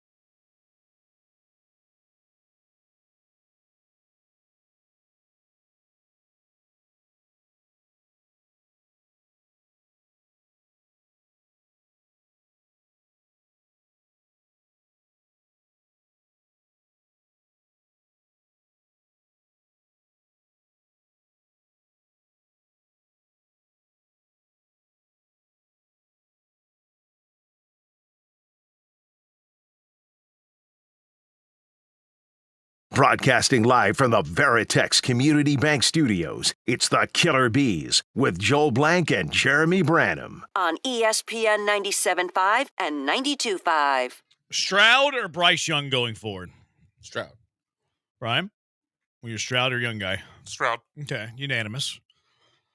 Stroud or J.J. McCarthy? Stroud. Yeah, it's an easy Stroud. Okay, Stroud. Stroud or Drake May? Stroud. Stroud. Easy still. Easy? Yeah. I think it is too. I mean, Drake May had a decent rookie year, but it's not like he set the world on fire. Drake May. It's more giving more credit to CJ. I think May's skill set's going to play in the NFL. It's Certainly important. for fantasy It's more he important runs, who they but- hire to. Who they hire matters. Mm-hmm. If they hire Ben Johnson, Drake May stock up. If they hire Mike Vrabel, as good a fit as it is, Drake May stock down. That's the unknown piece Depending of on this the OC. conversation for everybody. Like, if any of I these even think names we the bring OC. up, I think Ben Johnson elevates them. Like OC to me, obviously it matters. But if he's gone in a year, this was the conversation we're having with Stroud and Slowick last year. Is like, how much does the OC affect it? You look at like Cliff Kingsbury and Jaden Daniels. How much would Cliff, I don't want to say impair the development, but change the development of Jaden Daniels? I think it would change it a little bit. So I think it's more important, obviously, to have head coach OC. Jaden Daniels or CJ Stroud?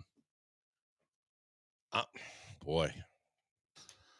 I think I lean Jaden. I think I might lean Jaden as well. Think so? Yeah. I think it's Jaden. I think it's I don't Jaden think Daniels it's over Stroud. landslide, but I lean Jaden. It's a discussion worth having, but his ability to run the football the way he runs the football too, and what he did, just similar to what CJ did a year ago, it's easy to say that extra dynamic of his legs too. I'd take Jaden. And it's not like he was blessed with Terry McLaurin's a great wide receiver, but he wasn't blessed with more targets than CJ was. I mean, if you say Terry and Nico are equal, Stroud had more after Nico than Jaden did after Terry. Yeah, I mean, the Commander's second best receiver was one that Caserio cut. Right. So, yeah, I would agree with that. Bo Nix or Stroud? I'm taking Stroud. I would too. It's close. I think it's close. I think it's close. I mean, it's credit to Sean Payton that it's close. Sure, and that's Sure. why I think Yeah. it's close, because I think Sean Payton greater signed Bobby Slowick, obviously. Yeah, that matters, though. Like, you can't dismiss that, you know? Definitely matters, but I think on skill, I would take Stroud, but I could see Knicks outproducing him. Penix or Stroud? Stroud. Yeah, I'd probably lean Stroud there, too. See who else we got here. Purdy or Stroud? Stroud. I think it's close. I think that's that's close. where system matters a lot. Is it for sure? Because you're right. Because if you put Purdy with the Texans, or Right. no, not even flip flop them. Let's put them both in the same system. Okay. Like you put Purdy as the 17 games with the Texans this year, Stroud 17 games with the Texans this year. Give me Stroud. Yes. You put Stroud and Purdy both with the Niners for 17 games. Give me Stroud. Yep. So I think it's a good counterpoint. It's a really good argument. There was one other one. Oh yeah, Joe Burrow. Oh, Burrow, easy. But it's so easy that we say that now. That's true. That was not the case at the start of the season. Not the case at the start of the season. I mean, Absolutely was not the case at the It start was of for the season. me, but I mean, Well, the Burrow did have the limp wrist, which a lot of people were nervous about. It's true. People were nervous about the limp wrist. No, I think I spent our entire June, July, May, June, July, and August coming to the defense of Joe Burrow to the point I made myself out to be a Bengals fan. But I get it. There was a lot of doubt on Burrow.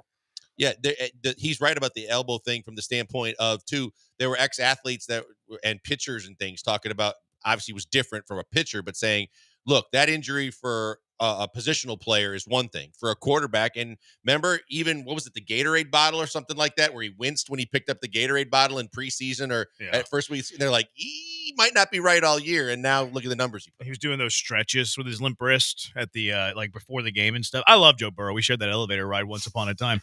What if Jaden regresses next year, similar to CJ? Will we all have the same conversation about him? Of course we will. Yeah, we will. And it's possible. It might not be as exhaustive because of where they live and which team they play for, but of course we'll have the conversation of Daniels regresses. We still have the conversation about RG3 regressing. Yeah, there's no doubt about it. I mean, you call it like you see it, and what happens from year to year matters. And so it's obvious to say that as good as Jaden Daniels was this year, is it possible that he could have regression next year like the Texans do? Sure, it does. And the schedule's going to matter, and everybody and his weapons are going to matter, and how they handled their offseason is going to matter. but it's definitely in the realm of possibilities that he steps back too, because he put up massive numbers. Especially if like Cliff gets a head coaching job and then it's like the OC isn't as good. Like I think that would obviously change it too. See, a texter saying that you guys are forgetting to mention Bobby Slowick. Slowick is the constant here. Like in this conversation of CJ Stroud year 1, CJ Stroud year 2, Bobby Slowick is a constant. So like I can't be like, whoa, Stroud stinks because Slowick was bad in year 2. Well, he was here in year 1. See, and then that conversation then moves forward to going forward. If you get rid of Bobby Slowick, whether he leaves for a head coaching job or D'Amico decides to move on, if they stay internal, do you believe that Gerard Johnson's going to be better than Bobby Slowick? And do you believe that a new guy coming in, a veteran OC and an offensive mind coming in year 1, would he turn it around enough to where you would believe that as an OC, it made CJ better? Because that first year is tough with a new playbook and a new system and all the different things, depending on what they run. But I would question if Gerard Johnson would be better than Bobby Slowick. I would hear the argument of saying if you brought in I saw someone say, bring Doug Peterson in as your OC. I'm not sure I want Doug Peterson as my offensive coordinator for today's NFL. Yeah. I like Peterson, but you might be right that it's kind of an antiquated thing. 713-780-ESPN HRP listener line. Some text on this. You have to continue to evolve and be imaginative. Slowick did neither. Also, how much of it was offensive line, though? Like, it's very difficult to play call in the NFL if your offensive line is atrocious. I think that's the big argument. Sorry. I think that the bigger argument is just the same thing if we're going to defend CJ and say that CJ and his game and the way he was off a little bit is predicated by the offensive line. You still have to give the same benefit of the doubt to Bobby Slowick to say, look, he could have a more creative offensive play calling mind than we even know. He could have wanted to do more, but you're limited in doing what you can do, and sometimes plays blow up because your offensive line played terrible. Yeah, I mean, it all meshes. It all correlates. 713-780-3776. Bryce Young, because I have him on my fantasy dynasty team. Nobody cares about your fantasy team. Love fantasy football. No one cares about your team. It's like your golf game. Nobody cares. I think the only rookie quarterback I would take over CJ is Jaden Daniels, but it's very debatable. See, I don't think it'd be debatable if you weren't a Texans fan. Like, I think if you eliminate fandom and you just ask, like, okay, let's eliminate Commander fans, let's eliminate Texans fans, you just ask the general population of football fan, Jaden Daniels or CJ Stroud, I think it's an overwhelming majority that would pick Daniels. You're probably right. I would agree with that. But I think that the argument that I would have that I would see if you guys watch more Washington games than I did, but I didn't watch him close enough to be able to analyze and say, oh, he's able to make every throw. He does a ton of escapability things. He does a ton with his legs. He has a very, very strong arm. He can do a lot of things right. But in terms of how critical we are, because we watch every play of CJ, in terms of making every throw, precisely putting it accurately and layering the ball and doing those things, I haven't watched Daniels close enough. I just know his stats and his wins are impressive. Yeah, more mobile for sure. Yep. He's closer to like Lamar than he is Goff because he is very mobile and racks up a bunch of yards. I think he broke the rookie record for rushing yards for quarterback, right? Do you think the World Tour with Micah affected CJ's progress? I don't think so. Either. I think it's a bunch of baloney. I think the only thing, the takeaway there was just maybe he started feeling himself a little bit and having a little bit too much confidence going into year 2. But I don't think what they do in their offseason, any of these players that are being criticized because of their podcast, yeah, you might be creating some bulletin board material along the way, but at the same time, let them live their life. I think it comes down to what happens when you're in the building and you're in camp and you're practicing and all those things, and when you're on the field. Where it screws you is if you're bad, and then people can pull all that stuff, you know, like, oh, you're bad. Now we got all this stuff that we can use against you. Like, it just puts you in the limelight that whenever things go sour, it's very easy to like criticize, but I have no problem. Yeah, I don't either. The linebacker from the Colts is catching a ton for his podcast. Zaire Alexander. Yeah. And Micah Parsons and everybody. I mean, it's more a perception thing because it's not like these guys are podcasting and missing practice, right?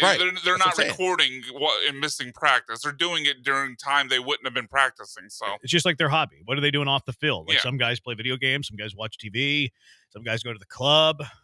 They're podcasting. I'd rather he be podcasting than taking the James Harden route. Yeah. I mean, look, that you're absolutely right about that. And you got to love the fact that he, by all accounts, is a football junkie and he's a X's and O's guy and he is, committed to football, that you got to believe that wherever the first person that's going to try and fix, correct, and work on what he did wrong this year or had shortcomings with is CJ Stroud. Amazing. You just mentioned fantasy football, Stroud and Daniels, because I had both of them on my team. I could not ignore Jaden's performance, so I had to start him over Stroud. Stroud was the biggest fantasy quarterback disappointment, bar none. Unfortunately, I don't think CJ has an ounce of athleticism in his body, and you can be a decent quarterback without athleticism. Look at Eli or Peyton Manning. I think that's an overstatement. It's an overstatement for sure. But if we're just saying, and look, I don't think that you need to be this great mobile quarterback to be successful in the NFL. See Jared Goff. Stroud probably is average for like if you just looked at the athleticism attribute, like it's Madden, he's probably middle of the pack for NFL starting quarterback. I would give him. I would say maybe a little bit higher than right at the middle of the pack, simply because of his escapability. Right, I'm not looking for him to run and outrun defensive linemen and do those kind of things in terms of his athleticism. I do think his escapability this year, his ability to avoid multiple rushers and kind of spin, turn, and free up an off-scripted play to try and execute it, is better than more than half of the league. I don't know, man. Like, I think that the NFL has become so mobile at the quarterback position. Like, he's good enough to do it, but is he better than half the league? Like Allen? No. Tua? Yes. I think it's about even with him and Tua. Rodgers, I would say yes. Drake May, no. Lamar, no. Russell Wilson? Now, yes. I don't know. I think they're about even. Now, I would say. I don't think Russ in his prime, no. But Burrow? I would take Burrow escapability. I don't even think it's close. You think it's Burrow? Easily. I think Burrow is the best guy in the league as far as avoiding pressure in the pocket, stepping up, doing the little shoulder dips. He is a magician. I think if you had them run a 40, Burrow wins a 40. No, I don't know really? if I would say that. I don't think I could say escapability in the pocket, I would take Burrow. I think Burrow wins a race. Maybe. I think Burrow. Stroud's not fast. Yeah, I know. Stroud's I agree not that he's fast. average. Cleveland, whatever. Deshaun, whoever you want to throw there, maybe better than them. Richardson, no. Trevor Lawrence is more athletic than Stroud. I would agree. Would you? Yes. Yeah. I think I feel Just like Stroud. pure athlete, yes. But I feel like Stroud's a better runner than Lawrence. Maybe when he chooses to run and stuff like that, but Lawrence is more athletic. Look at the college numbers. Lawrence, that was a part of his game at Clemson. Stroud never ran Ohio State. Levis is more athletic, but he doesn't know how to run. He doesn't know how to play football. Mahomes? No. Herbert runs. He's an athlete. Yeah. Knicks? No. Knicks runs. Yeah, the Raiders, run last week was unreal. Raiders stink. Hurts? No. Certainly hurts. Daniels? Daniels. What about Dak? Yeah. I think he's better now. I think Dak early in his career was better, though. More athletic. He had a catastrophic injury, too. Yeah. Giants, who cares? They stink. Goff, for sure, he's more athletic than them. Darnold, he's more athletic. Jordan Love. I was going to say, Love's one to... That's the one I wanted to ask earlier. Who are you taking to have a franchise around, Love or Stroud? For me, it's easy. It's CJ. I would take CJ. Okay. Who you taking? Can I have CJ with LaFleur? That would be awesome. Can I have LaFleur with CJ? Because I would take that. Combo. By the way, I think it's that's amazing. Love is just too turnover prone. Caleb's more athletic. Baker? Yeah. Kale's more athletic. CJ's better quarterback. Yeah, we're talking about athleticism. I think athleticism. Baker? Yeah. No, Baker's better. Penix? No, but Stroud. Penix is better. I think Stroud's more athletic than Penix. I don't. Bryce? Stroud. I think it's Bryce. Saints with Carr. Stroud. It is Stroud. Yeah. Carr's not terrible. He's not a terrible athlete when he was younger. Stafford. But Stroud. Gino. Stroud. I think it's Stroud. Kyler. Yeah, Kyler. Brock. Purdy runs a little bit. I would actually think I'd say Purdy. I would say Purdy for sure. I think CJ's a better athlete than Purdy. Somebody texting in CJ 40 time 4.6, Burrow 4.8. I don't think they ran at the combine though. Like I don't know how you know that, Tyler. Pro days? I don't know if they did. I don't think they ran it there. Burrow might have. I don't think Stroud ran it his pro day. Richardson or Mahomes beat out Stroud for the biggest fantasy quarterback bust. Do you have to run if you're a top 3 quarterback? No. No one has to. Either way, yeah. I'm not saying not just at the combine. Even on your pro day, you can just say I'm not running. Yeah, for sure. Those top quarterbers usually don't. That's why I don't think Burrow was going to be number 1 hands down. I don't think Burrow ran for anybody. I'm not sure they ran for him to do anything. No, I'm not sure they ran. Let's not ignore how corny CJ dresses. It's a factor. Oh, stop it. Have you seen how Burrow dresses? I mean, there's a lot of people that dress funky. Burrow's GQ. Burrow's VIP. They just did a feature this last weekend. He sat down with VIP, like Anna Delvey does. He and Cam Newton sat down. They were analyzing fits that they've worn in the past. Burrow's got models who clean his house. Yeah. Okay. Stroud hangs out with Amber Rose. Okay. A lot of people You're put the saying curse on him for Burrow? that. Look, Stroud does not dress great. I'm not one to talk about fashion. I am not an aficionado. I am not GQ. I'm wearing a hoodie today. Oh, you Blankers is wearing a Rockets pull-up, warm-up jersey. Like, we can't be talking about fashion, but CJ dresses a little bit funny. It's a hoodie. Yeah, but it's got the pants, too. Like, So it's a full, what? it's a sweatsuit. It's a suit. Yeah, it's a jogger. It's a jogger suit? Yeah, it's not. This is not like on court stuff. But if you wear that, can you comment on fashion? I'm not knocking you. I'm just saying It that you probably matches. can't be. Him a little bit. It matches and it all. I don't see why not. But I'm also knocking myself. Like, I don't think that we're the guys to go to talk about Certainly fashion. not. Burrow, no, I'm just saying, Burrow bleached his hair to start the year. Then he What's shaved wrong his with head with that? bleach. And then he even admitted himself that he's gone through phases where he tried to be real outlandish and now he's dialing it into more suits. He tried you're right. He went to Fashion Week. He did that backless tuxedo that everybody was talking about. He understands fashion. Fashion icon. I remember you pointing out, and then I went and looked at the video. That one week, CJ had that bomber and those big mom jeans. That was the bad. What did we call those back in the day? Like, we were talking about the old stuff that happened like in the Jinko 80s. No, it wasn't the Jinko one. It was the other one, like the balloon jeans or something. What was it called? Not the, not the parachute parachute pants. pants. Parachute pants were like break. They were They're more tighter with breakdancing. pockets. Yeah, Stroud dress is funny. Stroud dress is a little funny. Yeah, he's no Cam or but Russell Westbrook. I'm not hip though. Like I can't be the one that says this. I can't judge fashion. I should never judge fashion. But he dresses kind of funny. He dresses kind of funny. All right, 713. I'm kidding, kind of. 713-780-3776. What do you think? By the way, real quick, do you think the Texans' offense was derailed by the Diggs tank injuries? I think the offensive line to me is I think it's the end all be all. I think that, yeah, the injuries, everybody goes through injuries. But to go through how bad this offensive line has consistently played all season long, I blame the line. Yeah, I do too. I don't blame it on the wide receivers. Like, you still have Nico. You still have one of the top 10 receivers in the NFL. You still have Mixon, who's a good running back. I think that he's had more skill around him in 2024 than 2023.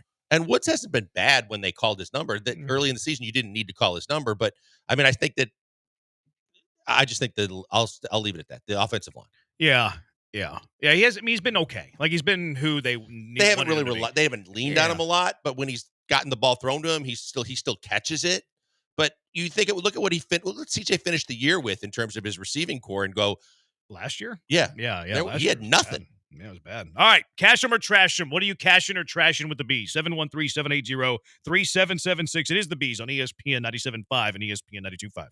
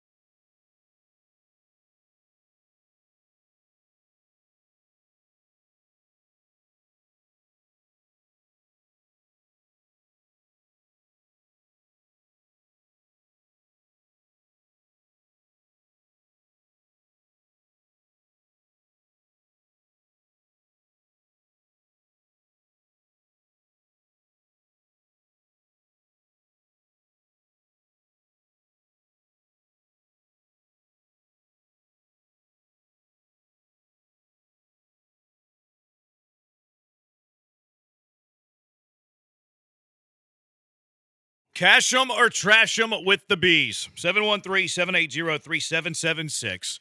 What are you cashing? What are you trashing? You guys are going to love this one.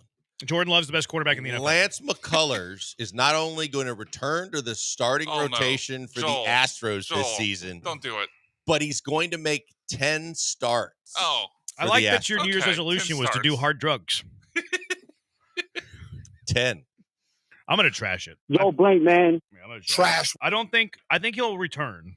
I think he'll return. 10 starts. I think he's either going to be so bad that he can't be used, or I think he's immediately going to get hurt again. To make 10 starts, he'd have to return by July. I mean, he should be ready by then. I think he's going to be ready first month and a half of the season. Man. 10 starts. He was supposed to be back in June. I mean, look, no more in uniform throwing sessions. He's actually throwing off a mound while he's sending out his social media videos of it. I feel good. And I look at I mean, you're in January and you're throwing. Really? I feel good. Do you really feel good about it? Should we save this audio? Yeah. No, I need something bold for cash it or trash it. There it is. I think the math on his timeline checks out for you to be right. I just can't trust Lance McCullers to stay healthy. Yeah. I don't disagree with anything you said. I just, on principle, I can never back Lance McCullers being healthy until he's done it again. So I'm going to have to trash it. Trash. King Todd the Show says Lance is making 20 starts. Here's the other caveat to this, though. Are we certain he'll be in the rotation? I thought about that too. I just don't think that he's right for the bullpen, and I know that he's going to put his foot down and say he's not going to do it. Dana mentioned last year Lance in the bullpen. That was because of the timeline of the season was running out. I think he's a starter or he's nothing. Yeah, I think he's more nothing. I think he comes back this year, and I would agree with your timeline. I just don't think that he'll make 10 starts. Either he's too bad to make 10 starts, or he is unwell to make 10 way starts. To put it. My cash number trash him. Goff should stack the deck for Charlie Woods. However you can do it. And I'm not sure how you can do it because it's a little difficult in golf, but stack the deck for Charlie. Everybody's like, oh, no one watches golf. Well, no one's gonna unless Charlie Woods is Tiger Woods. It's like his old man. Give him the Goldilocks balls like Aaron Judge had when he was hitting all those dingers. Give him fixed golf clubs that make him hit the ball further and keep them straighter. All of these rules and regulation for equipment stuff that golfers have should not apply to Charlie Woods. Cheat at all costs to make Charlie Woods the best golfer in the world. That's how you'll get viewers, golf. I'm going to trash it because I don't think you're going to need trash. Yeah. Watching him play and hitting some of the shots that he hits, especially, and there were some shots when he and Tiger were going up against Longer and his son down the stretch there. He picked up Tiger a couple of times and came up in clutch moments. I think he's got a lot of ability. I'm not sure. I don't believe you're going to have to do that. And I'm not saying he's going to be his dad, but I think unlike like Jordan's kids and a lot of kids fail to be close to what their dads were. I think that Charlie's going to be good on the tour. But if he's like the 100th player in the world, it's not going to move the needle. He has to be contending for majors. He has to be top 10 I think he can do that. world. I think he's going to end up doing that. Okay, I hope you're right. I mean, he won a state title for the state of Florida, which is like not playing golf in Wisconsin, and he did it like before his freshman year, I think, or freshman year. I've heard that he doesn't really stack up with his peers that well. Okay, we'll see. Stack the deck. Like maybe you give him the old college try. If he can do it on his own, great. But the moment you realize that he's not gonna, give him Goldilocks balls. Make his clubs better than everybody else. What else can you do to help a golfer cheat? I don't even know. You had me at Make Golf WWE. Let's put exploding golf balls for the other competitors. Why don't you rig the gallery like they did at the Phoenix Open that year? Kick the ball out from the rough. And Happy Gilmore, whatever you got to do. Yeah, saw up the opponent's golf clubs a little bit so they break on when they swing. Like let's completely gimmick this. Give him a breakfast ball and a mulligan aside. Whatever it takes for Charlie Woods to be a top 10 golfer must happen for golf to survive. Yeah, I'm 100% for making golf WWE. That would make it far more interesting to me. All right, what do you got? My catch or trash it is on a way to me to make the baseball offseason more interesting. I don't know if this will be viewed as out on a ledge or crazy, but I think like when we go into the NFL offseason, when we go into the NBA offseason, we know exactly when the start date is. And in football, I mean, hell, you don't even get to the actual through the legal tampering period. You already have the biggest contracts already settled before you get to the actual start of free agency. But baseball just drags. And to me, It's because of how long of a period they have. I mean, it starts. I had to look it up because who could tell you when Major League Baseball free agency starts? But you could you could sign players. Well, it starts the day right after the World Series. Yeah, but you can't. The deals can't become official till 5 days after, Oh. and then pitchers can catch. So today, this last offseason or the current offseason, that was November 4th. Pitchers and catchers don't report until February 10th, and obviously positional players don't even take that seriously. So you'll have guys like Montgomery and Snell and all these guys waiting sometimes into March to sign. I don't think they should open up free agency until January to condense it, give us a shorter window to increase the time that these signings take over or take place. I think it up the excitement. It would lead to a far better offseason. January is too long to wait. I would say right after the World. Why? I mean, football ends in February at the Super Bowl, and they don't open up free agency till the middle of March. I think that you have way too much time on your hands. I don't care that much. It doesn't bother me. Would you agree it's the least interesting of the three baseball? Off-seasons? Yeah. No. Doesn't it keep hope alive then when guys are still unsigned, that if your team still has openings that you keep thinking, well, there's still guys out there, so there's still a chance we can get better.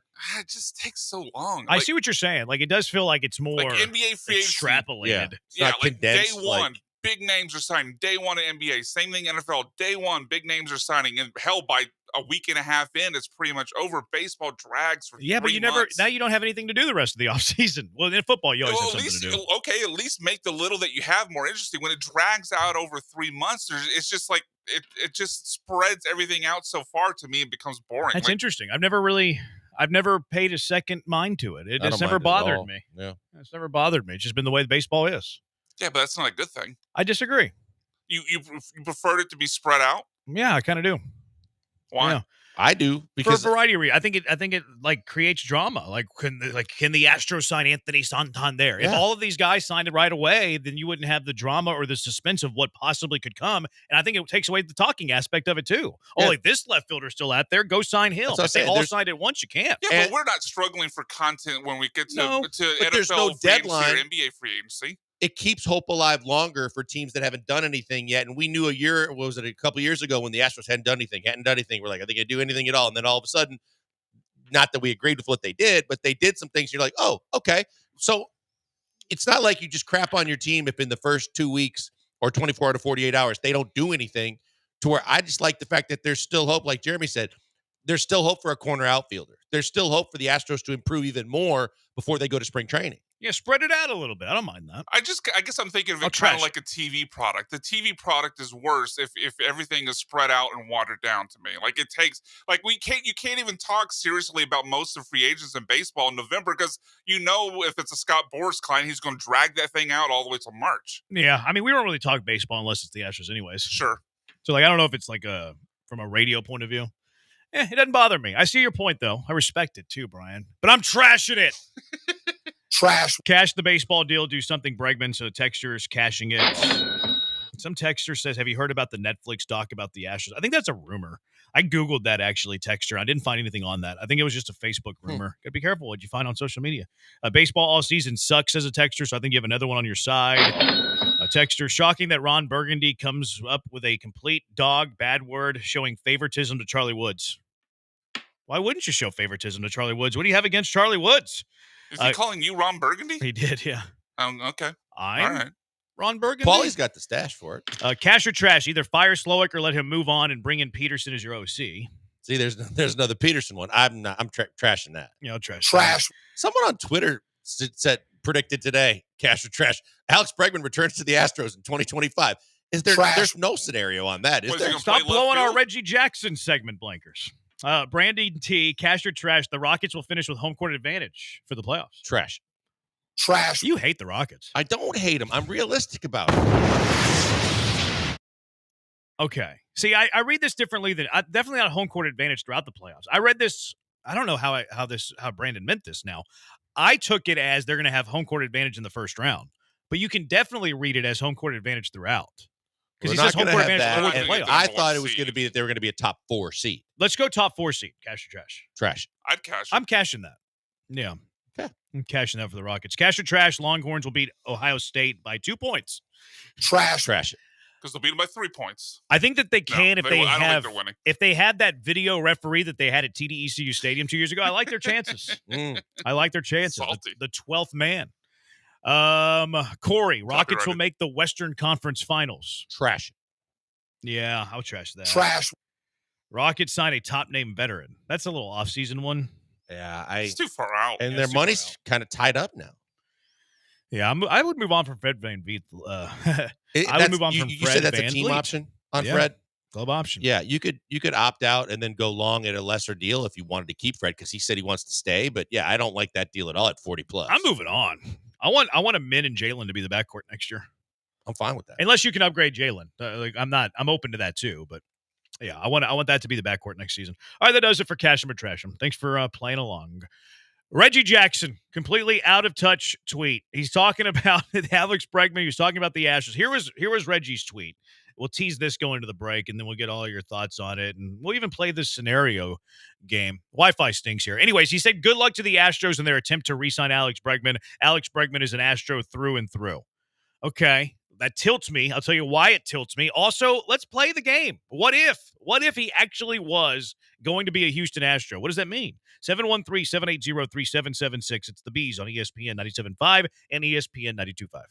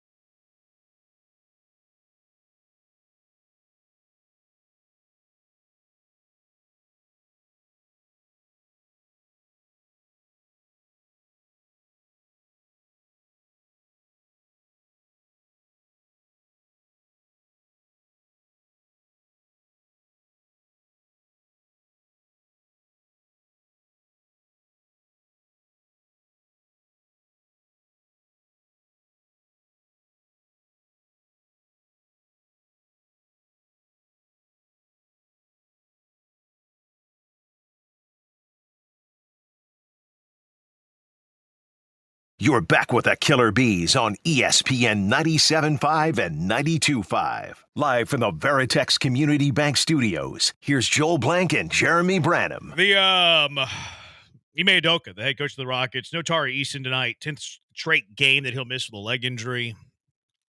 That's not good. No. It's not good. I mean, what's the medical curse of the city of Houston to have to deal with every single team, every single sport, the mystery injury?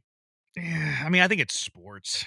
I don't think it's a Houston specific. I'm joking. I'm exaggerating. But, I mean, look, you had Tucker with the Astros. You've had Christian Harris with the Texans. And now you got Tari Eason with the Rockets, where you don't know what you don't know. And all you do know is that they keep missing more and more games to make it bothersome. Yeah, I know what you're saying. I feel like it's a sports thing, though, not a Houston. I mean, I feel like every team has injuries, you know? But does every team have the mystery injuries? I think so. I don't think that every team has a bone bruise on a shin that turns out to be 3 months, and Christian Harris's pulled calf turns out to be almost the entire year. I just don't think we look at it close enough, like regionally. You know what I mean? Maybe. Like, I think there's injuries in sports where we don't really know. Like It's LeBron was gone for 2 weeks in Germany getting PEDs. I'm kidding. Sarcastic. I'm doing it for engagement. I'm doing it for the clicks. Don't sue me, LeBron. Like, he was gone for 2 weeks. No one knew why. Well, he basically said to it was he just not mental health reasons, but he needed to step away. Do you believe that, though? Like, I mean, we were told that Kyle Tucker I think had that's a at least bone bruise. honesty that he's not hurt. He just needed to step away. Or he's lying. I mean, he'd be lying if he said he was injured and then we found out he wasn't hurt. I mean, we have designations for all these guys. Tari Eason with a leg, Christian Harris with a calf, Kyle Tucker bone bruise, and they told us later that he had a broken bone. We have a designation of wear on the body, but we don't have a designation to where a bone bruise turned into 3 months or a pulled calf muscle turned into 14, 15 weeks. Yeah, I just think it happens everywhere. I think that it's not specific to Houston. I think it's a sports thing. And then Tari did the same thing last year and then had to have this unique surgery for whatever was going on with his leg. And now they're saying it's not the same thing, but yet they're not saying what it is, and he's missing 10 games. He's hurt. Okay. He's hurt.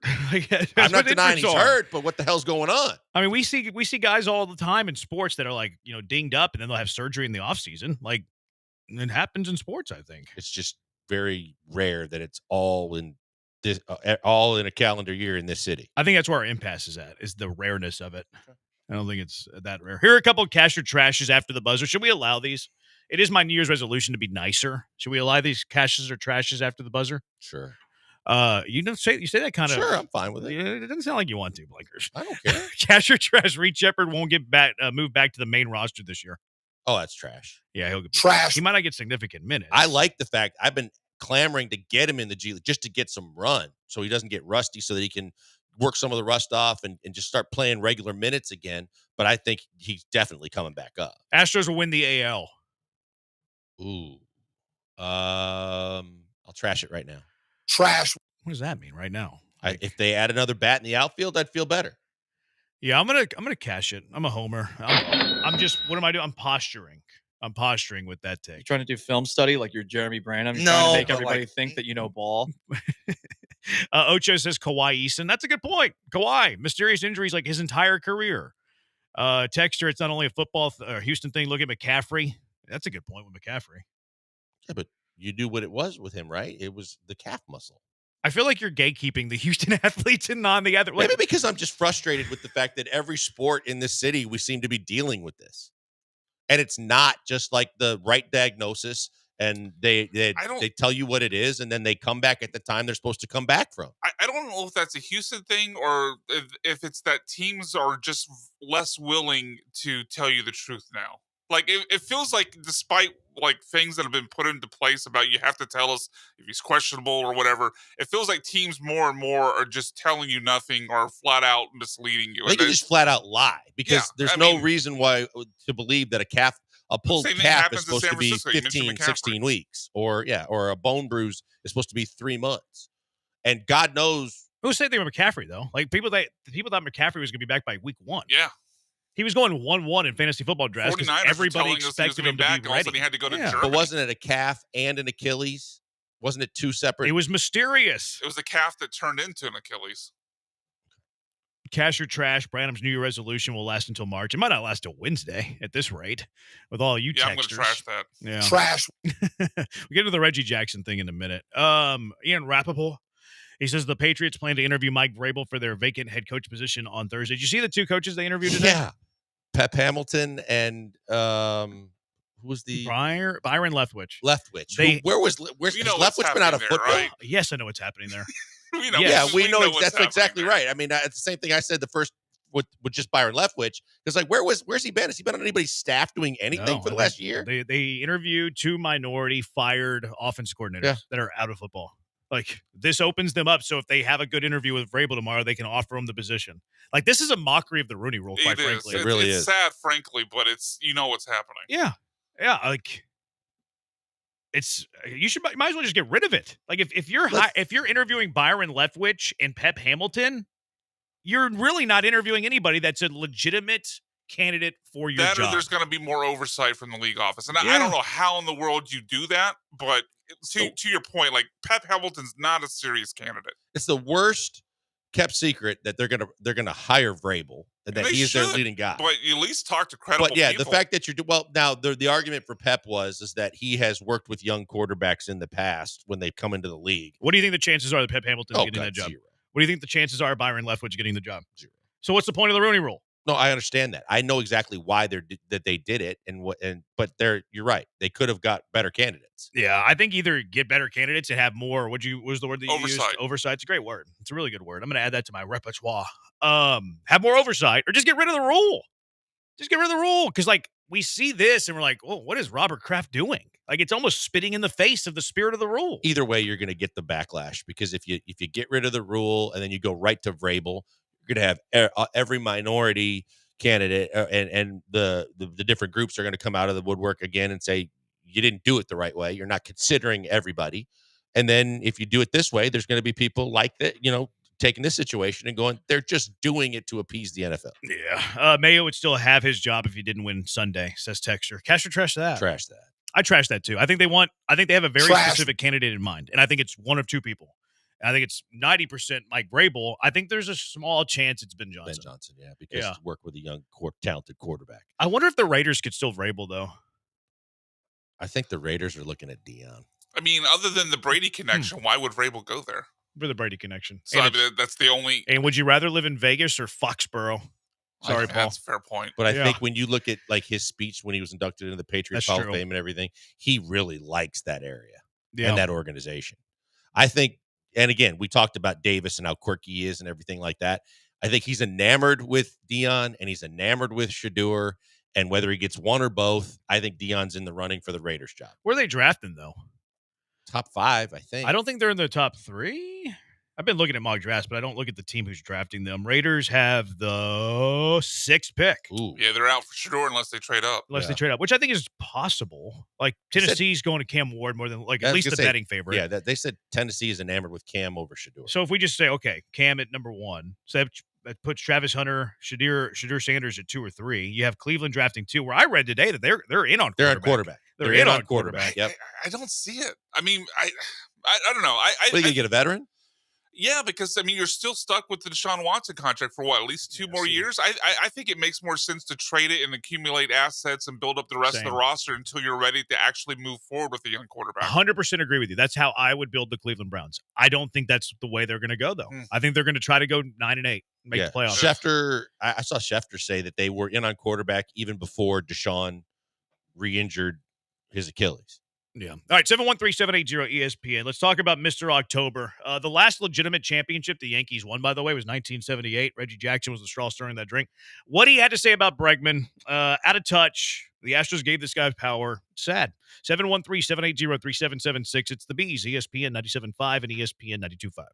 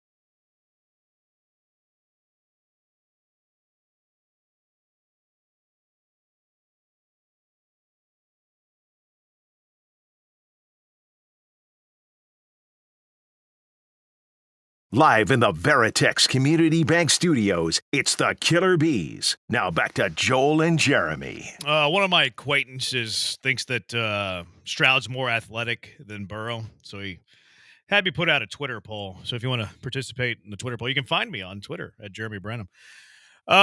Injury Just report throw is the out. crap out there to get clicks. It's true. Injury report for the Texans. Did not participate. Danico Autry, Jake Hansen, Shaq Mason, John Mechie. Do you need any of those guys? You don't. I mean, I think you need Autry. I think you need Autry helps. Yeah, a lot. Autry helps a lot. It'd be nice to have Mechie or Shaq for depth. Shaq, I could take or leave the other three. Give me Autry. You can have the other three. Yeah, fair. Shaq, Mechie, and who? Autry, Hansen, Shaq, Mechie. No, you don't Hansen, I don't need. Give me one. Which of the one is unlike the other three? Limited participants: Foley, Fatukasi, Christian Harris, Jeff Okudah, D'Angelo Ross. Need Fatukasi, need Harris for me. I could do without Okudah or Ross. Agreed. And then full participants: Will Anderson, Nick Broker, and then Quentin Tarantino is back. They opened up his 21-day window. They're activating him to the roster, but he was a full participant. So that's not bad. Like going into the wild card round, it could be far worse. It was worse last year. Obviously, you're without Diggs, you're without Tank. Like those are the ones, but they're IR guys. Yeah, I mean, it could be worse. I mean, Will and Grenard were both banged up last year going into the postseason, so Yeah, it's certainly better than last year. Will and those weak ankles. Yep. You got those weak ankles. To see who's hurt for the Chargers. Joshua Palmer foot did not participate. Everybody else is a limited participant. J.K. Dobbins, Gus Edwards, Sime Fehoko, Zion Johnson, Quentin Johnston, Denzel Perryman, former Texan, Trey Pipkins III, Rashawn Slater, Jasir Taylor. That's a cool name. Quentin Johnson is, what'd you say? He's got a thigh. He's limited. Okay. The only one that did not participate was Joshua Palmer. So they're pretty. Yeah, they're good. Kind of healthy. Like they're dinged up, but should be good to go. I was hoping for a lot of Zeke. Yeah, right. I was kidding. Yeah, he lucked out getting that job. You ain't getting any Zeke. Nope. Yeah, they do this all the time, it seems like. All right, so yeah, that's the injury report for the Texans. Reggie Jackson sent out this tweet over the weekend. He tweeted, Mr. October on Twitter, former front office member of the Houston Astros. He said, good luck, Astros, with signing Alex Bregman. He's a very important piece. He's an Astro through and through. He's a baseball player all the way. Jim Crane gave this guy power within the organization. Jim Crane gave Reggie Jackson authority of the front office, some of the authority in the front office, and he doesn't even know what's going on in Major League Baseball. He has no idea that the Astros have traded for Isak, that they've signed Christian Walker, that there's nowhere to play Alex Bregman, and you're sending out this misguided, out-of-touch tweet, and it makes me mad about how the Astros have been run the last 3 years before Dana Brown. And was even more troublesome were all the people that were begging him back to the Astros after he tweeted this as their response. Reggie? Yeah, there were people responding to it going, we're going to miss you. We need you back. I'm like, wait a minute. Time out. Like, are you not reading this in where we are in the season and realizing that ship has sailed quite a while ago? The only way that I want Reggie Jackson back is if he plays right field instead of that noodle arm Chas McCormick. It's the only way I want him back. I don't want him nowhere near the front office. If he's playing right field because Chas can't throw, I'm here for that. But not in the front office. You kidding me? Chas's bat speed might be a little better at this point. Yeah, but his arm's not. I have more faith in Reggie Jackson throwing out a runner going first to third than I have Chas McCormick. That's why it's the beauty of this long offseason for baseball, where there's still opportunities to bring in a capable right fielder. I think Reggie could still run into one or two. Oh, stop it. In wiffle ball, maybe. Does he have a stronger arm than Chas McCormick? 713-780-3776. I think he does. No, he doesn't. I think he does. The better competition. Who's got a stronger arm between Jake and Chas? Well, that's a real conversation. That's too boring. That's like legitimate. Like, this is a fun hypothetical. That's a tight race. I mean, they measure it. Like, they always go like back and forth. They measure it on Spotrac, or not Spotrac, on Baseball Savant. They do. You're right. They both suck. And you can get away with it, though, in center field. You can't get away with it in right field. Right. That's why I want Reggie Jackson to be the starting right fielder for the Houston Astros. Could Maldi go first and third on either one of them? Yes. I went back. I searched my Twitter the other day to see if I post anything about Chas McCormick's arm. And there was a play against the Rangers. Remember Nate Lowe? Yeah, that the first baseman. He's not fat. He was He's the one just that talked set. trash that said that the division was going to run through Arlington. I always remembered him wearing a turtleneck in the heat of July in Arlington. He's a little big boned. Okay. He's a big boned first baseman. He went first to third on Chas McCormick when he was playing left field. Left field. And then some other dude hit a sacrifice fly, and Chas McCormick tried to throw him out when he had no chance doing it and airmailed the catcher. I think it was Adolis that went like first to second on the play. Or Give actually him went credit first to for third. actually 'Cause it was throwing error. it over the catcher. No, hit the cutoff man. He's a bad thrower and he makes poor decisions. I do not want Chas McCormick playing right field. It's a pet peeve of mine, as you can tell. I'd rather have Reggie Jackson in right. And my big pet peeve is I don't want both of them starting in the outfield ever at the same time. I don't want Chaz and Jake in the same starting lineup in the outfield. That's why I'm not demanding, but hopeful as hell that they get another outfield back. Reggie Jackson.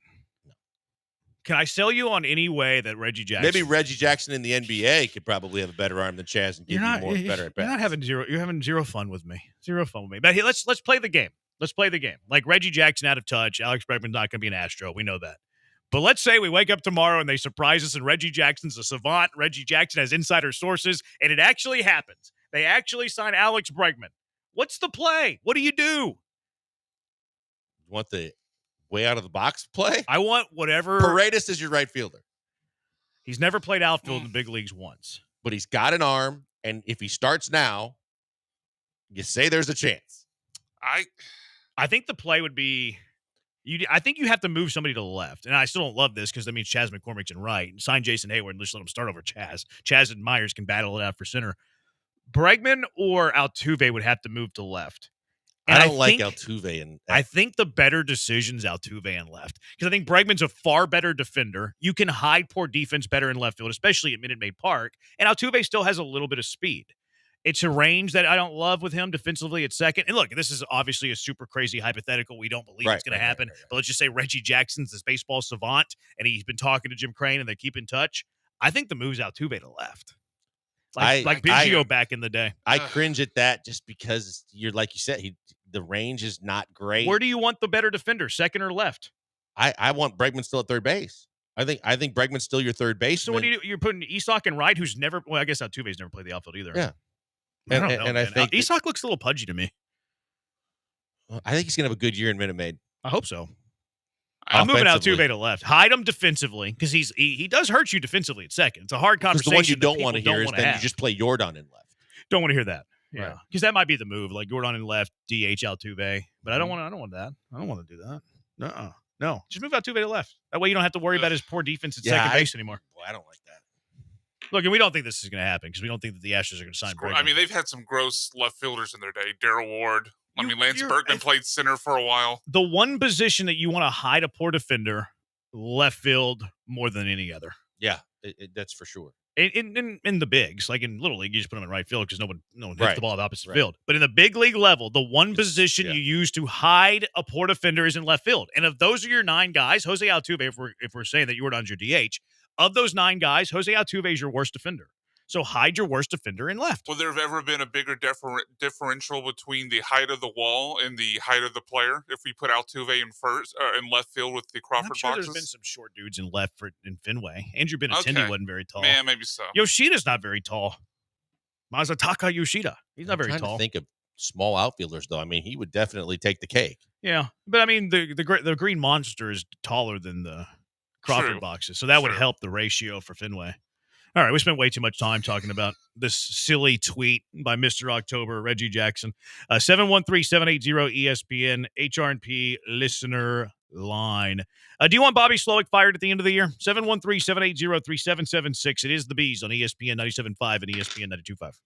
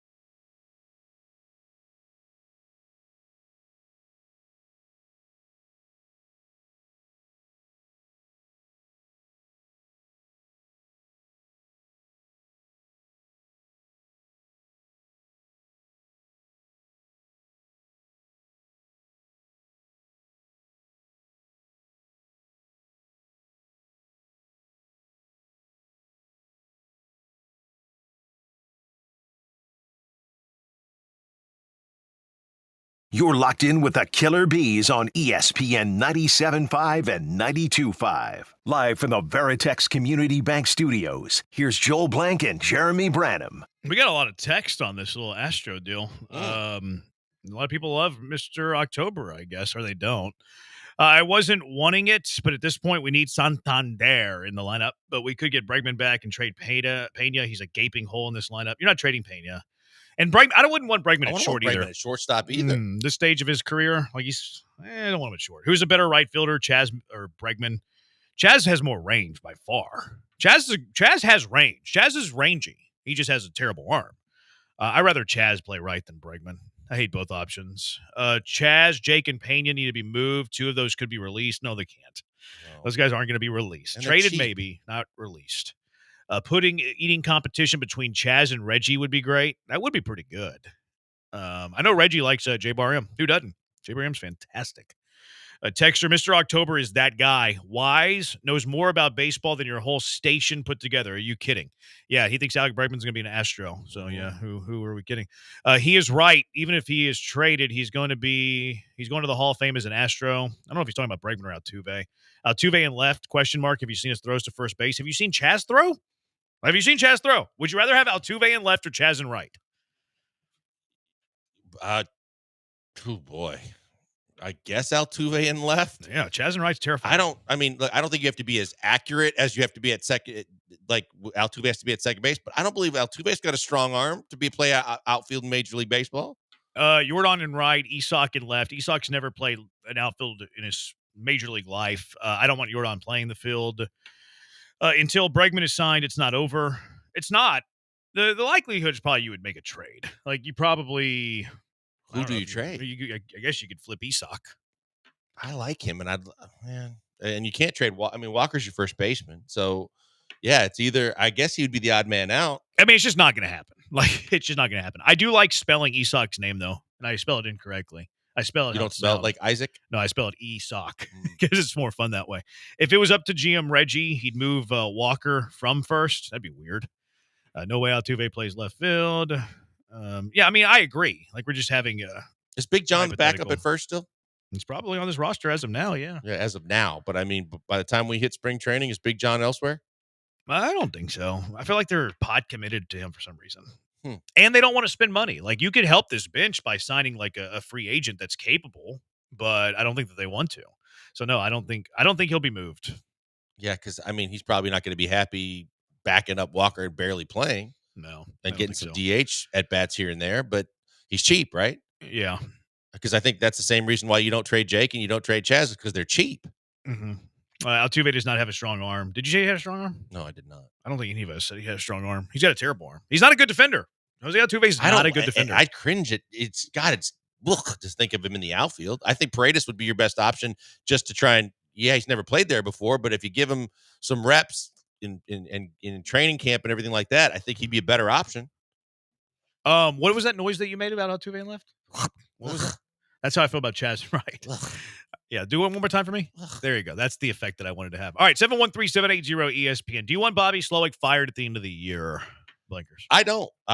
And I know that a lot of people are calling for it, and there's a lot of people on a consistent basis blaming Bobby Slowick. We kind of talked a little bit about it earlier, but when you look at it, I don't look. This is his first time doing this. And as you know, again, it's kind of like the whole microcosm of what happened with the team, what happened with CJ.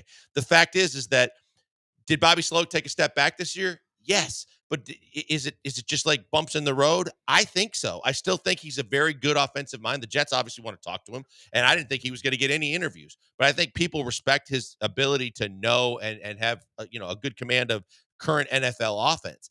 I think that Gerard Johnson would do the same things and have the same kind of mistakes. And I don't think you're advancing if he leaves and Gerard Johnson's the answer. Now, if you're going to get me a veteran OC, and it's a veteran OC that's a younger guy that's got more command of the current NFL offenses that are being run, then I might be here to listen to it. But even at that point, if you bring in someone from the outside and you change the whole playbook, how does that affect CJ in year one when you're expecting bigger and better things? Someone texted, "Pot committed to John." Was that a reference to his marijuana issues early in his career? That's a good one. No, it was a happy accident. If you fire Slowick, I don't think that you're promoting from within.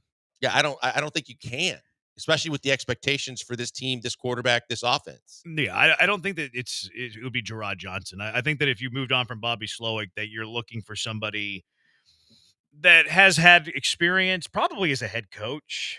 I like the idea a bit of Brian Daboll, but they're keeping him. I really like the idea of Mike McDaniel, but they're keeping him. I think you're a year away from firing Slowick. Look, if they did it, okay, like I'm not mad at that. Like I think that there does need to be a lot of change to this offense. Like I would feel really good if there's a lot of change to this offense. So I would be okay if the news comes out Sunday, Monday, if the Texans were to lose to the Chargers. Texans are firing Bobby Slowick. Okay, cool. Let's get excited about an offensive coordinator search and who you want to be the offensive coordinator for the Houston Texans. I wouldn't be excited about him coming back, but I totally understand the rationale. Let's beef up the offensive line. Let's keep the language the same. We don't want our young quarterback to have to learn an entirely new offense. So I would totally understand the football reasons as to why Bobby Slowick would be back. If I were making the call, I'd probably bite the bullet and move on. Really? Yeah. This offense has went backwards. It has regressed. It is not as good. I feel like you need to make C.J. Stroud's life easier as a quarterback. I don't feel like that has happened this year. But isn't that on the offensive line? Isn't that on Nick all Caserio? of the above. Well, I think I don't really think Caserio has a whole lot of blame to this offense. Like going into this season, he brought in Stephon Diggs. We were talking about the Texans wide receivers being the best trio in the NFL. They added Joe Mixon. And while the offensive line hasn't succeeded, I don't blame Caserio being like, okay, we got Laramie, we got Titus, we have Juice, who was pretty good as a rookie. The Kenyon Green thing doesn't sit well with me a whole lot, but I understand it.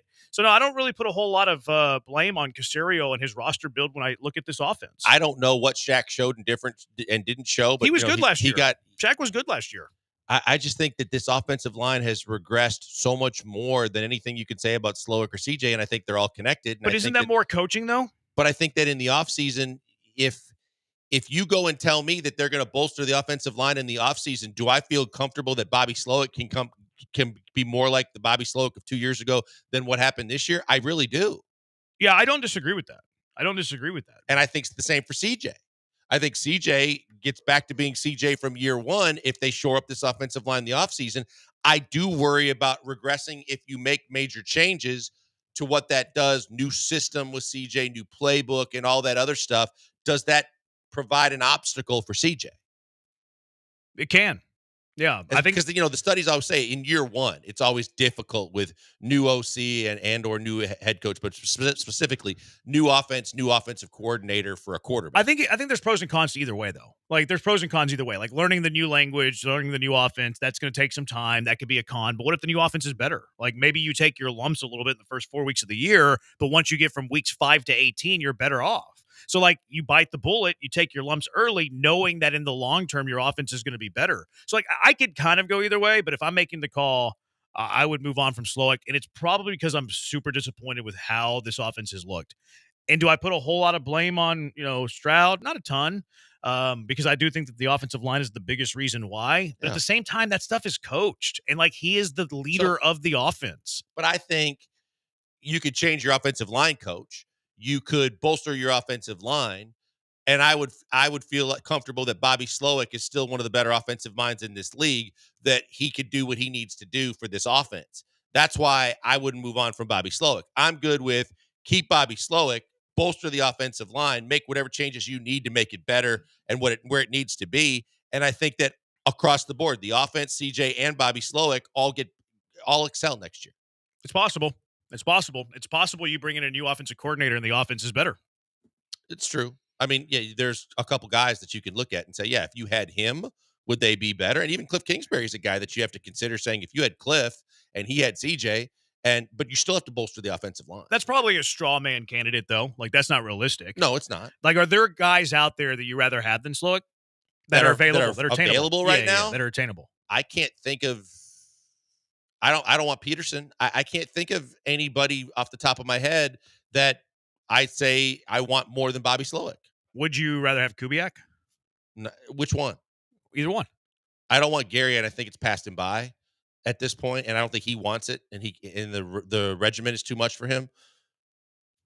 His son is interesting, but no, I'd rather have Slowick. You wouldn't rather have Peterson. You've already made that clear. What about Chip Kelly? See, I thought about Chip Kelly, but CJ never worked with Chip Kelly when he was at Ohio State. D'Amico played for him, though. Okay. But I don't know if whatever Chip Kelly's doing and offensively, even what he's running, I don't think that that's significant to say that that's going to work in the NFL. I don't want Chip Kelly. I'd rather have Slowick. Here's another caveat to this conversation. Do you trust D'Amico to hire a good OC? I think it's a combination. I think I think it's D'Amico and Nick in the process, just to make sure that all I's are dotted and T's are crossed. I don't know that I want it completely on D'Amico because he is a defensive coach. He hired Slowick over Cliff.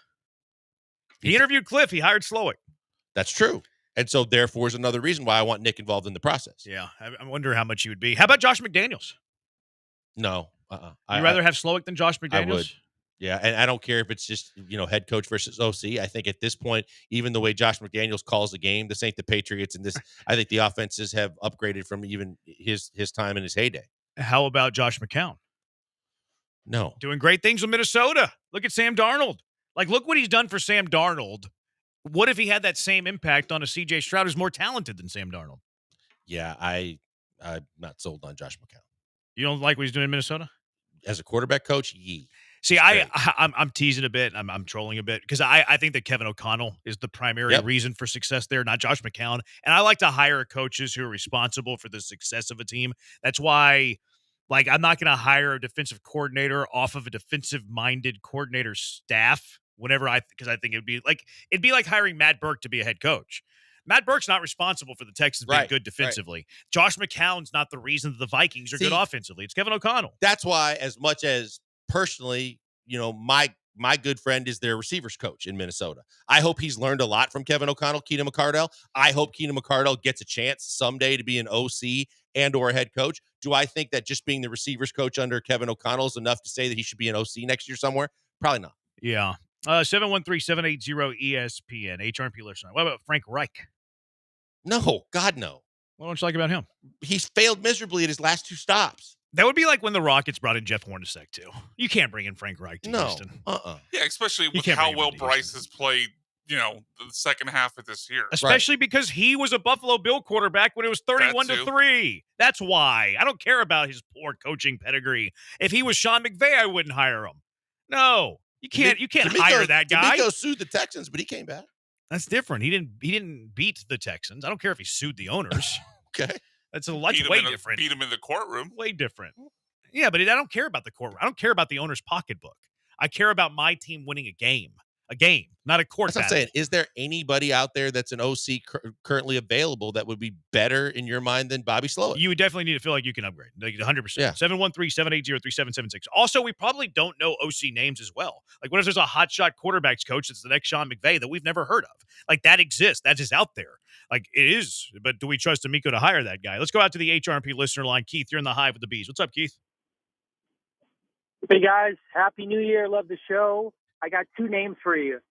You bring back fire from UCLA, Eric Bieniemy from the Chiefs, fire from UCLA, and also would you take the 2-0 Saints Clint Kubiak from that start? Appreciate it. Thank you for listening, Keith. Appreciate that.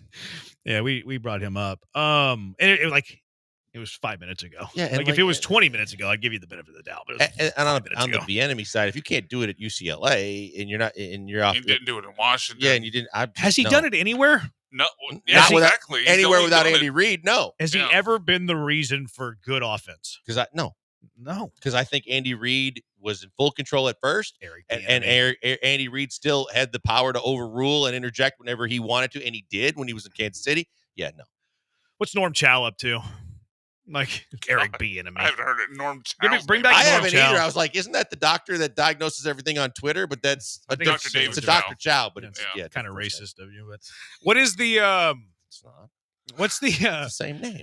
Oh, you made me lose my train of thought. There was another old offensive coordinator I was trying to think of. What's the guy that was in Dallas that everybody was hiring for all this? North Turner. Yeah, bring in North Turner. North Turner was the classic. Let's bring up all these old offensive coordinators. Eric Bieniemy. North Turner's kid is a coach, right? North Turner Jr. Is it North? I have no idea. No, but North Turner's son was an OC somewhere. I think that's right. All right, 713-780-ESPN. Should the Texans move on from Slowick? A lot of people want to weigh in on this. Yeah, but say a name. Like, who are some names that you like? 713-780-3776. It's the Bees, ESPN 97.5, ESPN 92.5.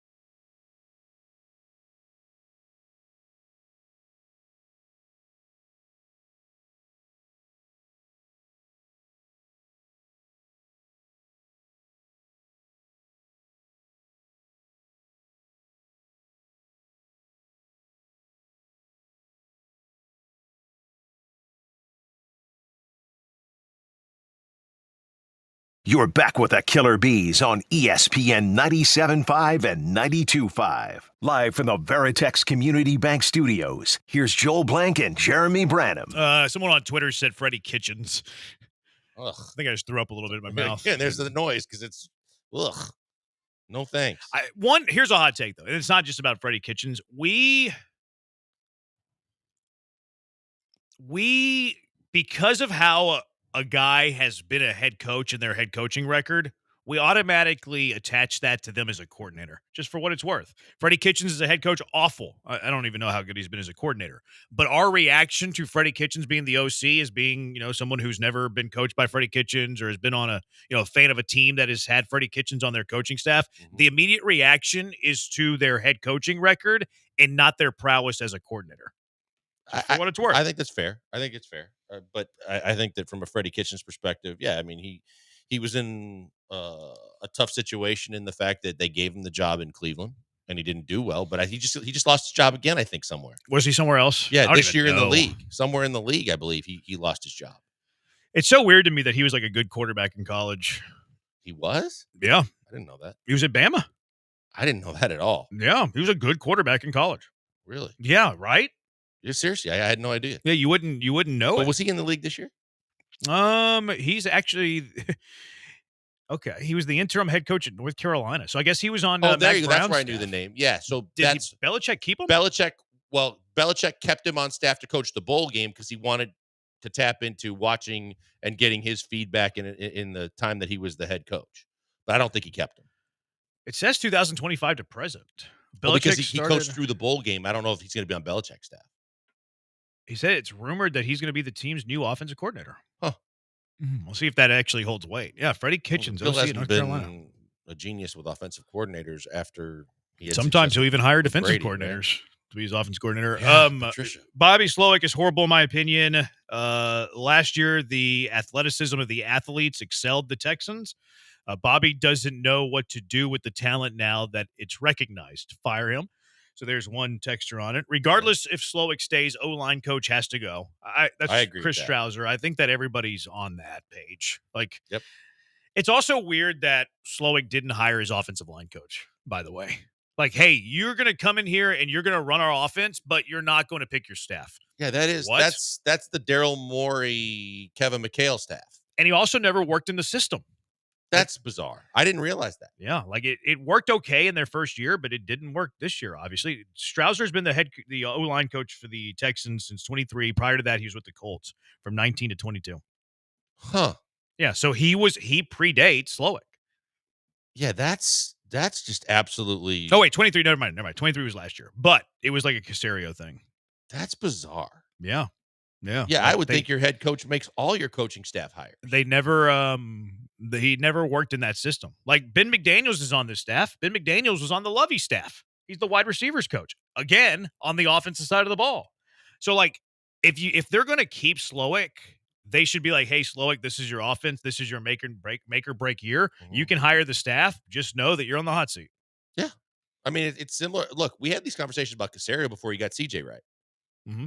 If he has one more bad year, it's fair to say he's not only on the hot seat, but you might move on. I think it is, I'm not a big Slowick stan, as you can tell. I probably was last year, but I'm not a Slowick stan. But I think it's incredibly unfair whenever you hire somebody and be hey, go lead us to either offense or defensive greatness, and then you don't let them pick the staff. I could not agree more. And it goes back to the whole Parcells thing of the past too. If you're going to expect me to serve dinner, then allow me to pick the groceries. Which I don't want my some other general manager picking my players. Well, I disagree with Parcells though. I feel like you need a general manager. Okay, I understand what you're saying, but I'm saying that was back in the day too. But I'm saying if I'm the head coach, I never agreed with the fact from a basketball perspective that more than half of the staff is picked by the general manager alone because of how the coaching staff on a day-by-day basis, they are meeting, they are trusting each other, they are working in unison. And if you've got guys that you don't trust, that you don't know, that were picked by somebody else, I think you're setting yourself up for failure more times than not. And it's not even a trust. Yeah, that sucks. But even if you trust the guy, it's also the matter of he might not be the best guy you think for your offense.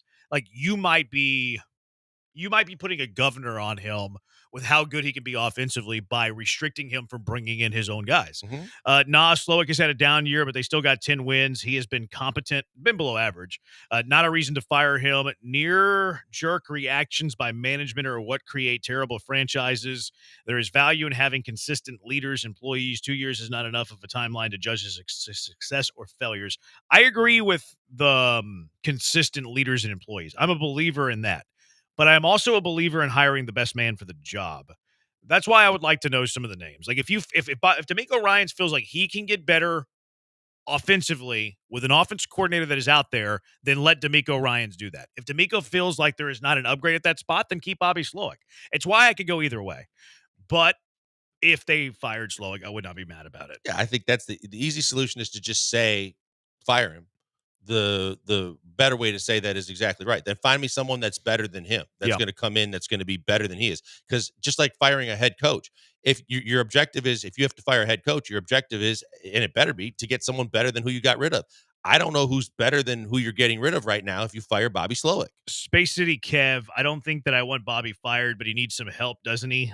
With run game design, obviously offensive line play, but if he needs all that help, should he really even be the position to begin with? I guess I just don't care anymore, which really sucks. I should have known better as a Houston Texans fan to get my hopes up. Well, that sounds depressing. Yeah, I think look, I don't think Cal's afraid to spend money if you get to a situation where you can look at it and say, hey, I need a Never teams quit. hire pass game coordinators, run game coordinators, but as part of, hiring a specific run game coordinator and they work in unison with your offensive line and or pass game coordinator, I don't care what the extra hires are, and the money shouldn't be an object if it makes your line and your offense better. Cal McNair, what is your mindset whenever you have an offensive coordinator who is below average in the NFL? Never quit. What about an offense that is below average in points per game? Never quit. What about when you're hosting the Chargers in the wild card round? Do you think that you can win with a little bit of certainty? There you go. Never Conviction. Quit. I like the Texans' chances now. Cal McNair has me fired up. I look. I mean, all kidding aside, for everybody that's picking against them, I think they've got more than a puncher's chance, and I think people are too quick to close the door on the Texans. But yeah, I mean, Cal is he's changed his image, but I don't trust him to do anything but write checks. B. Handed says Greasy with San Fran, Brian Greasy. I think he's getting a head coach interview. Not that he's going to get a job, but I think somebody interviewed him. Is he or is really? going to interview him? Yeah. Remember, he left TV, right? TV and had a decent job in the booth to be the quarterback's coach at San Francisco. Rocky on YouTube says Doug Peterson, West Coast offense, Andy Reid tree. See, I've always been intrigued with Peterson, but I just hate the way that this year went for Jacksonville. I think, again, and there's plenty to blame, and Trevor Lawrence probably should shoulder a lot more than he is, but I think he's at least catching it. But I just don't know that I'm with you. I thought there was enough weapons overall in Jacksonville with ETN and some decent running backs and with the receivers they added. I just believe that Peterson could have done more. Let's see where they stack up offensively. Because it is very possible, too, that Jacksonville is just such a dumpster fire that it's impossible to win there consistently. That is a possibility. I have liked Doug Peterson in the past. Jacksonville was, oh, man. Doesn't look good for Doug Peterson. It was awful, wasn't it? Yeah, they're 25th offensively. Yeah. They did lose Trevor Lawrence, though. I'm trying to make excuses here for Doug Peterson. I think I'm out on Peterson. I liked him in the past, but this year just leaves a bad taste in my mouth. I just can't hire him after this year. You know what I mean? Yeah. You did that this year, Doug. I know you have a lot of things working against you. Lawrence injury. You have Trent Baalke. You have the dumpster fire that is Jacksonville. But at the same time, I can't get past what you did this season. All right, 713-780-ESPN. Do you want Slowick gone? Do you want the OC of the Texans out of here? And then what other names would you want to bring in his stead? 713-780-3776. It's the Bees on ESPN 97.5 and ESPN 92.5.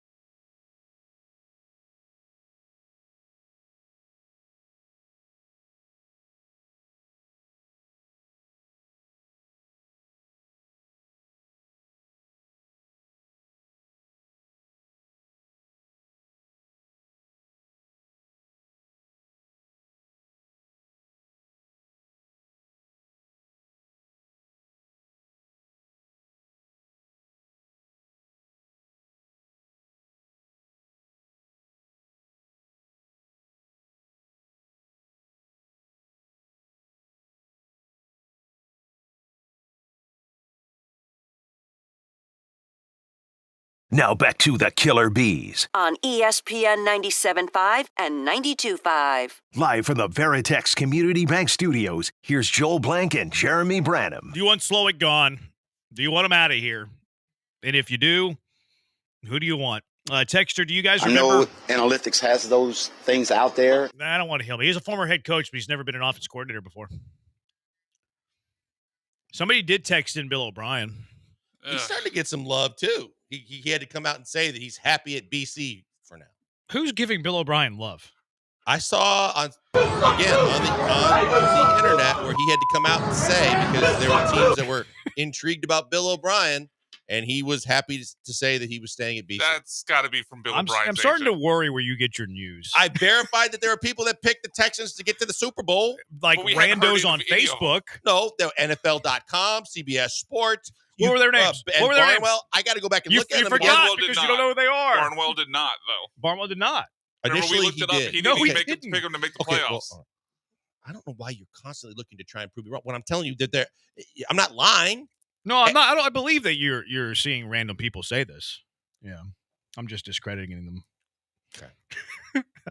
I'm sorry. I think I've struck a nerve. I think you've already failed now. Was I being mean? In your New Year's resolution. Was that not kind? Date of death, time of death, January 7th, 5:35. Do you think was that being mean? Well, it depends on the perspective of the person across from you. Was I being mean? 71378. No, it never matters what we think. It matters what the Hive thinks. Okay, there you go. 713-780-3776.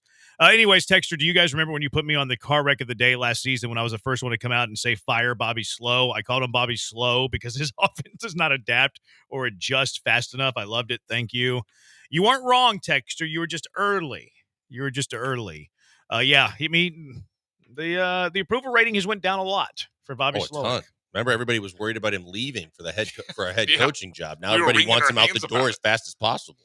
Yeah. I mean, he said that you clowned me and Joel hated me. You remember hating him? Hating who? I feel like you're always very nice and never get bothered by people. I don't think that text is true. That's not true, but I don't think that I hated anybody. He said you hated him. Freddie Kitchens was not a good Bama quarterback. He had no touch on his throws. Every pass was an absolute bullet. Cool. Nice flex that you watched early 90 Crimson Tide football. I think it's time C.J. Stroud takes some blame for the offense, too. It is clear he had the sophomore slump that everyone claimed he was immune to last year. I just think that there's plenty of blame to go around. When the offense doesn't perform at a level that everybody expected, I think offensive line, Bobby Slowick, and you can go even more in depth than that. Offensive line coach, but offensive line coach, Bobby Slowick, C.J. Stroud, they're all to blame. Yeah, they're all part of the equation. Mm-hmm. It's one giant algorithm. Matt Patricia for OC. If he's good enough for Bill, he's good enough for me. Please, no. I appreciate that text. That's a good one. Bringing in Bill O'Brien as the offensive coordinator. I've seen that he's getting a lot of attention around. Doesn't the matter, NFL. Brian. You know, Patricia? Oh, he can't be the defensive coordinator for Carolina and Belichick because he's going to take his kid. What? Oh yeah. His kid will be the DC there. Where was Patricia? Was he somewhere, wasn't he? No, I don't believe he was this year. I think he lost a bunch of weight. That's great. I think he's out of football. He's using Ozempic. I don't know. Yeah, he didn't.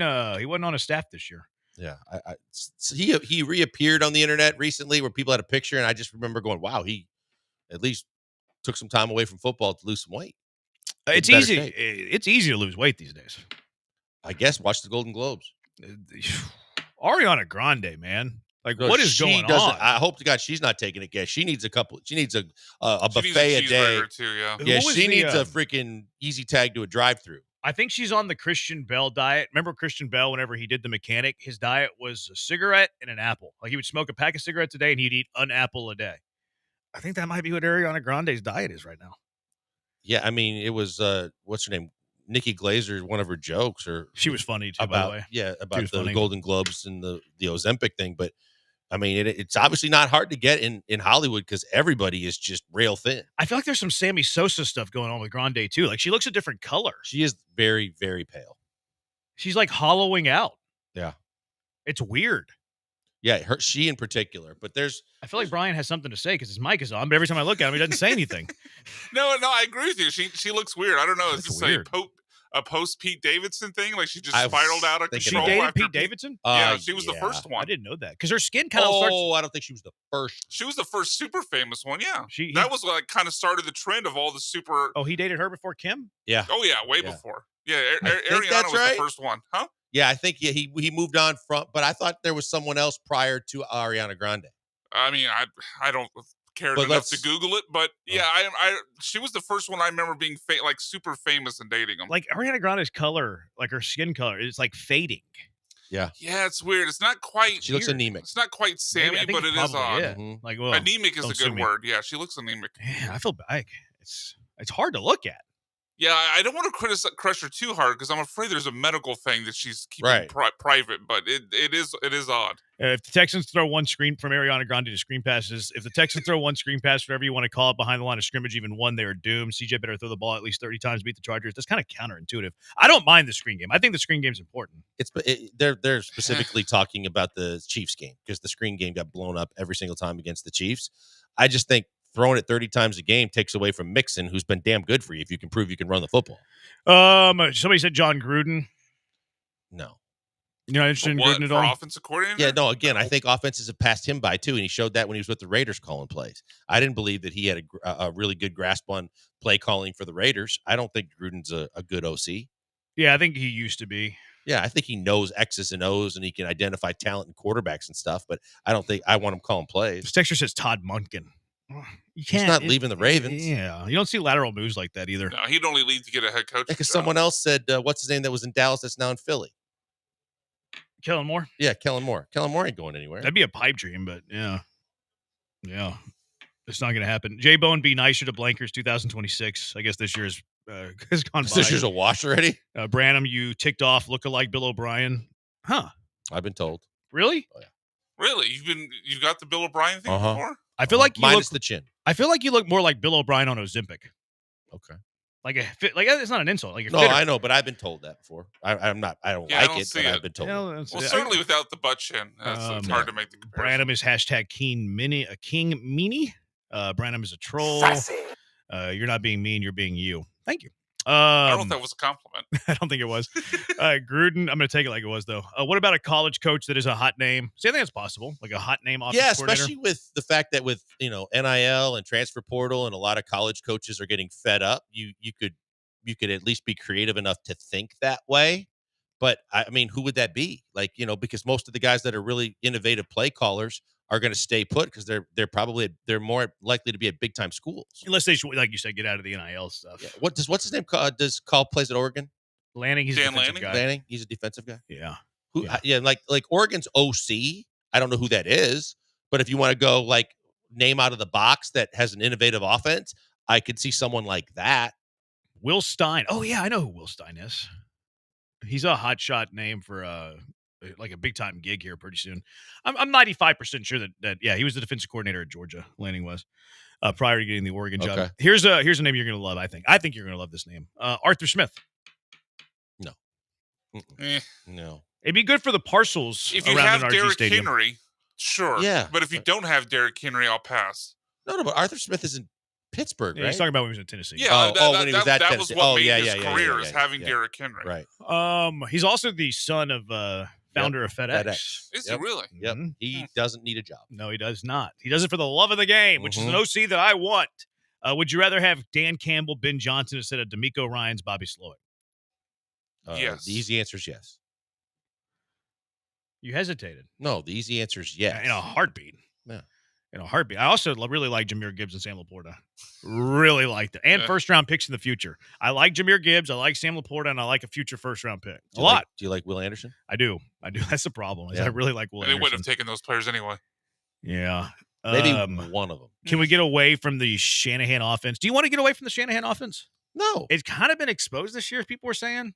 I still think it works, though. I still think that, and again, Kyle is the brainchild behind everything. We'd rather have Kyle, but I don't think that it's I think it's a successful offense. I think it still can be successful in this league. Someone texted Shred 'em Stroud. That was what Gruden was saying earlier. Shred 'em Stroud. Yeah, I think we had a drop for that at one point. So funny. Yeah, Stroud didn't play well enough to keep the drop because it was a funny drop. There wasn't a lot of shred-ems, but I think there is something to the whole 49er offense. We saw Mike McDonald, who got the job with the Seahawks. Like he went he just crushed everyone in the tree last year with the Dolphins and the Texans and I forget, the 49ers, obviously. There does seem to be at least a few guys figuring out how to slow that down. Yeah. So is that to say that then the Sean Rams offense, Sean McVay offense, has not been figured out yet to the point that the Shanahan offense I is? think it's more to say you can't just pluck anybody off the tree and think it's going to work. You have to have the right guy. Like it's not as easy to say let's just run this offense. It actually has to be someone that can adjust when someone tries to adjust to you. And but if McDaniel had Tua all year, don't you feel like McDaniel would still be a hot shot offensive name? McDaniel? No, Mike. McDaniel. If Mike had Tua all year, I feel like I think they're fine. Yeah, I think that you'd have a different opinion of Mike McDaniel's offense. I think that people overrate that Shanahan down year thing. I think they had a bunch of injuries in the Shanahan trees. I think they do struggle with cover two shells. I think they probably need to run the ball more effectively against it instead of trying to pass it a lot. But I think it's something that you can overcome. Yeah. And Sean McVay's super innovative too. Like Sean McVay is willing to change offenses depending on his personnel. Point. It's the guy more so than the system. I think McVay is the best offensive mind outside of Andy Reid that we have in football. It's him and Shanahan on that second tier. I would take McVay way ahead of Shanahan. I don't know, way ahead. I wouldn't. McVay's, I think, more innovative and is willing to change stuff. I think to your point, more bang his head on the wall. I don't think McVay would have run that pass in the Super Bowl that led to the comeback. Trying to pass to Julio and getting sacked and knocking him out of field goal range. Shanahan said that he screwed that up too. Ariana's on them drugs, not Ozempic. Good for her. Grande clearly on drugs. Is it hard to get Ozempic for 97.5 radio host? # mean text. I love mean text. It's super expensive.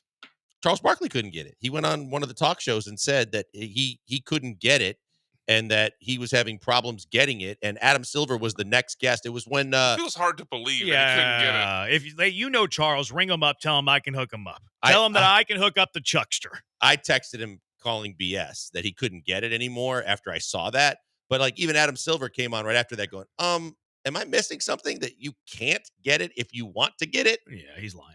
Hey, just go to Mexico. He likes to talk about Cancun.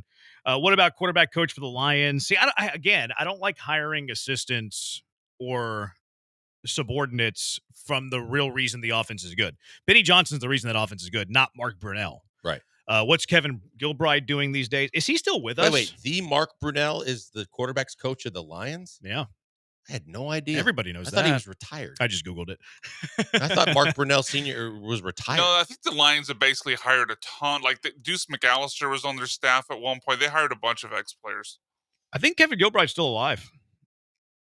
Because someone texted, said, what is he doing these days? 73. Doesn't have a dead date on his Wikipedia. It's good for Kevin Gilbride. Still kicking it. Will Stein was UTSA before Lake Travis head coach. I know he has huge Texas ties. I'm a Will Stein fan. Gibbs or Bijan? I think I lean Bijan. Because of the pass game? No, Gibbs is great in the pass game. I think he's a little bit more physical. I think Bijan's more of an every down between the tackles runner and a good pass catcher. That one's hard. They're both hard. They're both good. His speed is unreal. Dolphins adjust their offense, focus more on Achane and Jonnu Smith. That was good. Matt LaFleur, quarterback coach. Oh, is it Matt LaFleur now? Didn't he have the same office last year? Not Matt LaFleur. It's his brother. Mike LaFleur? Yeah. Mike LaFleur. Where's he at? What's he up to? Can he be an offensive coordinator for the Texans? Wasn't he with the Jets, and then he went down with Saleh? Oh, he's the OC with the Rams now. Oh, is he? Ooh, that's Mike a name to look LaFleur. out What do for you want to then. do next year? You want to be a Texan OC? All right, let's get to our car wreck of the day. 713-780-3776. What is your car wreck of the day? It's the Bees on ESPN 97.5 and ESPN 92.5.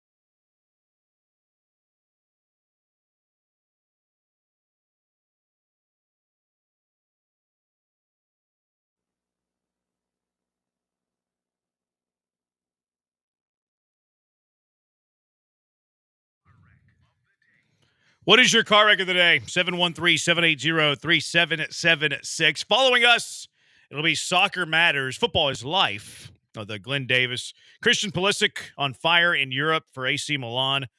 He's on a heater. He's in great form. James Rodriguez, would you bring him to Houston to replace Bobby Slowick? And Eric Goodman from the Houston Chronicle joins the show. You beat me to that because I was going to throw that in if you didn't. Austin. What did I say? Did you? It sounded like you said Houston. No, I said, what did I say? I thought you said Houston. I could have. I usually don't pay much attention to Austin. You don't like winners? Oh. It's one way to put it. Yeah, it's UT gig, huh? It's one way to put it. We'll see how much they win this week. What's your car wreck of the day, Blankers? I'll start with Zion Williamson being available for the New Orleans Pelicans because there's been no bigger car wreck since he entered the league and bigger than Zion Williamson. I mean, complete total bust. Was that a fat joke? I'm just saying. Why is it a car wreck today? He's coming back. He's coming back, right. But for how long and how big of a car wreck he's been since the Pelicans drafted him and how it continues to be more and more things with Zion and he can't get out of his own way. Evidently, he can try and get into Joy Taylor's DMs while he's out, but Zion Williamson is a complete car wreck. I feel like you should do it on the day. How can you even trade him? You probably can't. Cash or trash, Zion Williamson will make 10 starts this year for the Houston Astros. In left field? I trust his arm and right. Shad Khan, he was doing a Q&A with the media yesterday. He had Trent Baalke with him on the little Zoom deal that they're doing. He had him with him. And Shad Khan fielding a question if a coaching candidate wanted another general manager. I'd actually like to go back to John's first question, Shad, back to you. I know you noted that if this head coaching candidate was to say, hey, I think the medical needs to be reevaluated, the health and wellness, if they were to say, I would like to reevaluate the front office and the general manager, what would your response be? My response would be, how would you improve it? And then if it is credible, you want to do it. Okay. Oh, poor Trent Baalke. He probably deserves it, though. He does, but how you can't get more awkward than that. And by the way, if that's their own moderator from the Jags, yeah, you don't have to ask that question, that follow-up question, and go back to it. Hold on a second. The lady asking the question was the Jags moderator? Yeah. What? Because it was a question from somebody else that was asked previously, and she said getting back to it. So she relayed the message then. She relayed the question. That's why I'm saying if you're a team official, look, I just know that's kind of team officials soft to not say a question that was like asked. As long as they got the first part already addressed and answered, I think that there must have been some sort of mess up there. Okay. If you're like receiving questions and then you don't ask it, I think is a bigger car wreck. It happens all the time. I don't disagree. I think it's a car wreck though, and ultimately that's extremely soft. That was my point. I kind of respect that they did ask it. Okay. I kind of respect Shad Khan too. Yeah, we'll fire this dude in my right shoulder if it's in the best interest of the team, which they probably should have done. What do you nominate for car wreck, Brian? I'm nominating WWE running Hulk Hogan's carcass. No spoilers. You're the worst. I didn't say anything as far as match results. I'm talking about Hulk Hogan. You think he had a match last night? Well, I know that he didn't have a match, but now I know he's going to appear on Netflix. I didn't give you a spoiler. That is a spoiler. Now I know he's going to appear. Did you have a beer when you watched it? Sorry? Oh. Well, he was there to promote What does that it. He was there to promote his he's got a new beer? He was hawking beer. Yeah, he's Another got a spoiler. beer called Real Now American I can't be Beer. surprised that he has a new beer. Anyway. What does it mean? You didn't have to. Thankfully. You brought it up before I asked. Right. Off the cuff to Brian. Who got it? All right. Should we move on to this point? I'm not sure. I want to hear. Here's the fan reaction to Hulk Hogan. More spoilers.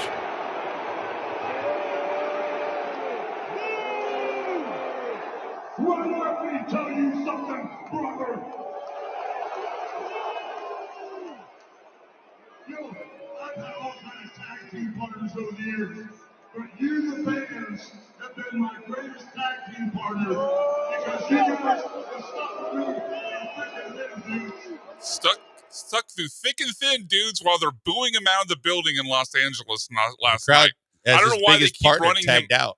I don't know why they keep running him out there for these things. No one cares anymore. So they were booing the Hulkster? Oh yeah, it was. Yeah, I mean, you'll see it when you eventually watch it. They booed him hard. That's weird. I wonder if it's an LA thing. People have had that thought. Blue State, and obviously Hogan campaigned that's pretty what it hard was. for Trump. It could have helped, But I think people are just tired. It's the same gimmick. Yeah, I don't know. If I feel like if this was SEC country, I bet you he gets a nice little. They recycled a lot last night, though, didn't they? Because stop with the spoilers. Stop with the spoilers. Well, I'm going to give you another spoiler. No more spoilers. Well, it pertains to this because Hulk Hogan obviously campaigned for Trump, but so did Undertaker, and he got cheered last night. Another spoiler. Hey, all he did was ride around on a motorcycle. You're fine. More spoilers.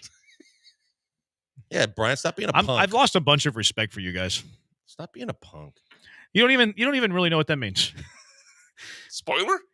You don't really know what that means. What don't I know what it means? You acting like he's brand new. Like they just brought him out last night. I just know that I don't follow wrestling, but I know that I saw that. Exactly. And that he wants to make a comeback. There you go. Car wreck of the day. Titans for firing Rand Carthon, but not Brian Callahan. Raiders for firing Antonio Pierce the way they did. Josh from Seabrook. I don't mind that they kept Callahan. I think he deserves, if you're going to think he's the offensive mind he's supposed to be, he deserves the ability to pick his own quarterback. Yeah. The Carthon firing I don't love, but I don't mind them keeping Callahan. I think like I said, I think if Callahan, it's kind of like the Dable surviving with the Giants. Give them a chance to run an offense with their own quarterback. No, I agree. I just wonder why they fired Carthon. All right, what's winning? I think it's easily Shad Khan. I'm going to nominate Brian for his spoilers. I'm going to nominate Jeremy for his reaction to the spoilers. You don't spoil things. It's disrespectful. Well, Glenn will pick the winner on Soccer Matters.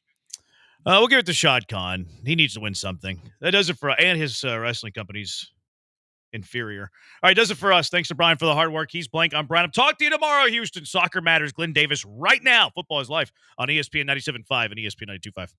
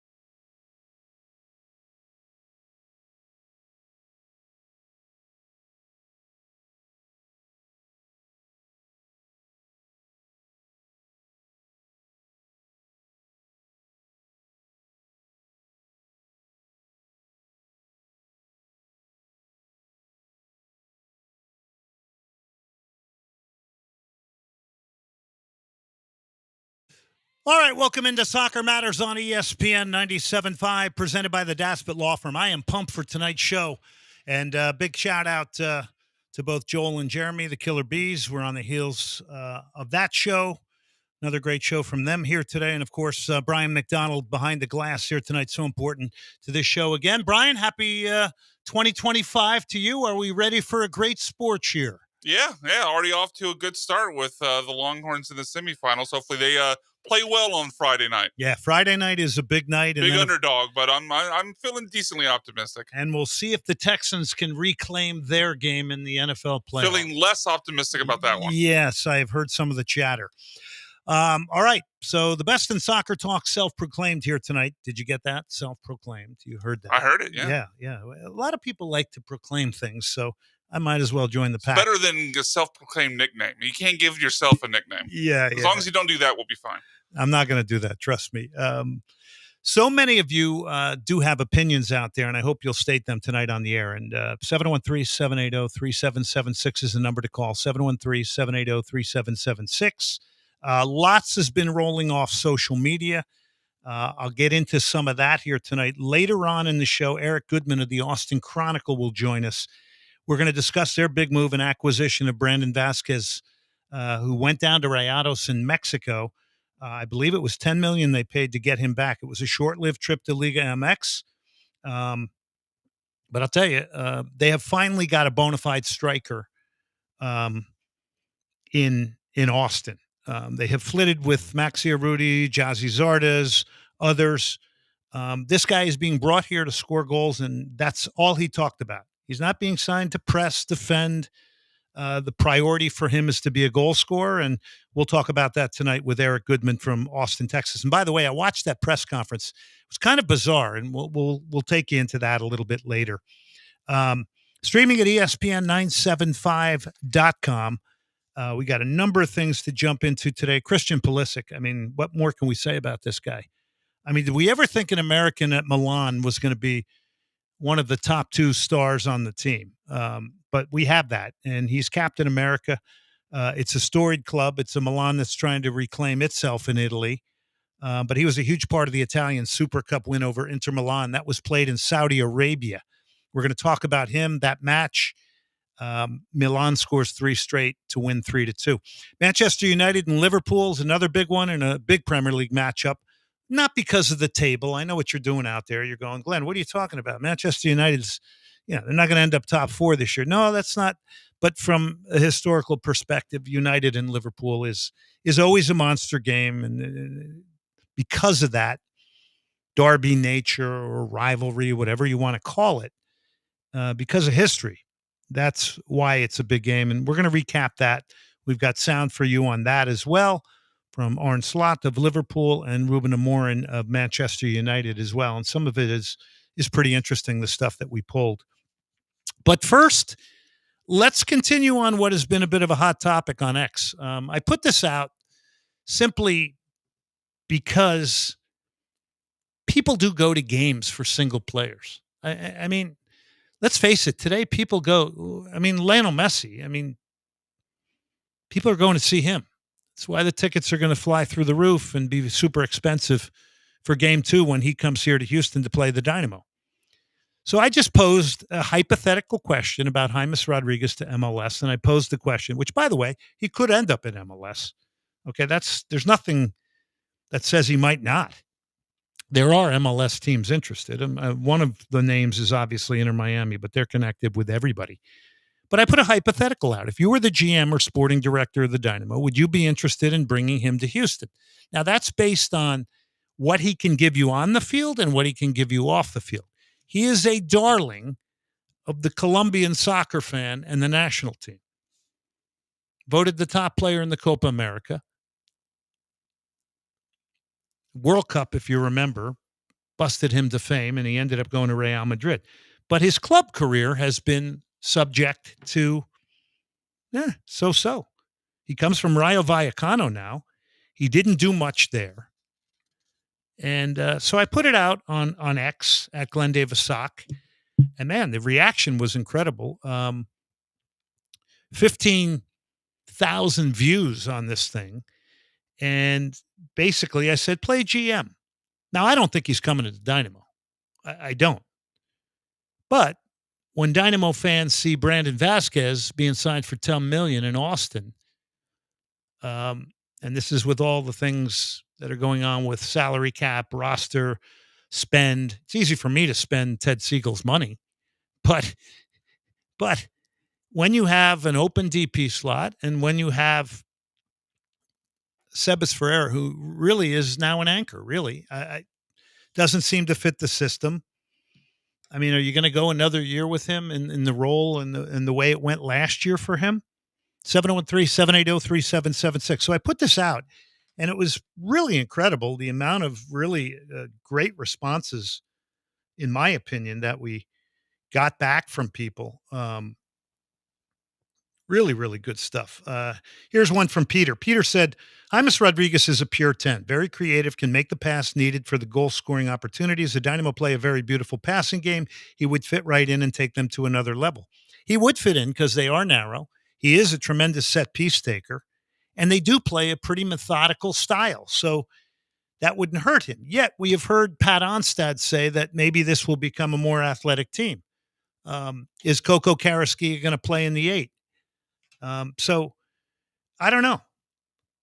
Peter says he would fit right in and take him to another level. Do you agree with that? 713-780-3776. Columbia fans, are you out there? Then you get more stuff about him from people. I'm just scrolling down here, so just bear with me. James Rodriguez, is clearly, a player that is not going to do a lot for you when you don't have the ball. So that can be one of the arguments. Oh, it doesn't fit Ben Olsen's system. But there are a lot of teams that do play in a way that they do hide players and hide what they do once the ball's lost. And that may not even be in the plans of the Dynamo. That's why I don't think he's going to end up here. Santiago says there's 2 MLS clubs interested in James. Here's AS Pet says, and this is from a differing standpoint with the foreign and American places. Hopefully now the guys holding the mic will start pointing out the lack of qualified Americans on the field. At Soccer Don and cronies will destroy the game's development home in an effort to continue to line their packets and pockets. Okay, well, there is some truth to this. There are less and less Americans in roles and responsibility in Major League Soccer. I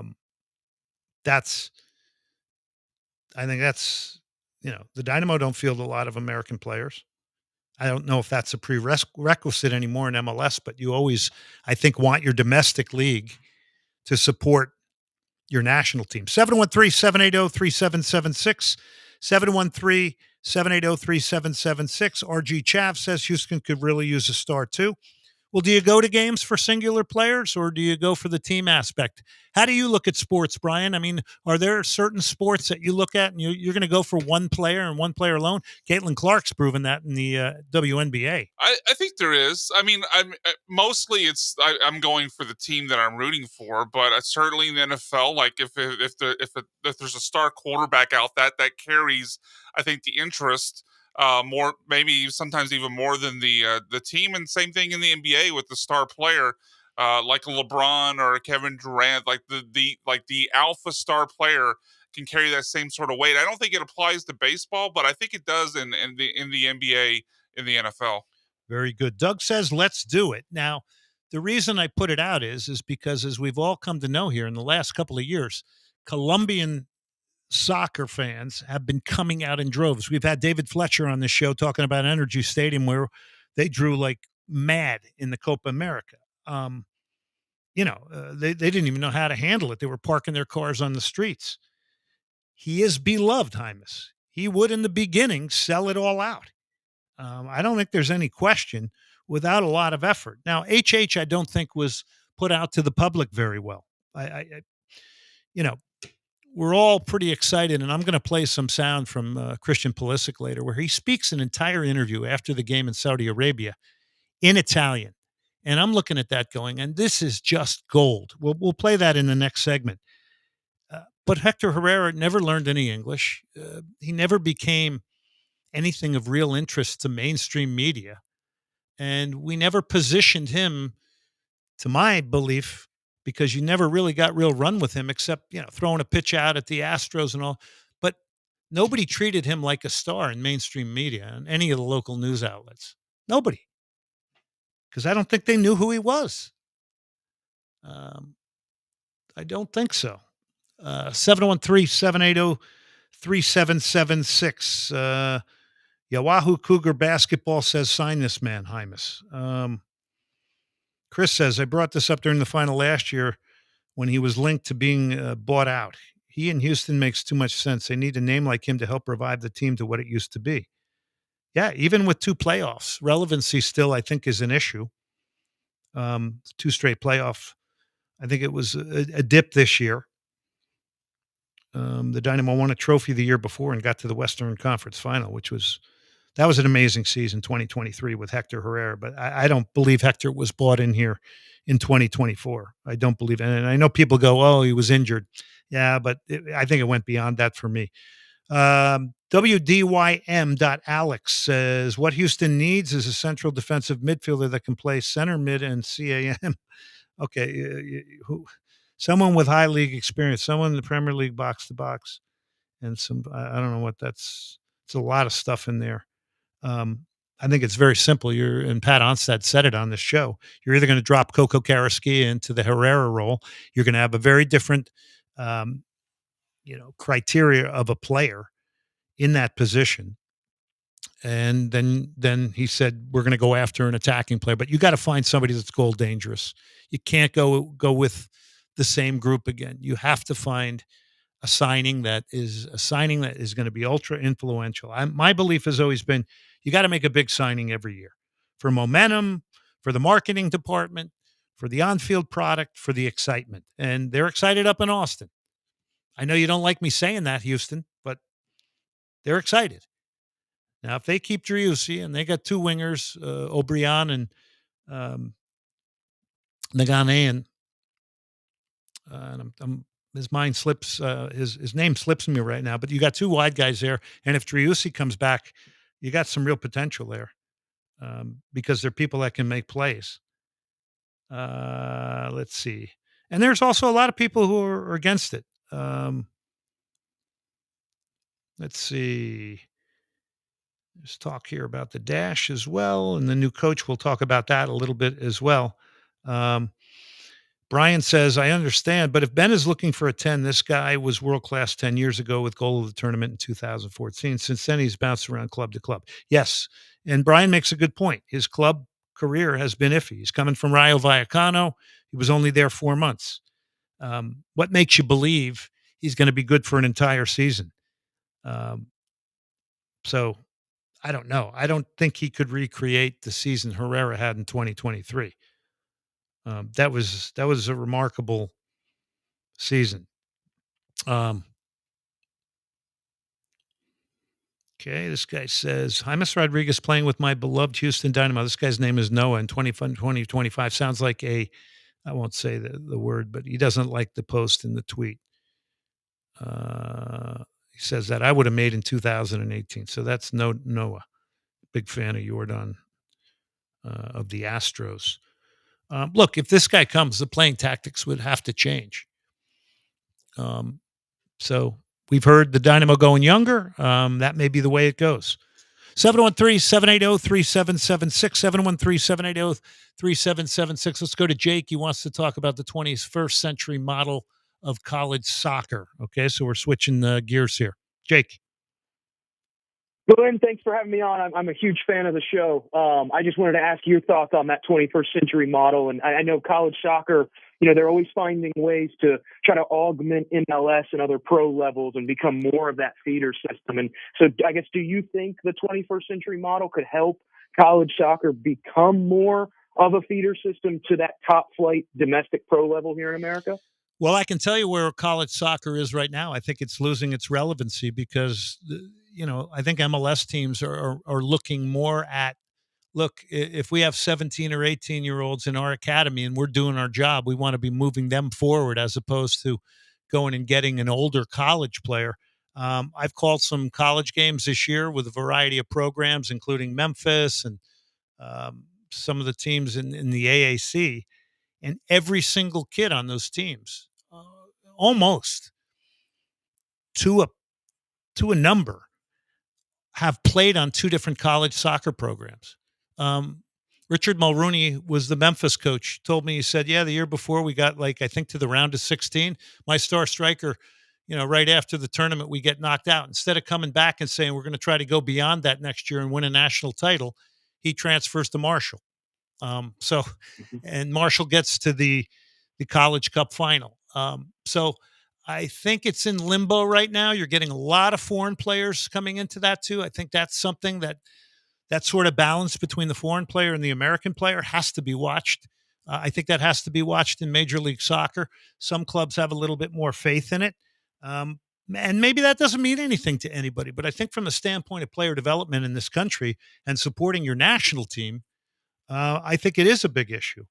I don't know what Dynamo fans would say. What would you say? Do you want Americans on the field for the Houston Dynamo? Does that matter to you, or do you just want excellent soccer players?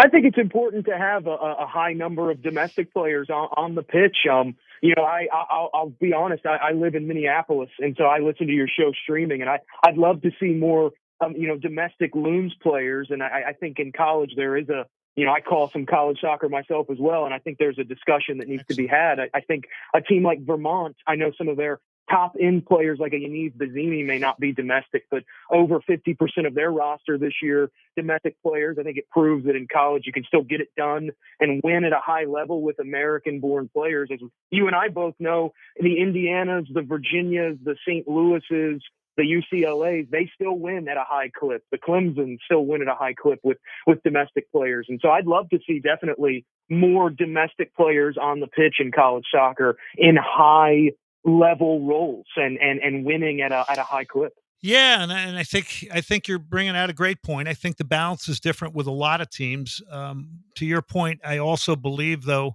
that the older foreign player now wants to come to America, wants to get an education, and they see it as a pathway to Major League Soccer, right?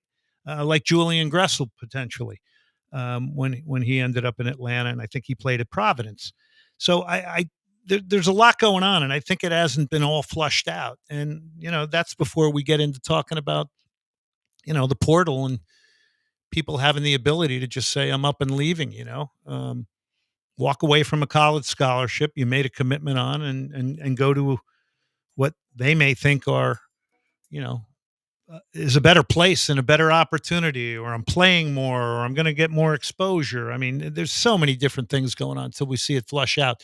Jake, thanks very much. It's nice to talk to a fellow commentator, and thanks for listening to the show from Minnesota. And don't be a stranger. I like the take and the topic you brought us in here to end the first segment. Thanks so much. So much. I really appreciate it. All right. So that was Jake. I would love to know next time we'll find out what games he's been calling, but he's up in Minnesota, so that's good. It's good soccer town as well. All right. Nico Nico's Greek and American Cafe. I want to remind you, they want you to remember that in 2026, we got the World Cup here. So we got games on June 14, 17, 20, 23, 26, 29, and then we have a round of 32 games. 7 games in 2026. The World Cup in our city. It's pretty incredible. You go to FIFA.com right now /tickets if you want to get in there. Nico Nico's has 3 locations. The Montrose location, my favorite, the original. I used to meet Dimitri's parents in there. And then you've got out on I-10 in the Beltway. Big place with a bakery, incredible baked goods as well. Souvlaki, gyros, lamb shanks, you name it. You love Greek food. Also, the new location in the Woodlands. It's Nico Nico's Greek and American Cafe. We're going to come back and we're going to get into some Christian Pulisic. We'll take your phone calls and much, much more. Soccer Matters, ESPN 97.5. Archangels brought to you by the legendary Cactus Music.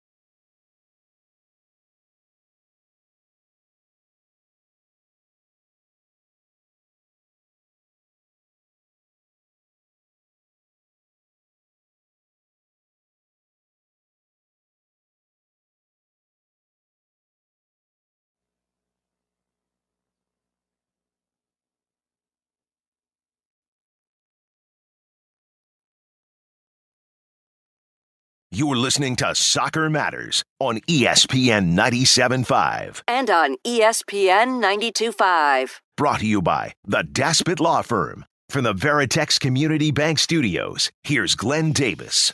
All right, here's a little added benefit you get on Soccer Matters, right? Because I think I know a little bit about music. I say that very humbly, okay? But Start Me Up by the Rolling Stones, which became one of the great anthems of sports in stadium, well, was actually being put together as a reggae song by the Rolling Stones in the 80s because everybody was weaving reggae into their music.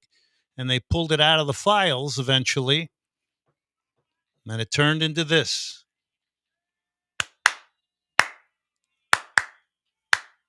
Started up. All right, so there it is. Cactus Music, my good buddy Quinn. I can go toe-to-toe with anybody on the history of the Rolling Stones. I don't know why I should have spent more time on economics. Yeah, I wouldn't dare battle you in a knowledge of the Rolling Stones. I don't know. I don't know if that's something that... I don't know if you've ever seen that show on Fox, The Floor, where you have to declare like what you're the trivia expert and then you have to defend it. Yeah. I would bet on you if you wanted to go on that show as the Rolling Stones trivia expert. I have some good trivia on them, yeah. All right, so it's a great song. Here we go. We're going to kick in here. Big thank you to Danish Inspirations Modern Contemporary Furniture, danishinspirations.com if you want the best in modern contemporary furniture in Houston. And I also want to shout out to lamontbrands.com. They donated T-shirts for one of our Kick Cancer clinics recently, lamontbrands.com. That's Jerry and Mel Lamont. These guys are great guys. They served in the Marines. Their printing is exceptional, and they've got a lot of accounts throughout Houston. But if you want a great deal, it's lamontbrands.com. All right, some news on two Herreras. Let's start with Hector Herrera. He's gone to Toluca. Dynamo fan, what do you think about that? Do you think you wanted Hector to stick around or not? Toluca thinks he's still got it. 713-780-3776. And Miguel Herrera, Piojo, is now the coach in CONCACAF of the Costa Rican national team. And that's going to be interesting because that guy likes to win. And let's see if he can have an impact on the Ticos, who have faded a little bit in recent times. But that's some CONCACAF news there. Houston Dash. We have to be honest here. It's been a perpetual rebuild. I know everybody says rebuild. It's been a rebuild.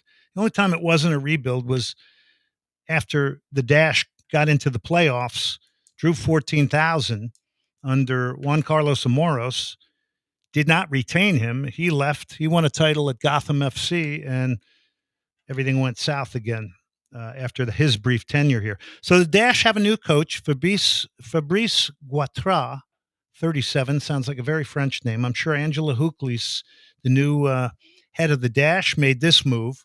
I don't know a lot about Fabrice. I wish him very well.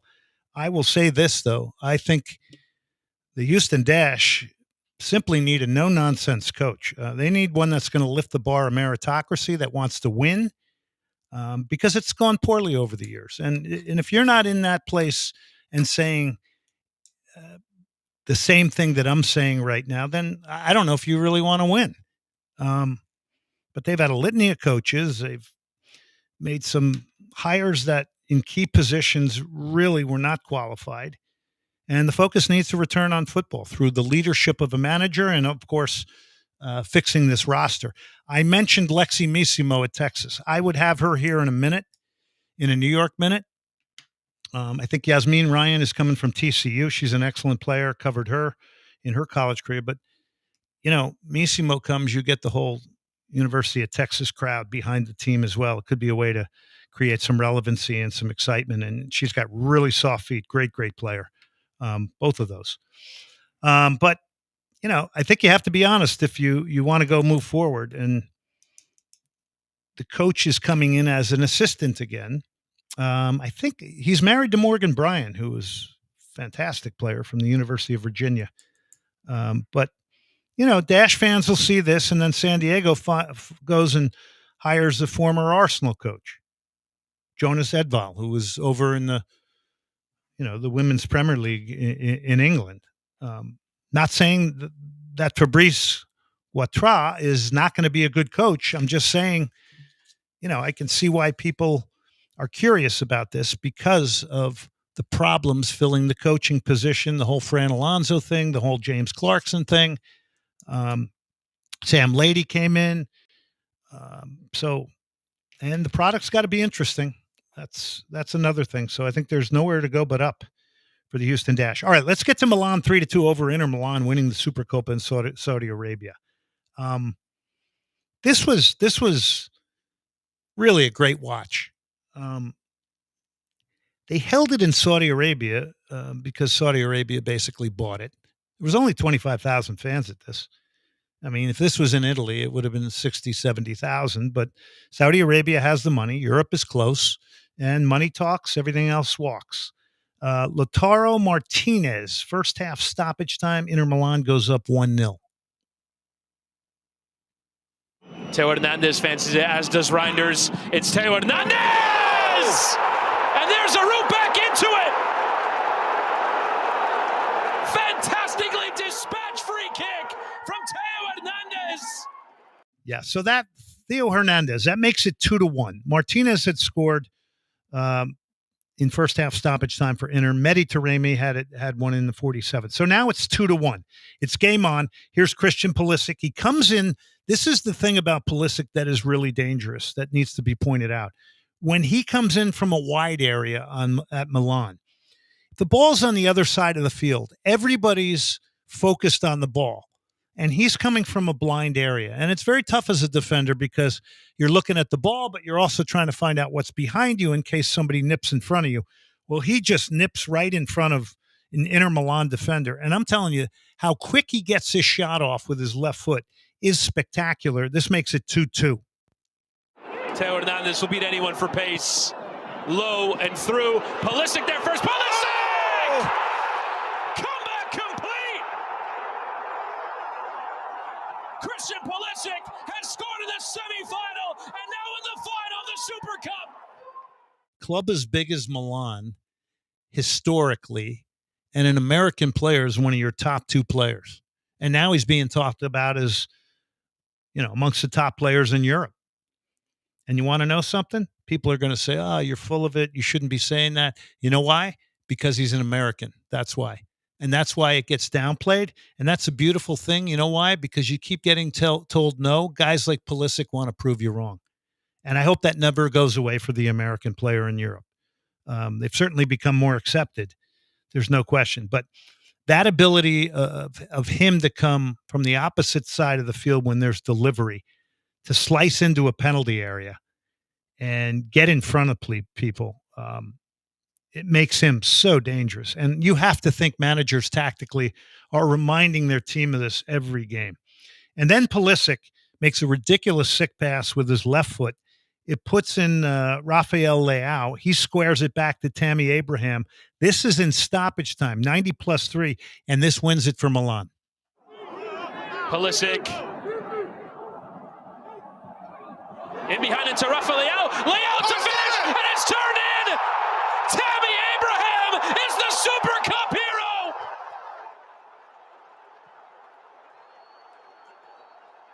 From 2-0 down, Milan! 3 straight goals. They win it 3-2. Pulisic plays a huge part in 2 of them. And it's an American tearing it up, and he wins the trophy. And by the way, it's only the second game in charge for Milan manager Sergio Conceição, who back in the day when I was calling the Italian Serie A, he was a fantastic player, especially his years at Lazio for me. So the interesting thing is I went back and looked up the Super Cup in Italy, and it's been played in a lot of places. It's been played in China. It's been played in Saudi Arabia a bunch. It was even played in Libya when Juventus was in it. And if you remember, Muammar Gaddafi, basically bought his kid onto Juventus at that time. And he wore a jersey and suited up for games. It was really bizarre. I'll never forget that. But I actually called the Super Cup in 2003 with the late, great Giorgio Canaglia at Giant Stadium. I'll never forget this. Amy Rosenfeld, the great producer, was in charge that day. There was 55,000 people at Giant Stadium. I believe Charlie Stilitano, who's been a huge promoter of the game in the U.S., was a part of bringing that deal to that stadium. But here's the funny thing, Brian. Italians have a great reputation of being great dressers, right? Slick dressers. It's like 85 degrees. It's incredibly hot. And there's all these Italian men, okay, in suits. I mean, incredible suits, the finest fibers. Like they're going to church. It was incredible. It was one of the greatest experiences I ever had behind the microphone. And, of course, I'm doing it with Giorgio Canaglia, the famous Lazio player in the New York Cosmo at Giant Stadium. But, yeah, it was incredible. There was a real Italian flair there that night. Back to Milan, 3-2 over Inter Milan. The data favored possession-wise Inter. They had 56% of the possession to 44 for Milan, 18 shots to 15. But each team had 8 on goal. Mike Magnan in goal for Milan came up with 6 very, very important staves. I mean, he kept them in it and positioned them to win it 3-2. So this was a stunning comeback. Now I want to play you Christian Pulisic after the game, and I'm going to I have the I have all the I'll be able to tell you what he says, okay? Not because I know Italian, but because I saw the subtitles, okay? But here he is in Italian, and I want to make a point about this. Here's Christian Pulisic talking about winning the Italian Super Cup with Milan, an American in Milan, Italy, speaking Italian. Vincere una Coppa, il mio primo con il Milan, e non solo vincere, ma come abbiamo fatto, è top. Questo gol, sì, ha fatto bene con la sinistra e sì, sono molto felice per fare gol e anche alla fine vincere. Abbiamo lavorato tantissimo negli ultimi giorni. Sì, ha cambiato un po', sì, come si dice, l'energia anche nella squadra. E, abbiamo preso questo e sì, avete visto sul campo come abbiamo cambiato tutte e due le partite. Dobbiamo prendere anche la fiducia di questo Vincios, di questa Coppa e sì, andiamo davanti. Sì, festeggiamo bene e sì, è meritato oggi. All right, so there's Christian Pulisic in a short amount of time learned Italian.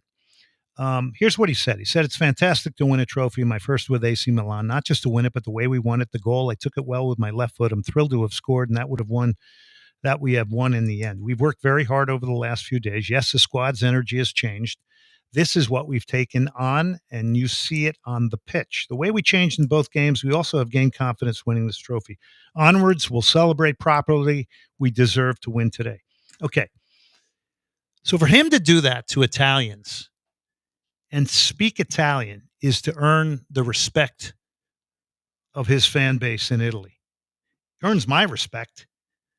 And this is why I never understood why Hector Herrera, even if it was simply for his own brand, did not learn some English. I don't say he has to be fluent in it and be able to recite War and Peace. But if you can do a basic interview about the game, it's endearing to people.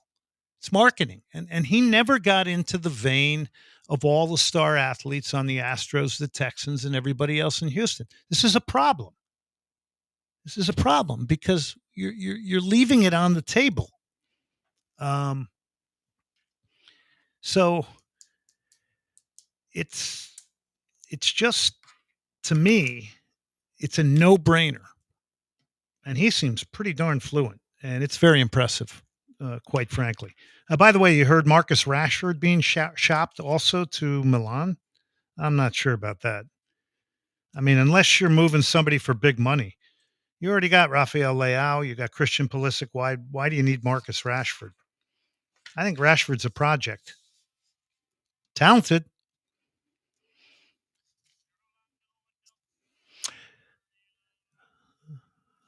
Little country, Luke Bryan. We got the rodeo coming up. I have a really, really close friend who likes Luke Bryan. All right, we got Eric Goodman coming up. Anthony Robinson, U.S. Male Athlete of the Year for the U.S. Men's National Team. Tomorrow, I got Sarah Clapston of the press in Nottingham. We're going to talk about Nottingham Forest tomorrow, and we'll get back to Manchester United and Liverpool tomorrow. But that was a 2-2 result. Great result for United. But consistency is their problem.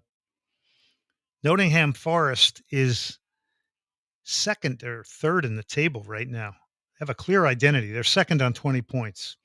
All right, Luke Bryan takes us to break. Big thank you to Hugh O'Connor's Pub for the live show we did recently. And we're going to be looking to do more live shows, so I want to do one every month, kind of get some consistency going with that, get out amongst the soccer fans, talk about it. We'll come back from the Austin Chronicle, Eric Goodman. Pretty interesting and kind of a bizarre press conference here today. We're going to go over it with Eric when we come back.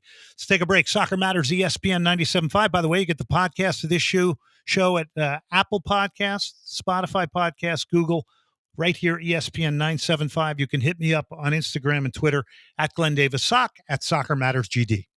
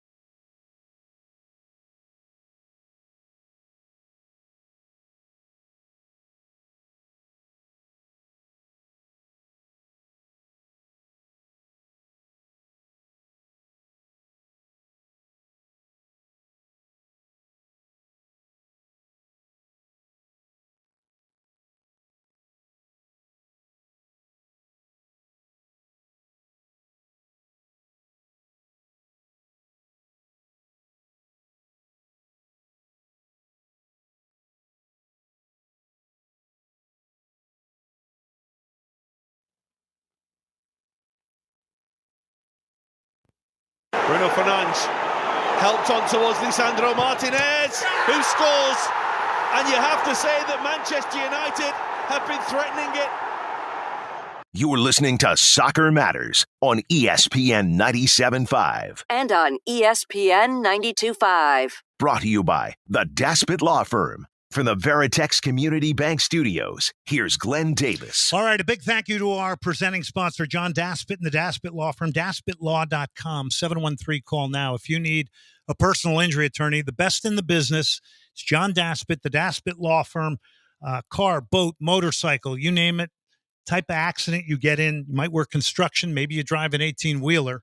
It is the Daspit Law Firm, daspitlaw.com, 713. Call now. And all of our sponsors, but our anchor sponsor, our presenting sponsor, is the Daspit Law Firm, and they are the reason we are on the air. So it's a big thank you to John and his firm. And, hey, it's 22 years on the air talking soccer. I'm not sure. May not be another show around the country that long. Not that I know of anyway, but maybe. I'm sure it's possible. By the way, that was Lisandro Martinez lashing it in off the underside of the crossbar in the 52nd minute. That was the opener. It ended 2-2.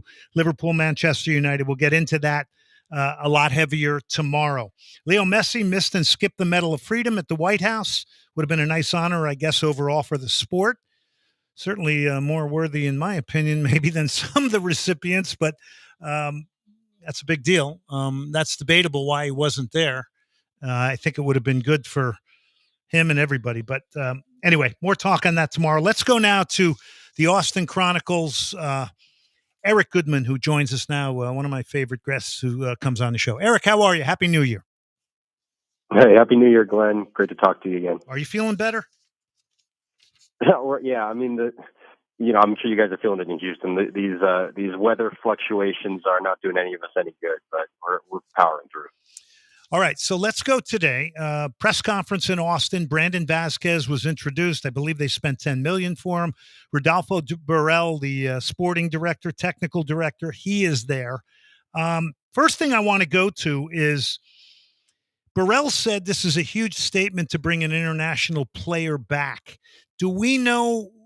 I'm thinking they may have had to pay extensively and maybe pay more for him based on the fact they were prying him away from Rayados.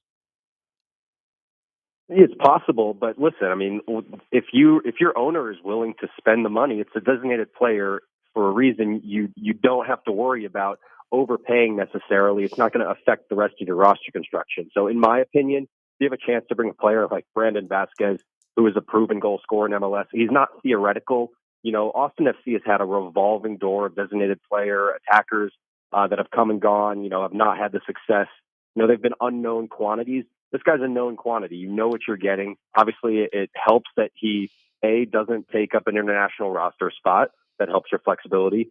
B, that, he's comfortable in this league, and he is American. He's comfortable in this country, which is something we've seen is not always the case when you bring in international players. So, yeah, I mean, is $10 million a lot for a player 1 year out of Liga MX that, started, that was, once upon a time was part of an expansion draft in MLS? Yeah, it might be an overpay, but to me, if you're going to overpay on any position on the field, Burrell said it himself, the striker market is unlike any other position on the pitch. And if you have what it takes in your pocketbook to make it happen, you got to do it. Yeah, it's a position. And you know what I like about Vasquez? He's just talking about scoring goals. It's not about fitting into it. It's just simple, clean. I'm here to score goals. I like that. Big statement to bring him back. Right. Yeah. I mean, I just like the fact that, this was an area of need. Think about the litany of players that went through there.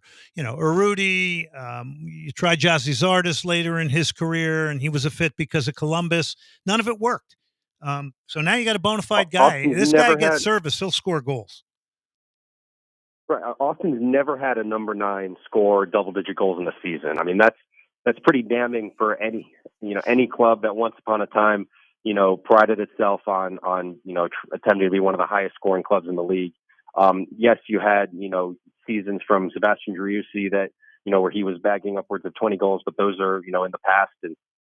And also, there's no use in trying to just find the next, over 30, on long in the tooth striker, as you like to say, that is not probably going to produce what they have in the past.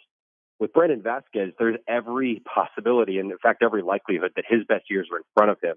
And you're right, if he does get the proper service, there's no doubt that he can score goals in a variety of ways. What I love about him is how balanced of a striker he is with both pace and strength. He's a nightmare for defenders in the box because he doesn't he doesn't get pushed around. He's got good size. Good in the air. And he's got good touch too. Yeah. Osman Bukhari and O'Brien. Okay, you got some guys around him that can create. They may have to change up their delivery a little bit based on his ability in the air. But the question for me is, where is Sebastian Driussi right now, and is this River Plate thing still alive? So I believe Sebastian Driussi right now is in Argentina, and that's where I believe he is going to be going forward. I don't expect him to come back to Austin FC. It was, that was brought up to Rodolfo Borrell today. He gave a very telling non-answer. We've heard him kind of, dismiss questions about players in active negotiations before, but has been more coy about it, saying like, hey, if, a player's got a contract, we expect him to be there. He didn't even give that. He just wouldn't even address it. And obviously it's been reported by Tom Bogert, who's, as reliable an MLS insider as we have, that Driussi is very close to being sold back to River Plate. And I think, you can't listen, this is a guy with, a young, beautiful family that, probably prefers being back in Argentina at a place where he's most comfortable. He never really seemed to be, a great personality fit. He never seemed to really love everything about the Austin experience. Certainly there was a lot of success, but I just think that chapter is coming to a close. And for Austin, that might not be the worst thing in the world. And he's going to be playing in front of 70,000 people every game. But here's the big question for Rodolfo Borrell, because I think there's real pressure on him this year as the sporting director. Not that there isn't every year, but I mean, I think he's been there long enough that he's got to make an impact this season. So what's plan B? Who's going to be a playmaker in midfield for Austin FC when you bring in a striker like this that is the type of striker that needs service? So yeah, you're right. There's at this moment there's a big hole. I mean, the closest thing they have to somebody that can kind of provide that linking play for midfield is Danny Pereira, who when Driussi was injured would fill in at that number 10 spot. But I think if Nico Estevez if his opinion's anything like Josh Wolf's opinion, then Pereira is best used in the number 6, in a deeper lying spot, which brings up another thing that Tom Bogert's been reporting, that Austin, assuming that Driussi deal gets completed, is going to quickly move to try to fill another DP spot, presumably using whatever transfer fees they're able to recoup from River Plate. So that's where, if you're an Austin fan, or if you're Borrell himself, you're looking for somebody in the mold of a Ricky Puig, somebody that is going to be more of a number 10 than even Driussi was.